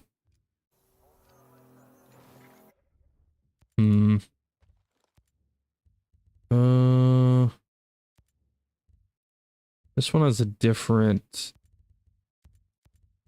Let's do that. And fly around.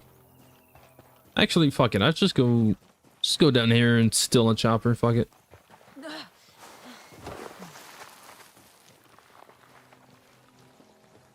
I remember when you first started streaming on Twitch and your channel was getting a lot bigger, but then life got busy and I couldn't watch anymore. Hey, that's life, man. I understand that completely. Yeah, my Twitch kind of... I don't know. There was like just one point where my Twitch just blew up.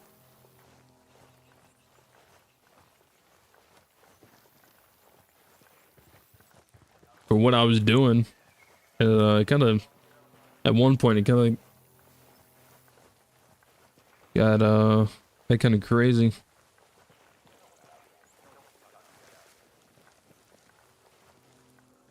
But even there, even then, even with what I was doing over there, you know, I still get online trolls and people trying to talk shit. I'm very used to it, and I'm also a person who's not afraid to clap back. You know, I'm not gonna sit here and say, oh, you're right, I'm wrong, this, whatever. I'll talk shit. I don't give a fuck. I'll talk shit, bro. You come at me sideways, you know, you better expect me to do the same. Usually the way it goes, it's kind of like earlier, it's like when people start like acting a certain way. If I retaliate, if I show them the same kind of like treatment, they leave. They can't handle it. I think it's because a lot of streamers, whenever they get trolls or something like that, or people like just like shit talking, whatever, I don't know. From my experience from like watching other people and watching even my friends who are big streamers, I don't know. I guess they don't really clap back or anything. I don't give a fuck, bro. I'll talk. I'll say some shit.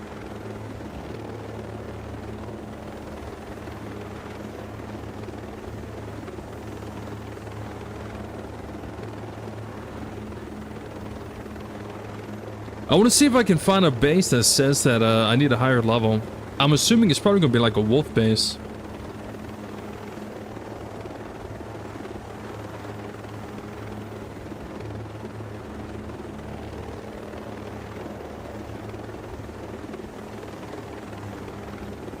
I bet this, I bet Kent Weasel would probably be too high, right?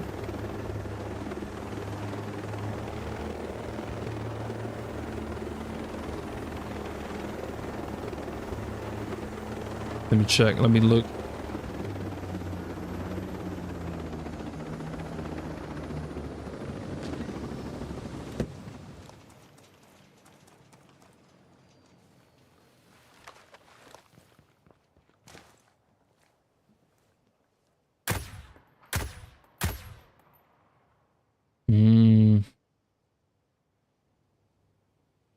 Take 3 shots for the...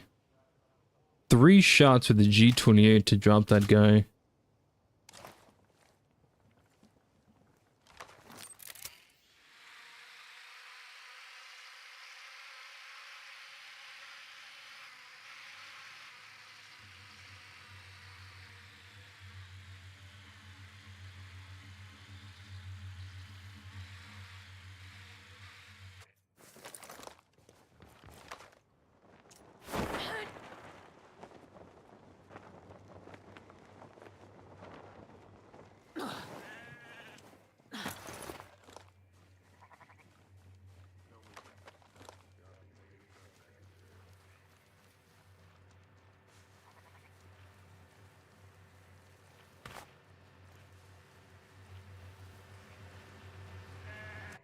Alright. Now, does it say anything? It says 30 plus.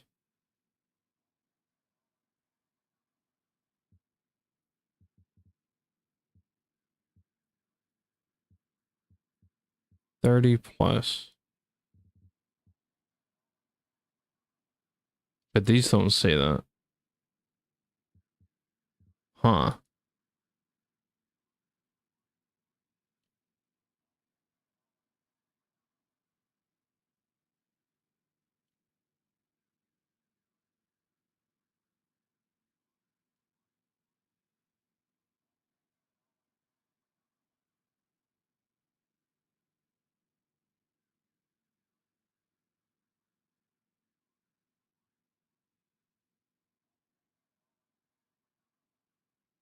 Shots, so when it says shots on human enemies without missing, it means body parts.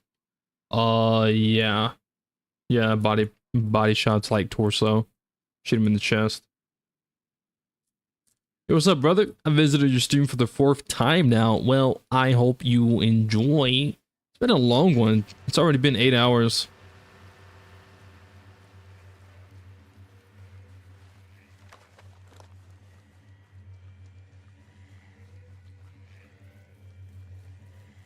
Why is the Behemoth sign red? I don't know. I assume because it's a high level.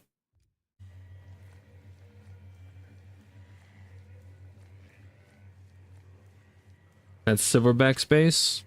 Really?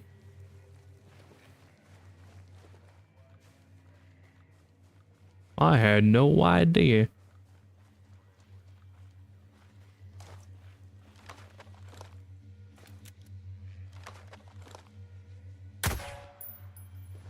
Headshot's still 1 shot.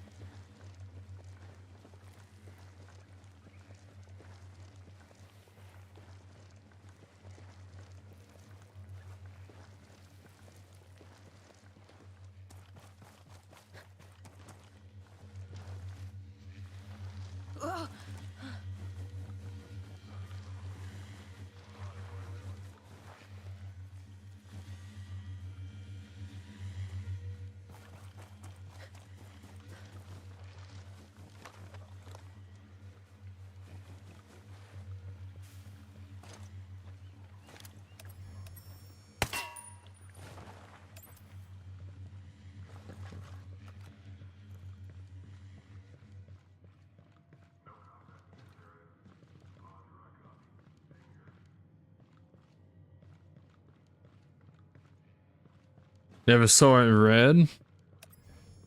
Yeah, I mean, I don't play gear score, so maybe it's just the gear score thing.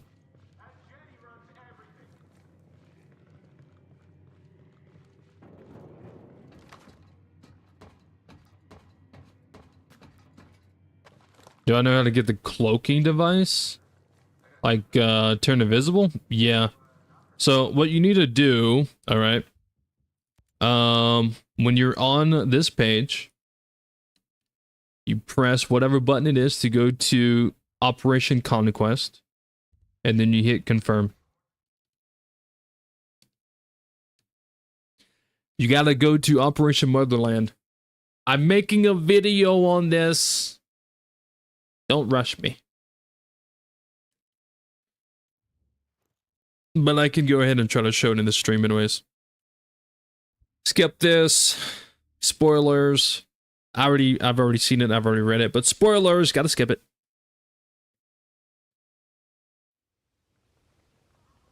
Alright. So we're turning this gear score bullshit off because it sucks.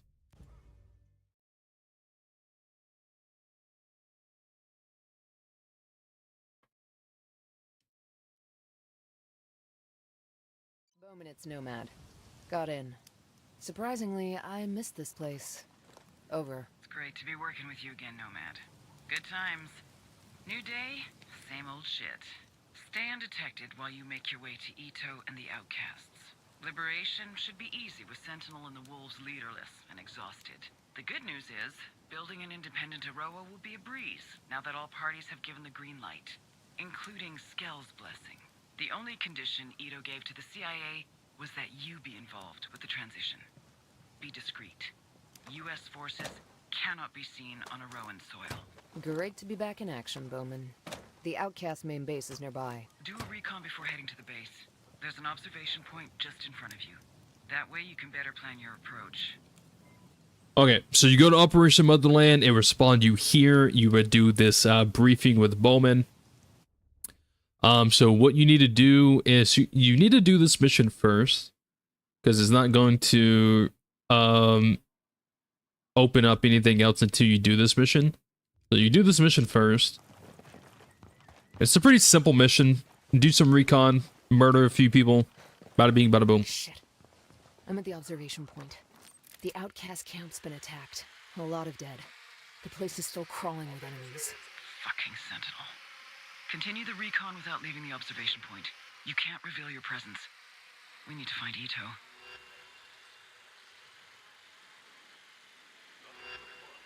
Dead Outcasts. This was a cruel attack with a lot of casualties.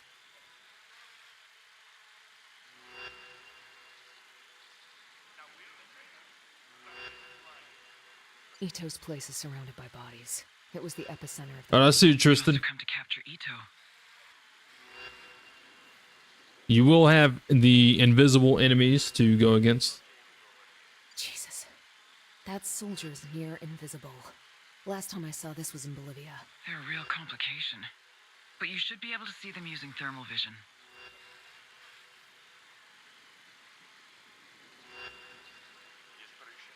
That's a Bodark uniform. I thought Bukharov was the last of them. Interesting. Russia must have gathered rogue Bodarks for Black Ops. This situation's new and dangerous.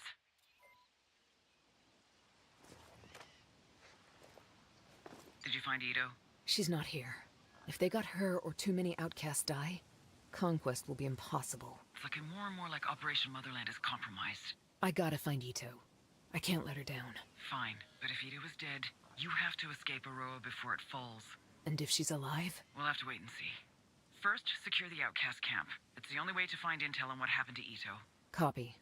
Nomad out. Copy that, Roger.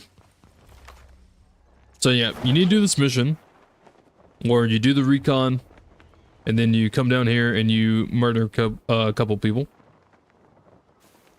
And then this will open up the mission to go get the cloaking device.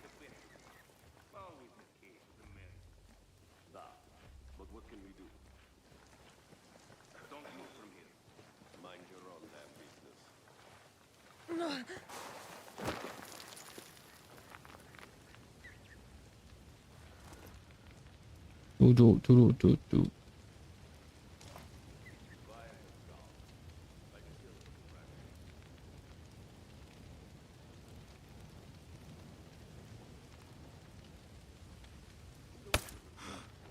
Sweet shot, Ghost Lead.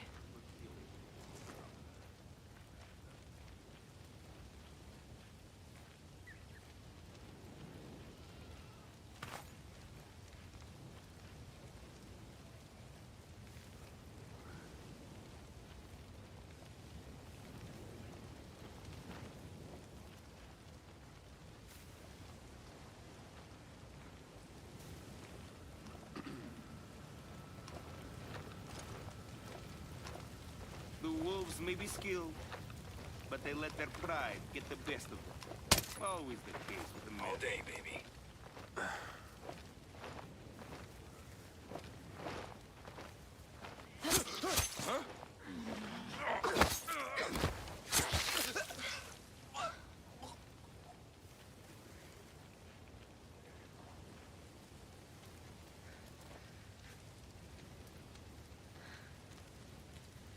There's the 3 invisible guys over here.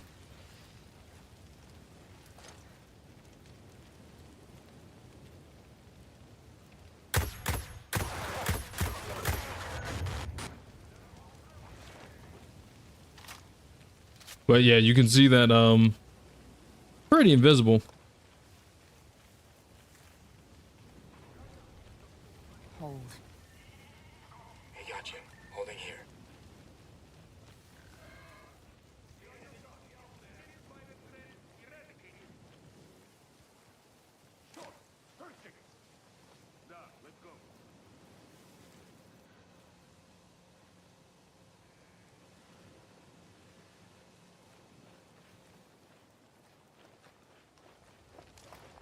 I can sense the hostiles close by.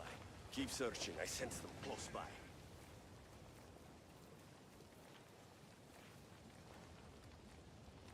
I can smell them. I'll find you. I can sense the hostiles close by.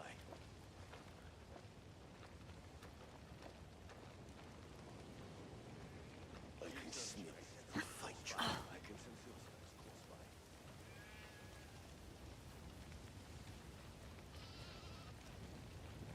Keep searching. I sense them close by. Keep searching for our praise. They don't really have a lot of different dialogue, do they? What gun am I using? I have no idea. This is a new character. 416 G28. Nothing crazy. This is a brand new character that I made like what, an hour, 2 hours ago. This character doesn't really have anything. I mean, like even the skills don't really have too much unlocked. This is not my main character at all.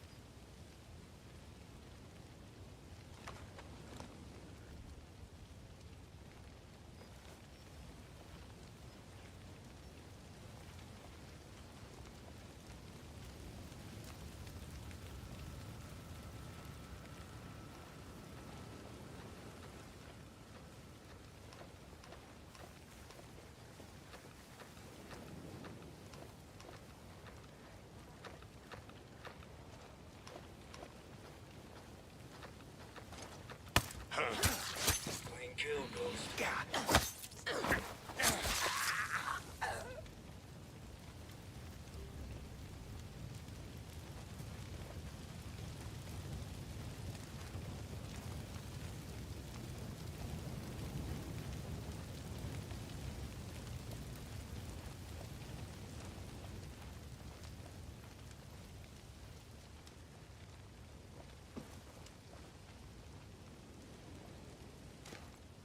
Copy, boss. Moving there. Set here, boss.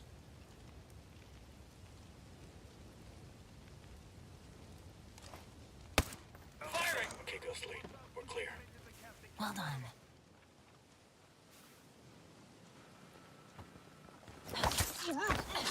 Okay, we're clear.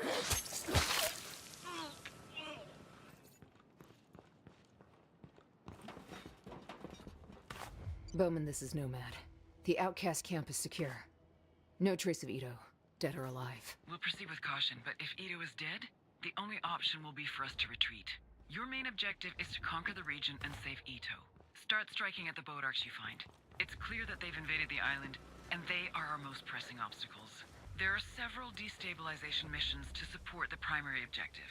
You can attack and destroy some Bodark VHC to reduce the Bodarks' drone presence in the region. There's also a prison where captured outcasts have been gathered. If you free them, you might get intel on Ito, and simultaneously have possible reinforcements when the time comes to claim the region. Besides, the Bodarks unsurprisingly control the Parliament. Securing the Bodark checkpoint adjacent to it should encourage the outcasts to unite once and for all, and push them to fight. I'm on it. Nomad out. Alright, so yeah. So once you do the recon, and then you drop down and you kill everybody here. Oh my god. Oh my god! All this stuff will pop up. And now it would open up these missions. Okay? But where you need to go, I can find it here. It will be...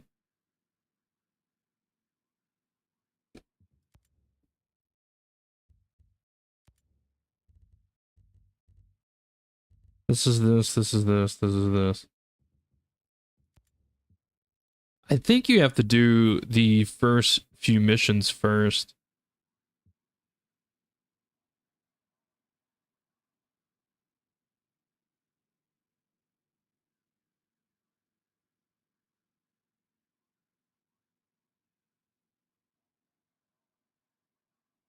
Because the place is here. Let me see if I can fly over there. Whoa, let's not run through fire.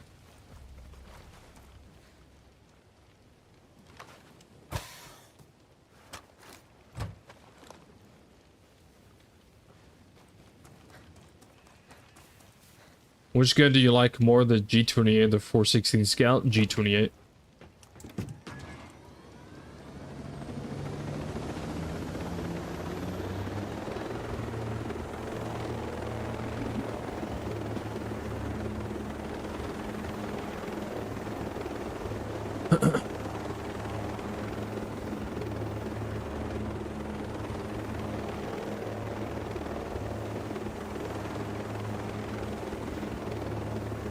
I really liked Motherland. The gas made things more interesting. That's Operation Amber Sky. That's something completely different. Yeah, if you're talking about the toxic gas that's like in some areas you have to wear the gas mask, that would be Operation Amber Sky. If that's what you're referring to, where like certain parts of the map is like in like some toxic gas, you have to wear the gas mask and everything like that. Yeah, that's Amber Sky. That's not Motherland.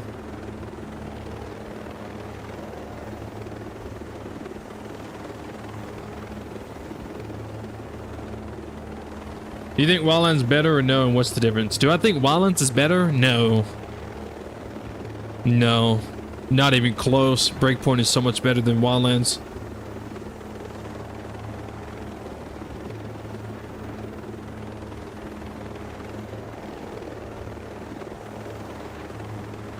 I think Breakpoint is better than Wildlands by a long shot.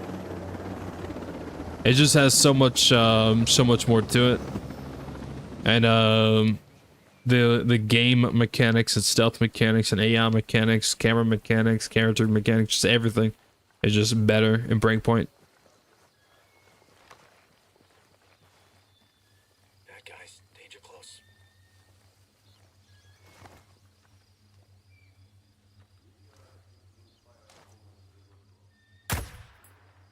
That's it. Roger, moving to target. Moving to position.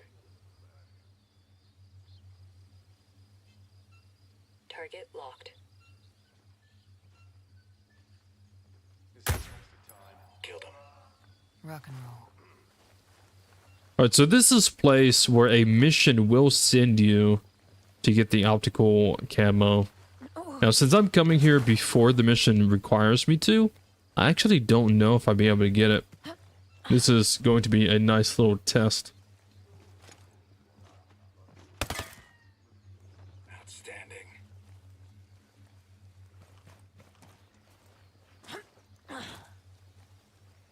Because I'm working on a video, or at least it's in the process of being worked on showcasing people how to get the optical camo. But I have not recorded this part yet, or one portion of this part. So this is gonna be a nice little test to see. That way, when I do record it, I already have the info. So this is pretty good. It wasn't there, so you do have to come here when the mission tells you to.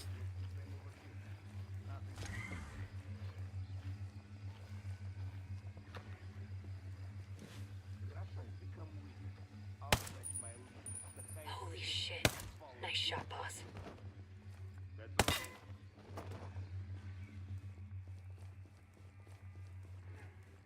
Because it's supposed to be in a crate, like right over here. If I remember correctly. It's been a very long time since I had to. Yeah, it should be in a crate, like right here.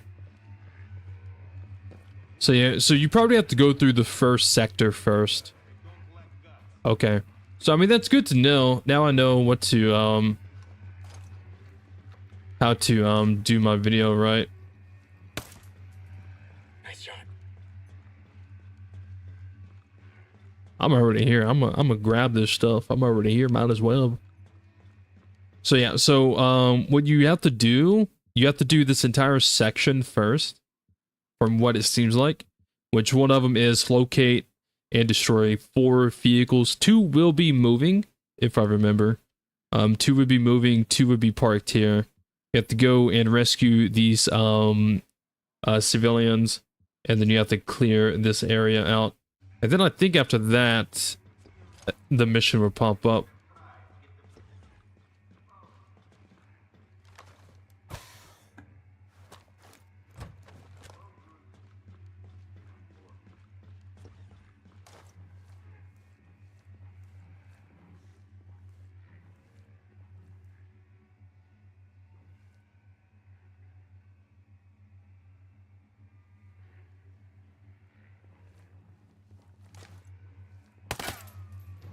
Nicely done.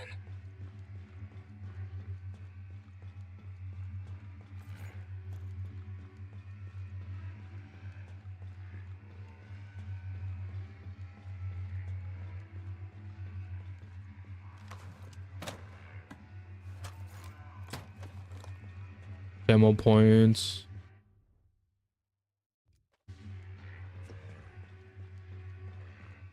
The story in Wildlands felt much more fleshed out and organic. In Breakpoint, the story falls into the background fast and forgotten by the time you extract scale.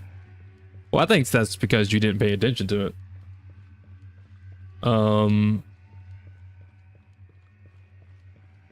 If you've already forgotten the story of Breakpoint before you even get to scale, then yeah, that just sounds like you didn't really pay too much attention to it, and you just want to go bang bang shoot Sentinel in the face, which makes sense. It's fun shooting bad guys in the face. But I wouldn't say Wildlands story is better or more fleshed out. All Wildlands story is, hey, there's this cartel in this country and you got to go kill them. That's basically it. I think it's more of just the way it's laid out that makes it feel better to some people.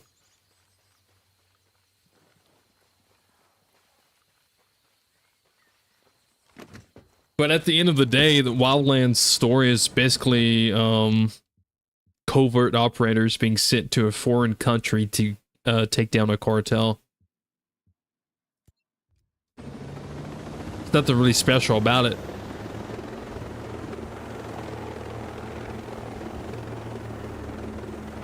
But again, I think it's just the way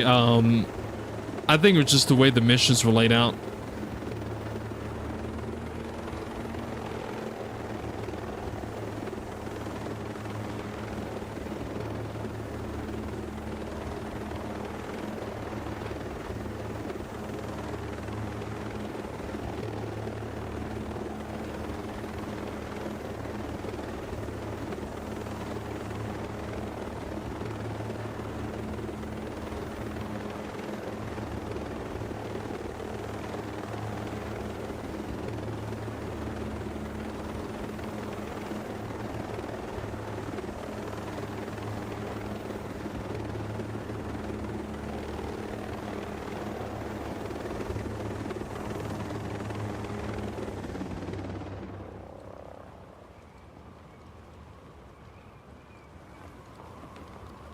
I will say, however, Wildlands cutscenes were better.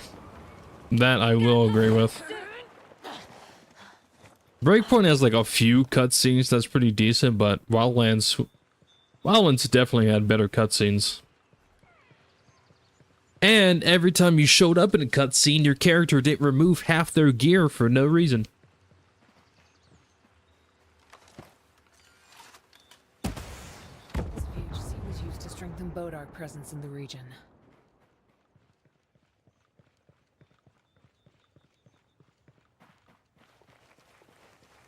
The delivery in Breakpoint is too different and difficult for some people to follow. Yeah. Yeah. I mean, I can say in the beginning, it can be. It was just like a completely different approach compared to like how Wildlands was. There was a lot of consulting. There's a lot of consulting. I mean, I can understand because it's like feeding you the lore, it's feeding you the backstory, it's feeding you the information about the island and scale and the technology and all this, but there's a lot of consulting. But then later on, it gets a little bit more simpler. And then when you jump into Conquest, that's where it's basically the same as Wildlands. Operation Motherland is basically the way Wildlands was, just in Breakpoint. Like when it comes to like the mission layouts, it's pretty straightforward. Do this, do that, do this, kill this person, bada bing, bada boom, blow that shit up, and there you go. Which is also very similar to what they did in the episode 3 story.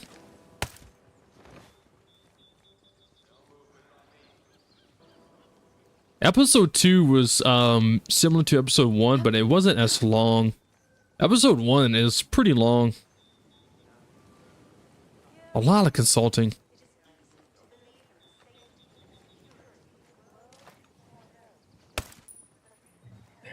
I was playing with my friend, and every time we did a mission and he got intel, and he was like, man, I don't know what to do next. And I'm like, you gotta consult. You gotta consult this intel that we just got. And he would just, you know, he would pop it up, and then it would, you know, it would pop up, and then it would just skip through it, not read anything, just pop it up. Boom, there we go. Wait, you can restart? You can restart it? I didn't know that. Should I just jump back to my main character and restart the conquest? Sweet shot, Ghost Lead. But yeah, I've played this game with a couple people, like several people, and all they really wanted to do was, you know, they just wanted to learn the stealth. They just wanted to shoot some people in the face. They wanted to go get this loot. They just simply rushed through the story section and just wanted to go kill bad guys. And I think due to players playing like that, that's how you kind of move past and forget the story, because you're not paying attention to the story. You just want to go bang, bang, murder. But if you slow down for a moment and just read the stuff, then the story itself is pretty good. It's a pretty good story. It's kind of fucked up too. Like, there's definitely some parts that's pretty fucked up.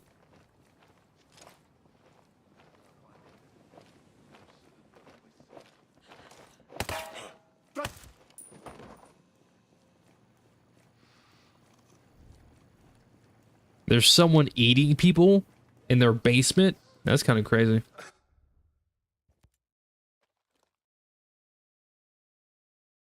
I love both Ghost Recons, but comparing them is inevitable. True. I mean, it's like people comparing all the Assassin's Creed, right? Like comparing Assassin's Creed, you know, Shadows to Assassin's Creed, I don't know, Valhalla, you know? I mean, like, people just compare stuff. I mean, don't get me wrong, I loved Ghost Recon Wildlands when Breakpoint didn't exist. And at first, you know, I didn't like Ghost Recon Breakpoint when it first came out. It definitely took me a little bit to adjust to it, but after I played it for a good bit, adjusted to its mechanics, I actually found that I preferred Breakpoint over Wildlands. But now, whenever I go back to Wildlands, that I really realized, like, wow, some of the mechanics in this game either suck or just simply don't exist. And that's when you kind of notice, like, mechanic-wise, Wildlands compared to Breakpoint is it's missing a lot of stuff.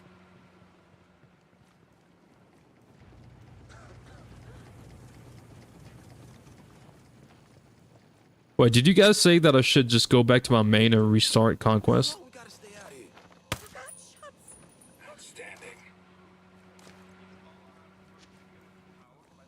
I mean, I guess I can do that. To be fair, I was only trying to show, help Buddy out how to get the optimal camo. But yeah, basically you go through here, you do these missions, and then once you complete like this sector, it will a mission will pop up for you to come here to actually get the camo. And then you gotta get camo points to upgrade it, and the better it's upgraded, you know, the better it actually performs. And that's pretty much that.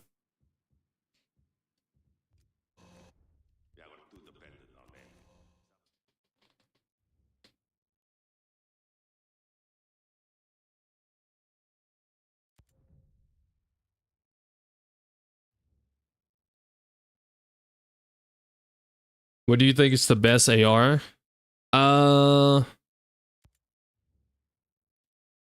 Whichever one you're comfortable with, I think is the best AR. I can sit here and name off a couple, you know, several different ARs that's really good, and you know, you may try it out and not like it. You may try it out and actually like it. What I'm not gonna do is sit here and tell you this one is the best, because I don't really, this game's not really like that. This game comes down to the player's preference. So whatever you prefer, whatever you feel comfortable with is what's gonna be good. All right, so you can restart it. Yeah, let's just restart it then. Restart your conquest progression. This for all.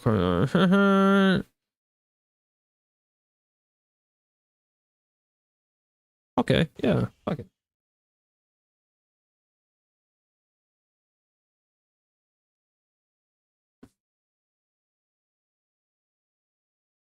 New Ghost Recon Link is the same as last year. UB is working on Project Over, which will be a fictional war in fictional Asian country around Mongolia and China.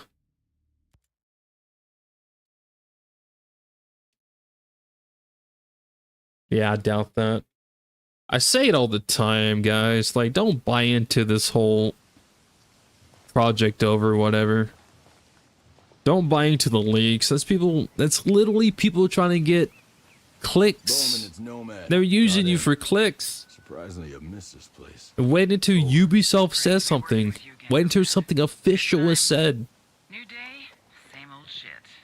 Stay undetected while you make. I've been hearing about this whole Project Over bullshit for like 2 years. The good news is, building an independent Aroa will be a breeze now that all parties have given the green light, including Skell's blessing. The only condition Ito gave to the CIA was that you be involved with the transition. Be discreet. U.S. forces cannot be seen on Aroan soil. Great to be back in action, Bowman. The Outcast main base is nearby. Do a recon before heading to the base. There's an observation point just in front of you. That way you can better plan your approach. I think when with it being a single player game, I don't try and choose which is the best. I just pick which one I want for that day and go. That's basically me. Depending on like the mood I'm in, I just grab what I feel like playing with.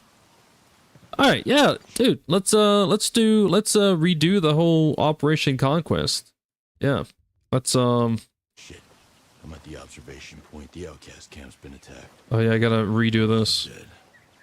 Yo, this stream has been all over the place. Continue the recon without leaving the observation point. You can't reveal your presence. We need to find Ito. You're over Project Over. I never believed in Project Over Those places surrounded by bodies. This was the epicenter. from the first time I heard about it. Capture Ito. I never believed it. I never believed in it. I never thought it was the real true. Attack with a lot of casualties. I won't believe it until Ubisoft said something real.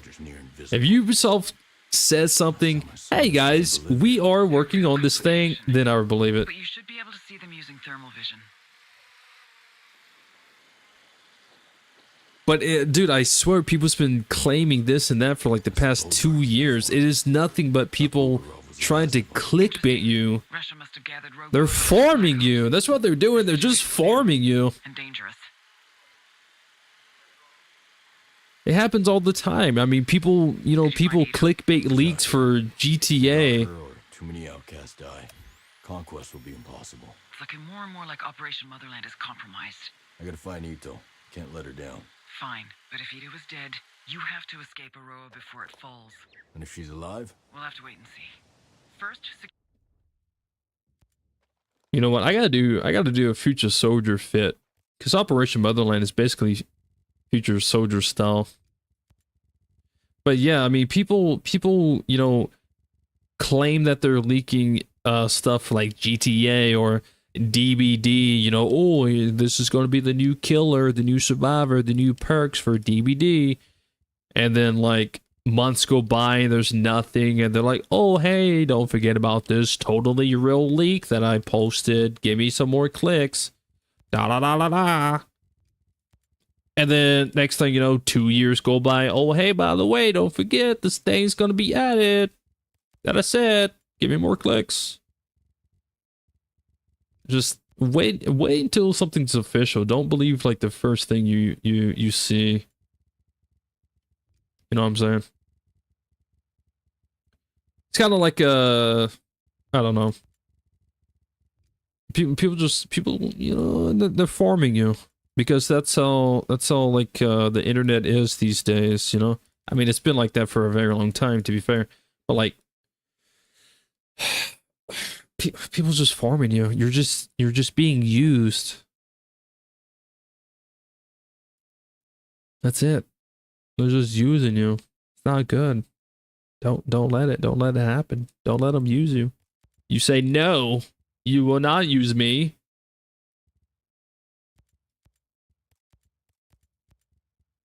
You know what I'm saying? I don't know where I'm going with this, but you get what I'm saying. You know what I'm saying.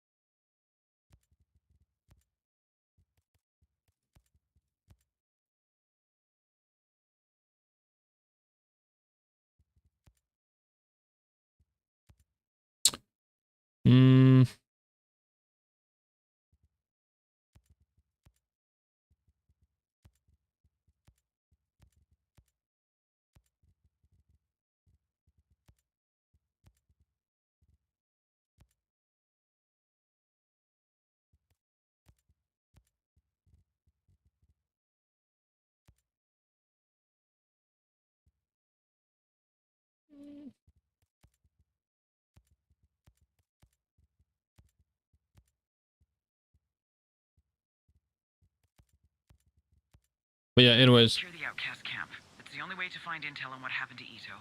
Copy. Nomad out.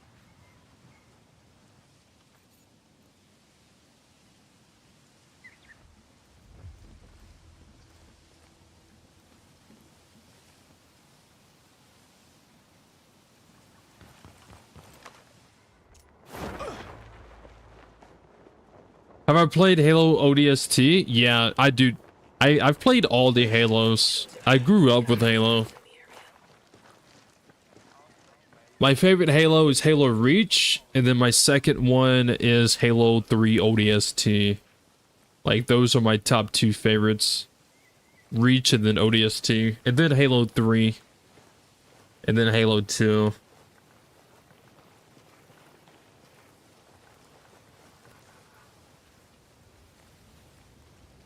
I'll give you a better look. Not as good. Way to go, Ghost Lead. But yeah, I used to. I mean, I still love Halo, but I haven't touched or played Halo in like forever. I did like Halo Reach Legendary playthrough live stream a couple of months ago. I may have raged and modded a few times during it.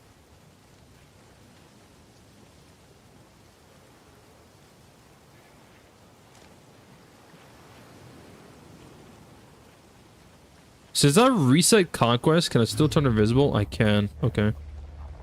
Just making sure. But yeah, I love Halo, bro. Halo Reach, Halo 3, Halo ODST. Hell yeah, yes sir. Okay, let me see what we got here. No, it says no, right?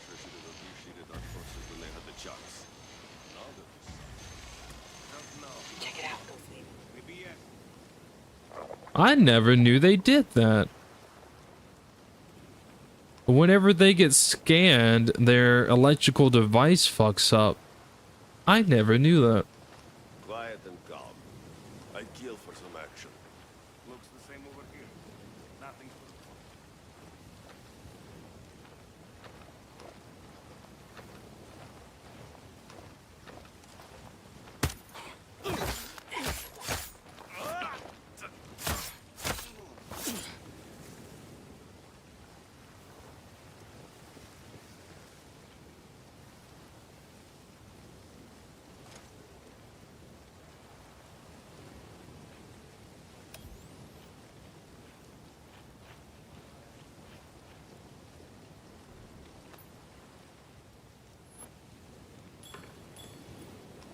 These two are lined up beside each other. Yeah, I need one of them to move, just like that. Night vision on. Yeah, these two were like lined up perfectly. That if I shot one, he would just block the other one with his dead body.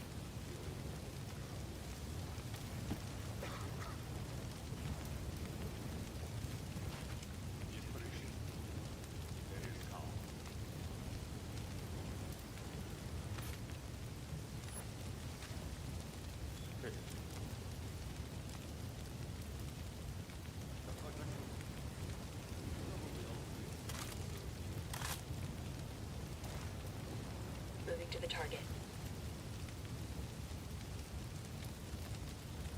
Prepared to fire. Target's uploaded. That's it. Solid work.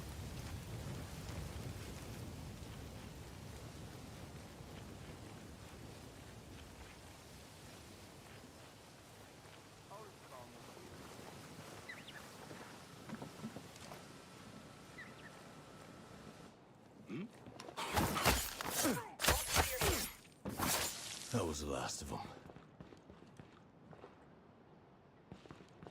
Bowman, this is Nomad. The Outcast camp is secure. No trace of Ito, dead or alive. We'll proceed with caution, but if Ito is dead, the only option will be for us to retreat. Your main objective is to conquer the region and save Ito. Start striking at the Bodarks you find. It's clear that they've invaded the island, and they are our most pressing obstacles. There are several destabilization missions to support the primary objective. You can attack and destroy some Bodark VHC to reduce the Bodark's drone presence in the region. There's also a prison where captured outcasts have been gathered. If you free them, you might get intel on Ito, and simultaneously have possible reinforcements when the time comes to claim the region.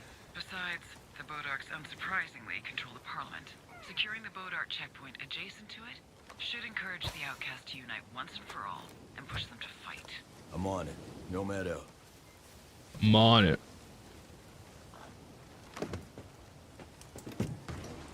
Was it a waste that I bought the goat camo? No. I mean, I bought the goat camo and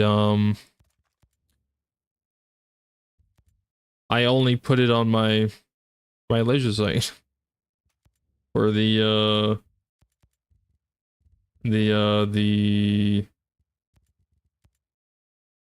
bipod. I mean, it's not a waste if you use it. It's only a waste if you don't use it.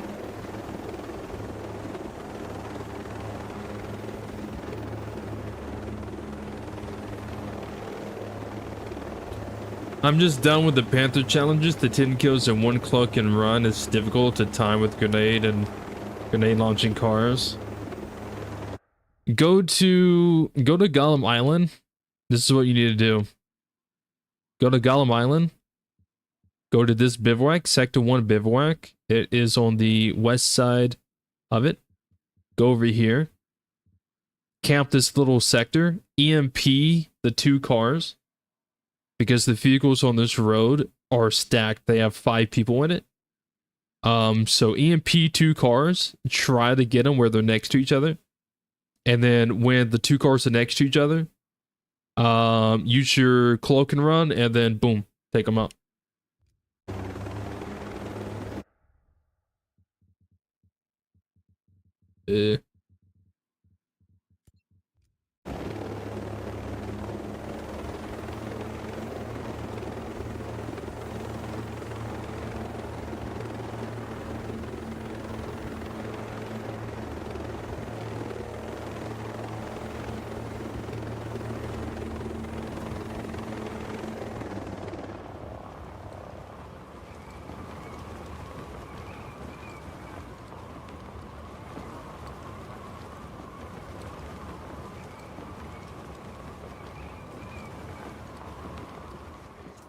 We're getting too low. We're gonna burn it.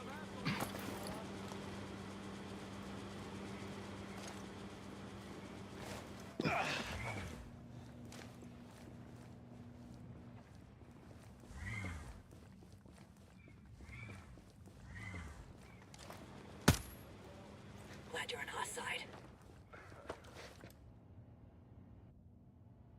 See the one guy right down the middle.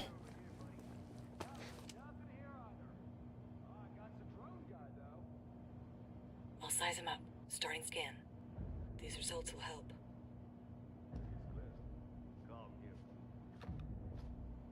Stay vigilant. Many hostiles on scan.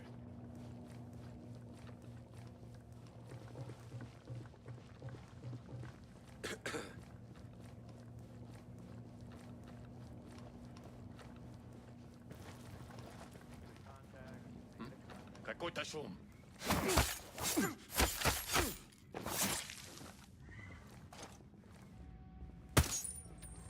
Holy shit. Nice shot, boss.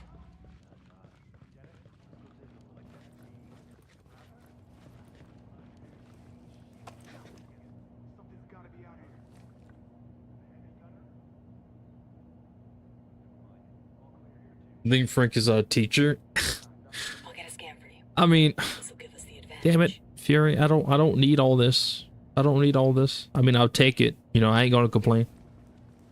There's a whole swarm.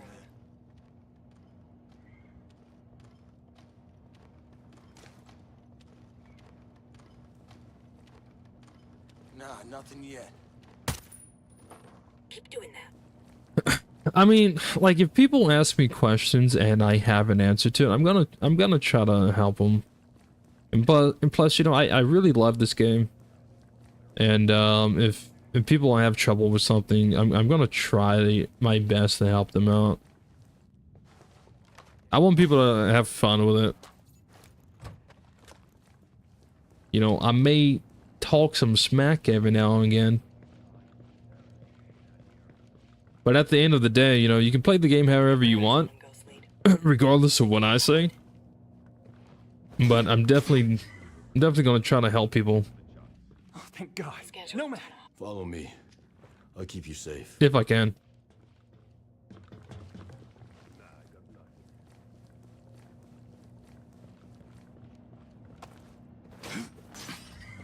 You miss flying planes? Dude, I Who are you? hated flying planes because I sucked at it. Nomad who killed Walker and Stone. The fight lives on.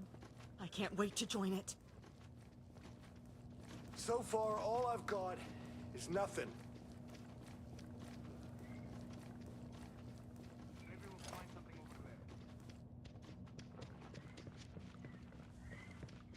Huh? Oh shit, they got one of us! Everyone on alert!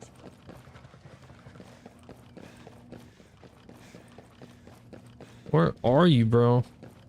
Nothing suspicious. Hey, listen up. They have unwanted guests. Roger. Pay attention, people. Nice shot, boss. Got him. Dude, I thought he was already on the second level.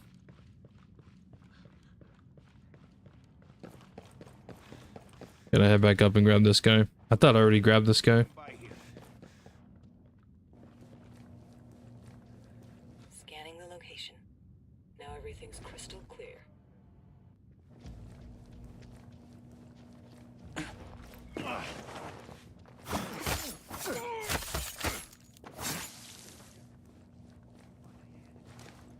Maneuvering now, boss. Moving to acquire. Raj, moving in. Ready here. Hostile identified. Target locked. Dead. All of them. Rock and roll.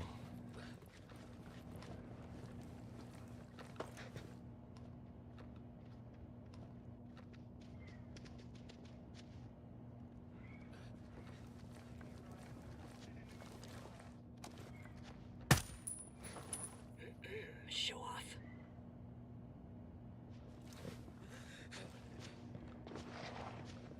Damn, look at him move. Hardcore parkour.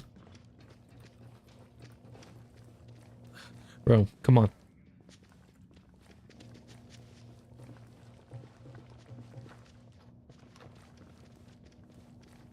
Testing out teammates for a bit. Nah, I swapped over to CONQUEST and it automatically turned them on and I just haven't turned them off yet.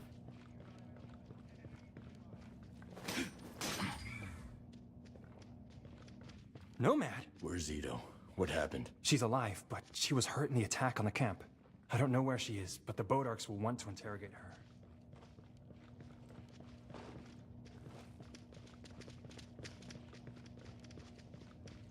Well, you coming?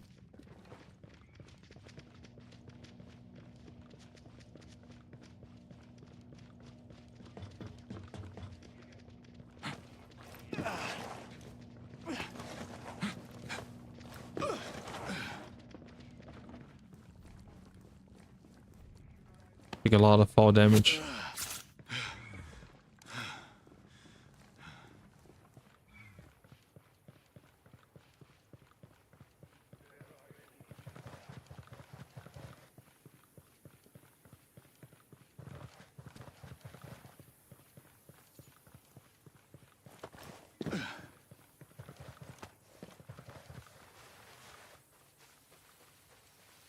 Bad guy spotted. I always hear Batman spotted. Damn, Ghostly, let's fix it with a save. Yeah.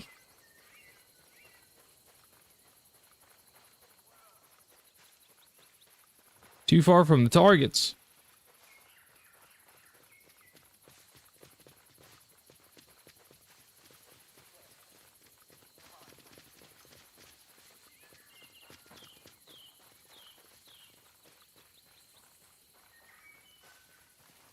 Yeah, no, all my AI teammates right now are all females.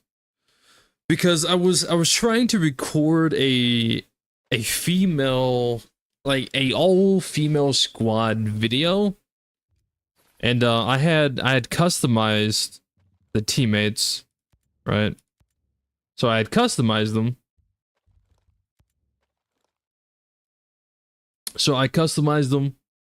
And that was that. I didn't even record the video. I just customized them and then I jumped on Assassin's Creed Unity. So I haven't even recorded it. And I kind of forgot I had them like this. What happened? Do you have any info on the Bodarks? I'd never seen them before the attack. They're brutal. Sentinel and the Wolves are taking orders from them. I have no idea what they did with Ito. I can help you fight the Bodarks.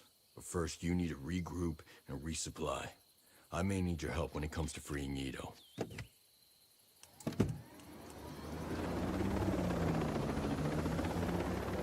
That thing doesn't obey the law of physics, does it? Damn. Rally on my position. Yeah. I mean, I gotta do all female squad. Why not? I don't mind. I don't mind at all.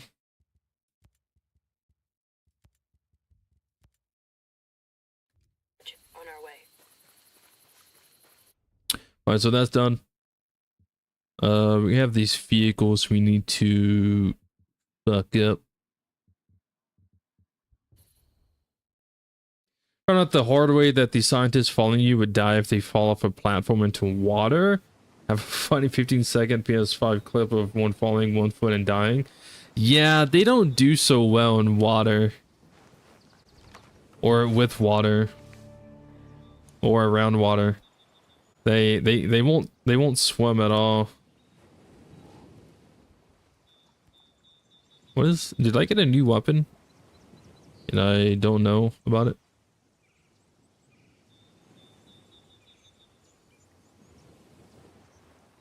Oh.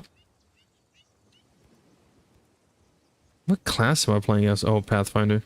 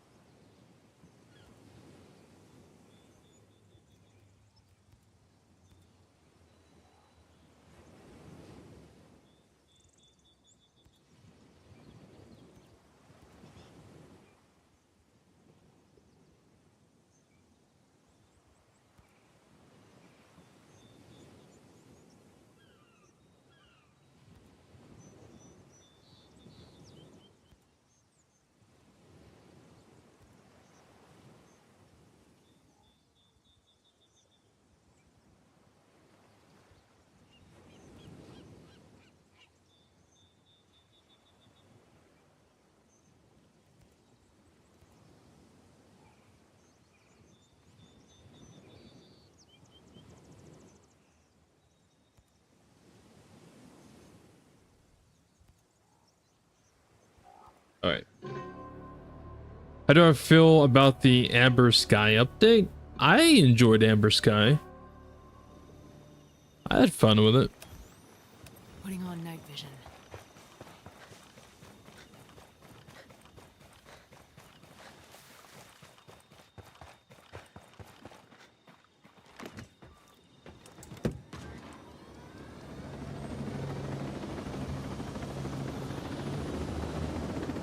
They're super fragile, that's why I always keep a chopper close by when dealing with extractions. Yeah.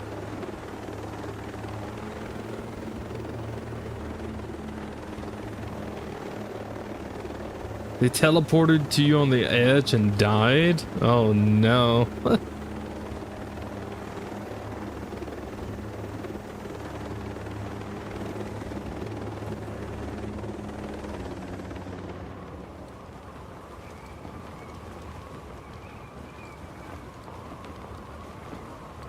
Pull your shit. We're too low. Hold up. We got bad guys nearby.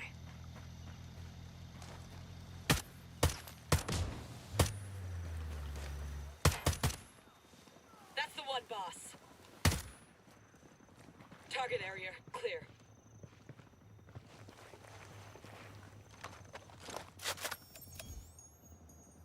Look out. We got hostiles.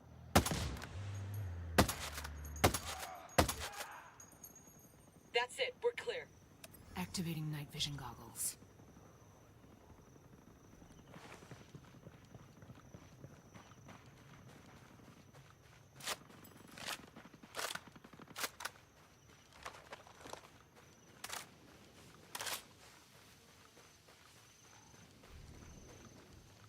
I need you at my location. Got it. We're coming.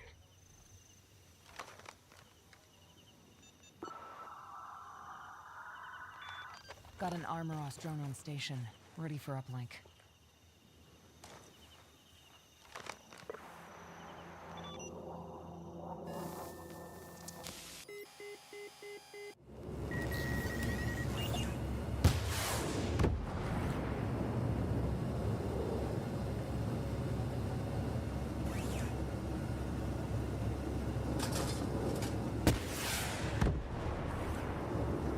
Do you not think this thing blows up the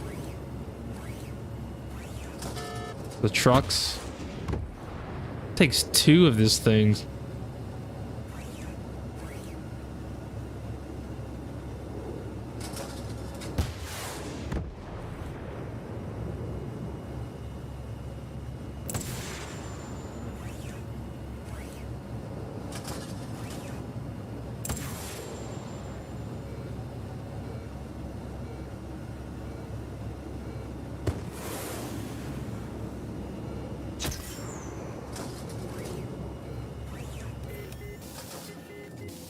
Two missiles for a truck? Yeah. Oh my god, I what in the fuck? Heads up, everybody. Young guests of the party. Putting my night goggles on.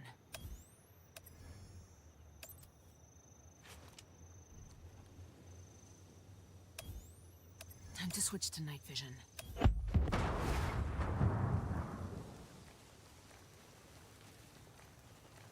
Night vision on.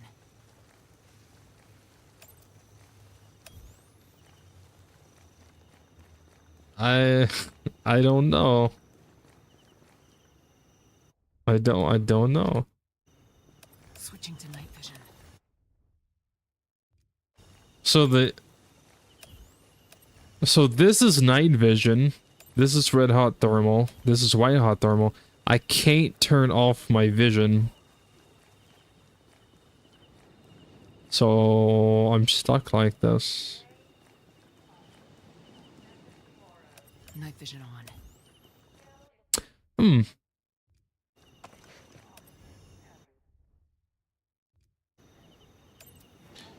That is interesting. I wonder... I've never seen this bug before, ever in my life. Pausing doesn't fix it.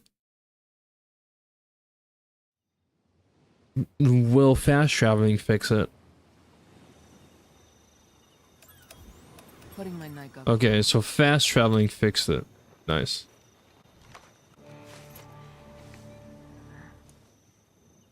Been talking about a massive bomb. It's one of them.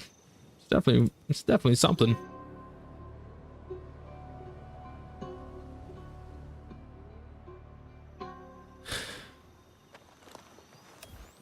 Activating night vision.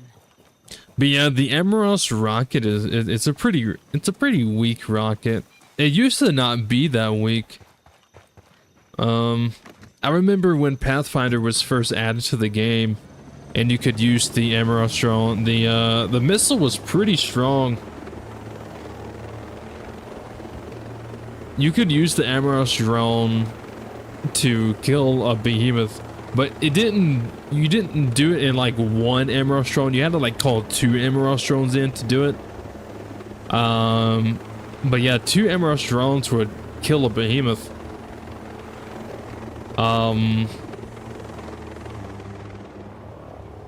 It was pretty strong. It was pretty OP. And then they nerfed it pretty hard. I didn't realize they nerfed it that hard. Did I ever play Ghost War? I played Ghost War a long time ago.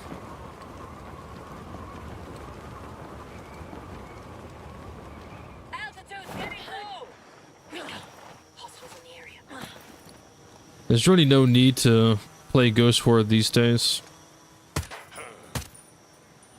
Sweet shot, Ghost Lead.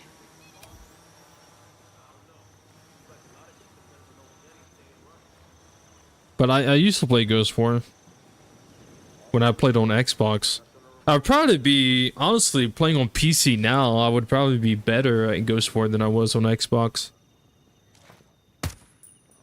But, yeah. I don't really do PvP. I don't really do much of PvP stuff these days at all. The only PvP game I really play these days is Dead by Daylight.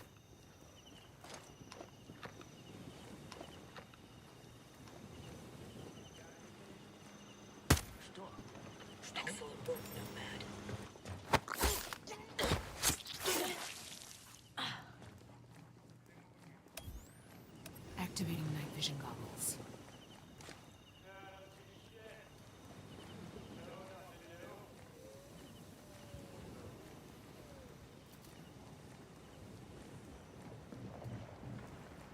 Someone invisible.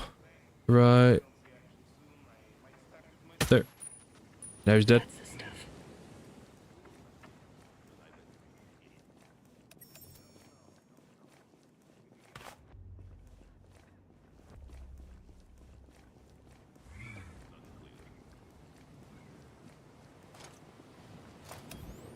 Switching to night vision.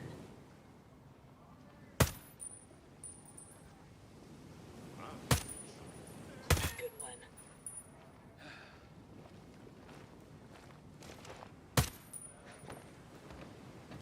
DVD has excellent PvP, been a minute since I last played it.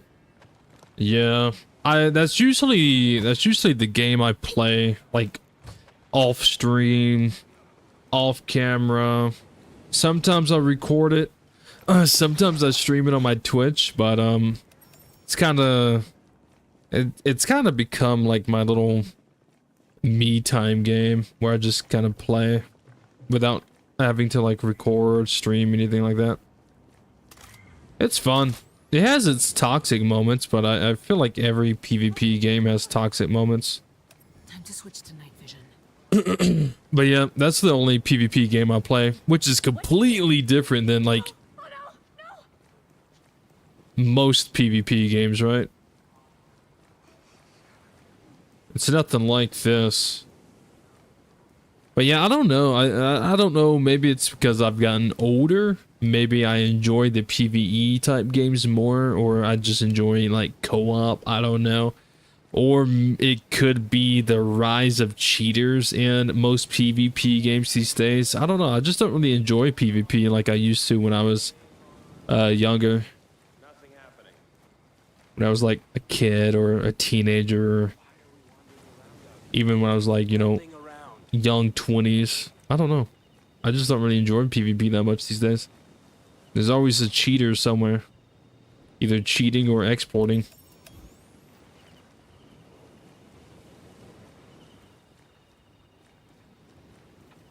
Shit, I'm going broke with what they charge for smokes at the commissary. Putting my night goggles on. Keep doing that. Yeah, I don't know.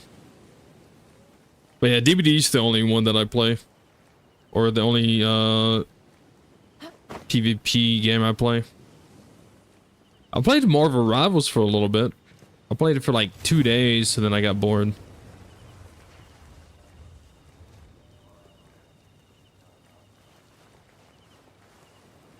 Do I still have my voice volume to 50? No, I raised it when I started playing with my brother. I raised it because I was trying to teach him like to listen for the enemy and everything like that. And it was kind of hard for me to tell him, hey, this is what it sounds like, when like I could barely even hear it. So when I started playing with my brother, I increased it, and I never went back and reduced it.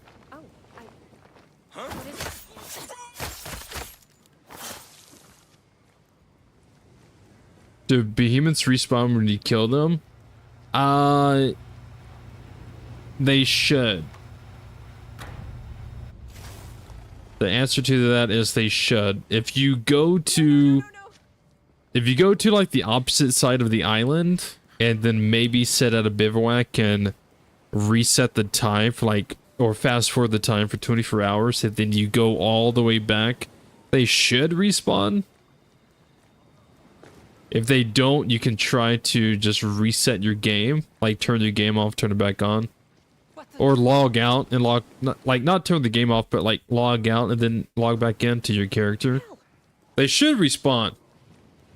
But again, the other day when I was trying to record that Behemoth video, I went to quite a few different locations and there was no Behemoth.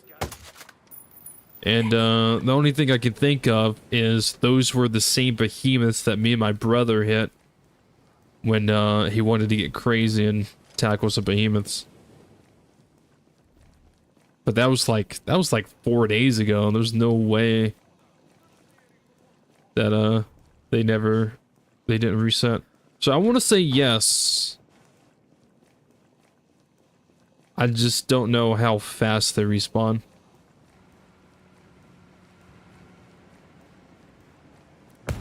Should decline now that I've limited their Why was the civilian standing next to my C4? That should be enough. The Bodarks won't be able to spread their forces across the region now.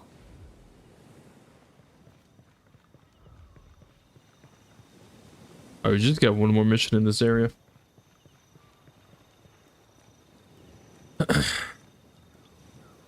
PvP games that have constant updates, COD, etc. stress me out. The Outcasts are rising and plan to strike several objectives throughout the region. The Bodarks are disorganized, and I managed to locate one of their bases. I suspect you'll be able to find the experimental tech that makes the Bodarks There you go. and intel on Ito's location. If you manage to steal the tech and save Ito, all this activity should be enough to take back the region. On it. I'll get Ito out of there. Nomad out. Yeah, there you go. All you have to do, you have to do 2 of the missions, and then the optical camo mission pops up, which I already have it, but so I technically don't need to go and do this, but I would do it anyways just to complete it. PvP games that have constant updates, COD, etc. stress me out. I felt like it was always a grind and I was always catching up. Yeah, I feel that. DVD, Dead by Daylight, is literally one of those games. It is always updating, always changing. Perks keep changing. A killer's ability change, and I mean they're basically the same abilities, but like numbers get changed to longer cooldown or shorter cooldown, or they move faster, or this and that and the other, or perks change. DBD is definitely one of those games that things change all the time. Like every couple months something changes. So I feel like if I don't play DBD for like 3 months and then I go back to it, I'm lost. Cuz I'm like, there's a new killer with a new power that I don't know. There's new perks that I don't understand. The old perks that I thought I understand don't even perform the same anymore. Yeah, DBD is one of those games. Things are changing all the time.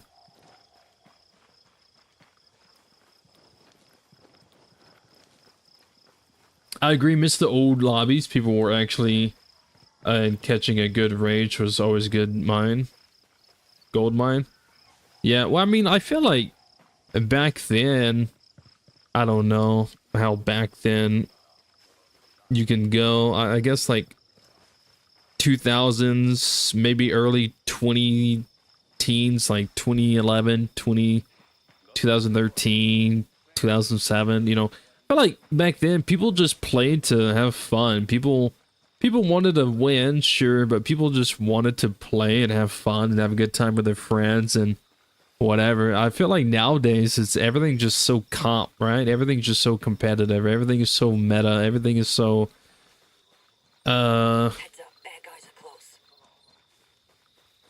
and do the meta build, do the meta strategy.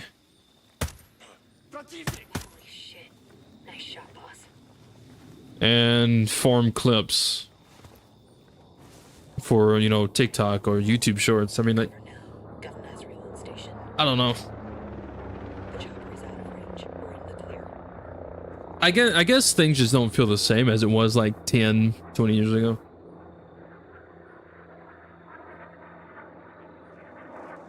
Or maybe that's just me. Maybe I'm just old. Maybe we just got old, guys. Maybe that's it. We should be out of range of the Asriel now.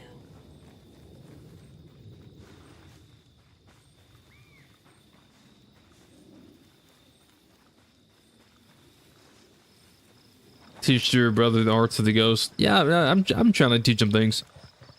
But yeah, so I increased my volume back to normal, so I could hear what he was hearing, so I could try to teach him what to like listen for. And I never went back and reduced it. I mean, you guys know how often I remember to swap my freaking weapon master. You think I'm gonna remember to change some of those settings? No. I just want to jump in the game and go bang bang. Nah, sometimes I just forget. Legit, I just forget.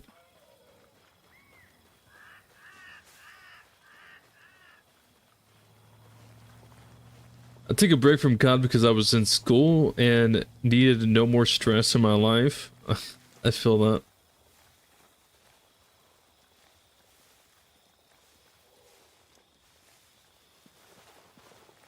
Unless you're Frank, then they get scared and disappear, like in Frank's Behemoth video, where you had to go like 5 different locations. I went to like 12. I went to like 12 different, it was like 11 or 12 different locations. And I only found 4.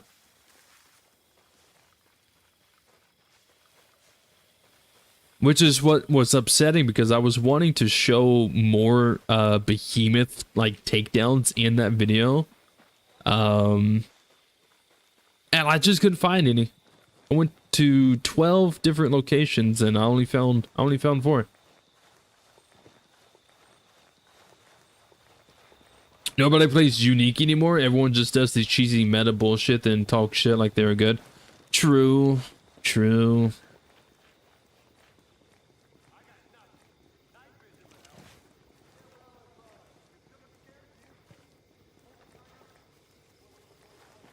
I mean, I guess if people do the cheesy meta stuff, right? Like, it's like, well, you know, it's like whatever, right? But I think it's really more of when people exploit or when people cheat and then they're like, oh, I'm so much better than you because I exploited this bug that shouldn't be allowed, that shouldn't be in the game. Acquiring target. That's what can get annoying for people. But I guess you know, cheats and exploits can be the same, can be, you know, I can't even speak, can be said the same about like some like mods, right?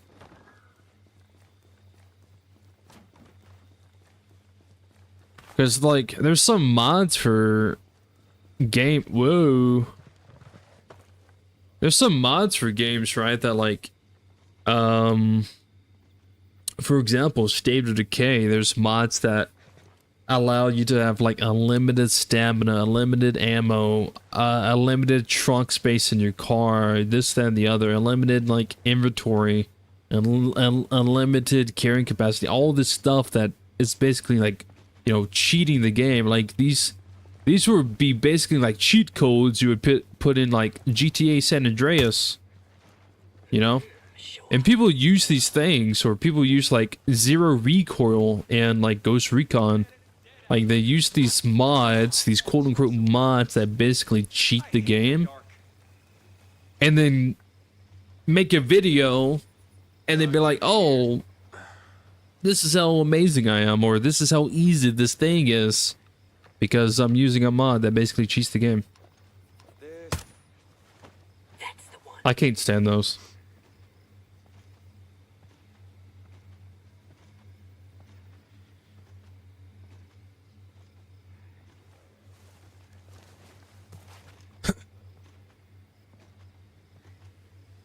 A couple of months ago, I saw a video of someone claiming to be like the best State of Decay 2 player. I was like, nah, pff, no way.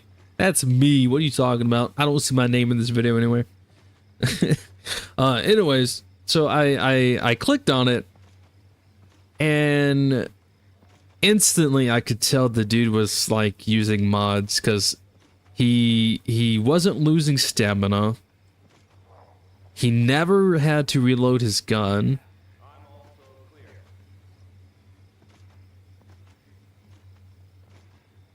His carrying capacity didn't make any sense. Like, it wasn't like how any of the like perks and stuff will work. Like, nothing that was going on with his character made sense. Also, he was running way faster than normal.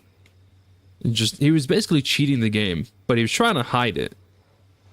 But I could tell instantly that he was cheating, and he was just going on and on about like how he's just like the greatest player in the game, and I'm like, you're literally cheating the game. But you know, I didn't have to say anything because people in like the comments kind of called him out for it.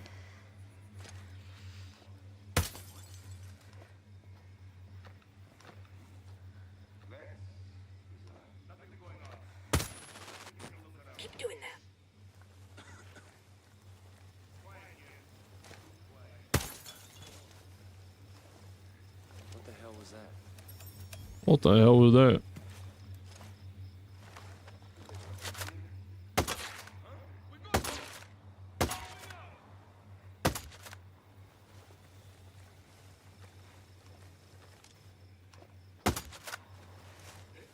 Show off. Night vision on.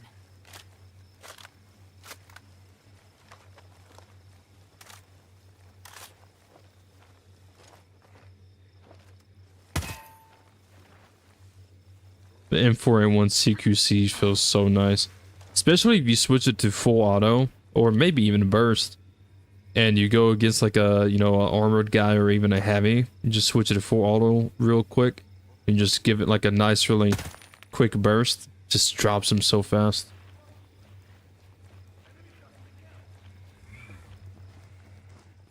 I don't care about this body being found. I'm just here for this thing. Roger, moving. Ready, boss. Nailed him. Good hits. Oh, so yeah, this is where you would get the optical camo anyways. This'll come in handy. And then you can turn invisible. But mine's upgraded all the way. Yeah, mine's upgraded all the way. So if this is your first time getting it and you turn invisible, yours would be kind of staticky and stuff. Well, hello. Well, you know what they say, when you gotta go, you gotta go. I think that would be funny, man. I would love to make like a stealth tactical game.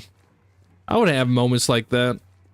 Or like, what if you're infiltrating a base and just unexpectedly a enemy just runs through the door, runs straight past you, doesn't even care, runs straight past you, runs down the hallway, runs to the bathroom, starts like taking a shit.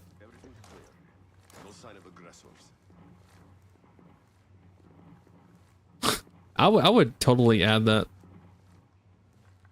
Hostiles might still be out there. Look at that. That's so good. M4A1 CQC. I mean, other weapons would be able to do it too, but I think the reason why I like this one is because like it's so accurate. It's so like it shoots so straight. Like the recoil isn't insane or crazy or anything like that.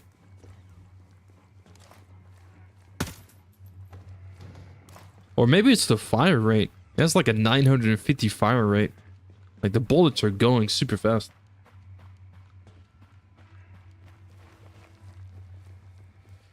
Mine instantly went to Crossbones in the MCU. Tim Rogers. Oh yeah, Tim Rogers. When you gotta go, you gotta go, and you're coming with me. Man, I watched that the other night. Oh, there's dead people on here. Captain America: Civil War. Man, the Marvel movies just haven't been the same, have they? Oh, am I missing something? Oh, I am. Damn.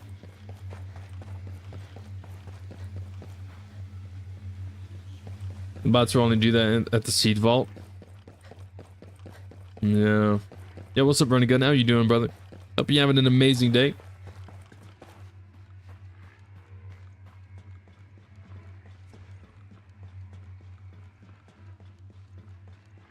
You gotta go. All right, I see you, Lego.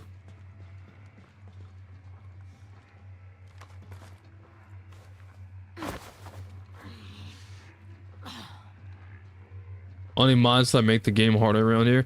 Yeah, I feel like, you know, I shit on mods a lot lately, and I think people just kind of, maybe it's the way I'm like trying to word it, or maybe people just don't understand what I'm trying to say.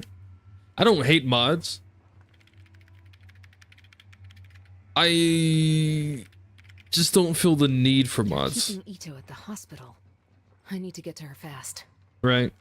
Like, I feel like this game is pretty amazing without mods. I have not ever felt the need to install mods. But what I do hate is people trying to tell me that I need mods. Like, people try to force mods on me. I think that's what I hate.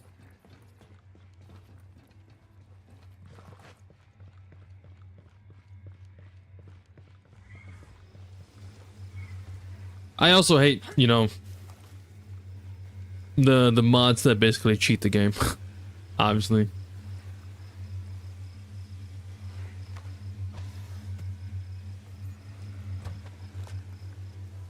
The grind to getting it max was a headache, but worth it.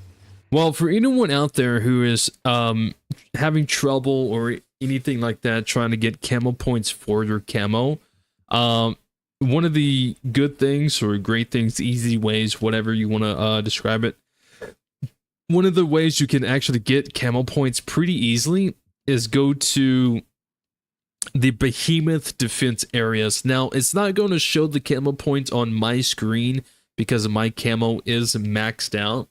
So once you get yours maxed out, it's not going to show you that locations have camo points or anything like that.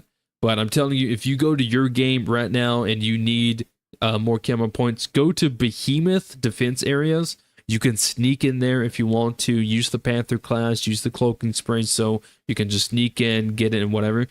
But each Behemoth area has 1,000 camo points. So if you're just needing a little bit more, or whatever the case is, whatever your scenario is, go to the Behemoth defense areas. Each one on the map has 1,000 camo points. Each one. And there's, I think, what, 22, 23? I can't remember the exact number. 20 something. I could be wrong. I'm just going to say 20 Behemoth locations. So that's, you know, 1,000 times 20. 20,000.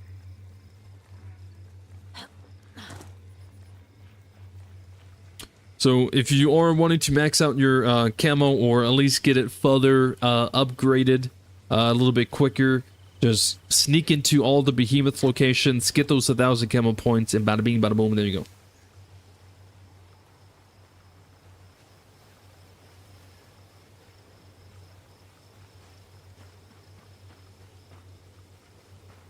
Yo, what's up, Red? How's it going, brother? Yo, what's up, Nikki? How's it going? How's it going, brother?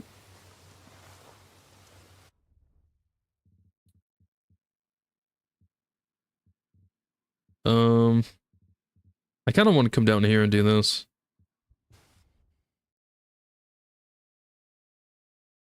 Yo, what's up, Lego? Again, didn't you just leave like 2 seconds ago?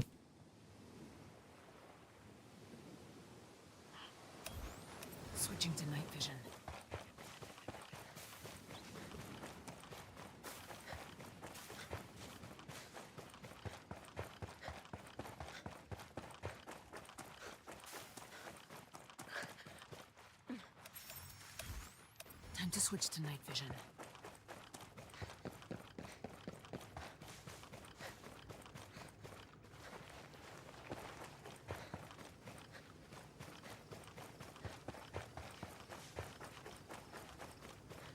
Smash that like button. Hell yeah, brother.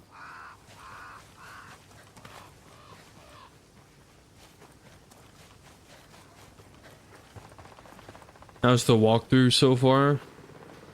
I'm gonna be honest with you. I have failed miserably. This stream has been all over the place. I started off messing with gear score. And then I went and did the solo Gollum raid. Or maybe I didn't say that right. I did the Golem Island solo raid. I did all those missions. And then I started messing with gear score again. And then I started a brand new character to do a whole new walkthrough because someone was asking me how can you like level up fast, like how can you level up your character fast. And my main character, I'm already max level, so it's really hard for me to showcase things on this character, so I made a whole new character. And then that turned into from trying to show different ways to get like XP fast to me doing the story missions. And then someone asked me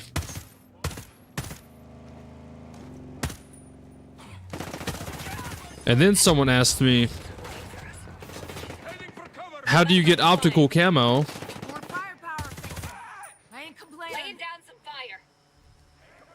Yeah, then someone asked me how to get the optical camo. So I jumped straight into the Operation Motherland to try to help showcase how to get the camo. And then everybody was like, well, just jump back to your main and just restart the Operation Motherland. And here we are. This stream has literally been all over the place. And I'm so sorry for anyone who watches this in the future.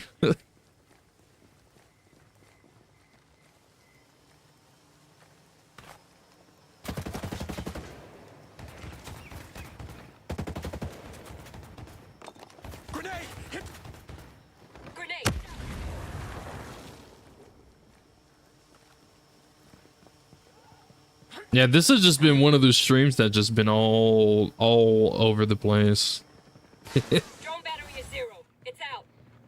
I think it's because like when people ask me a question and I can't find like the correct words to like explain how to like solve their problem, I try to like show them the answer visually. And I think that's what keeps messing me up. Because I'm like, oh, well, just do this. Just, just do that. Do this. Well, you know what? I'm gonna just show you. I'm gonna just show you. Yeah. I'm definitely... I don't know if it's a good thing or a bad thing. I think it's probably a bad thing, but I'm definitely the type who's like... Activating night vision goggles. Just give me the controller and let me do it type person. You ever like your brother, sister, friend, whoever playing a game and they're struggling with something and they ask for your help, instead of you telling them how to do it, you're just like, oh, just give me the controller, just let me do it. Yeah, that's me. Nice shot, boss. We got a rocket incoming. They're onto us. Checkpoint secured. That's me 100%. I'm just like, just give me the controller.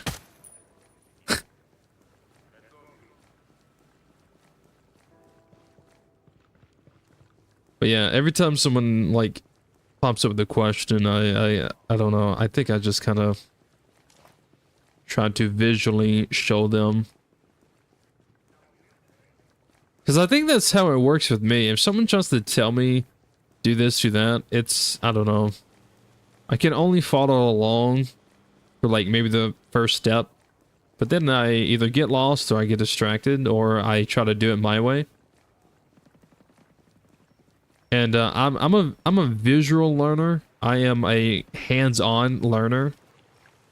Like when I learned how to rebuild a freaking motorcycle engine, reading the books didn't really help me anything, but watching like a video kind of gave me a little bit more like of an idea, and then actually putting the engine piece to piece back together with my own hands, it's how I really learned.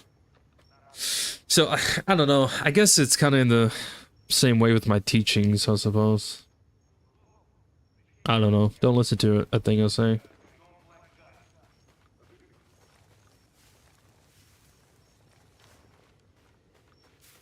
I just try to help, okay? I just try to help, guys.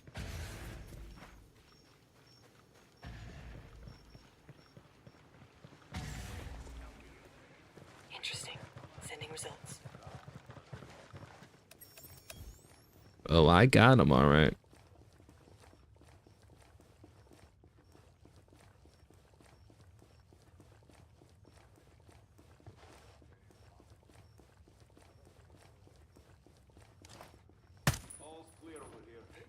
Show off.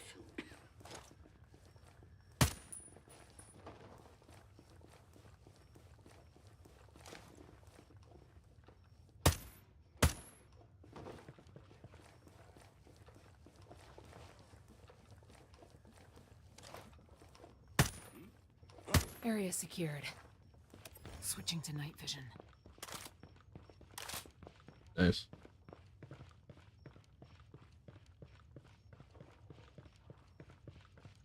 Everyone has a plan until they make contact with the enemy. That is actually true too.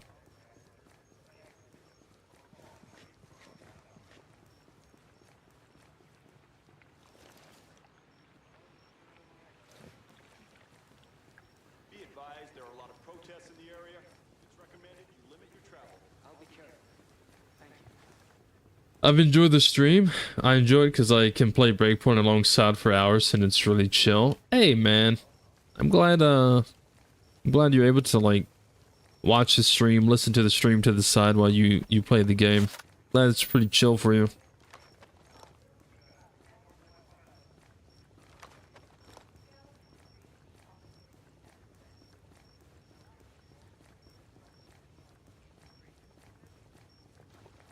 I'm exactly the same. I better show it myself than let the person find it out by the words I say. Yeah.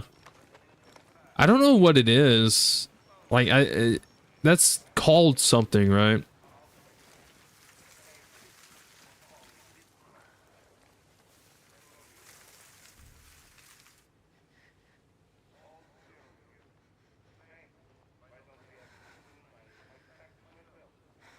Everyone learns their own way. I mean, yeah, everyone learns their own way, but sometimes it's not about how people learn, it's about how you teach them, if that makes sense. So I think it's more I feel comfortable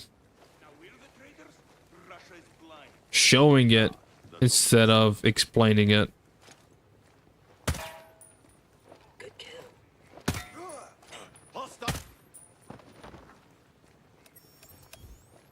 And I think it's like, I feel comfortable that, hey, if I show you this, then you're going to be able to pick up what I'm putting down and understand what's happening. Because it's more like, if I say this, then I'm not exactly confident that you're going to understand, like, what I'm saying. Because I could, you know, I might accidentally, like, explain it wrong. Like, I know what I'm saying, but you might not understand what I'm saying. That makes sense? I don't know, man. Leave me alone. But yeah.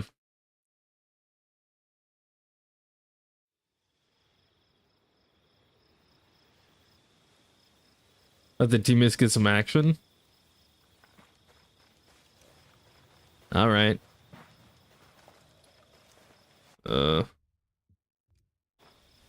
I guess I'll let them get a few kills here and there.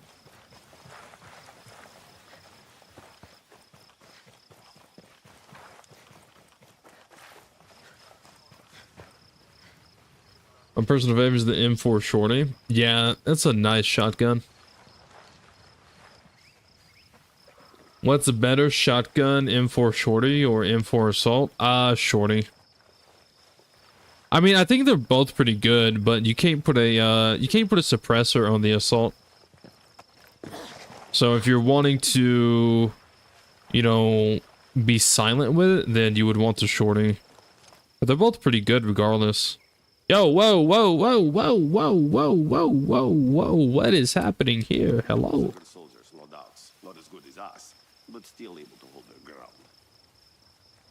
Whoa, whoa, whoa, whoa, whoa, whoa, whoa, whoa, whoa, whoa, whoa, whoa, whoa. Yes, происшествий. Area's calm over here. Area doesn't seem so calm, buddy.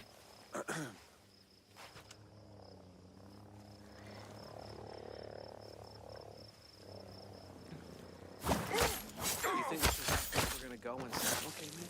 If we can get our freedom back, I'm game. Whoa, whoa, whoa, whoa, whoa, whoa, whoa, whoa, whoa, whoa, whoa, whoa, whoa, whoa, whoa, whoa. What you aiming at, buddy? What you aiming at, buddy? Whoa, whoa, whoa, whoa, whoa.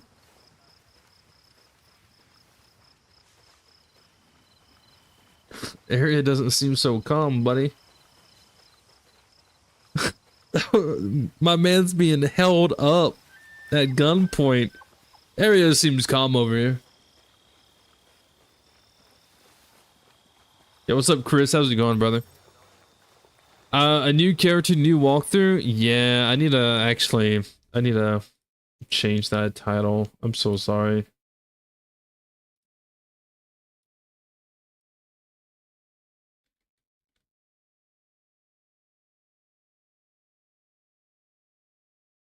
I think I've changed the title of the stream 5 times.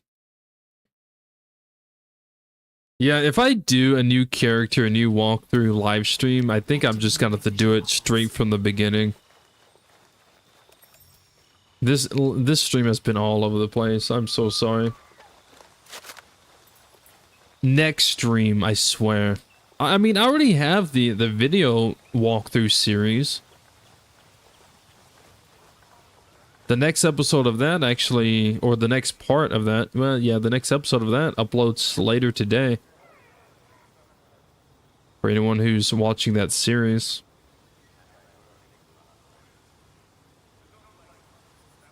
Getting in position. Roger, getting in position. Standing by to fire. Sniper in sight.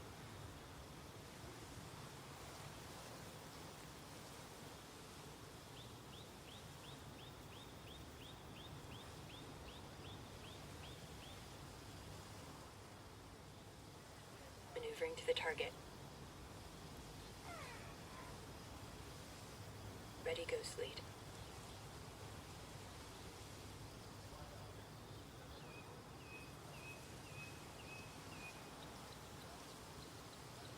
We're good, boss. Nice shooting.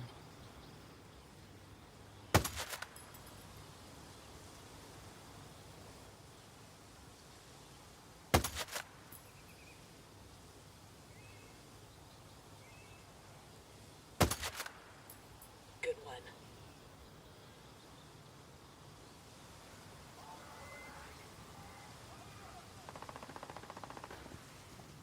Oh shit.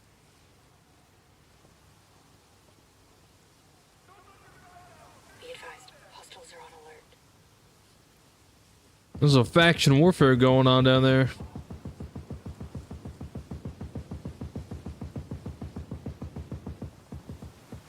Oh my god. I didn't do it.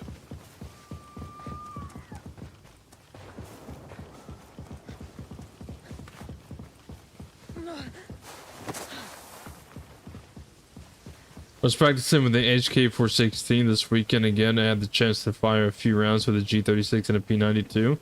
Nice, dude. Which one was your favorite?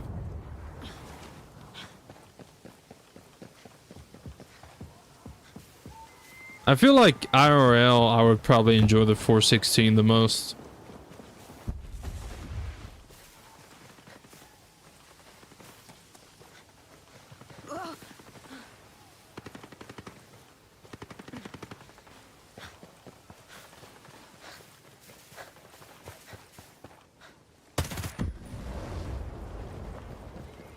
So faction warfare going on.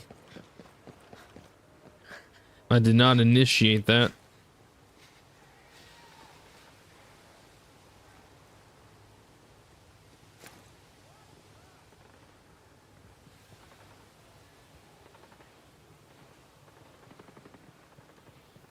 Scanning the perimeter. Shit, yeah. Many hostiles on scan.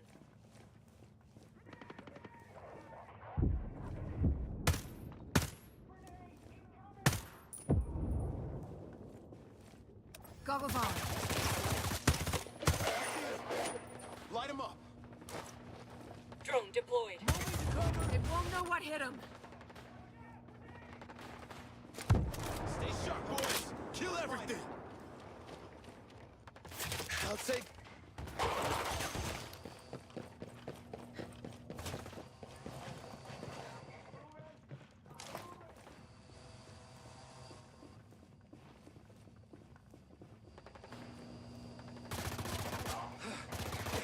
Get him!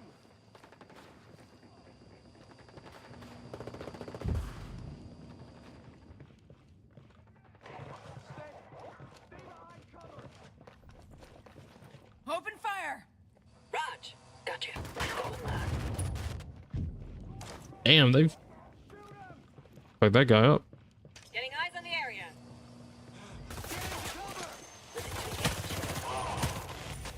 Complete. Light him up. Nice going.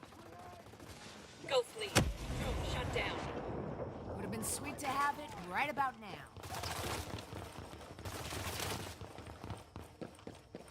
I'll lay down some fire. I hit one. Popped one.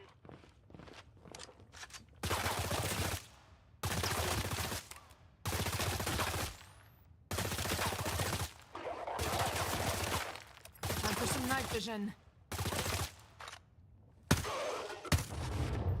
Solid kill.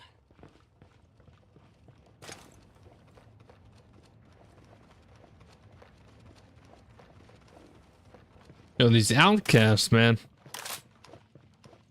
You know, I could have snuck in here and saved her, but no, y'all had to go crazy. For no reason.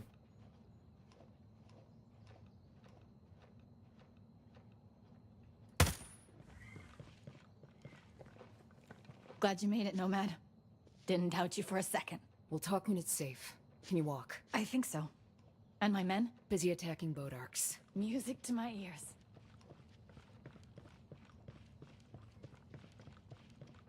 Target hit. But team's still killing people? Probably.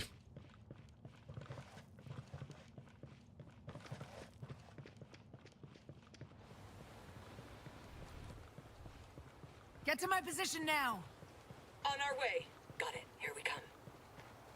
But yeah, I mean, I hope everyone's having an amazing day, by the way. Hope everyone's having an amazing day, a good morning, a great evening, depending on your time zone and where you're from. And it's finally lunchtime for me. I can't believe I started stream at 2:50 a.m. It's almost getting close to a 10-hour stream. Have to run, have a great day and stream. All right, run again. I'll see you, brother. From Antarctica.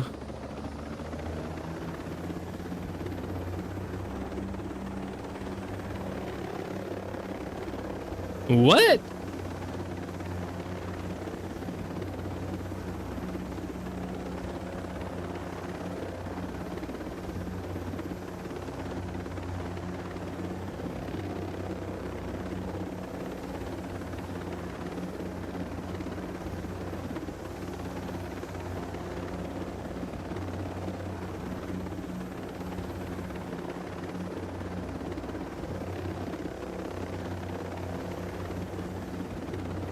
I'm doing good. I have a little tickle in my throat along with a cough, but nothing too major. I'm still liking the stream. Hey, I appreciate that, man. And is that the...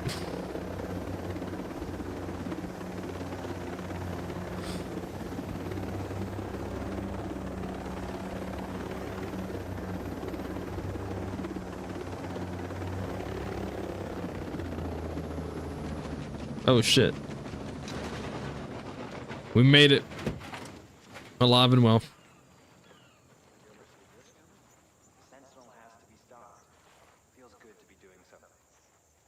Oh.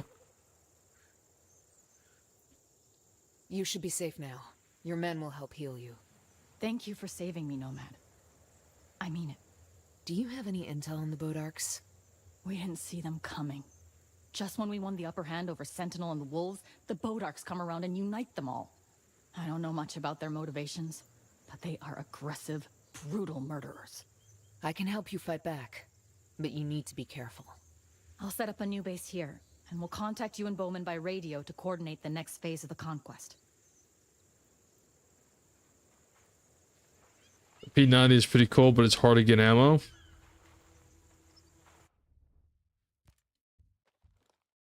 What, the P90?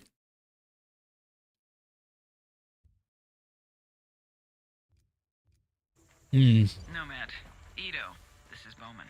Glad to hear you're alive and kicking. Glad to be here. Thank you both for keeping your word and not leaving me to the dogs. The Outcasts were inspired by Nomad's efforts. They were able to push the Bodarks back and claim the region. I suspect the Bodarks receive orders from Russia. If any word of this gets out, it could ignite a world war. Doesn't Russia consider the Bodarks terrorists? They spoke as Russian envoys. They must be working together. We need to move quickly. Something doesn't feel right. I can't report anything to the U.S. authorities right now if we want to give Operation Motherland a fighting chance. Ito will coordinate with the Outcasts on the next phase of the conquest. She's been training them for months. They're more than ready to show what they're made of. Nomad, it's up to you to pick which region to pursue next. The Outcasts will be there to support you. Copy. Nomad out.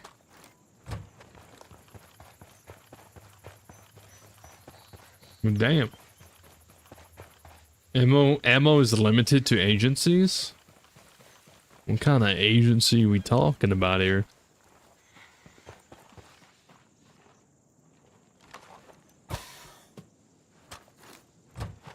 What did the Bodarks do to Ito? I don't know. They fucked her up, I guess. One of her eyes is bandaged over.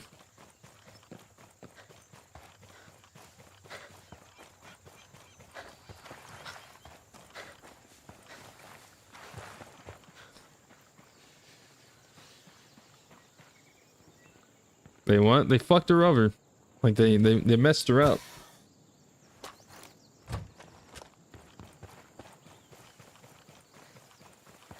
What do you think I said?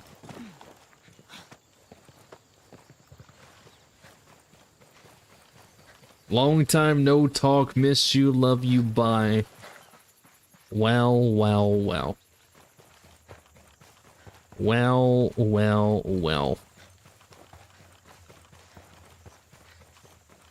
Now you said something else? What? No, I didn't.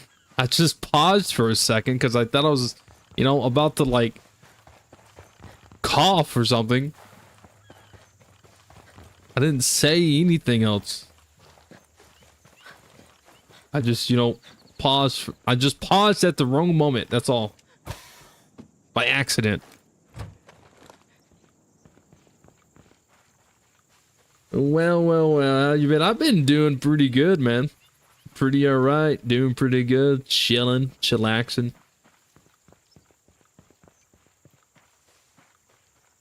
The pause was all you needed.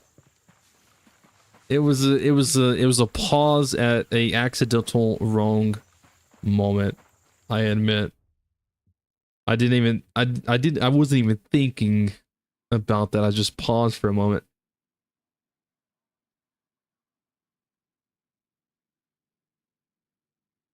Guess you never know with the Bodarks. How about you shut the fuck up?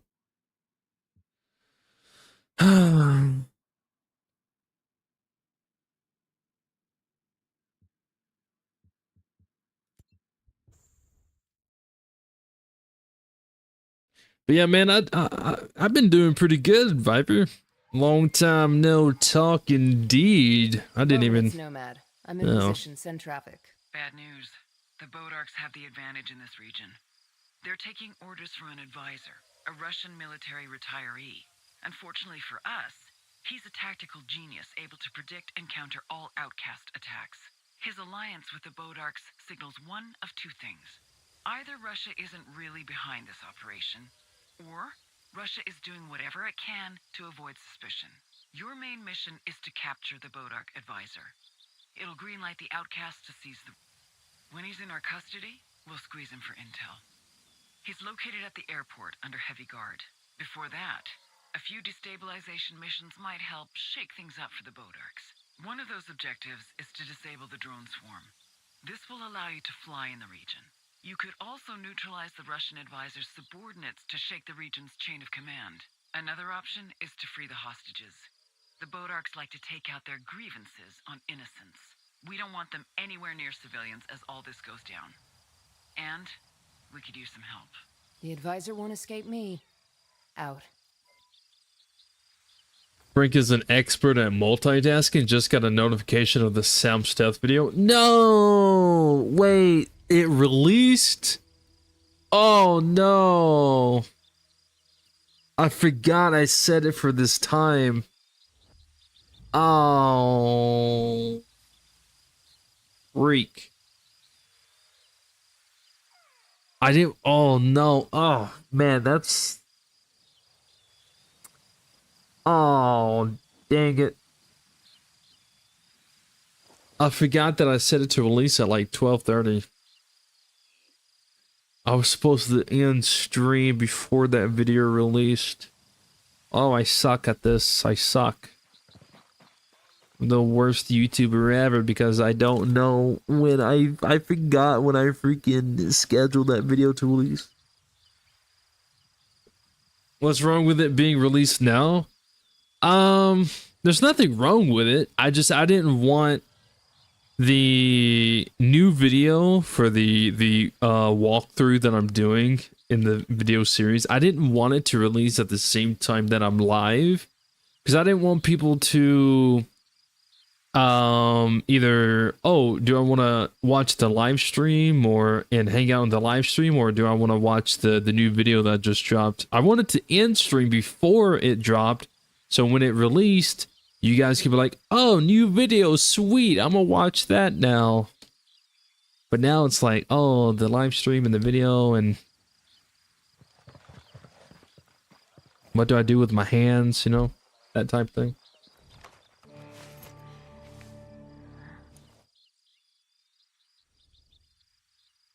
Oh man, you can watch both.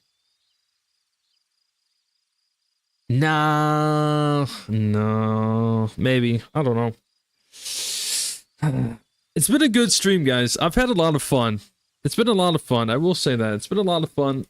Everyone here, whether you are lurking and you're just watching, chilling, you're not chatting, you're just enjoying the stream, thank you so much for being here. And the people who are chatting, being a bunch of yappers in the comment sections and everything like that, I appreciate you too. I appreciate everyone being here, whether you tune in for a minute, you tune in for hours, or you tune in every stream, you tune in every other stream, you tune in whenever you can. Thank you so much for being here.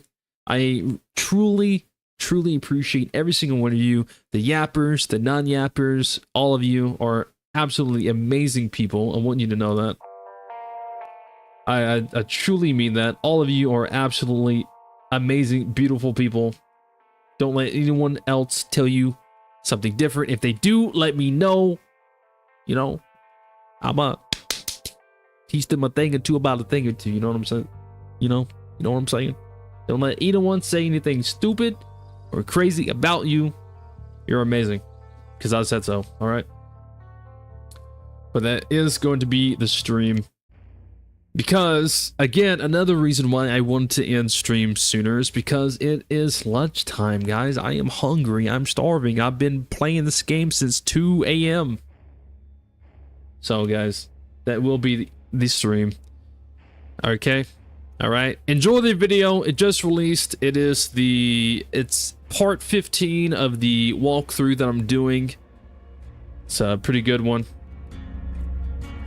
Hope everyone has an amazing day, a good night, a beautiful evening, a good morning, depending on your time zone.